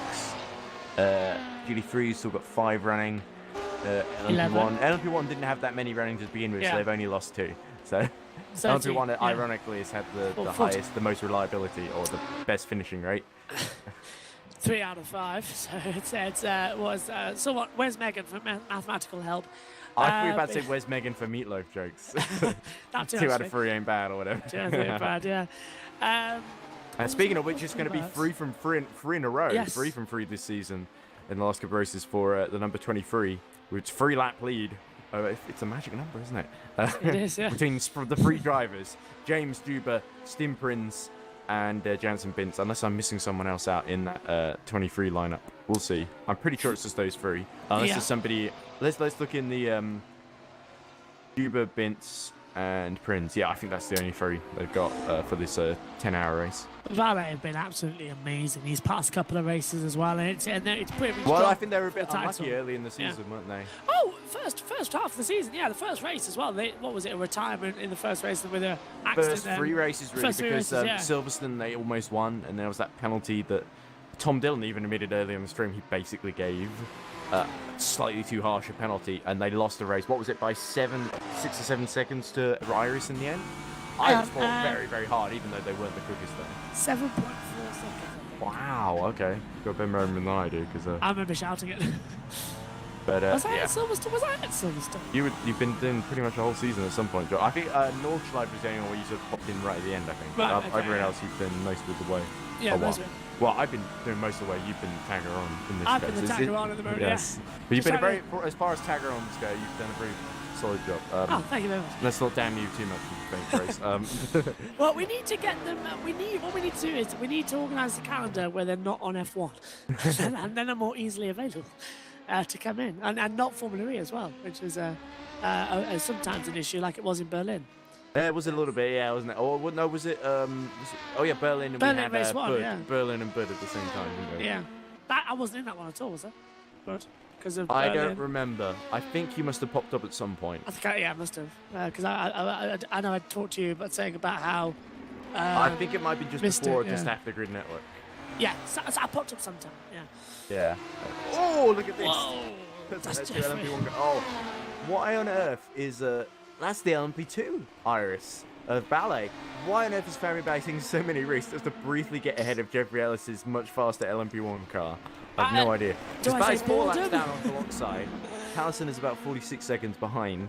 So I guess could still be a threat if he messes that one up. I think Fabio Ballet just a bit of a daredevil there in the last hour and 21 minutes, but at least giving us something to keep us awake. That's the point, yeah. He's trying to keep everyone entertained and also probably trying to find a seat for next year in a higher team in the LMP 1 category as well. Quite possibly, yes. He wouldn't be a bad shot. Ballet, he's very, actually surprisingly, I was really impressed by Fabian Ballet in Indy Pro Series on the oval races. If you look at the oval race they did at Apple Valley, which is effectively Pocono, I guess. Right. He was really good in that race, actually. Yeah. He nearly won it. I was just beaten by, I think, Yuri Katsdorp. There was like a run that came down to run to the line, and Ballet, I think, just missed out. But it was very, very impressive. Yeah, more of a triangle, those type of tracks, isn't it? It's, but he's been also very impressive, so his consistency is very good. But he's also pretty impressive in the Endurance Series and in the, I think in some of the road races he was pretty good as well in the Indy Pro Series. I've not seen him in too much else, but he's impressed me here. It's Ballet in the books of Ballet. It's a fitting it's a fitting partnership, it must be said. It really is. It's reaped its rewards because the 33 is leading the championship, and it looks set to just about hold on to that lead at the end of this. We'll have to see what the points say, but. Just to interrupt, they've put 10 cravats on the raft entrance to the circuit. Yeah, I haven't seen the qualifying because I've been doing this all day. So. Yeah, but literally he's now putting his foot right where the water is, and because it's been raining, it's now splashed his feet as well. Dear. Oh, poor Ted, he's going to have a trench foot at the end of all this as well. And with all that equipment, he falls in, he's going to get electrocuted because there's battery packs on there as well. Ooh, So MST asks, is high is their live timing? Yes, we're on Race View. Should be able to find Road Atlanta GP course. We are on lap 351. I'll get the link in. I'll go on YouTube. I can post the link. That would be very helpful actually for MST, who I've been ignoring because there's been like 60 messages since then. No worries. We'll put the link in right now. Yeah, the engine in car 40 died. That was what happened to Boyd Transport. That's what Mateusz Gazowski, their driver, is telling us. Mr. Morel says he's looking for Polish RF2 drivers. Ooh, well, you find a couple in here, that's for sure. I've posted the link in the YouTube chat as well. It's under my name, Joshua Birch, Motorsport Journalist. David Mroczek, I think, is a Polish RF2 driver. Who else am I thinking of? There's a driver in Formula Sim Racing from Poland who drives for Burst Esports, actually, who's just moved up, actually. And he's been really improving a lot. And I won't say putting Michi Hoyer in the shade, but Michi Hoyer's had some horrible luck.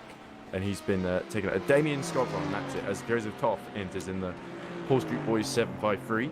That's in a pretty. I think their best result might be 4th. I'm pretty sure they finished 4th before Paul Street Boys, so this could be another. I remember seeming to be talking about it at the end of the race as well. Was it Nordschleifer when I joined the box and they were 4th? Because I think I remember you saying it at the time.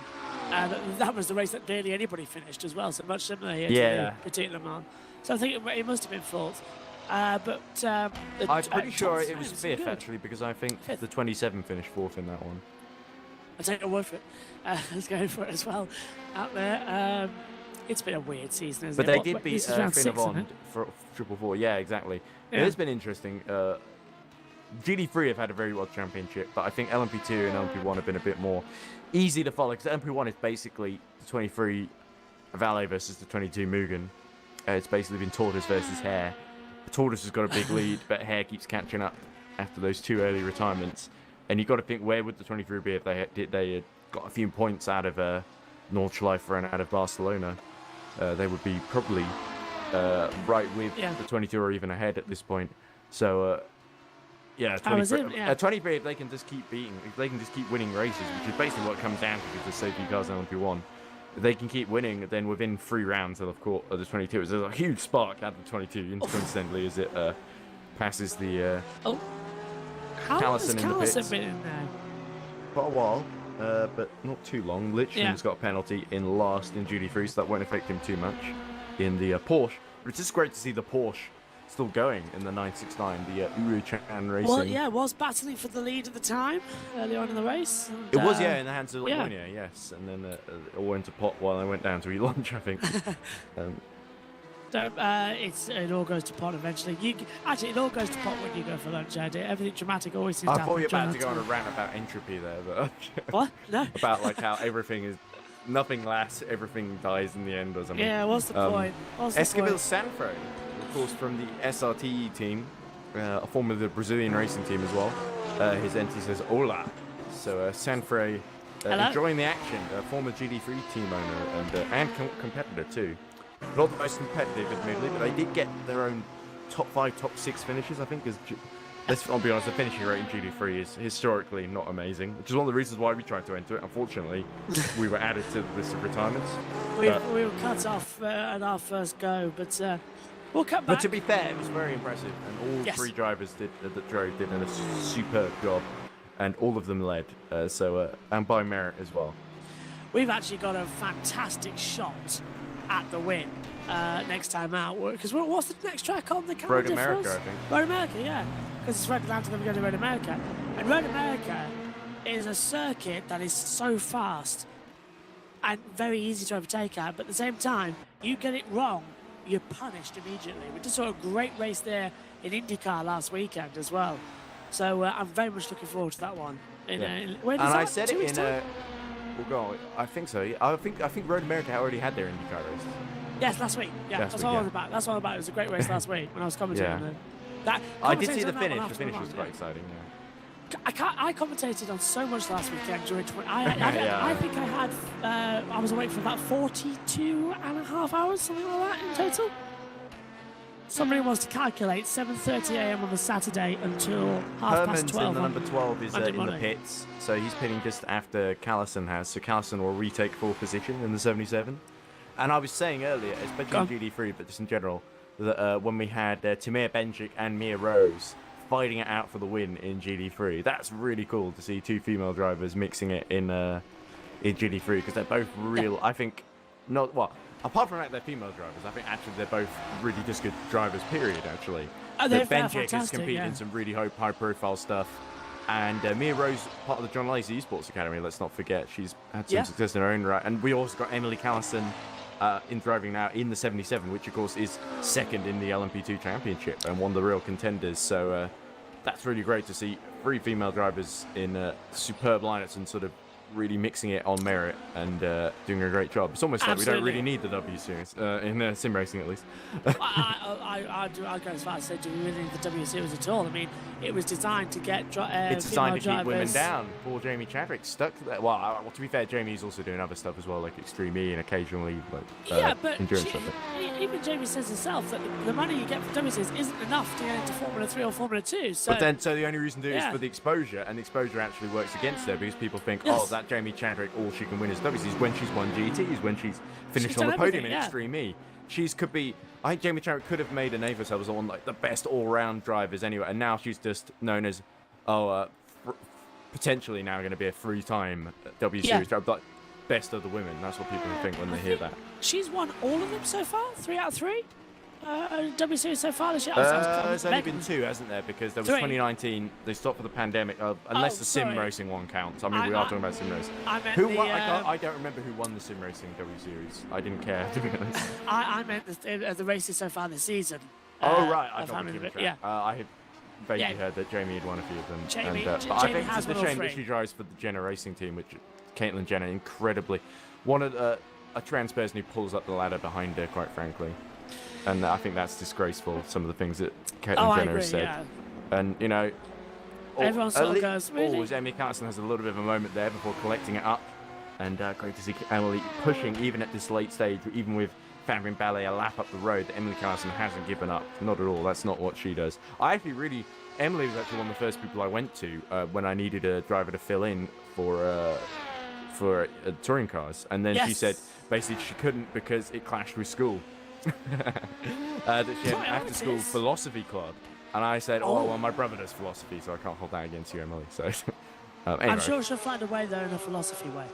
Okay, yeah, of course. Pit stop for the leader, who is soon up ahead, anyways, in LMP1 as they come through. And I must apologise. Gets a penalty. Okay. That's the man second, so I guess he's not going to catch Koloksai at all.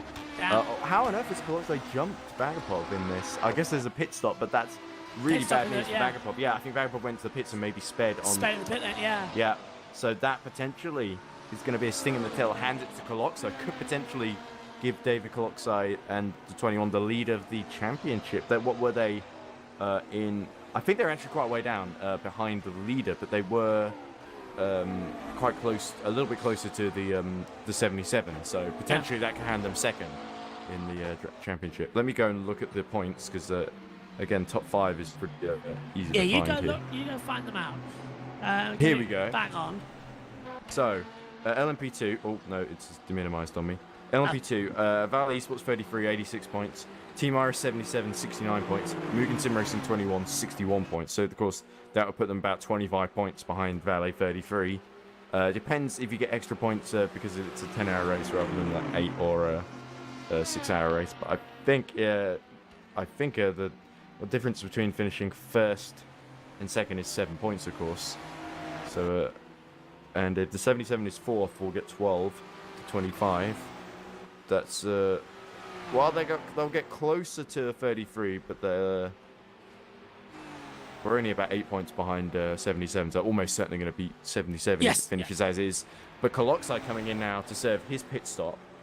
But Vagabond will come in again to serve his penalty. The gap is going to be about 40 seconds or so, isn't it? Go switch over, yeah. So it could still be done with that penalty applied. But of course, Vagabond could put in a monster final stint and catch back up, and we could have a battle for the lead. Hour 10 and... That's the leader! Oh dear, that's turn 1 he's got wrong.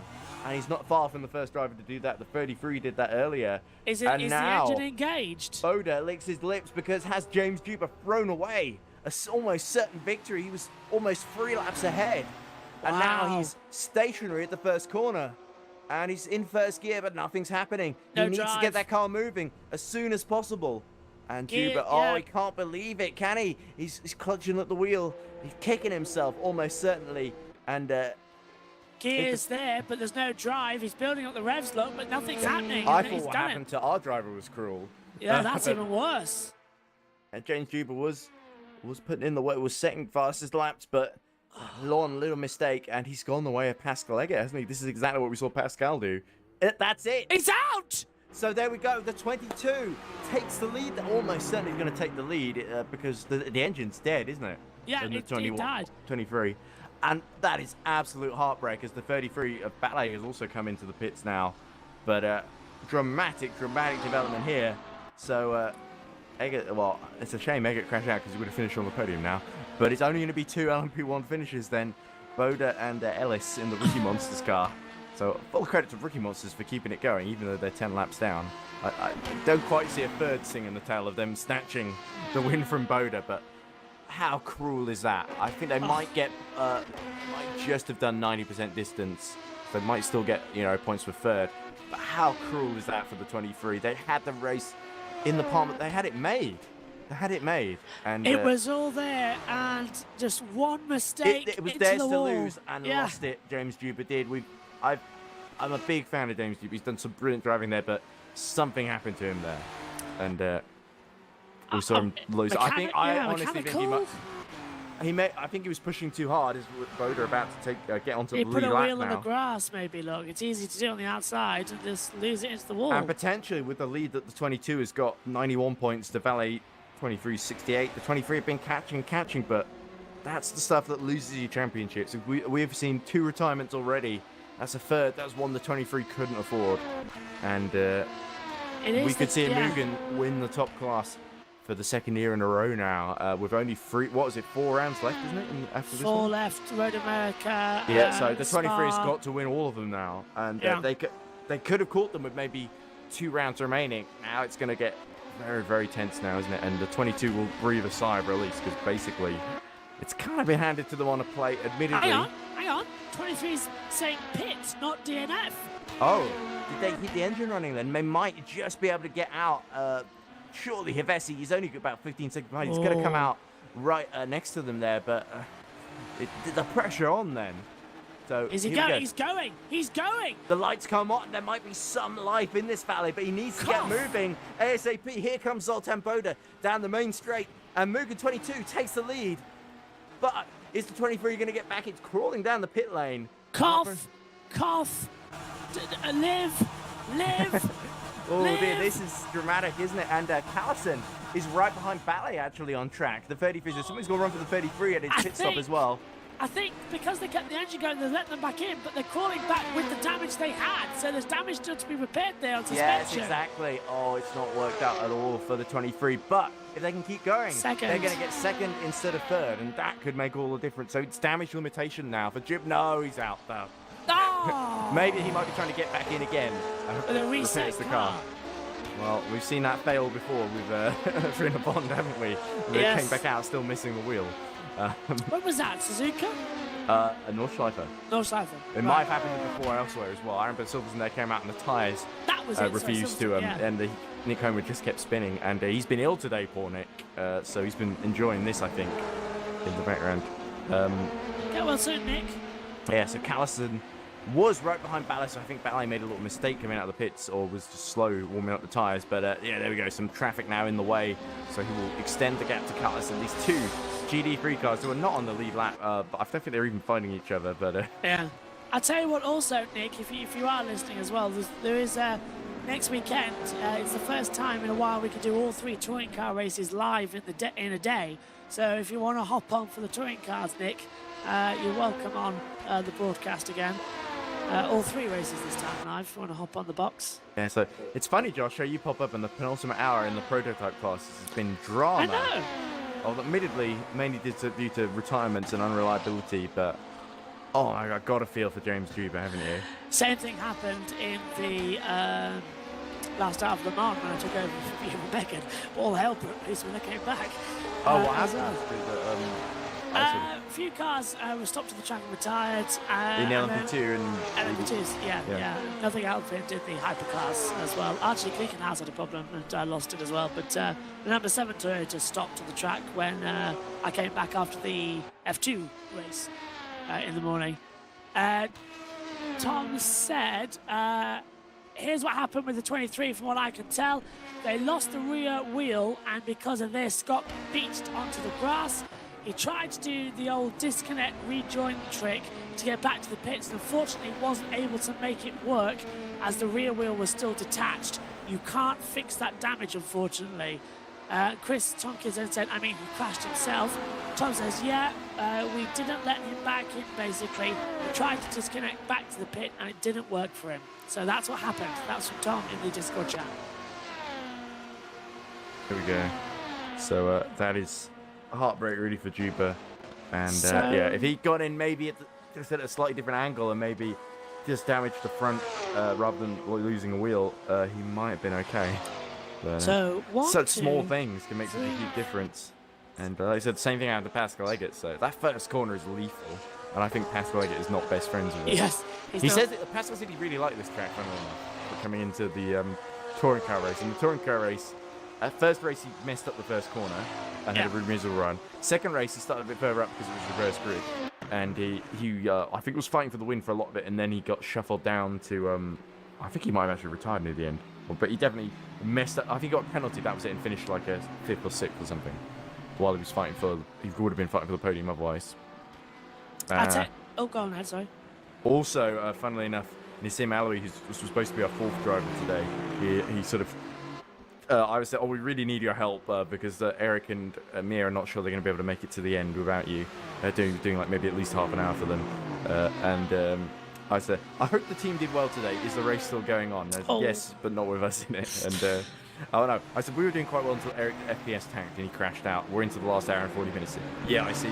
I hope you guys get lucky and recover some bits. I don't think you quite understand this. The engine's dead. We've been out for some time. Yeah. So, how many laps down now? Probably way too many to be even classified in 6th, I think. We're still ahead of into the points 48 and a Baskel the Rascal though, so I mean that's something. Well, 6th in class, I'll take that. On our debut. I mean, to be fair, we did win our debut in touring cars, so... Well, no, we came 2nd in our first weekend, which isn't quite the same. We came 4th in our first race with Alessandro, I think. Yeah. Alessandro had a horrible race, as you can see, too. He was the first LMP1 retirement. And he said he was having lag as well, so it seems to be a Hunter Birch curse in this particular race. There is, yeah. Although Mia was the only one not really affected by the curse, because we had loads of good luck when Mia came and the red flag happened. Mia's been literally a golden goose. She's been brilliant with getting the grips to the new cars as well and getting straight on with it. And she was great in the touring cars. And I'm looking forward to seeing it in America and seeing what she can do. Yeah, it's almost a shame she's arrived in the second half of the season because it's maybe a little bit too late to recover and win the championship. But I guess maybe she just wins every single race, and Liam and Alessandro hit trouble with the ballast. It might happen. But we saw Liam, even with that ballast in the wet, he was so quick in the second race. And Alessandro as well. He's not gotten a win yet all season. He's got 2nd. He's I think a 3rd. I think he's got a couple of 4th places. 4th, yeah. He's done a lot of really, really good runs, but he's never quite gotten the win. And I think all that ballast has affected him more than most because he's always had it in he had more ballast earlier than Liam did, so it'll be interesting to see. Well, Liam's having to miss this round, so Alessandro will come back in Road America with less ballast, and he's only about 6 or 7 points, I think, behind Liam in the championship. So I think Liam's led it, and it's the first time either of our drivers led it, because Sven Gillard led it for so long despite not doing a couple of rounds. Hallows is pitting in the 26, so looking like he's going to the end after this, potentially. But we're almost into the last hour then, Josh. Yeah. Surely, maybe Callison might be able to catch Ballet, There's but a couple I don't things. see quite too much else happening, and that would It's- certainly be exciting for the championship to get it sort of reverse order in the finishing order. It's all eyes on LMP2. That's there's where we got the most battles Well, I'm sure forming as well. from the perspective of Tom Dillon, it's all eyes on that 27 in GT3, isn't it? Yes. Because that's the only thing that second. he's really particularly Third. fussed about, I think. Yeah, third. Well, I was joking earlier that, well, you know, wouldn't have finished third if we'd been still in it, but 'cause we're ahead.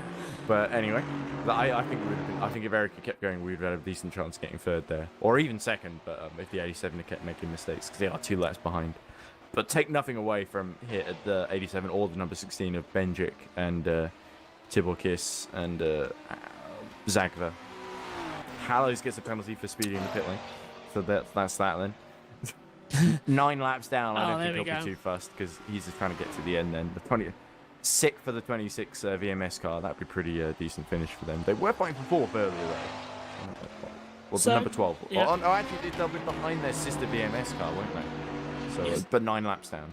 So actually, number 12 has had a really good run. The 26 has not done as well, but it's still in the race, still running when it counts. So just looking tomorrow, our first race for Moto 3 is 10 o'clock in the morning, and so that means I'll probably have to be up at 8:30, which is nice. So I'll be literally as soon as this hour is up, I'll be disappearing. So are you doing some driver interviews, I presume? So you're not gonna Probably. be talking- We good. might want to hear the winners at least, although Yeah. would be nice to hear from the 23 crew if they're. Yes. But I'm sure they're dejected. Juba and Jansen Bintz are actually still there. I could ask them because we've probably got time before it ends. Yeah, if we can James. get people on during the race as well, that'd be even better to talk to them. Because I think it's clear that we're going to have Boda winning in the 22. Well, actually, the gap's only 3 laps now, isn't it? That's come down a lot. That's 3 laps to... Juba, yes. yeah. So he's catching him. That looks inevitable with So 58 yeah. minutes. It'd be a surprise if the 73 didn't catch him. I think coming up, that 20... Yeah, the 22, I think in the next 3 minutes would be the race winner. Can't see them getting that lap down in that time. How was the lap time? 106s are the laps. What's the gap? The 11. So yeah, it's just got to do the math. It'll take 25 minutes. To I've get sent a back message in to front. both of them. Okay, yeah. Ready? Oh, no, that's message Sandak and Beerhoff leaving So- because the 40's out. It's good we got the Yeah. interviews with the Boyd Transport number 40 out of the way because they've seemed to have left. That's a shame. Boda's got to get to 25 minutes to go. If that car goes then, we've got the race winners automatically because you can't... Because there's so few running, yeah. So few running, yeah. And the gap between them of 11 laps. To do that will take around about 25 minutes. If we get past 25, Boda's won. With the 90% distance and the lap times counting as Here's well. what is he, like 8 laps ahead of Ellis? 11. Well, Rookie Monster's doing well just to say in it, frankly, but that's still not where they would have really wanted to be. And they were fighting 22 at the early phases of the race as well. So Disappointing out there as well. Ted Kravitz is now showing off his ankles. still going. He's still going. I have no idea. I'm just hearing Ted in my ear because the Sky's F1's still in the main picture up here in the box. I'm just hearing Ted. Oh, now he's apparently saying he's a true hipster. I have no idea. To be fair, even I changed from shorts today because yesterday in the UK it was 34 degrees. Today I'm still in it my was- Scout trousers from the parade earlier. Oh my! I've not had time to change them. Well, It went really cold today here on the Well, it's coast weird. here. It's been thunderstorms and stuff well, it's been quite hot and humid as well. Yeah, it's been a really weird day, and it's Oh, both Ellis, warm and cold. pushing way Ellis. more than he really needs to. He's only a lap down on getting second place. Yeah, I think he can chill, but second is his. Plus, well, to be fair, second is his now. There's only 2 left in the LMP1 class as well. It's LMP2, which has got the main battle, which is He can kind of afford to surprising. crawl around and he'll probably Yeah. still just about take it. He could probably have a nap.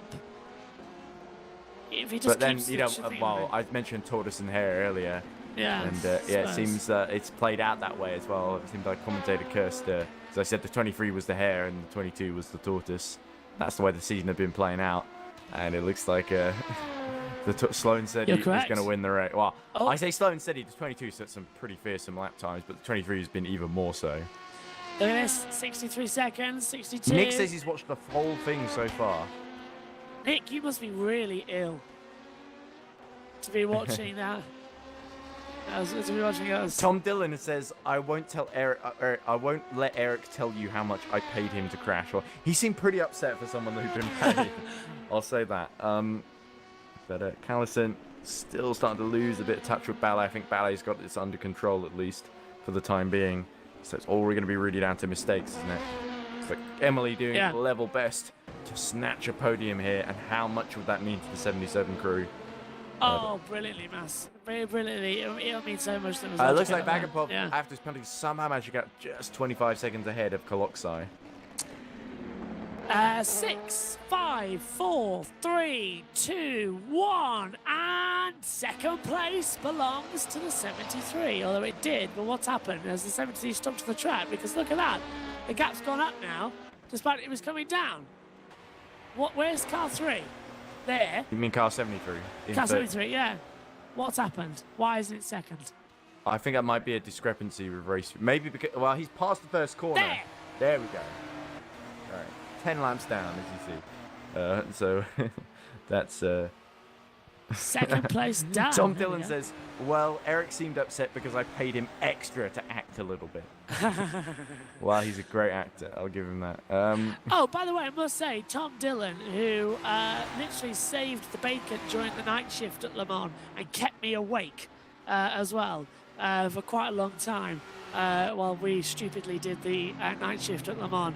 In the witching hour, because you get past 2 a.m. and you really consider what on earth are you doing in that time zone as well. I think about that regularly, even when I'm not commentating. Yeah, so what are you doing to him? Honestly, I'm very, very, very. I can't imagine how you are, Ed, as well. But after today, but I'm sure you're feeling the same thing of flagging a little bit as well. So, well, I'm doing the best to stay point. Yes. I think. When you have experience, you sort of you know what to feel, and I've actually sworn a lot more than usual in these broadcasts. You are a true professional, though.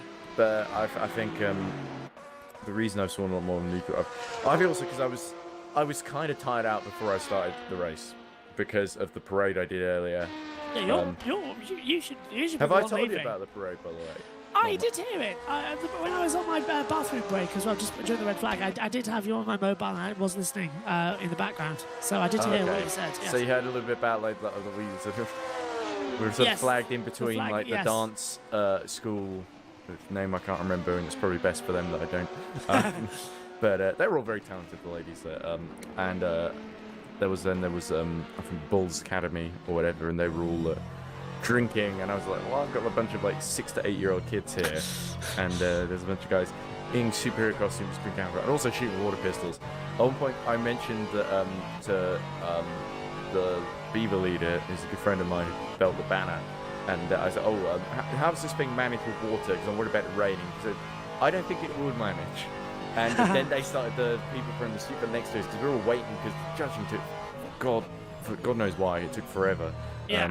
We weren't even afloat on the back of a trailer and being towed by a tractor like the others were. Yeah, we were walking. And there's even, oh no! Oh! It's Ben Boris and the Paul Street Boys in the gravel at turn 5, but he's extricated himself, so it's all fine. And he was like 2 laps ahead of Lichten in the 969. But the steering on Boris's car, let's have a little look. Is it okay? Looks alright, or no worse than usual. So I think he didn't hit the wall or anything. I think he's going to carry on with that, isn't he? So got lucky, yeah. With 2 laps, he could be in danger of losing that 4th position to Lichten and the 969. And we've seen Lichten before driving for Iris. He's no slouch, so even in the Porsche, could still be a threat for that 2nd place, for 4th place in the pits. As Boda pits, and he can really afford to now because there's no real threat from behind. To be fair, I think he can do everything, can't he? Go get 4 new tyres, repair the car, fuel up to the finish, just go. And even if it crawls around for a lap or 2, he's not going to lose.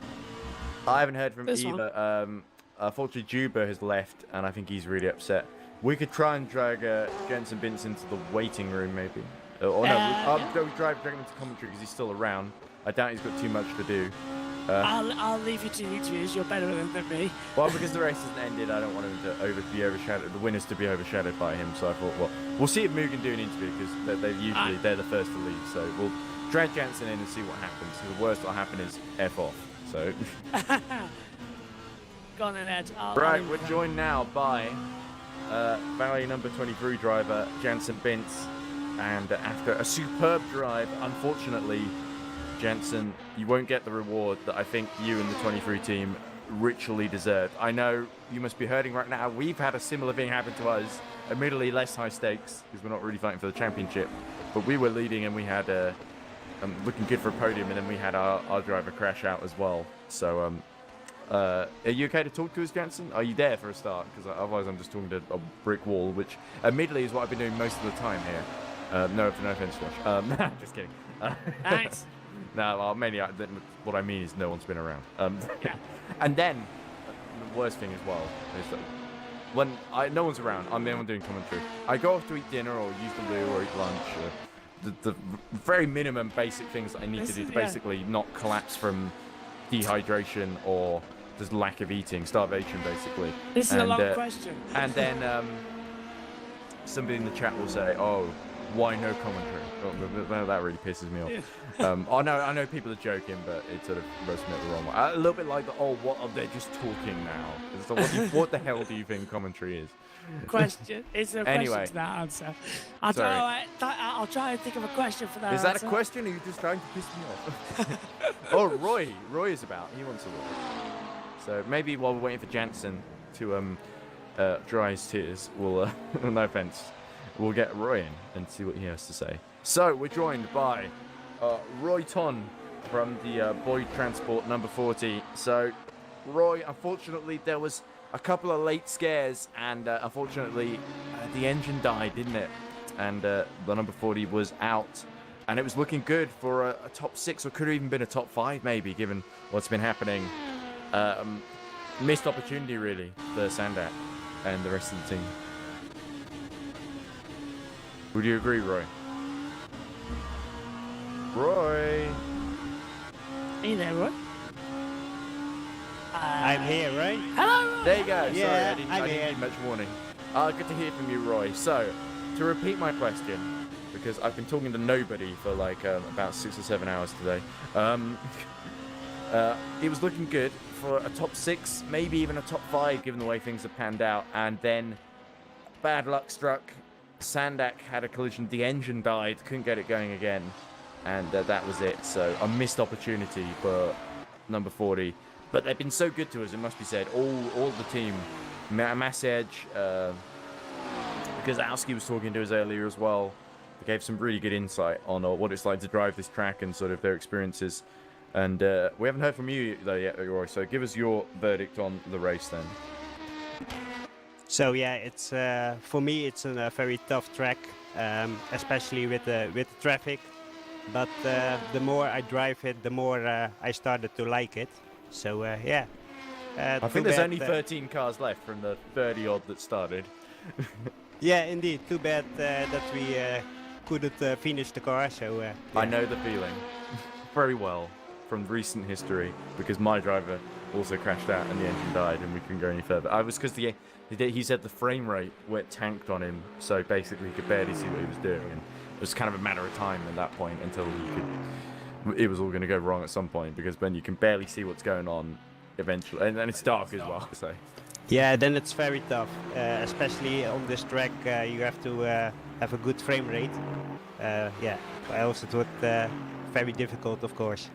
Yeah, and we've even seen the race leader, the 23, was dominating, leading by almost 3 laps, crashed out, and now it's going to come away with, I think they might have just done about 90% distance, but an easy win gone. So it can happen to the best of them. James Duper won really I see endurance. We see him get pole positions, victories, and yeah, it all just went wrong for him. So that if it can happen to him, it can happen to anyone. Yeah, especially on this small track with the difficult sector 1, where it's overtaking very difficult, of course. So yeah. But anyway, it's disappointing. You're far from the only one to crash out today in the number 40. But obviously, there's still 4 more races to go. Road America up next. So Roy, I know you, as much as you're disappointed at how this race has ended, can you take any positives forward to Road America? Are you looking forward to that track? I'm looking forward to the track. It's one of my favorite tracks. So yeah, for me it's a very nice track to drive.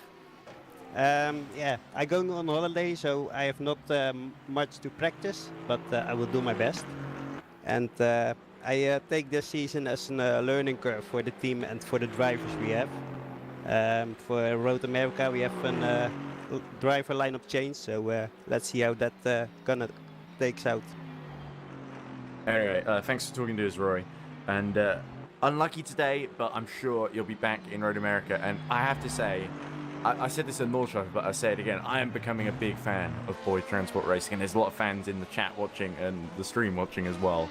So I'm sure they're going to give their support for the rest of the season. And it's not all just drivers of yours, I think there's other people as well. Yeah, indeed. And Road America, we are going to try to bring back the GT3 car, so we have 2 cars back on track. Well, then you've become our competitors, so I have to take back what I just said. Because we got the Hunter Birch 485 that's going to try and do the rest of the season as well. So yeah, we will try to take some points with the GT3 car as well. So yeah, maybe we see each other. We'll see you again. Yes, that's for sure. And I'm certain we'll see you in the comments box regardless. So. But best of luck, Roy. And thanks for being to us. It's always great to hear from you and the rest of the Boyd Transport team. Josh, do you have anything before Roy goes? No, I'm okay. I haven't had my headphones on, so I've been trying to... I was just saying nice things about Roy, and I was hoping you would say something nice as well. Roy, well, absolutely fantastic driver, and I think he's got a lot of things coming up as well. And a great team manager too. Great team manager, great driver. Looking forward to I'll just tell you what to say, Josh. Yeah. And to be honest with you, I think is he still in the room? Might be. Oh well, yeah, I'm still here. Top bloke. He's so used to the praise. Yeah, now. thank you. So he's just like, well, all right, are you still going? It's nice to hear. Go on. Oh, it's nice to hear. It's nice to hear. Well, we don't always see nice a new team that's as impressive as Boyd Transport has been. You know, always sort of there or thereabouts in the sort of top 5, top 6 in the LMP2 Championship. So, you know, it's great to see, and we hope you can get a great finish at the end of the season. Probably not going to snatch a championship away from Valet, Mugen, and Iris, but might still get a good finish. The likes of Reading Game, you know, VMS, they're all your immediate rivals, and I think you've put up a great fight against them, and a lot of people have taken notice. So anyway, thanks for joining us, Roy. Yeah. We'll see you at Road America. All right, and let's enjoy the last 43 minutes. Oh, I'm sure we will, but I doubt too much will happen. All we'll right. do our best to make it somewhat interesting. But anyway, thanks, Roy. All right, bye. Okay, I could do and a has dance. Jansen shown up at any... have I forgot? No, I've definitely unmuted him, so he's muted on his end, so I guess Jansen has gone off to make to drown his sorrows in something or other. But probably not, actually. He's probably just gone off and gone to play something else, because that's what Tom did after he retired. Well, actually, no, a long time after he retired. Anyway. Speaking of Tom's, I've had Tom Gamemore just a quick text as well about qualifying, so that's why I didn't have my headphones on. Looking through as well, as it's all getting a bit I'm starting to really overheat. I'm going to go get a drink very, very quickly, Josh, if you don't mind. No, don't mind. I might actually fill up. No, I won't fill up the water, but I don't need it. We've only got 40 minutes. I'll be fine. I'll just get a drink from the bathroom. Not from the toilet, but from the sink. Not the bathroom. No. Go and get yourself an actual water from the fridge if you've got it. Go get yourself I'll get the sink downstairs.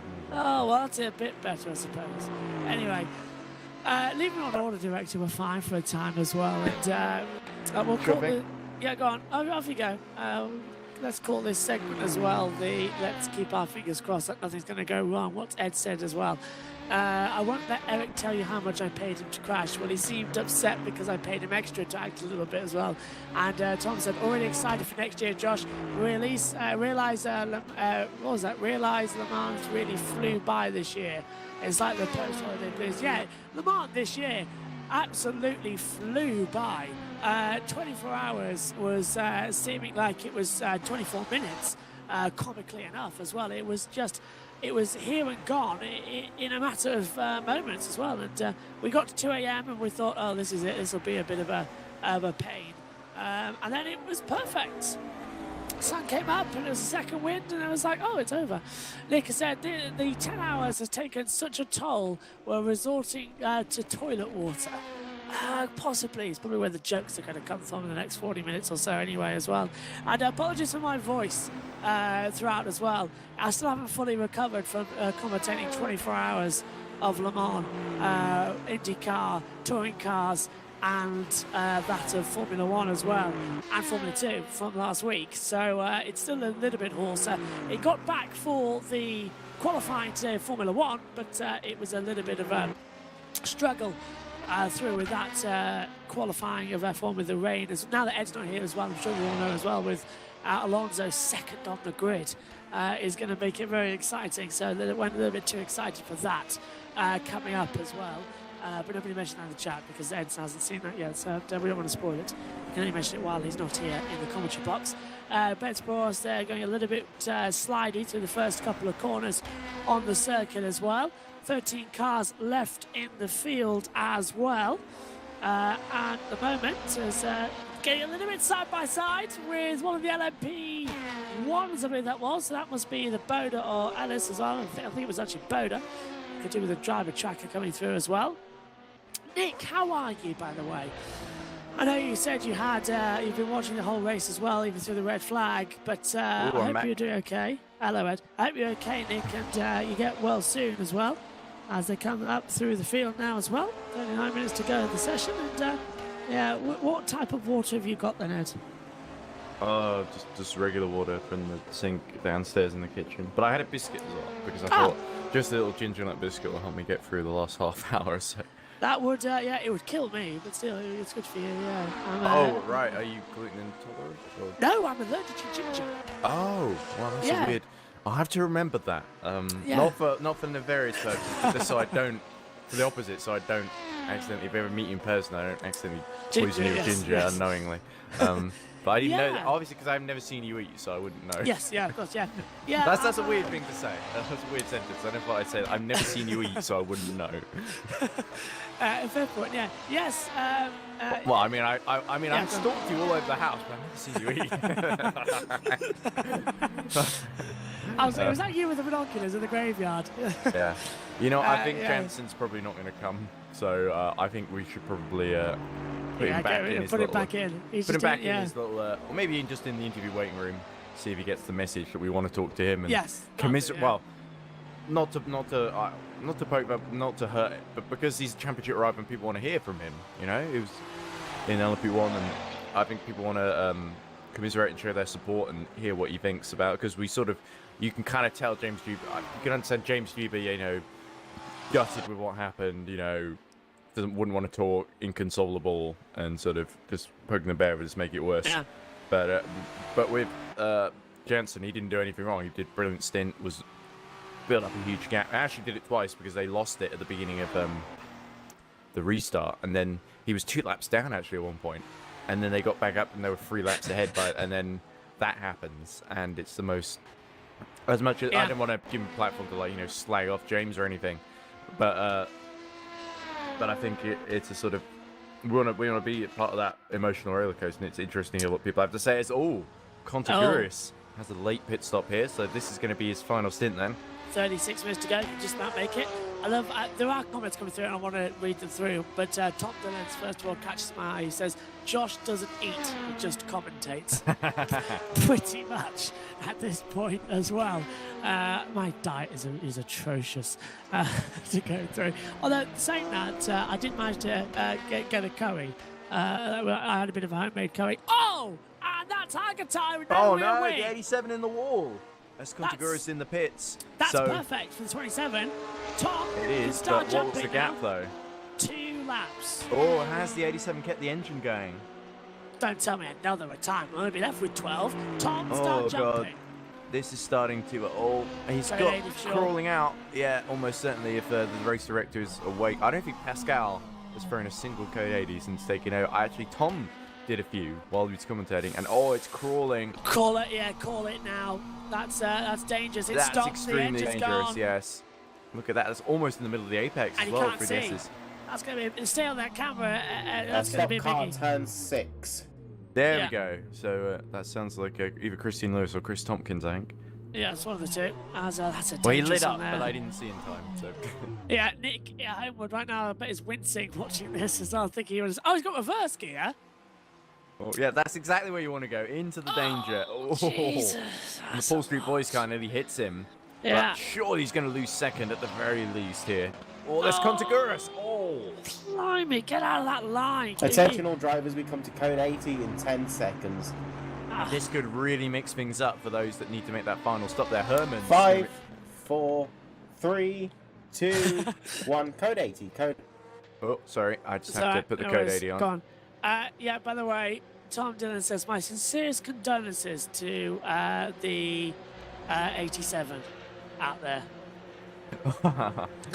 Wow. Right. I never thought I'd feel sympathy with the 87 Iris, given how they were competitors for most of the race, and now they suffered the same fate we have. Almost exact spot. This is almost exactly where Canadian crashed. Yeah. Nick says, let's see. Nick's come through on the chat saying as well. Well, hang on a minute. We've got those coming if you through. can't get the car moving, you'll need to retire. Oh, you can tell he just doesn't want to retire. Poor Hargitai. Oh, good. Nick says, I think I'm free. I'll be there, Josh. Good. I'll look forward to you watching us on Nick. Well, as well. yeah. Well, we're giving you this present, so. yeah. Touring cars next weekend.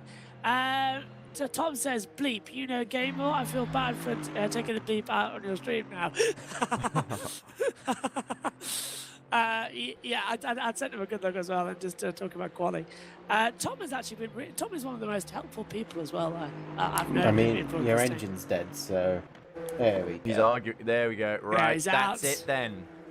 Oliver Hargitai and the 87 that was putting together Right, the championship so we go bid. back to green in That's 10 a seconds. huge loss then and a big development in the championship. I did say I didn't think anything interesting would happen in the last hour. 5, 4, 3, 2, 1. Contiguras has got going quite quickly, isn't he? Yeah. Green flag. Did he go before Code 80 was called, though?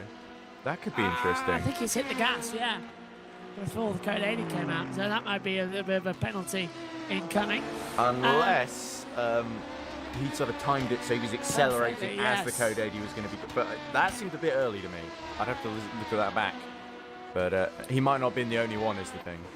Right, They we'll might have, double check, yeah. they might have been thinking, well, I'll just go back through when the danger's clear and assume that'll be when the Code 80 is. Right, well, I'll But think Scott through is it, yeah. Benzik is also coming to the pits. I'll think So through is this, yeah. Contiguras going to somehow Yeah. win this if Could Benzik do. does a horrible pit stop? Could That do. would be horrible for Team Imperium, actually. I wouldn't wish that on them. Nick says he is improving, thanks, and today's the first day he got out of bed since Monday. Peter Schumann says, Final Fond, and Sandbag's now coming off as well. Go win, Peter, says Nick as well. Peter says the LP2 is still technically alive.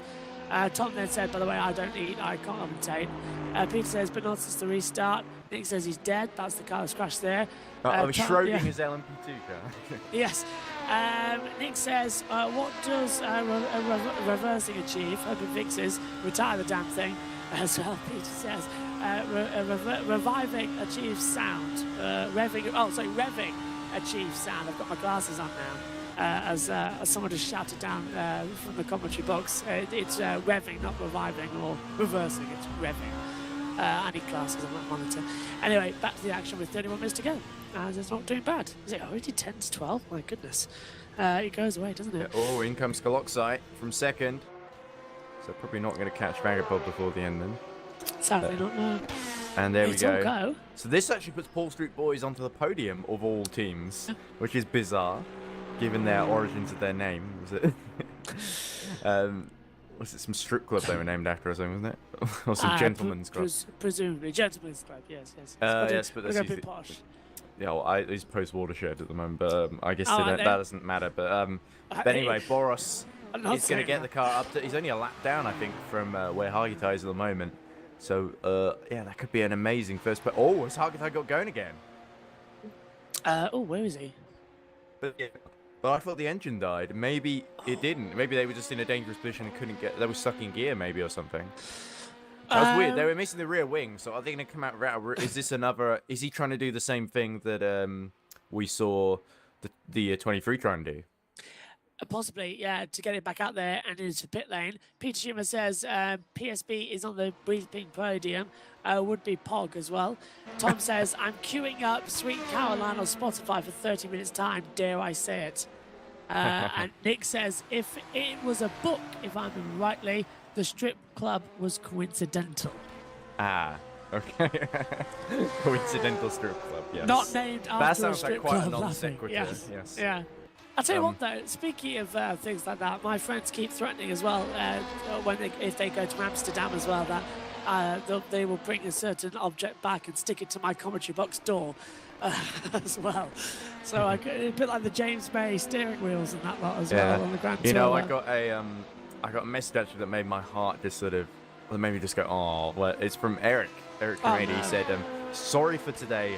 I'll pattern up for Road America. So he feels so, even like almost hours later, he's still really torn up about it, it sounded like. And I said, hey, you've nothing to be sorry for. Yeah, nothing at all. I even said, I'm proud of you, because don't worry about how it ended. You were up against it, and you held out as best you could. Is that the Hunter Birch simulation No, chat? it's just a personal message that he sent to me, because in the other Birch simulation chat, Mia Rose has just sent a bunch of videos of her sending it in this race and in like other races. She had a very interesting rant about LMP2s where the 27 actually got knocked out the way by, I think it was the 77. It might actually, it wasn't Callison, it was one of Callison's teammates, I think, at the wheel. And basically Emily said, Mia said, she was interviewing her, she said something like, oh, that's, I know it's really late, but I'm going to do this anyway. I think these LMP2s, that's the problem with them. They're always in a hurry to bump you out the way. And, I'm paraphrasing. She actually put it a bit more eloquently than I'm putting it now. But to be fair, she was less tired then than I am now, if that makes sense, because I've been commentating for longer. Yeah. Although I've not been driving, so my arms and legs are in a bit better shape. But that's by the by. The voices, and believe it, I know what you mean. Like, it closes up. Do you wake up in the morning, it's like it's all closed up on itself? I think I actually paced myself pretty well through this, so it's not too bad. But I think there's a little bit after where I'm sort of, especially because it ends quite late, so I might wake up and feel a little bit bad, but it shouldn't last too long. Tom said, when we get investment and we have an EERC gala, we're holding it at 23 Fall Street. Oh dear. Okay, so apparently the EERC gala is not going to be held in a strip I'll tell you club. something interesting. That actually Formula Sim Racing have talked about doing a meet-up, and then so doing no, not a strip club. No, a sim racing meet-up. I'll read it out to you if you want. Oh my! No, not. There's no strip club invite. I don't know where you got this from. Thomas. Go on ahead if you've got it. Okay, Formula Sim Racing. If it's anything from Cleopatra's, then here we go. Might be a strip club. This is from Cam Roger, president of FSR. He says, "Hello guys, I hope you're enjoying a few weeks mid-season break, but we are back racing in Pro WC for the rescheduled races this weekend. Incidentally, Suzuka, Matsushita we have to call it because they're not sure if they're actually allowed to use the proper name. But the Japanese Grand Prix was excellent. Actually, it was like a four-way battle basically throughout the whole thing. There were like four different strategies being taken by the leaders, and it was really, really entertaining. Race had pretty much everything, and so in the meantime, we have a question. Should the opportunity arise, would you be interested in an FSR meet and greet event? That would include either or a LAN sim race, karting, food, socializing, etc. Basically, an end-of-season in-person meet in the UK or Western Europe in the autumn time after the season. You'd of course have to get there. I assume yourself, etc. Get a hotel if needed, and probably some entry cost for activities, but would be a fun event post-season. Please do a little reaction, thumbs up, thumbs down if you'd be interested. Of course, this is just a rough idea for now. We'll formulate a plan if there is interest and let you know. Thanks. And about 40 people, including myself, have given it a thumbs up. So I think Alessandro Valente is one of them who's thumbed up. So maybe he might come as well. That'd be cool to meet some of my drivers rather than just hear them. Okay, we've just been heard as well, actually. Shazby says it's a book, guys, not a strip club. And Nick has said EERC meetup at London Formula E. Oh, well, that's probably. Yeah, I think it's to the point where you're going. I know Nick's going. Yeah. So he said probably no.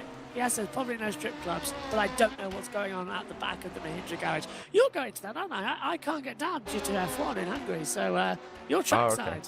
Yeah, you're trackside, aren't you, for London? Yeah, exactly. I'm going to take my video camera, and Jack John and I said, oh, maybe you should do Vox as well. The other thing that's going on here is this morning, Jack Jonoana, Jack Pickering, and I believe Aisha Dowley, who's an Indonesian correspondent. Oh, they're all going? No, I don't think Aisha's going to London E3, but she did go to the Jakarta one, which is I think why we wanted her on the Review show. Yeah, the FEZ show. In fact, I'll just because I haven't really had any chance to watch. Yeah, she is on it. Okay, I just scrolled through and there's a bit of her in her apartment, so that I assume she talks. But I haven't had a chance to edit it because I'm doing this, so I sort of said I'd do it either probably tomorrow morning when I give it a go, and it shouldn't take too long. But I'm looking forward to that because there's lots of interesting things about Jakarta, even though it's taken us ages to get around to doing it. And, but to be fair, we're not really. And I don't know if you read the Formula Zone magazine, and I wrote an article. I basically transcribed and wrote an article about Jerome D'Ambrosio in it.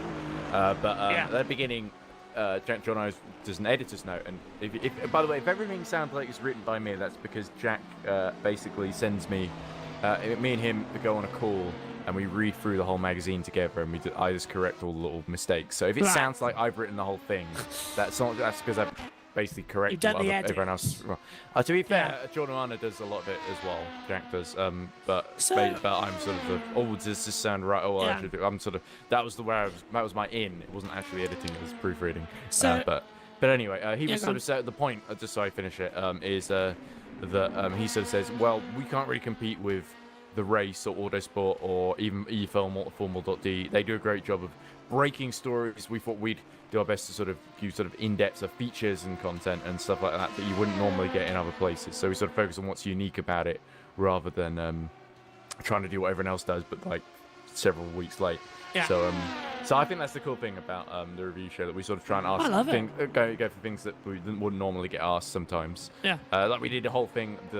I think the one after, I think it must have been after Monaco. We did one as Alex Hallows comes into the pits now. We did one after Monaco. When the last 23 minutes here, I can't lose complete focus on the race.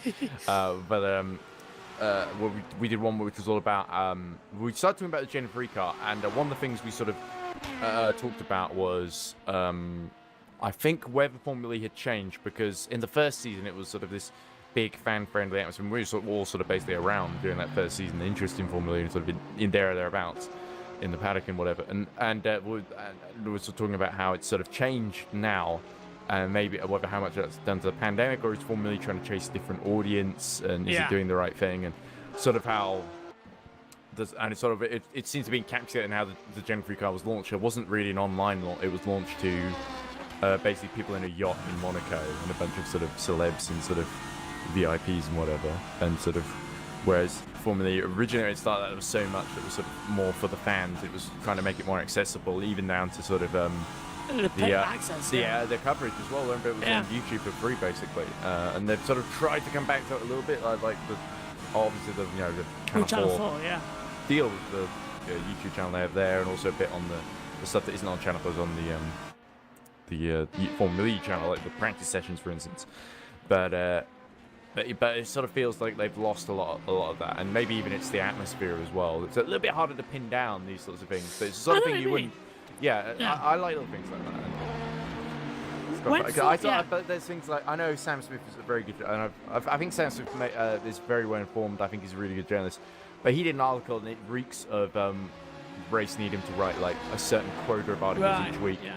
And the article was about how Formula E missed an easy win by not making Jakarta a night race. And the idea is that Formula E should just make every race a night race, because that shows how innovative it is. No, night races aren't innovative. Night races basically were a marriage of convenience, right? Singapore was a night race in Formula 1 because it's a bit more of a friendlier time for European audiences. And then that's been the same for some of the Middle Eastern races as well. So that was really I don't think that the idea that everything will become way more successful just by virtue of being a night race. I actually think like doing it on a day when people are awake, it makes sense, and the sort of idea that all Formula E should access them or something. And this is like that reeks. I don't want to say Sam Smith doesn't understand the sport, but to me that's not what Formula E is about. I think maybe. Diriyah doesn't really work as a day race. It does work as a night race, but it's well, in the I wrong think that's a area. little different. I don't think Diriyah works, period. But Oh no, I want about in terms I mean, of the did you atmosphere hear of the recently race, they yeah. banned like rainbow flags They did, because they're associated with LGBT, and that's so obviously they basically it's punishable by death, basically being gay in. I don't see why Formula 1 or Formula E or any motorsport race in Saudi Arabia. But is there talking was a about it. ridiculous That's a different video. matter, yeah. There was like a Yeah. minister going to shop and going to shop and just systematically ripping in half every little rainbow. How fucking petty! Yeah. It's just like, I mean, well, obviously it's not the worst thing about Saudi Arabia by far, but it reeks of sort of them little people who are scared of things that aren't even a threat to them, and sort of trying to prove how big and tough and not gay they are, basically. And it's like, how fucking insecure do you have to be to make that your fucking policy? I don't know. It just... I don't know, Saudi Arabia aren't the only ones that do it either, as we get to the last 20 minutes of the race, 20 minutes, and my rant continues. Sonneveld decided to close a bit on Emily Cup. This is, of course, House Sonneveld, Look at the battle the reigning for, Formula E EERC champion, along with Joshua Hamilton. Look at the lead battle in LMP2 as well. That guy's down to 20 seconds. That's Yeah, closing up. David Corso hasn't given up, and that's what we love about Movie 21. They're close to reigning champions. We saw them win at Silverstone. I almost won at Nordschleife, I think, because remember the 46 retired on the last lap, and they were just short of it going a lap extra with the LMP1 team, wasn't it? So that was dramatic, and you joined just in time for that, so you would remember. Yes. One thing I was interested in as well is with all this as well, with all these meetups that keep going on, I can't do any of them because I'm stuck in the box all the time. So people are gonna have to come to me in this respect and come and come the commentary as well. And actually, that's my question. Actually, if you're going to London, I know Pickering's going to London. Is Giovanni going to London, or is he? I'm not sure. going? I think he might have said that he wanted to stay and edit some of the stuff that Pico uploaded. He might. Yeah, I think Formula E's sort of had a one they can say, because last year Jordan Mana went and actually made some really helpful videos. And there's a group, WhatsApp group that I'm in, of just people who've got tickets to go to London. And I actually sent them the video of Jordan from there last year, where he sort of previews some of like what the food outlets are like in the XL. It's sort of helpful for someone who either doesn't live there or hasn't been to XL in like donkey's years or whatever. So what you're saying is that to replace you in the commentary box, as you abandoned me for the home race in London. Well, I'm not sure. Giovanni doesn't usually. I think the closest thing he's done to commentary is either the show. I don't know. He's done a bit of commentary on gaming and stuff, but not like sim racing. But like usually it's him playing the game. I mean, like. All right, Tom Dillon, be on standby then. Well, you can ask. I don't know what he would say. I think he'd be honoured to have you ask, but Josh and Jack, sure, yeah. Well, to be fair, I could have Tom and it's a double header. I know Tom on one and Pico Jack on the other. has done a bit of it. He actually used to help me with this, actually. Yes, yeah. Well, he's at the track. And I think he lost interest, understandably, because he did Le Mans with me one year. Yeah. And I think he found it really dull, because there was some bits where I sort of agreed to do a stint, and then unfortunately Jack Pickering was left on his own, and you could tell listening, and he was bored. And I sort of promised, I'm not going to go beyond like 11 or midnight, and I thought, well, I can do a couple of hours, and then we can both go to bed, and then just leave it, because no one's going to be up after midnight apart from the people tracking. So it's past midnight now. That's true. We should have ended about 4 minutes ago. Yeah. That red flag cost us 20 minutes. A little bit, but that's. But to be fair, we got a brilliant restart, and we did, I think it's been one of the better races of the season. I prefer this to Bud, because I think Bud kind of tailed off after a while. Prize money, Tom Dillon says, prize money being reintroduced because of Ed's contributions to the square jar. Am I like carrying this whole series of EERC and Formula Sim racing? You've paid You've paid for my cruise at the end of November. I tell you what, I need a holiday at the end of this year. Although it's the World Cup, so I think I'll just plonk myself in front of the television. And I can't even sit outside and watch the football because it'll be middle of winter. I could, but it'd be freezing. So. You know, maybe I should get on a train to Lincolnshire and do a commentary review in your shed or whatever. Yeah, you should actually. We should find something special, or maybe something that fits in with something that we're already doing, like maybe on the way for a trip to Yorkshire or something. Yeah, stop in the commentary, come in for a race as well, and You're more than welcome. Got the box all set up as well as always. How far do you live from the train station? Because I can't drive, so. That's ironic in the extreme. How Sonneveld actually gets within 2 seconds of Emily Callison. The 77. There's some peril here. Look, it's just coming out of frame as Sonneveld's arriving. Yeah. So 15 minutes here, and the pressure on Emily Callison will be huge because the 77 needs to keep its title hopes alive and hold on to that 4th position. From the train station, it's a 7-minute drive or 25-minute walk, so it's not that bad at all in Grimsby, because the train station comes into Grimsby town and it comes into the town shopping centre area. Right, and then you just walk down, where it's sort of a straight line. This is the point where I can open up Google Maps and figure out how long it's going to take me to get there, or if I can get there from my train station. I think you possibly could, yeah. We should try and figure that out, actually, for one race weekend. You come up here. But while I do that, keep an eye as we ride on board with Hal Sonneveld in the dying minutes of the race. In the last 15 minutes, can he really do damage to Iris's championship bid? Hal Sonneveld, how big a scalp would it be to snatch that 4th position? They threatened to do it earlier. Could Hal Sonneveld, the joint reigning Formula E champion, boy, that's a qualification, and Harvey Callison off track. It's happened! And she'll have to rejoin in front. And this happened earlier, didn't it? With the 23 and the 22, where they were having a battle. And the 22 didn't actually give up position. And as I happened, the 23 crashed off hours later, and so it didn't matter. But yeah, Tom, if you're still listening, I know you're race control at the moment, but is that all right? Does Emily have to give up any positions, or is she okay? But Sonneveld's right up behind her now anyway, so it might not even matter. It could be academic, yes. Let me hurriedly search up. Where you are to Grimsby Town train station. Don't go Cleethorpes, you'll go too far. Yeah. As Sonneveld comes through as well, 0.3. Well, Cleethorpes is the end of the line anyway, so you won't be that far away. Sonneveld going to try through the chicane. Emily Callison's holding the Iris car as it comes out the last corner. Sonneveld's going to have a great run at the last corner, but turn 1 to it's hard to secure that move in a GT, maybe. In an LMP2, it might be a bit harder to get up the inside at turn 1. Will Callison defend? Yeah. No, she's keeping her line. She's focusing on the exit. It was Sonneveld who was moving left and right. Look, now they have to let the leader through to lap them again. Yeah, so this is... Look at that ballet 5 laps down. Insane, isn't it, as well, as they come through. I'll tell you what, though, we must be popular because the Naked HD Fun site is that spammed the Radio Le Mans chat last week at Le Mans. Maybe they think we're Radio Le Mans. Yeah, they're spamming us now. So here I saw earlier somebody else was spamming. It was some casino or something. CasinoTop1.com. Bonus plus 50 free spins. We're popular. I look at the advertising I'm giving them. I don't know why. We can advertise so much better things. Right, okay, let me find the directions to Grimsby Town train station from my own train station. On the inside!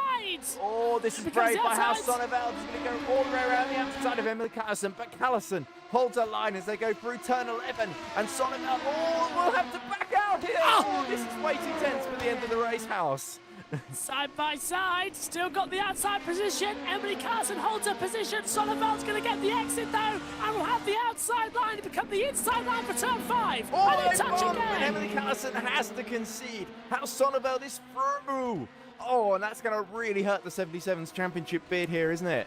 Wonder if that'll be under investigation by the stewards for the pair of them as well, but I think that was just clean. But finally, some racing. Excitement. 2 people on the same lap, racing each other for position. Emily's not giving up either. She's back on the why back should of she? Yeah, exactly. That's the thing about Emily Callison. She never, ever gives up. She's not often always able to recover positions, but she never, ever gives up. And now somebody else wants to lap her. It looks like a... Is that Hallow's trying to unlap himself, actually? Oh, I think so, actually, yeah. So she's it is, way back through, yeah. So it's the VMS car sandwiching Emily Callison, and Callison could be in trouble here. Alex Hutz goes to the other side. Oh, that was dangerous. Whoa. That was a really late change direction. Emily Callison drops it. Oh. That was a combination of the fact that cars unlapping themselves as well, so that's not good news for Emily there. And it stays down in 5th position, lost 1 point. Emily Callison was under huge pressure there and did well not to crash out, frankly. Great holding, great hold. That's and good lost save. 30 seconds, yeah. So great save. As they come back through. We're running out of time here. 11 minutes 15 to go, and I'm sure Tom's around in the box somewhere if we can drag him in. Oh, and Emily's off the road again as well, and I think she's now settled down for 5th position. I think that car's not doing exactly what perhaps she the tyres wants it are to. starting to wear out. Yeah. Yes, yeah. Tyres are dead as the dodo. So it comes through. 11 minutes to go. 2 cars left at LMP, and by the way, your winner is the 22. Regardless of what happens now, it's Well, past the let's points. at least wait for them to cross the line before doing it's the big past- to making it. Yeah, I mean, it's past the point. Hello, I mean, Tom. there's winning and then there's Hello. crossing the line. Oh, Tom's Yes. back. I heard my name, so I thought I'd join you for the last 10 minutes. Nicely done, Tom. Hello. Season review. Is there any good strip clubs in London that we could have in? I'm for looking at the EERC? time. It would take me about just under 5 hours train Oh. journey to get to Grimsby Town from where I live. Blimey, let's meet halfway in that a was the hotel. same here as well, actually. Wow. It was, I had a quick Google. Probably and it because we're was, catching the same trains. It was like I would have to basically go halfway down the country to come back up, which is unbelievable. I am literally. Can I say this? Like, well, I suppose I am in the backside of Oh, nowhere. Boda Pitts from the lead with 10 minutes It's left weird, to go. because I've been to Cleethorpes a couple of times on holiday actually, and it's Really? I have. I think Here? we mentioned this on Le Mans. I have been We did. to Yes. the Haven camp in Cleethorpes. We That's right. rented a caravan there for a. Ben's Boros Ross. in trouble at the turn 5. We've just caught him out so many times, and others as well. Yeah, you're right, Tom. We did mention this during the month.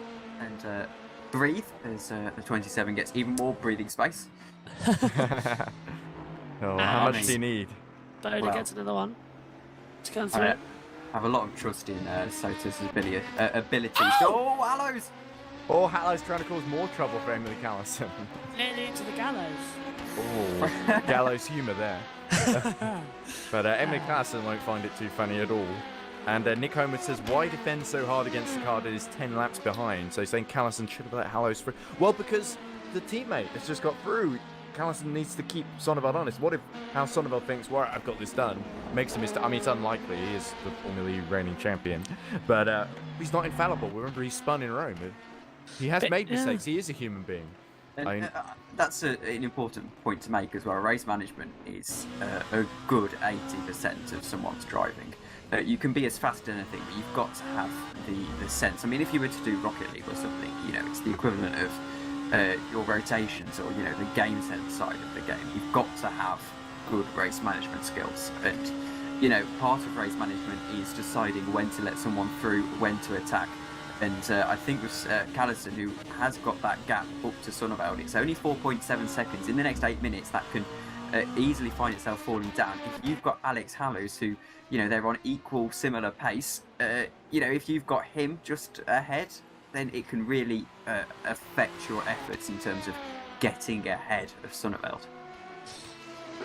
This is getting intense, isn't it? Yeah. Yeah, like you say, Hallows with that mistake is completely dropped. No, is he ahead of? He is. The gap's gone down. There you to go. So 9 laps Callison now. did end up deciding to get. So I think that was Emily Callison just sort of being, I don't want to say stubborn, but sort of not letting it through until the last possible moment, really. Because it's clear that Hallows is on much fresher tyres as well, as is Sonneveld for that matter. And a question for the group: would this be the largest winning margin in EERC history at 11 laps?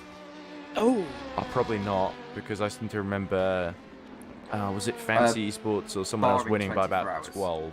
by 24. If we bar 24 hours, it's Okay, obviously the longer but race I distance. think there was a 10-hour or some kind of 12-hour race before, where somebody won by 13 laps or something. Was it last season as well? I'm thinking the one just before I started, so the race before Suzuka. Where was that? I feel like Tom knows and is about to tell us. Yeah. No. I haven't done that much research. But no. Sebring? Last year? I think that was a bit longer. Yeah, are we That talking was- about classes or overall wins? Overall, Oh, okay. I don't know. I can't really think of one. I think that Daytona's speaks. 24. I think it also speaks to well, how competitive the LMP2 has been compared to what LMP1 has ended up being.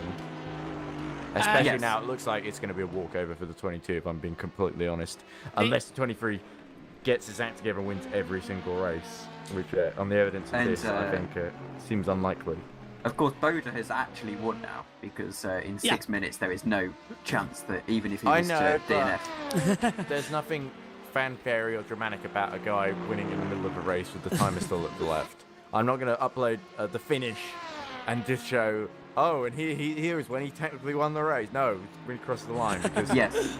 That way I don't have to bloody explain the whole stupid thing, Tom. Okay.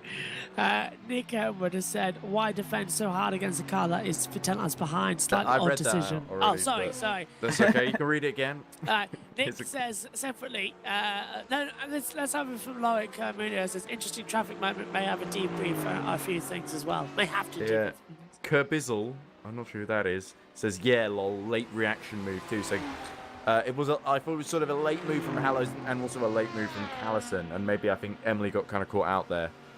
To be honest, I was kind of doing bits and pieces on the computer. I was kind of not looking at the move, but Nick says not worth that gives defending. so much more insight than my comments did.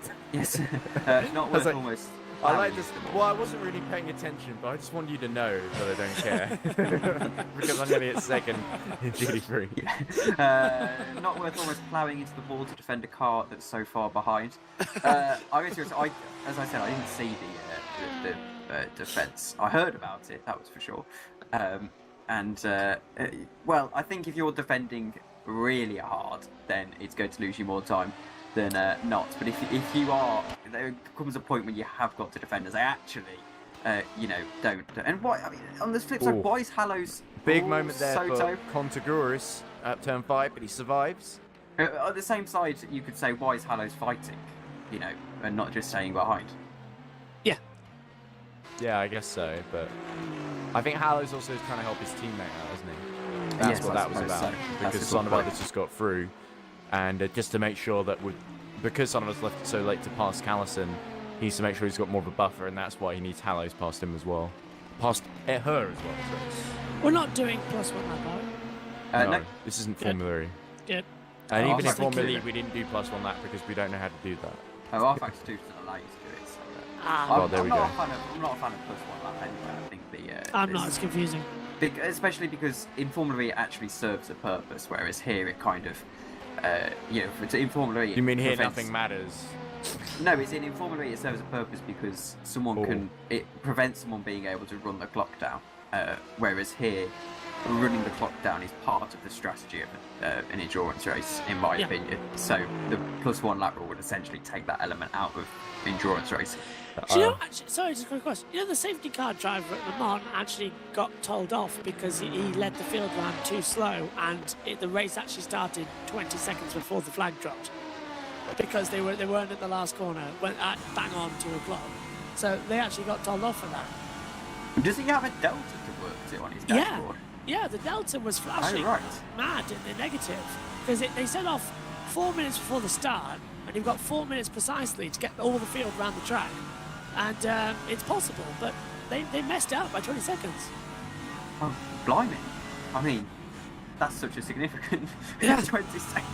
Yeah, it's a big mistake, and I think it was caused by one of the Porsches not getting away in the GT3. Oh, Callison in the pits. I thought that was one of the, was that either Boda or it must have been the 21 that I saw spun at the S's. It was Coloxai. But he could ride backwards, but he seems to have got going again. So lucky escape for David Coloxai. What on earth was that? I think he was just pushing to maybe catch Vagapond. that noise. What on earth was it? I was trying to think that was a Mark Webber move. I was literally no idea. Ignore me. And Coloxai's going to have to crawl this one home. Yeah, he's crabbing. There's no point pitting at this stage. He's got 5 laps behind. It's a comfortable margin. Just stick it in mode 1 and relax and bring the car home. Well, that's LMP2. But think about this. If the damage is significant enough that it makes it hard to steer it, if he bins it in this last minute and a half, actually he's 5 laps behind. There's no... he would lose more time pitting than we would by staying out. And I have a lot of experience with the damage on LMP2s, thanks to my binning it? Yes. And I can tell you that when you've got that amount of damage, if this were 3 hours to go, yep, it can save it, but you can easily do 2 laps on that damage, particularly when the lap time isn't... Or particularly when he's got his teammate leading the overall race, who's basically going to dictate when it finishes. Right behind him as well. So he can just slot him behind, as he's going to right now. This is the penultimate lap, isn't it? Would seem that way. Yeah, next one's the last yes, it would one. be. Yeah. Unless this is a very, very quick... Yeah. Oh, God. Not right now. Chris is. He did cause some code Hades earlier, but basically just through watching the stream. I did 3 hours of race directing earlier, and never again. Actually, to be fair, the red flag procedure was actually, it was stressful, but it was kind of fun. It was a good adrenaline. Yeah. I'm pretty sure I've done about 9 hours of commentary today. Yes, I mean, not that it's a competition. I did 24 and was up for 42 last week. Well, that's true. Nah. You didn't need to do that, though. If I didn't do this, there'd be no one. That's a good point. Yeah, Edge, you need to sleep. You need to go and have some rest. We all do. After this last lap, the call. No, I need to edit Jack Journalist Formula V's intro now. Okay, I'll do that tomorrow. Go to bed. Bodo goes a little wide, so he's clearly celebrating. he can see the end in sight, and he just needs to make sure he doesn't bin it. Well, actually, even if he bins it now, he's probably still got it. He's opened the champagne. He's showboating. He's been this whole last couple of hours showboating. So the clock runs out then, and it's only a couple of corners left to go. I mean, if we want to be... Oh, sorry, Ed. Carry on. This is my dramatic finish end that ends up in the little Twitter video, I guess, that I do. Little Twitch. So let's do your moment. Go ahead. So it didn't look like this was going to happen then. It looked like the 23 Valet had it sewn up, took by the tune of 3 laps, but James Juba crashed out at the first corner and blew it away. And the 22, it was the tortoise versus the hare, and as in the AC Up fable, it's the 22, the tortoise, not the hare, that's going to come through to take victory then. And he flashes his lights in triumph of victory. Zoltan Boda and the 22 take their, I think it's their 2nd or 3rd win of the season. Their first since the Nordschleife 3 races ago. And wow, what a turnaround for the 22. And they're pretty much one of the only 2 winners, because Jeffrey Ellis in the 73 Rookie Monsters is going to finish 2nd. Their best finish of the season is 11 laps down. But it's Vagapov then in the, where is he? There we go, there's the 21. They finished in 2nd. But here's Vagapov then. He's just finishing the final lap now.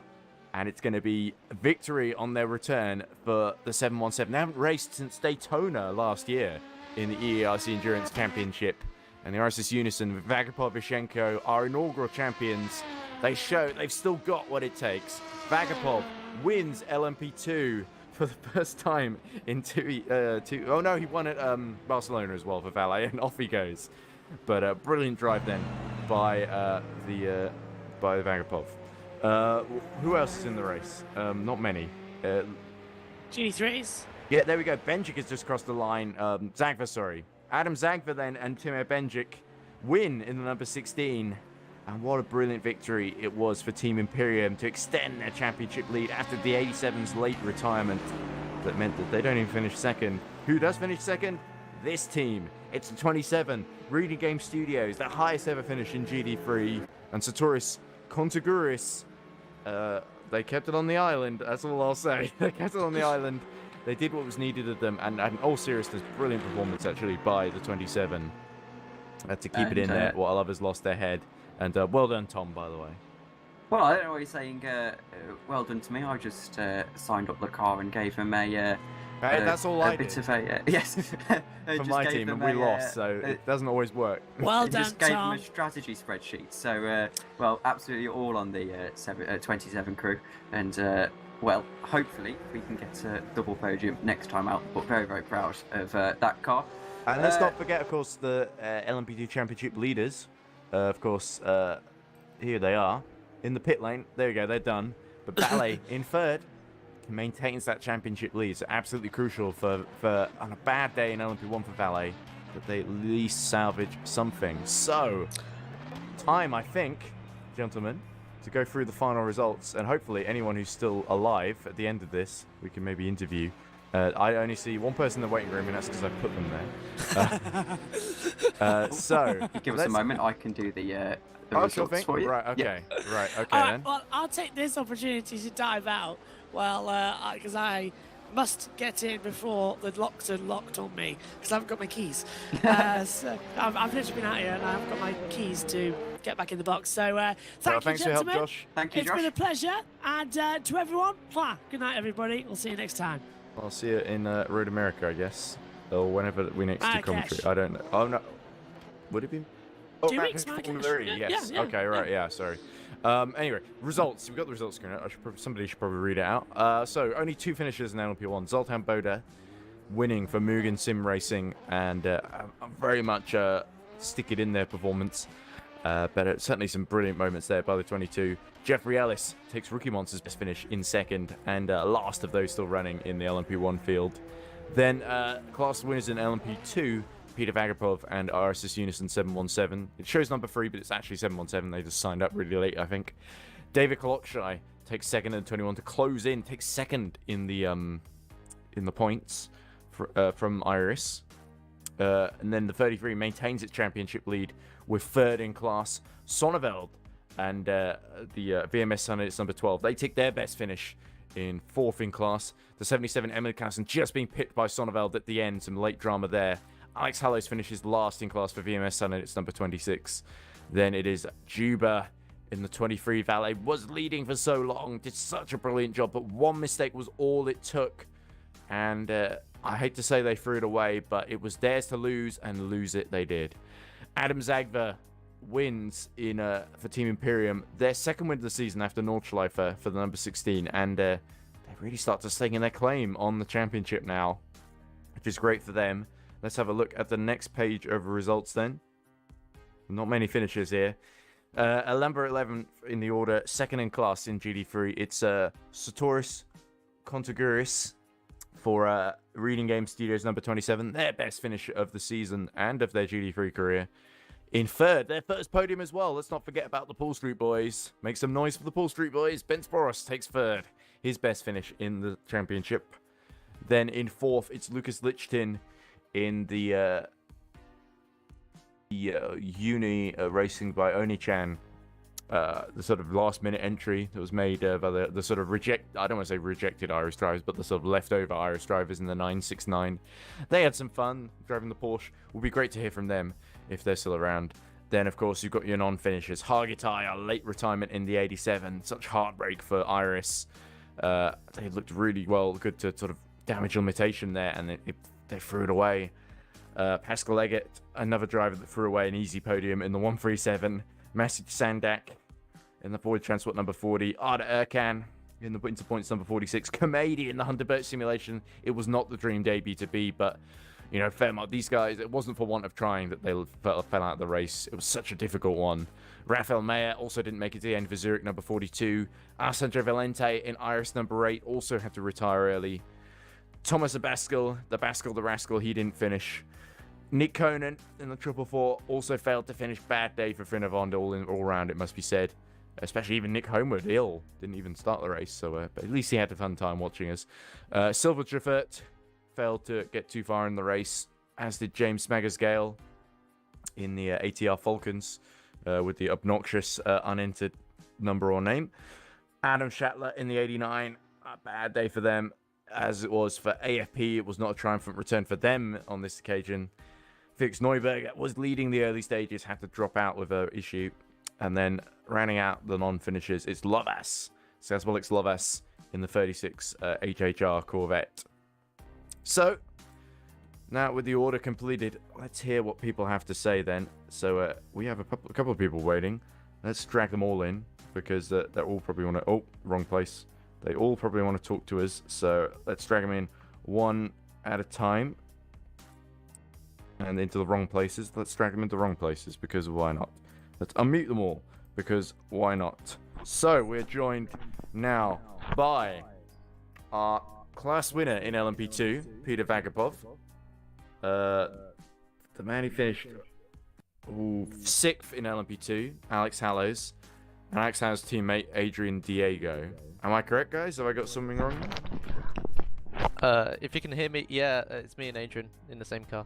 Yeah, that's what I said. Okay, I got it all right. Yeah. Okay, I was trying to check because there's like 90 drivers and I forget where they all drive for. But Peter, you first. It's been a while since we've seen the RSS Unison team, and what a triumphant return it was. You took control of that race, and it was your second win of the season after you won in the 33 in Barcelona. Talk us through it. Yeah, thank you so much. The race was very tough. The track is very demanding.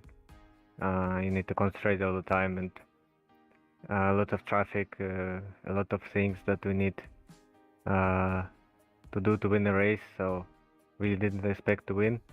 We really had before the restart had a really good pace, but the Mugen guys were faster. Then the miracle happened, red flag. After that, I think they spun. They crashed into someone. They lost 2 laps, and we just got lucky to not to get into trouble and take the lead till the end, I think. But just want to say big respect for Merchant guys who just brought 2 laps away. So they were like 2 laps away. Then after like 2 hours before the end, they had like, I don't know, 40 seconds behind us. But yeah, they're on different level, and I think they're really good title contenders. But to win the race today was unexpected. I'm really tired today. It was very demanding. You and me both, mate. You haven't been commentating. You've only had to drive. But I guess that's tiring in its own way. You and Denny, clearly you get on really well. You were the champions in the first season together. How was it like working with Denny Yashenko again? And does it bring back good memories, this race in Road Atlanta? I mean, we talk every day, so...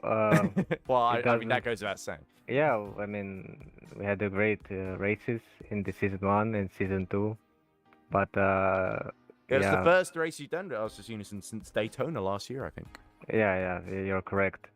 So yeah, it's a really great reunion, and I'm really happy that I mean, driving with Dennis is like, I don't know, is dream come true.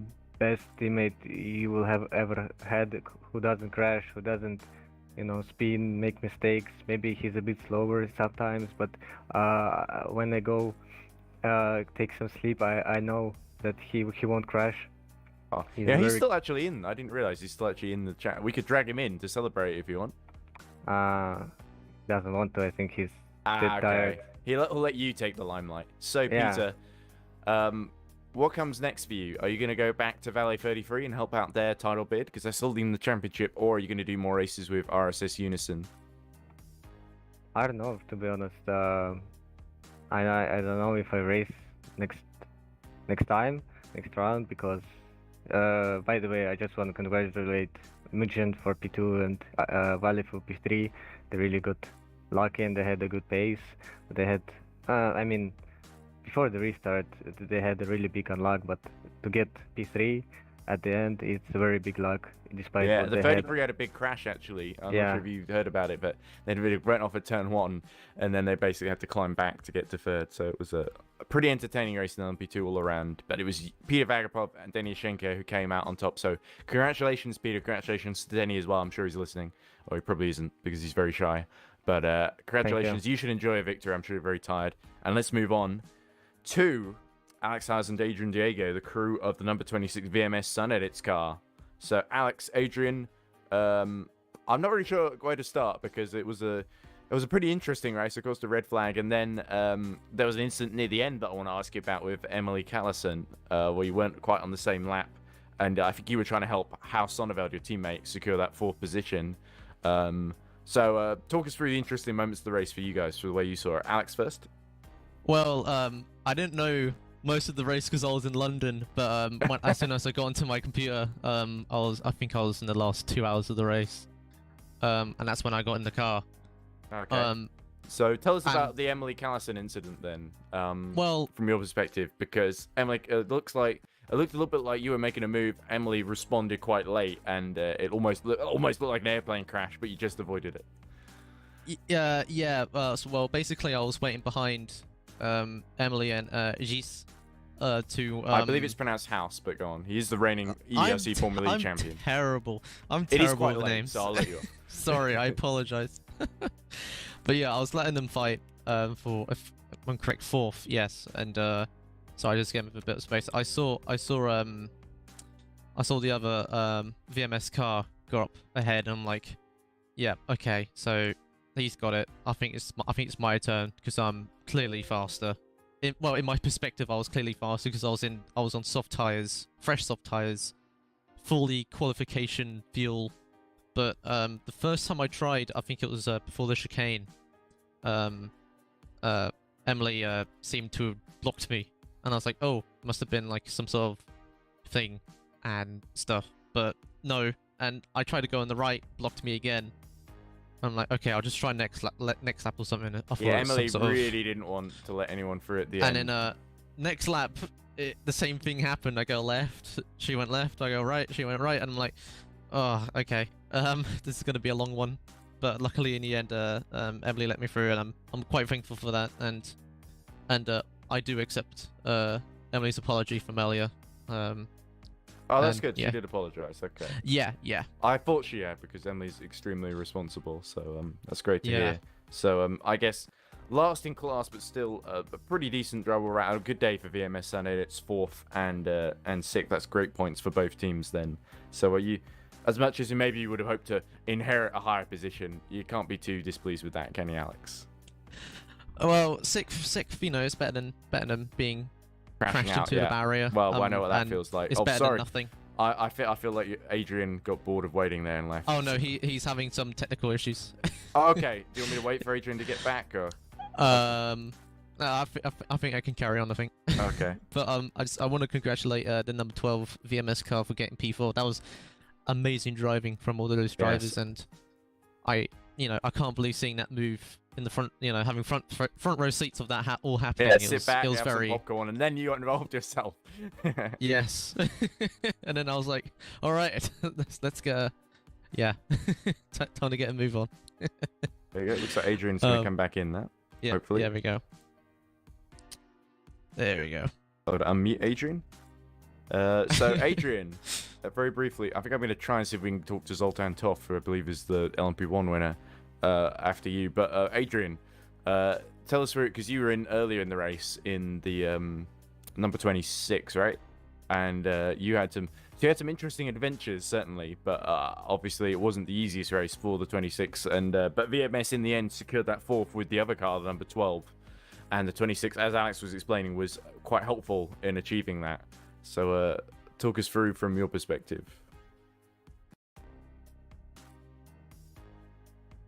Or don't. Okay. I don't Adrian. Care. No. Well, you know what? That's fine. Right. Well, with all due respect, Alex, I'm gonna. He says it doesn't work. Oh, and the mic doesn't work. He's saying wait. Apparently, he's. Oh, the mic worked. Yeah. Well, the mic worked for like 10 hours of racing, and then when I actually need to talk to you, it dies. Great. No wonder no one ever wants to talk to me. Right, I'm going to drag Zoltan in while we're waiting. All right. Because I sort of just dragged him in the waiting room and then didn't explain anything, because you have to drag him in the waiting room, otherwise they go away, and I think that happens anyway. So I had to act.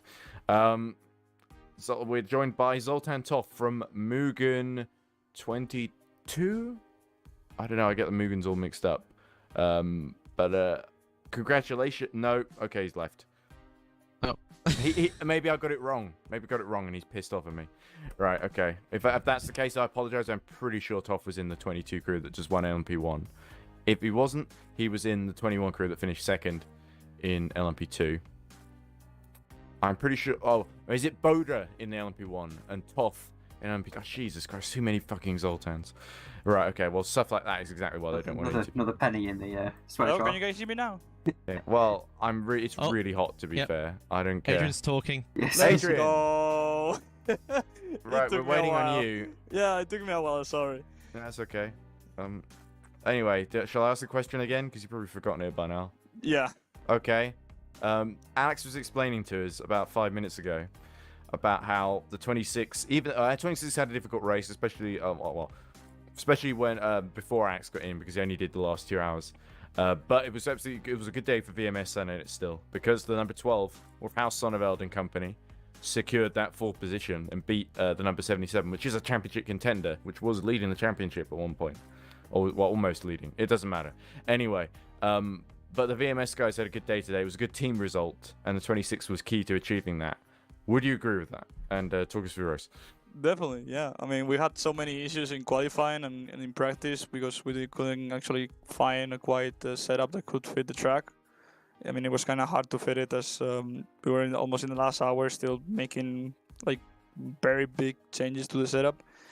And yeah, you guys started in qualifying. We started last. We just started doing our race slowly but surely. We got a couple of incidents, not most of them major, but yeah, we came into the P6, tried to help the boys in P4, but just made the move, and here we are.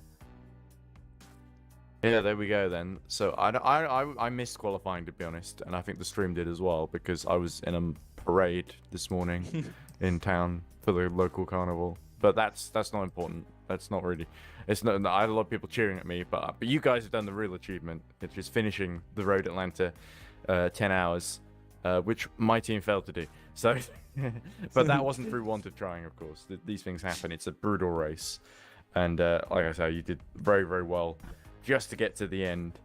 I don't think anyone else wants any interviews, and I'm too tired to drag anyone in. I think everyone's tired. Yeah. Is it worth dragging Pascal in, or is he like, I don't want to talk to anyone? I think we might as well round out the stream purely because obviously it's been going on a while. And, yeah. I think everyone is up for. Yeah, well, that's what happens when you don't have any support now. You have to do everything yourself, and it's not always much fun. But sometimes someone will join in, and you have someone who's much fresher than you that will make fun of how tired you are. But anyway, I'm not talking about anyone in particular, of course. Everyone else is who isn't me. But that's it. That's the road. That's the 10 hours of Road Atlanta, Petit Le Mans, and it's Mugen 22, RSS Unison 717, and Team Imperium number 16 that take victories in LMP1, LMP2, and GD3 respectively. And the championship, it hots up. It hots up in LMP2 especially. In GD3 and LMP1, the leader pulls out more of a gap, so it gets less interesting. But still, some great performances, some excellent drives. Not everyone made it to the end. It was a brutal car killer Road Atlanta, and those who made it to the end, what was it, 12, 13 cars that made it to the end and we were still running. I think so, yeah. Yeah, that's an achievement in of itself, no matter where you finish. So from me, Edward Hunter, from Joshua Birch, Ryan Ferris, Tom Dillon, all the drivers who popped in to give us some insight, even the ones who didn't finish the race.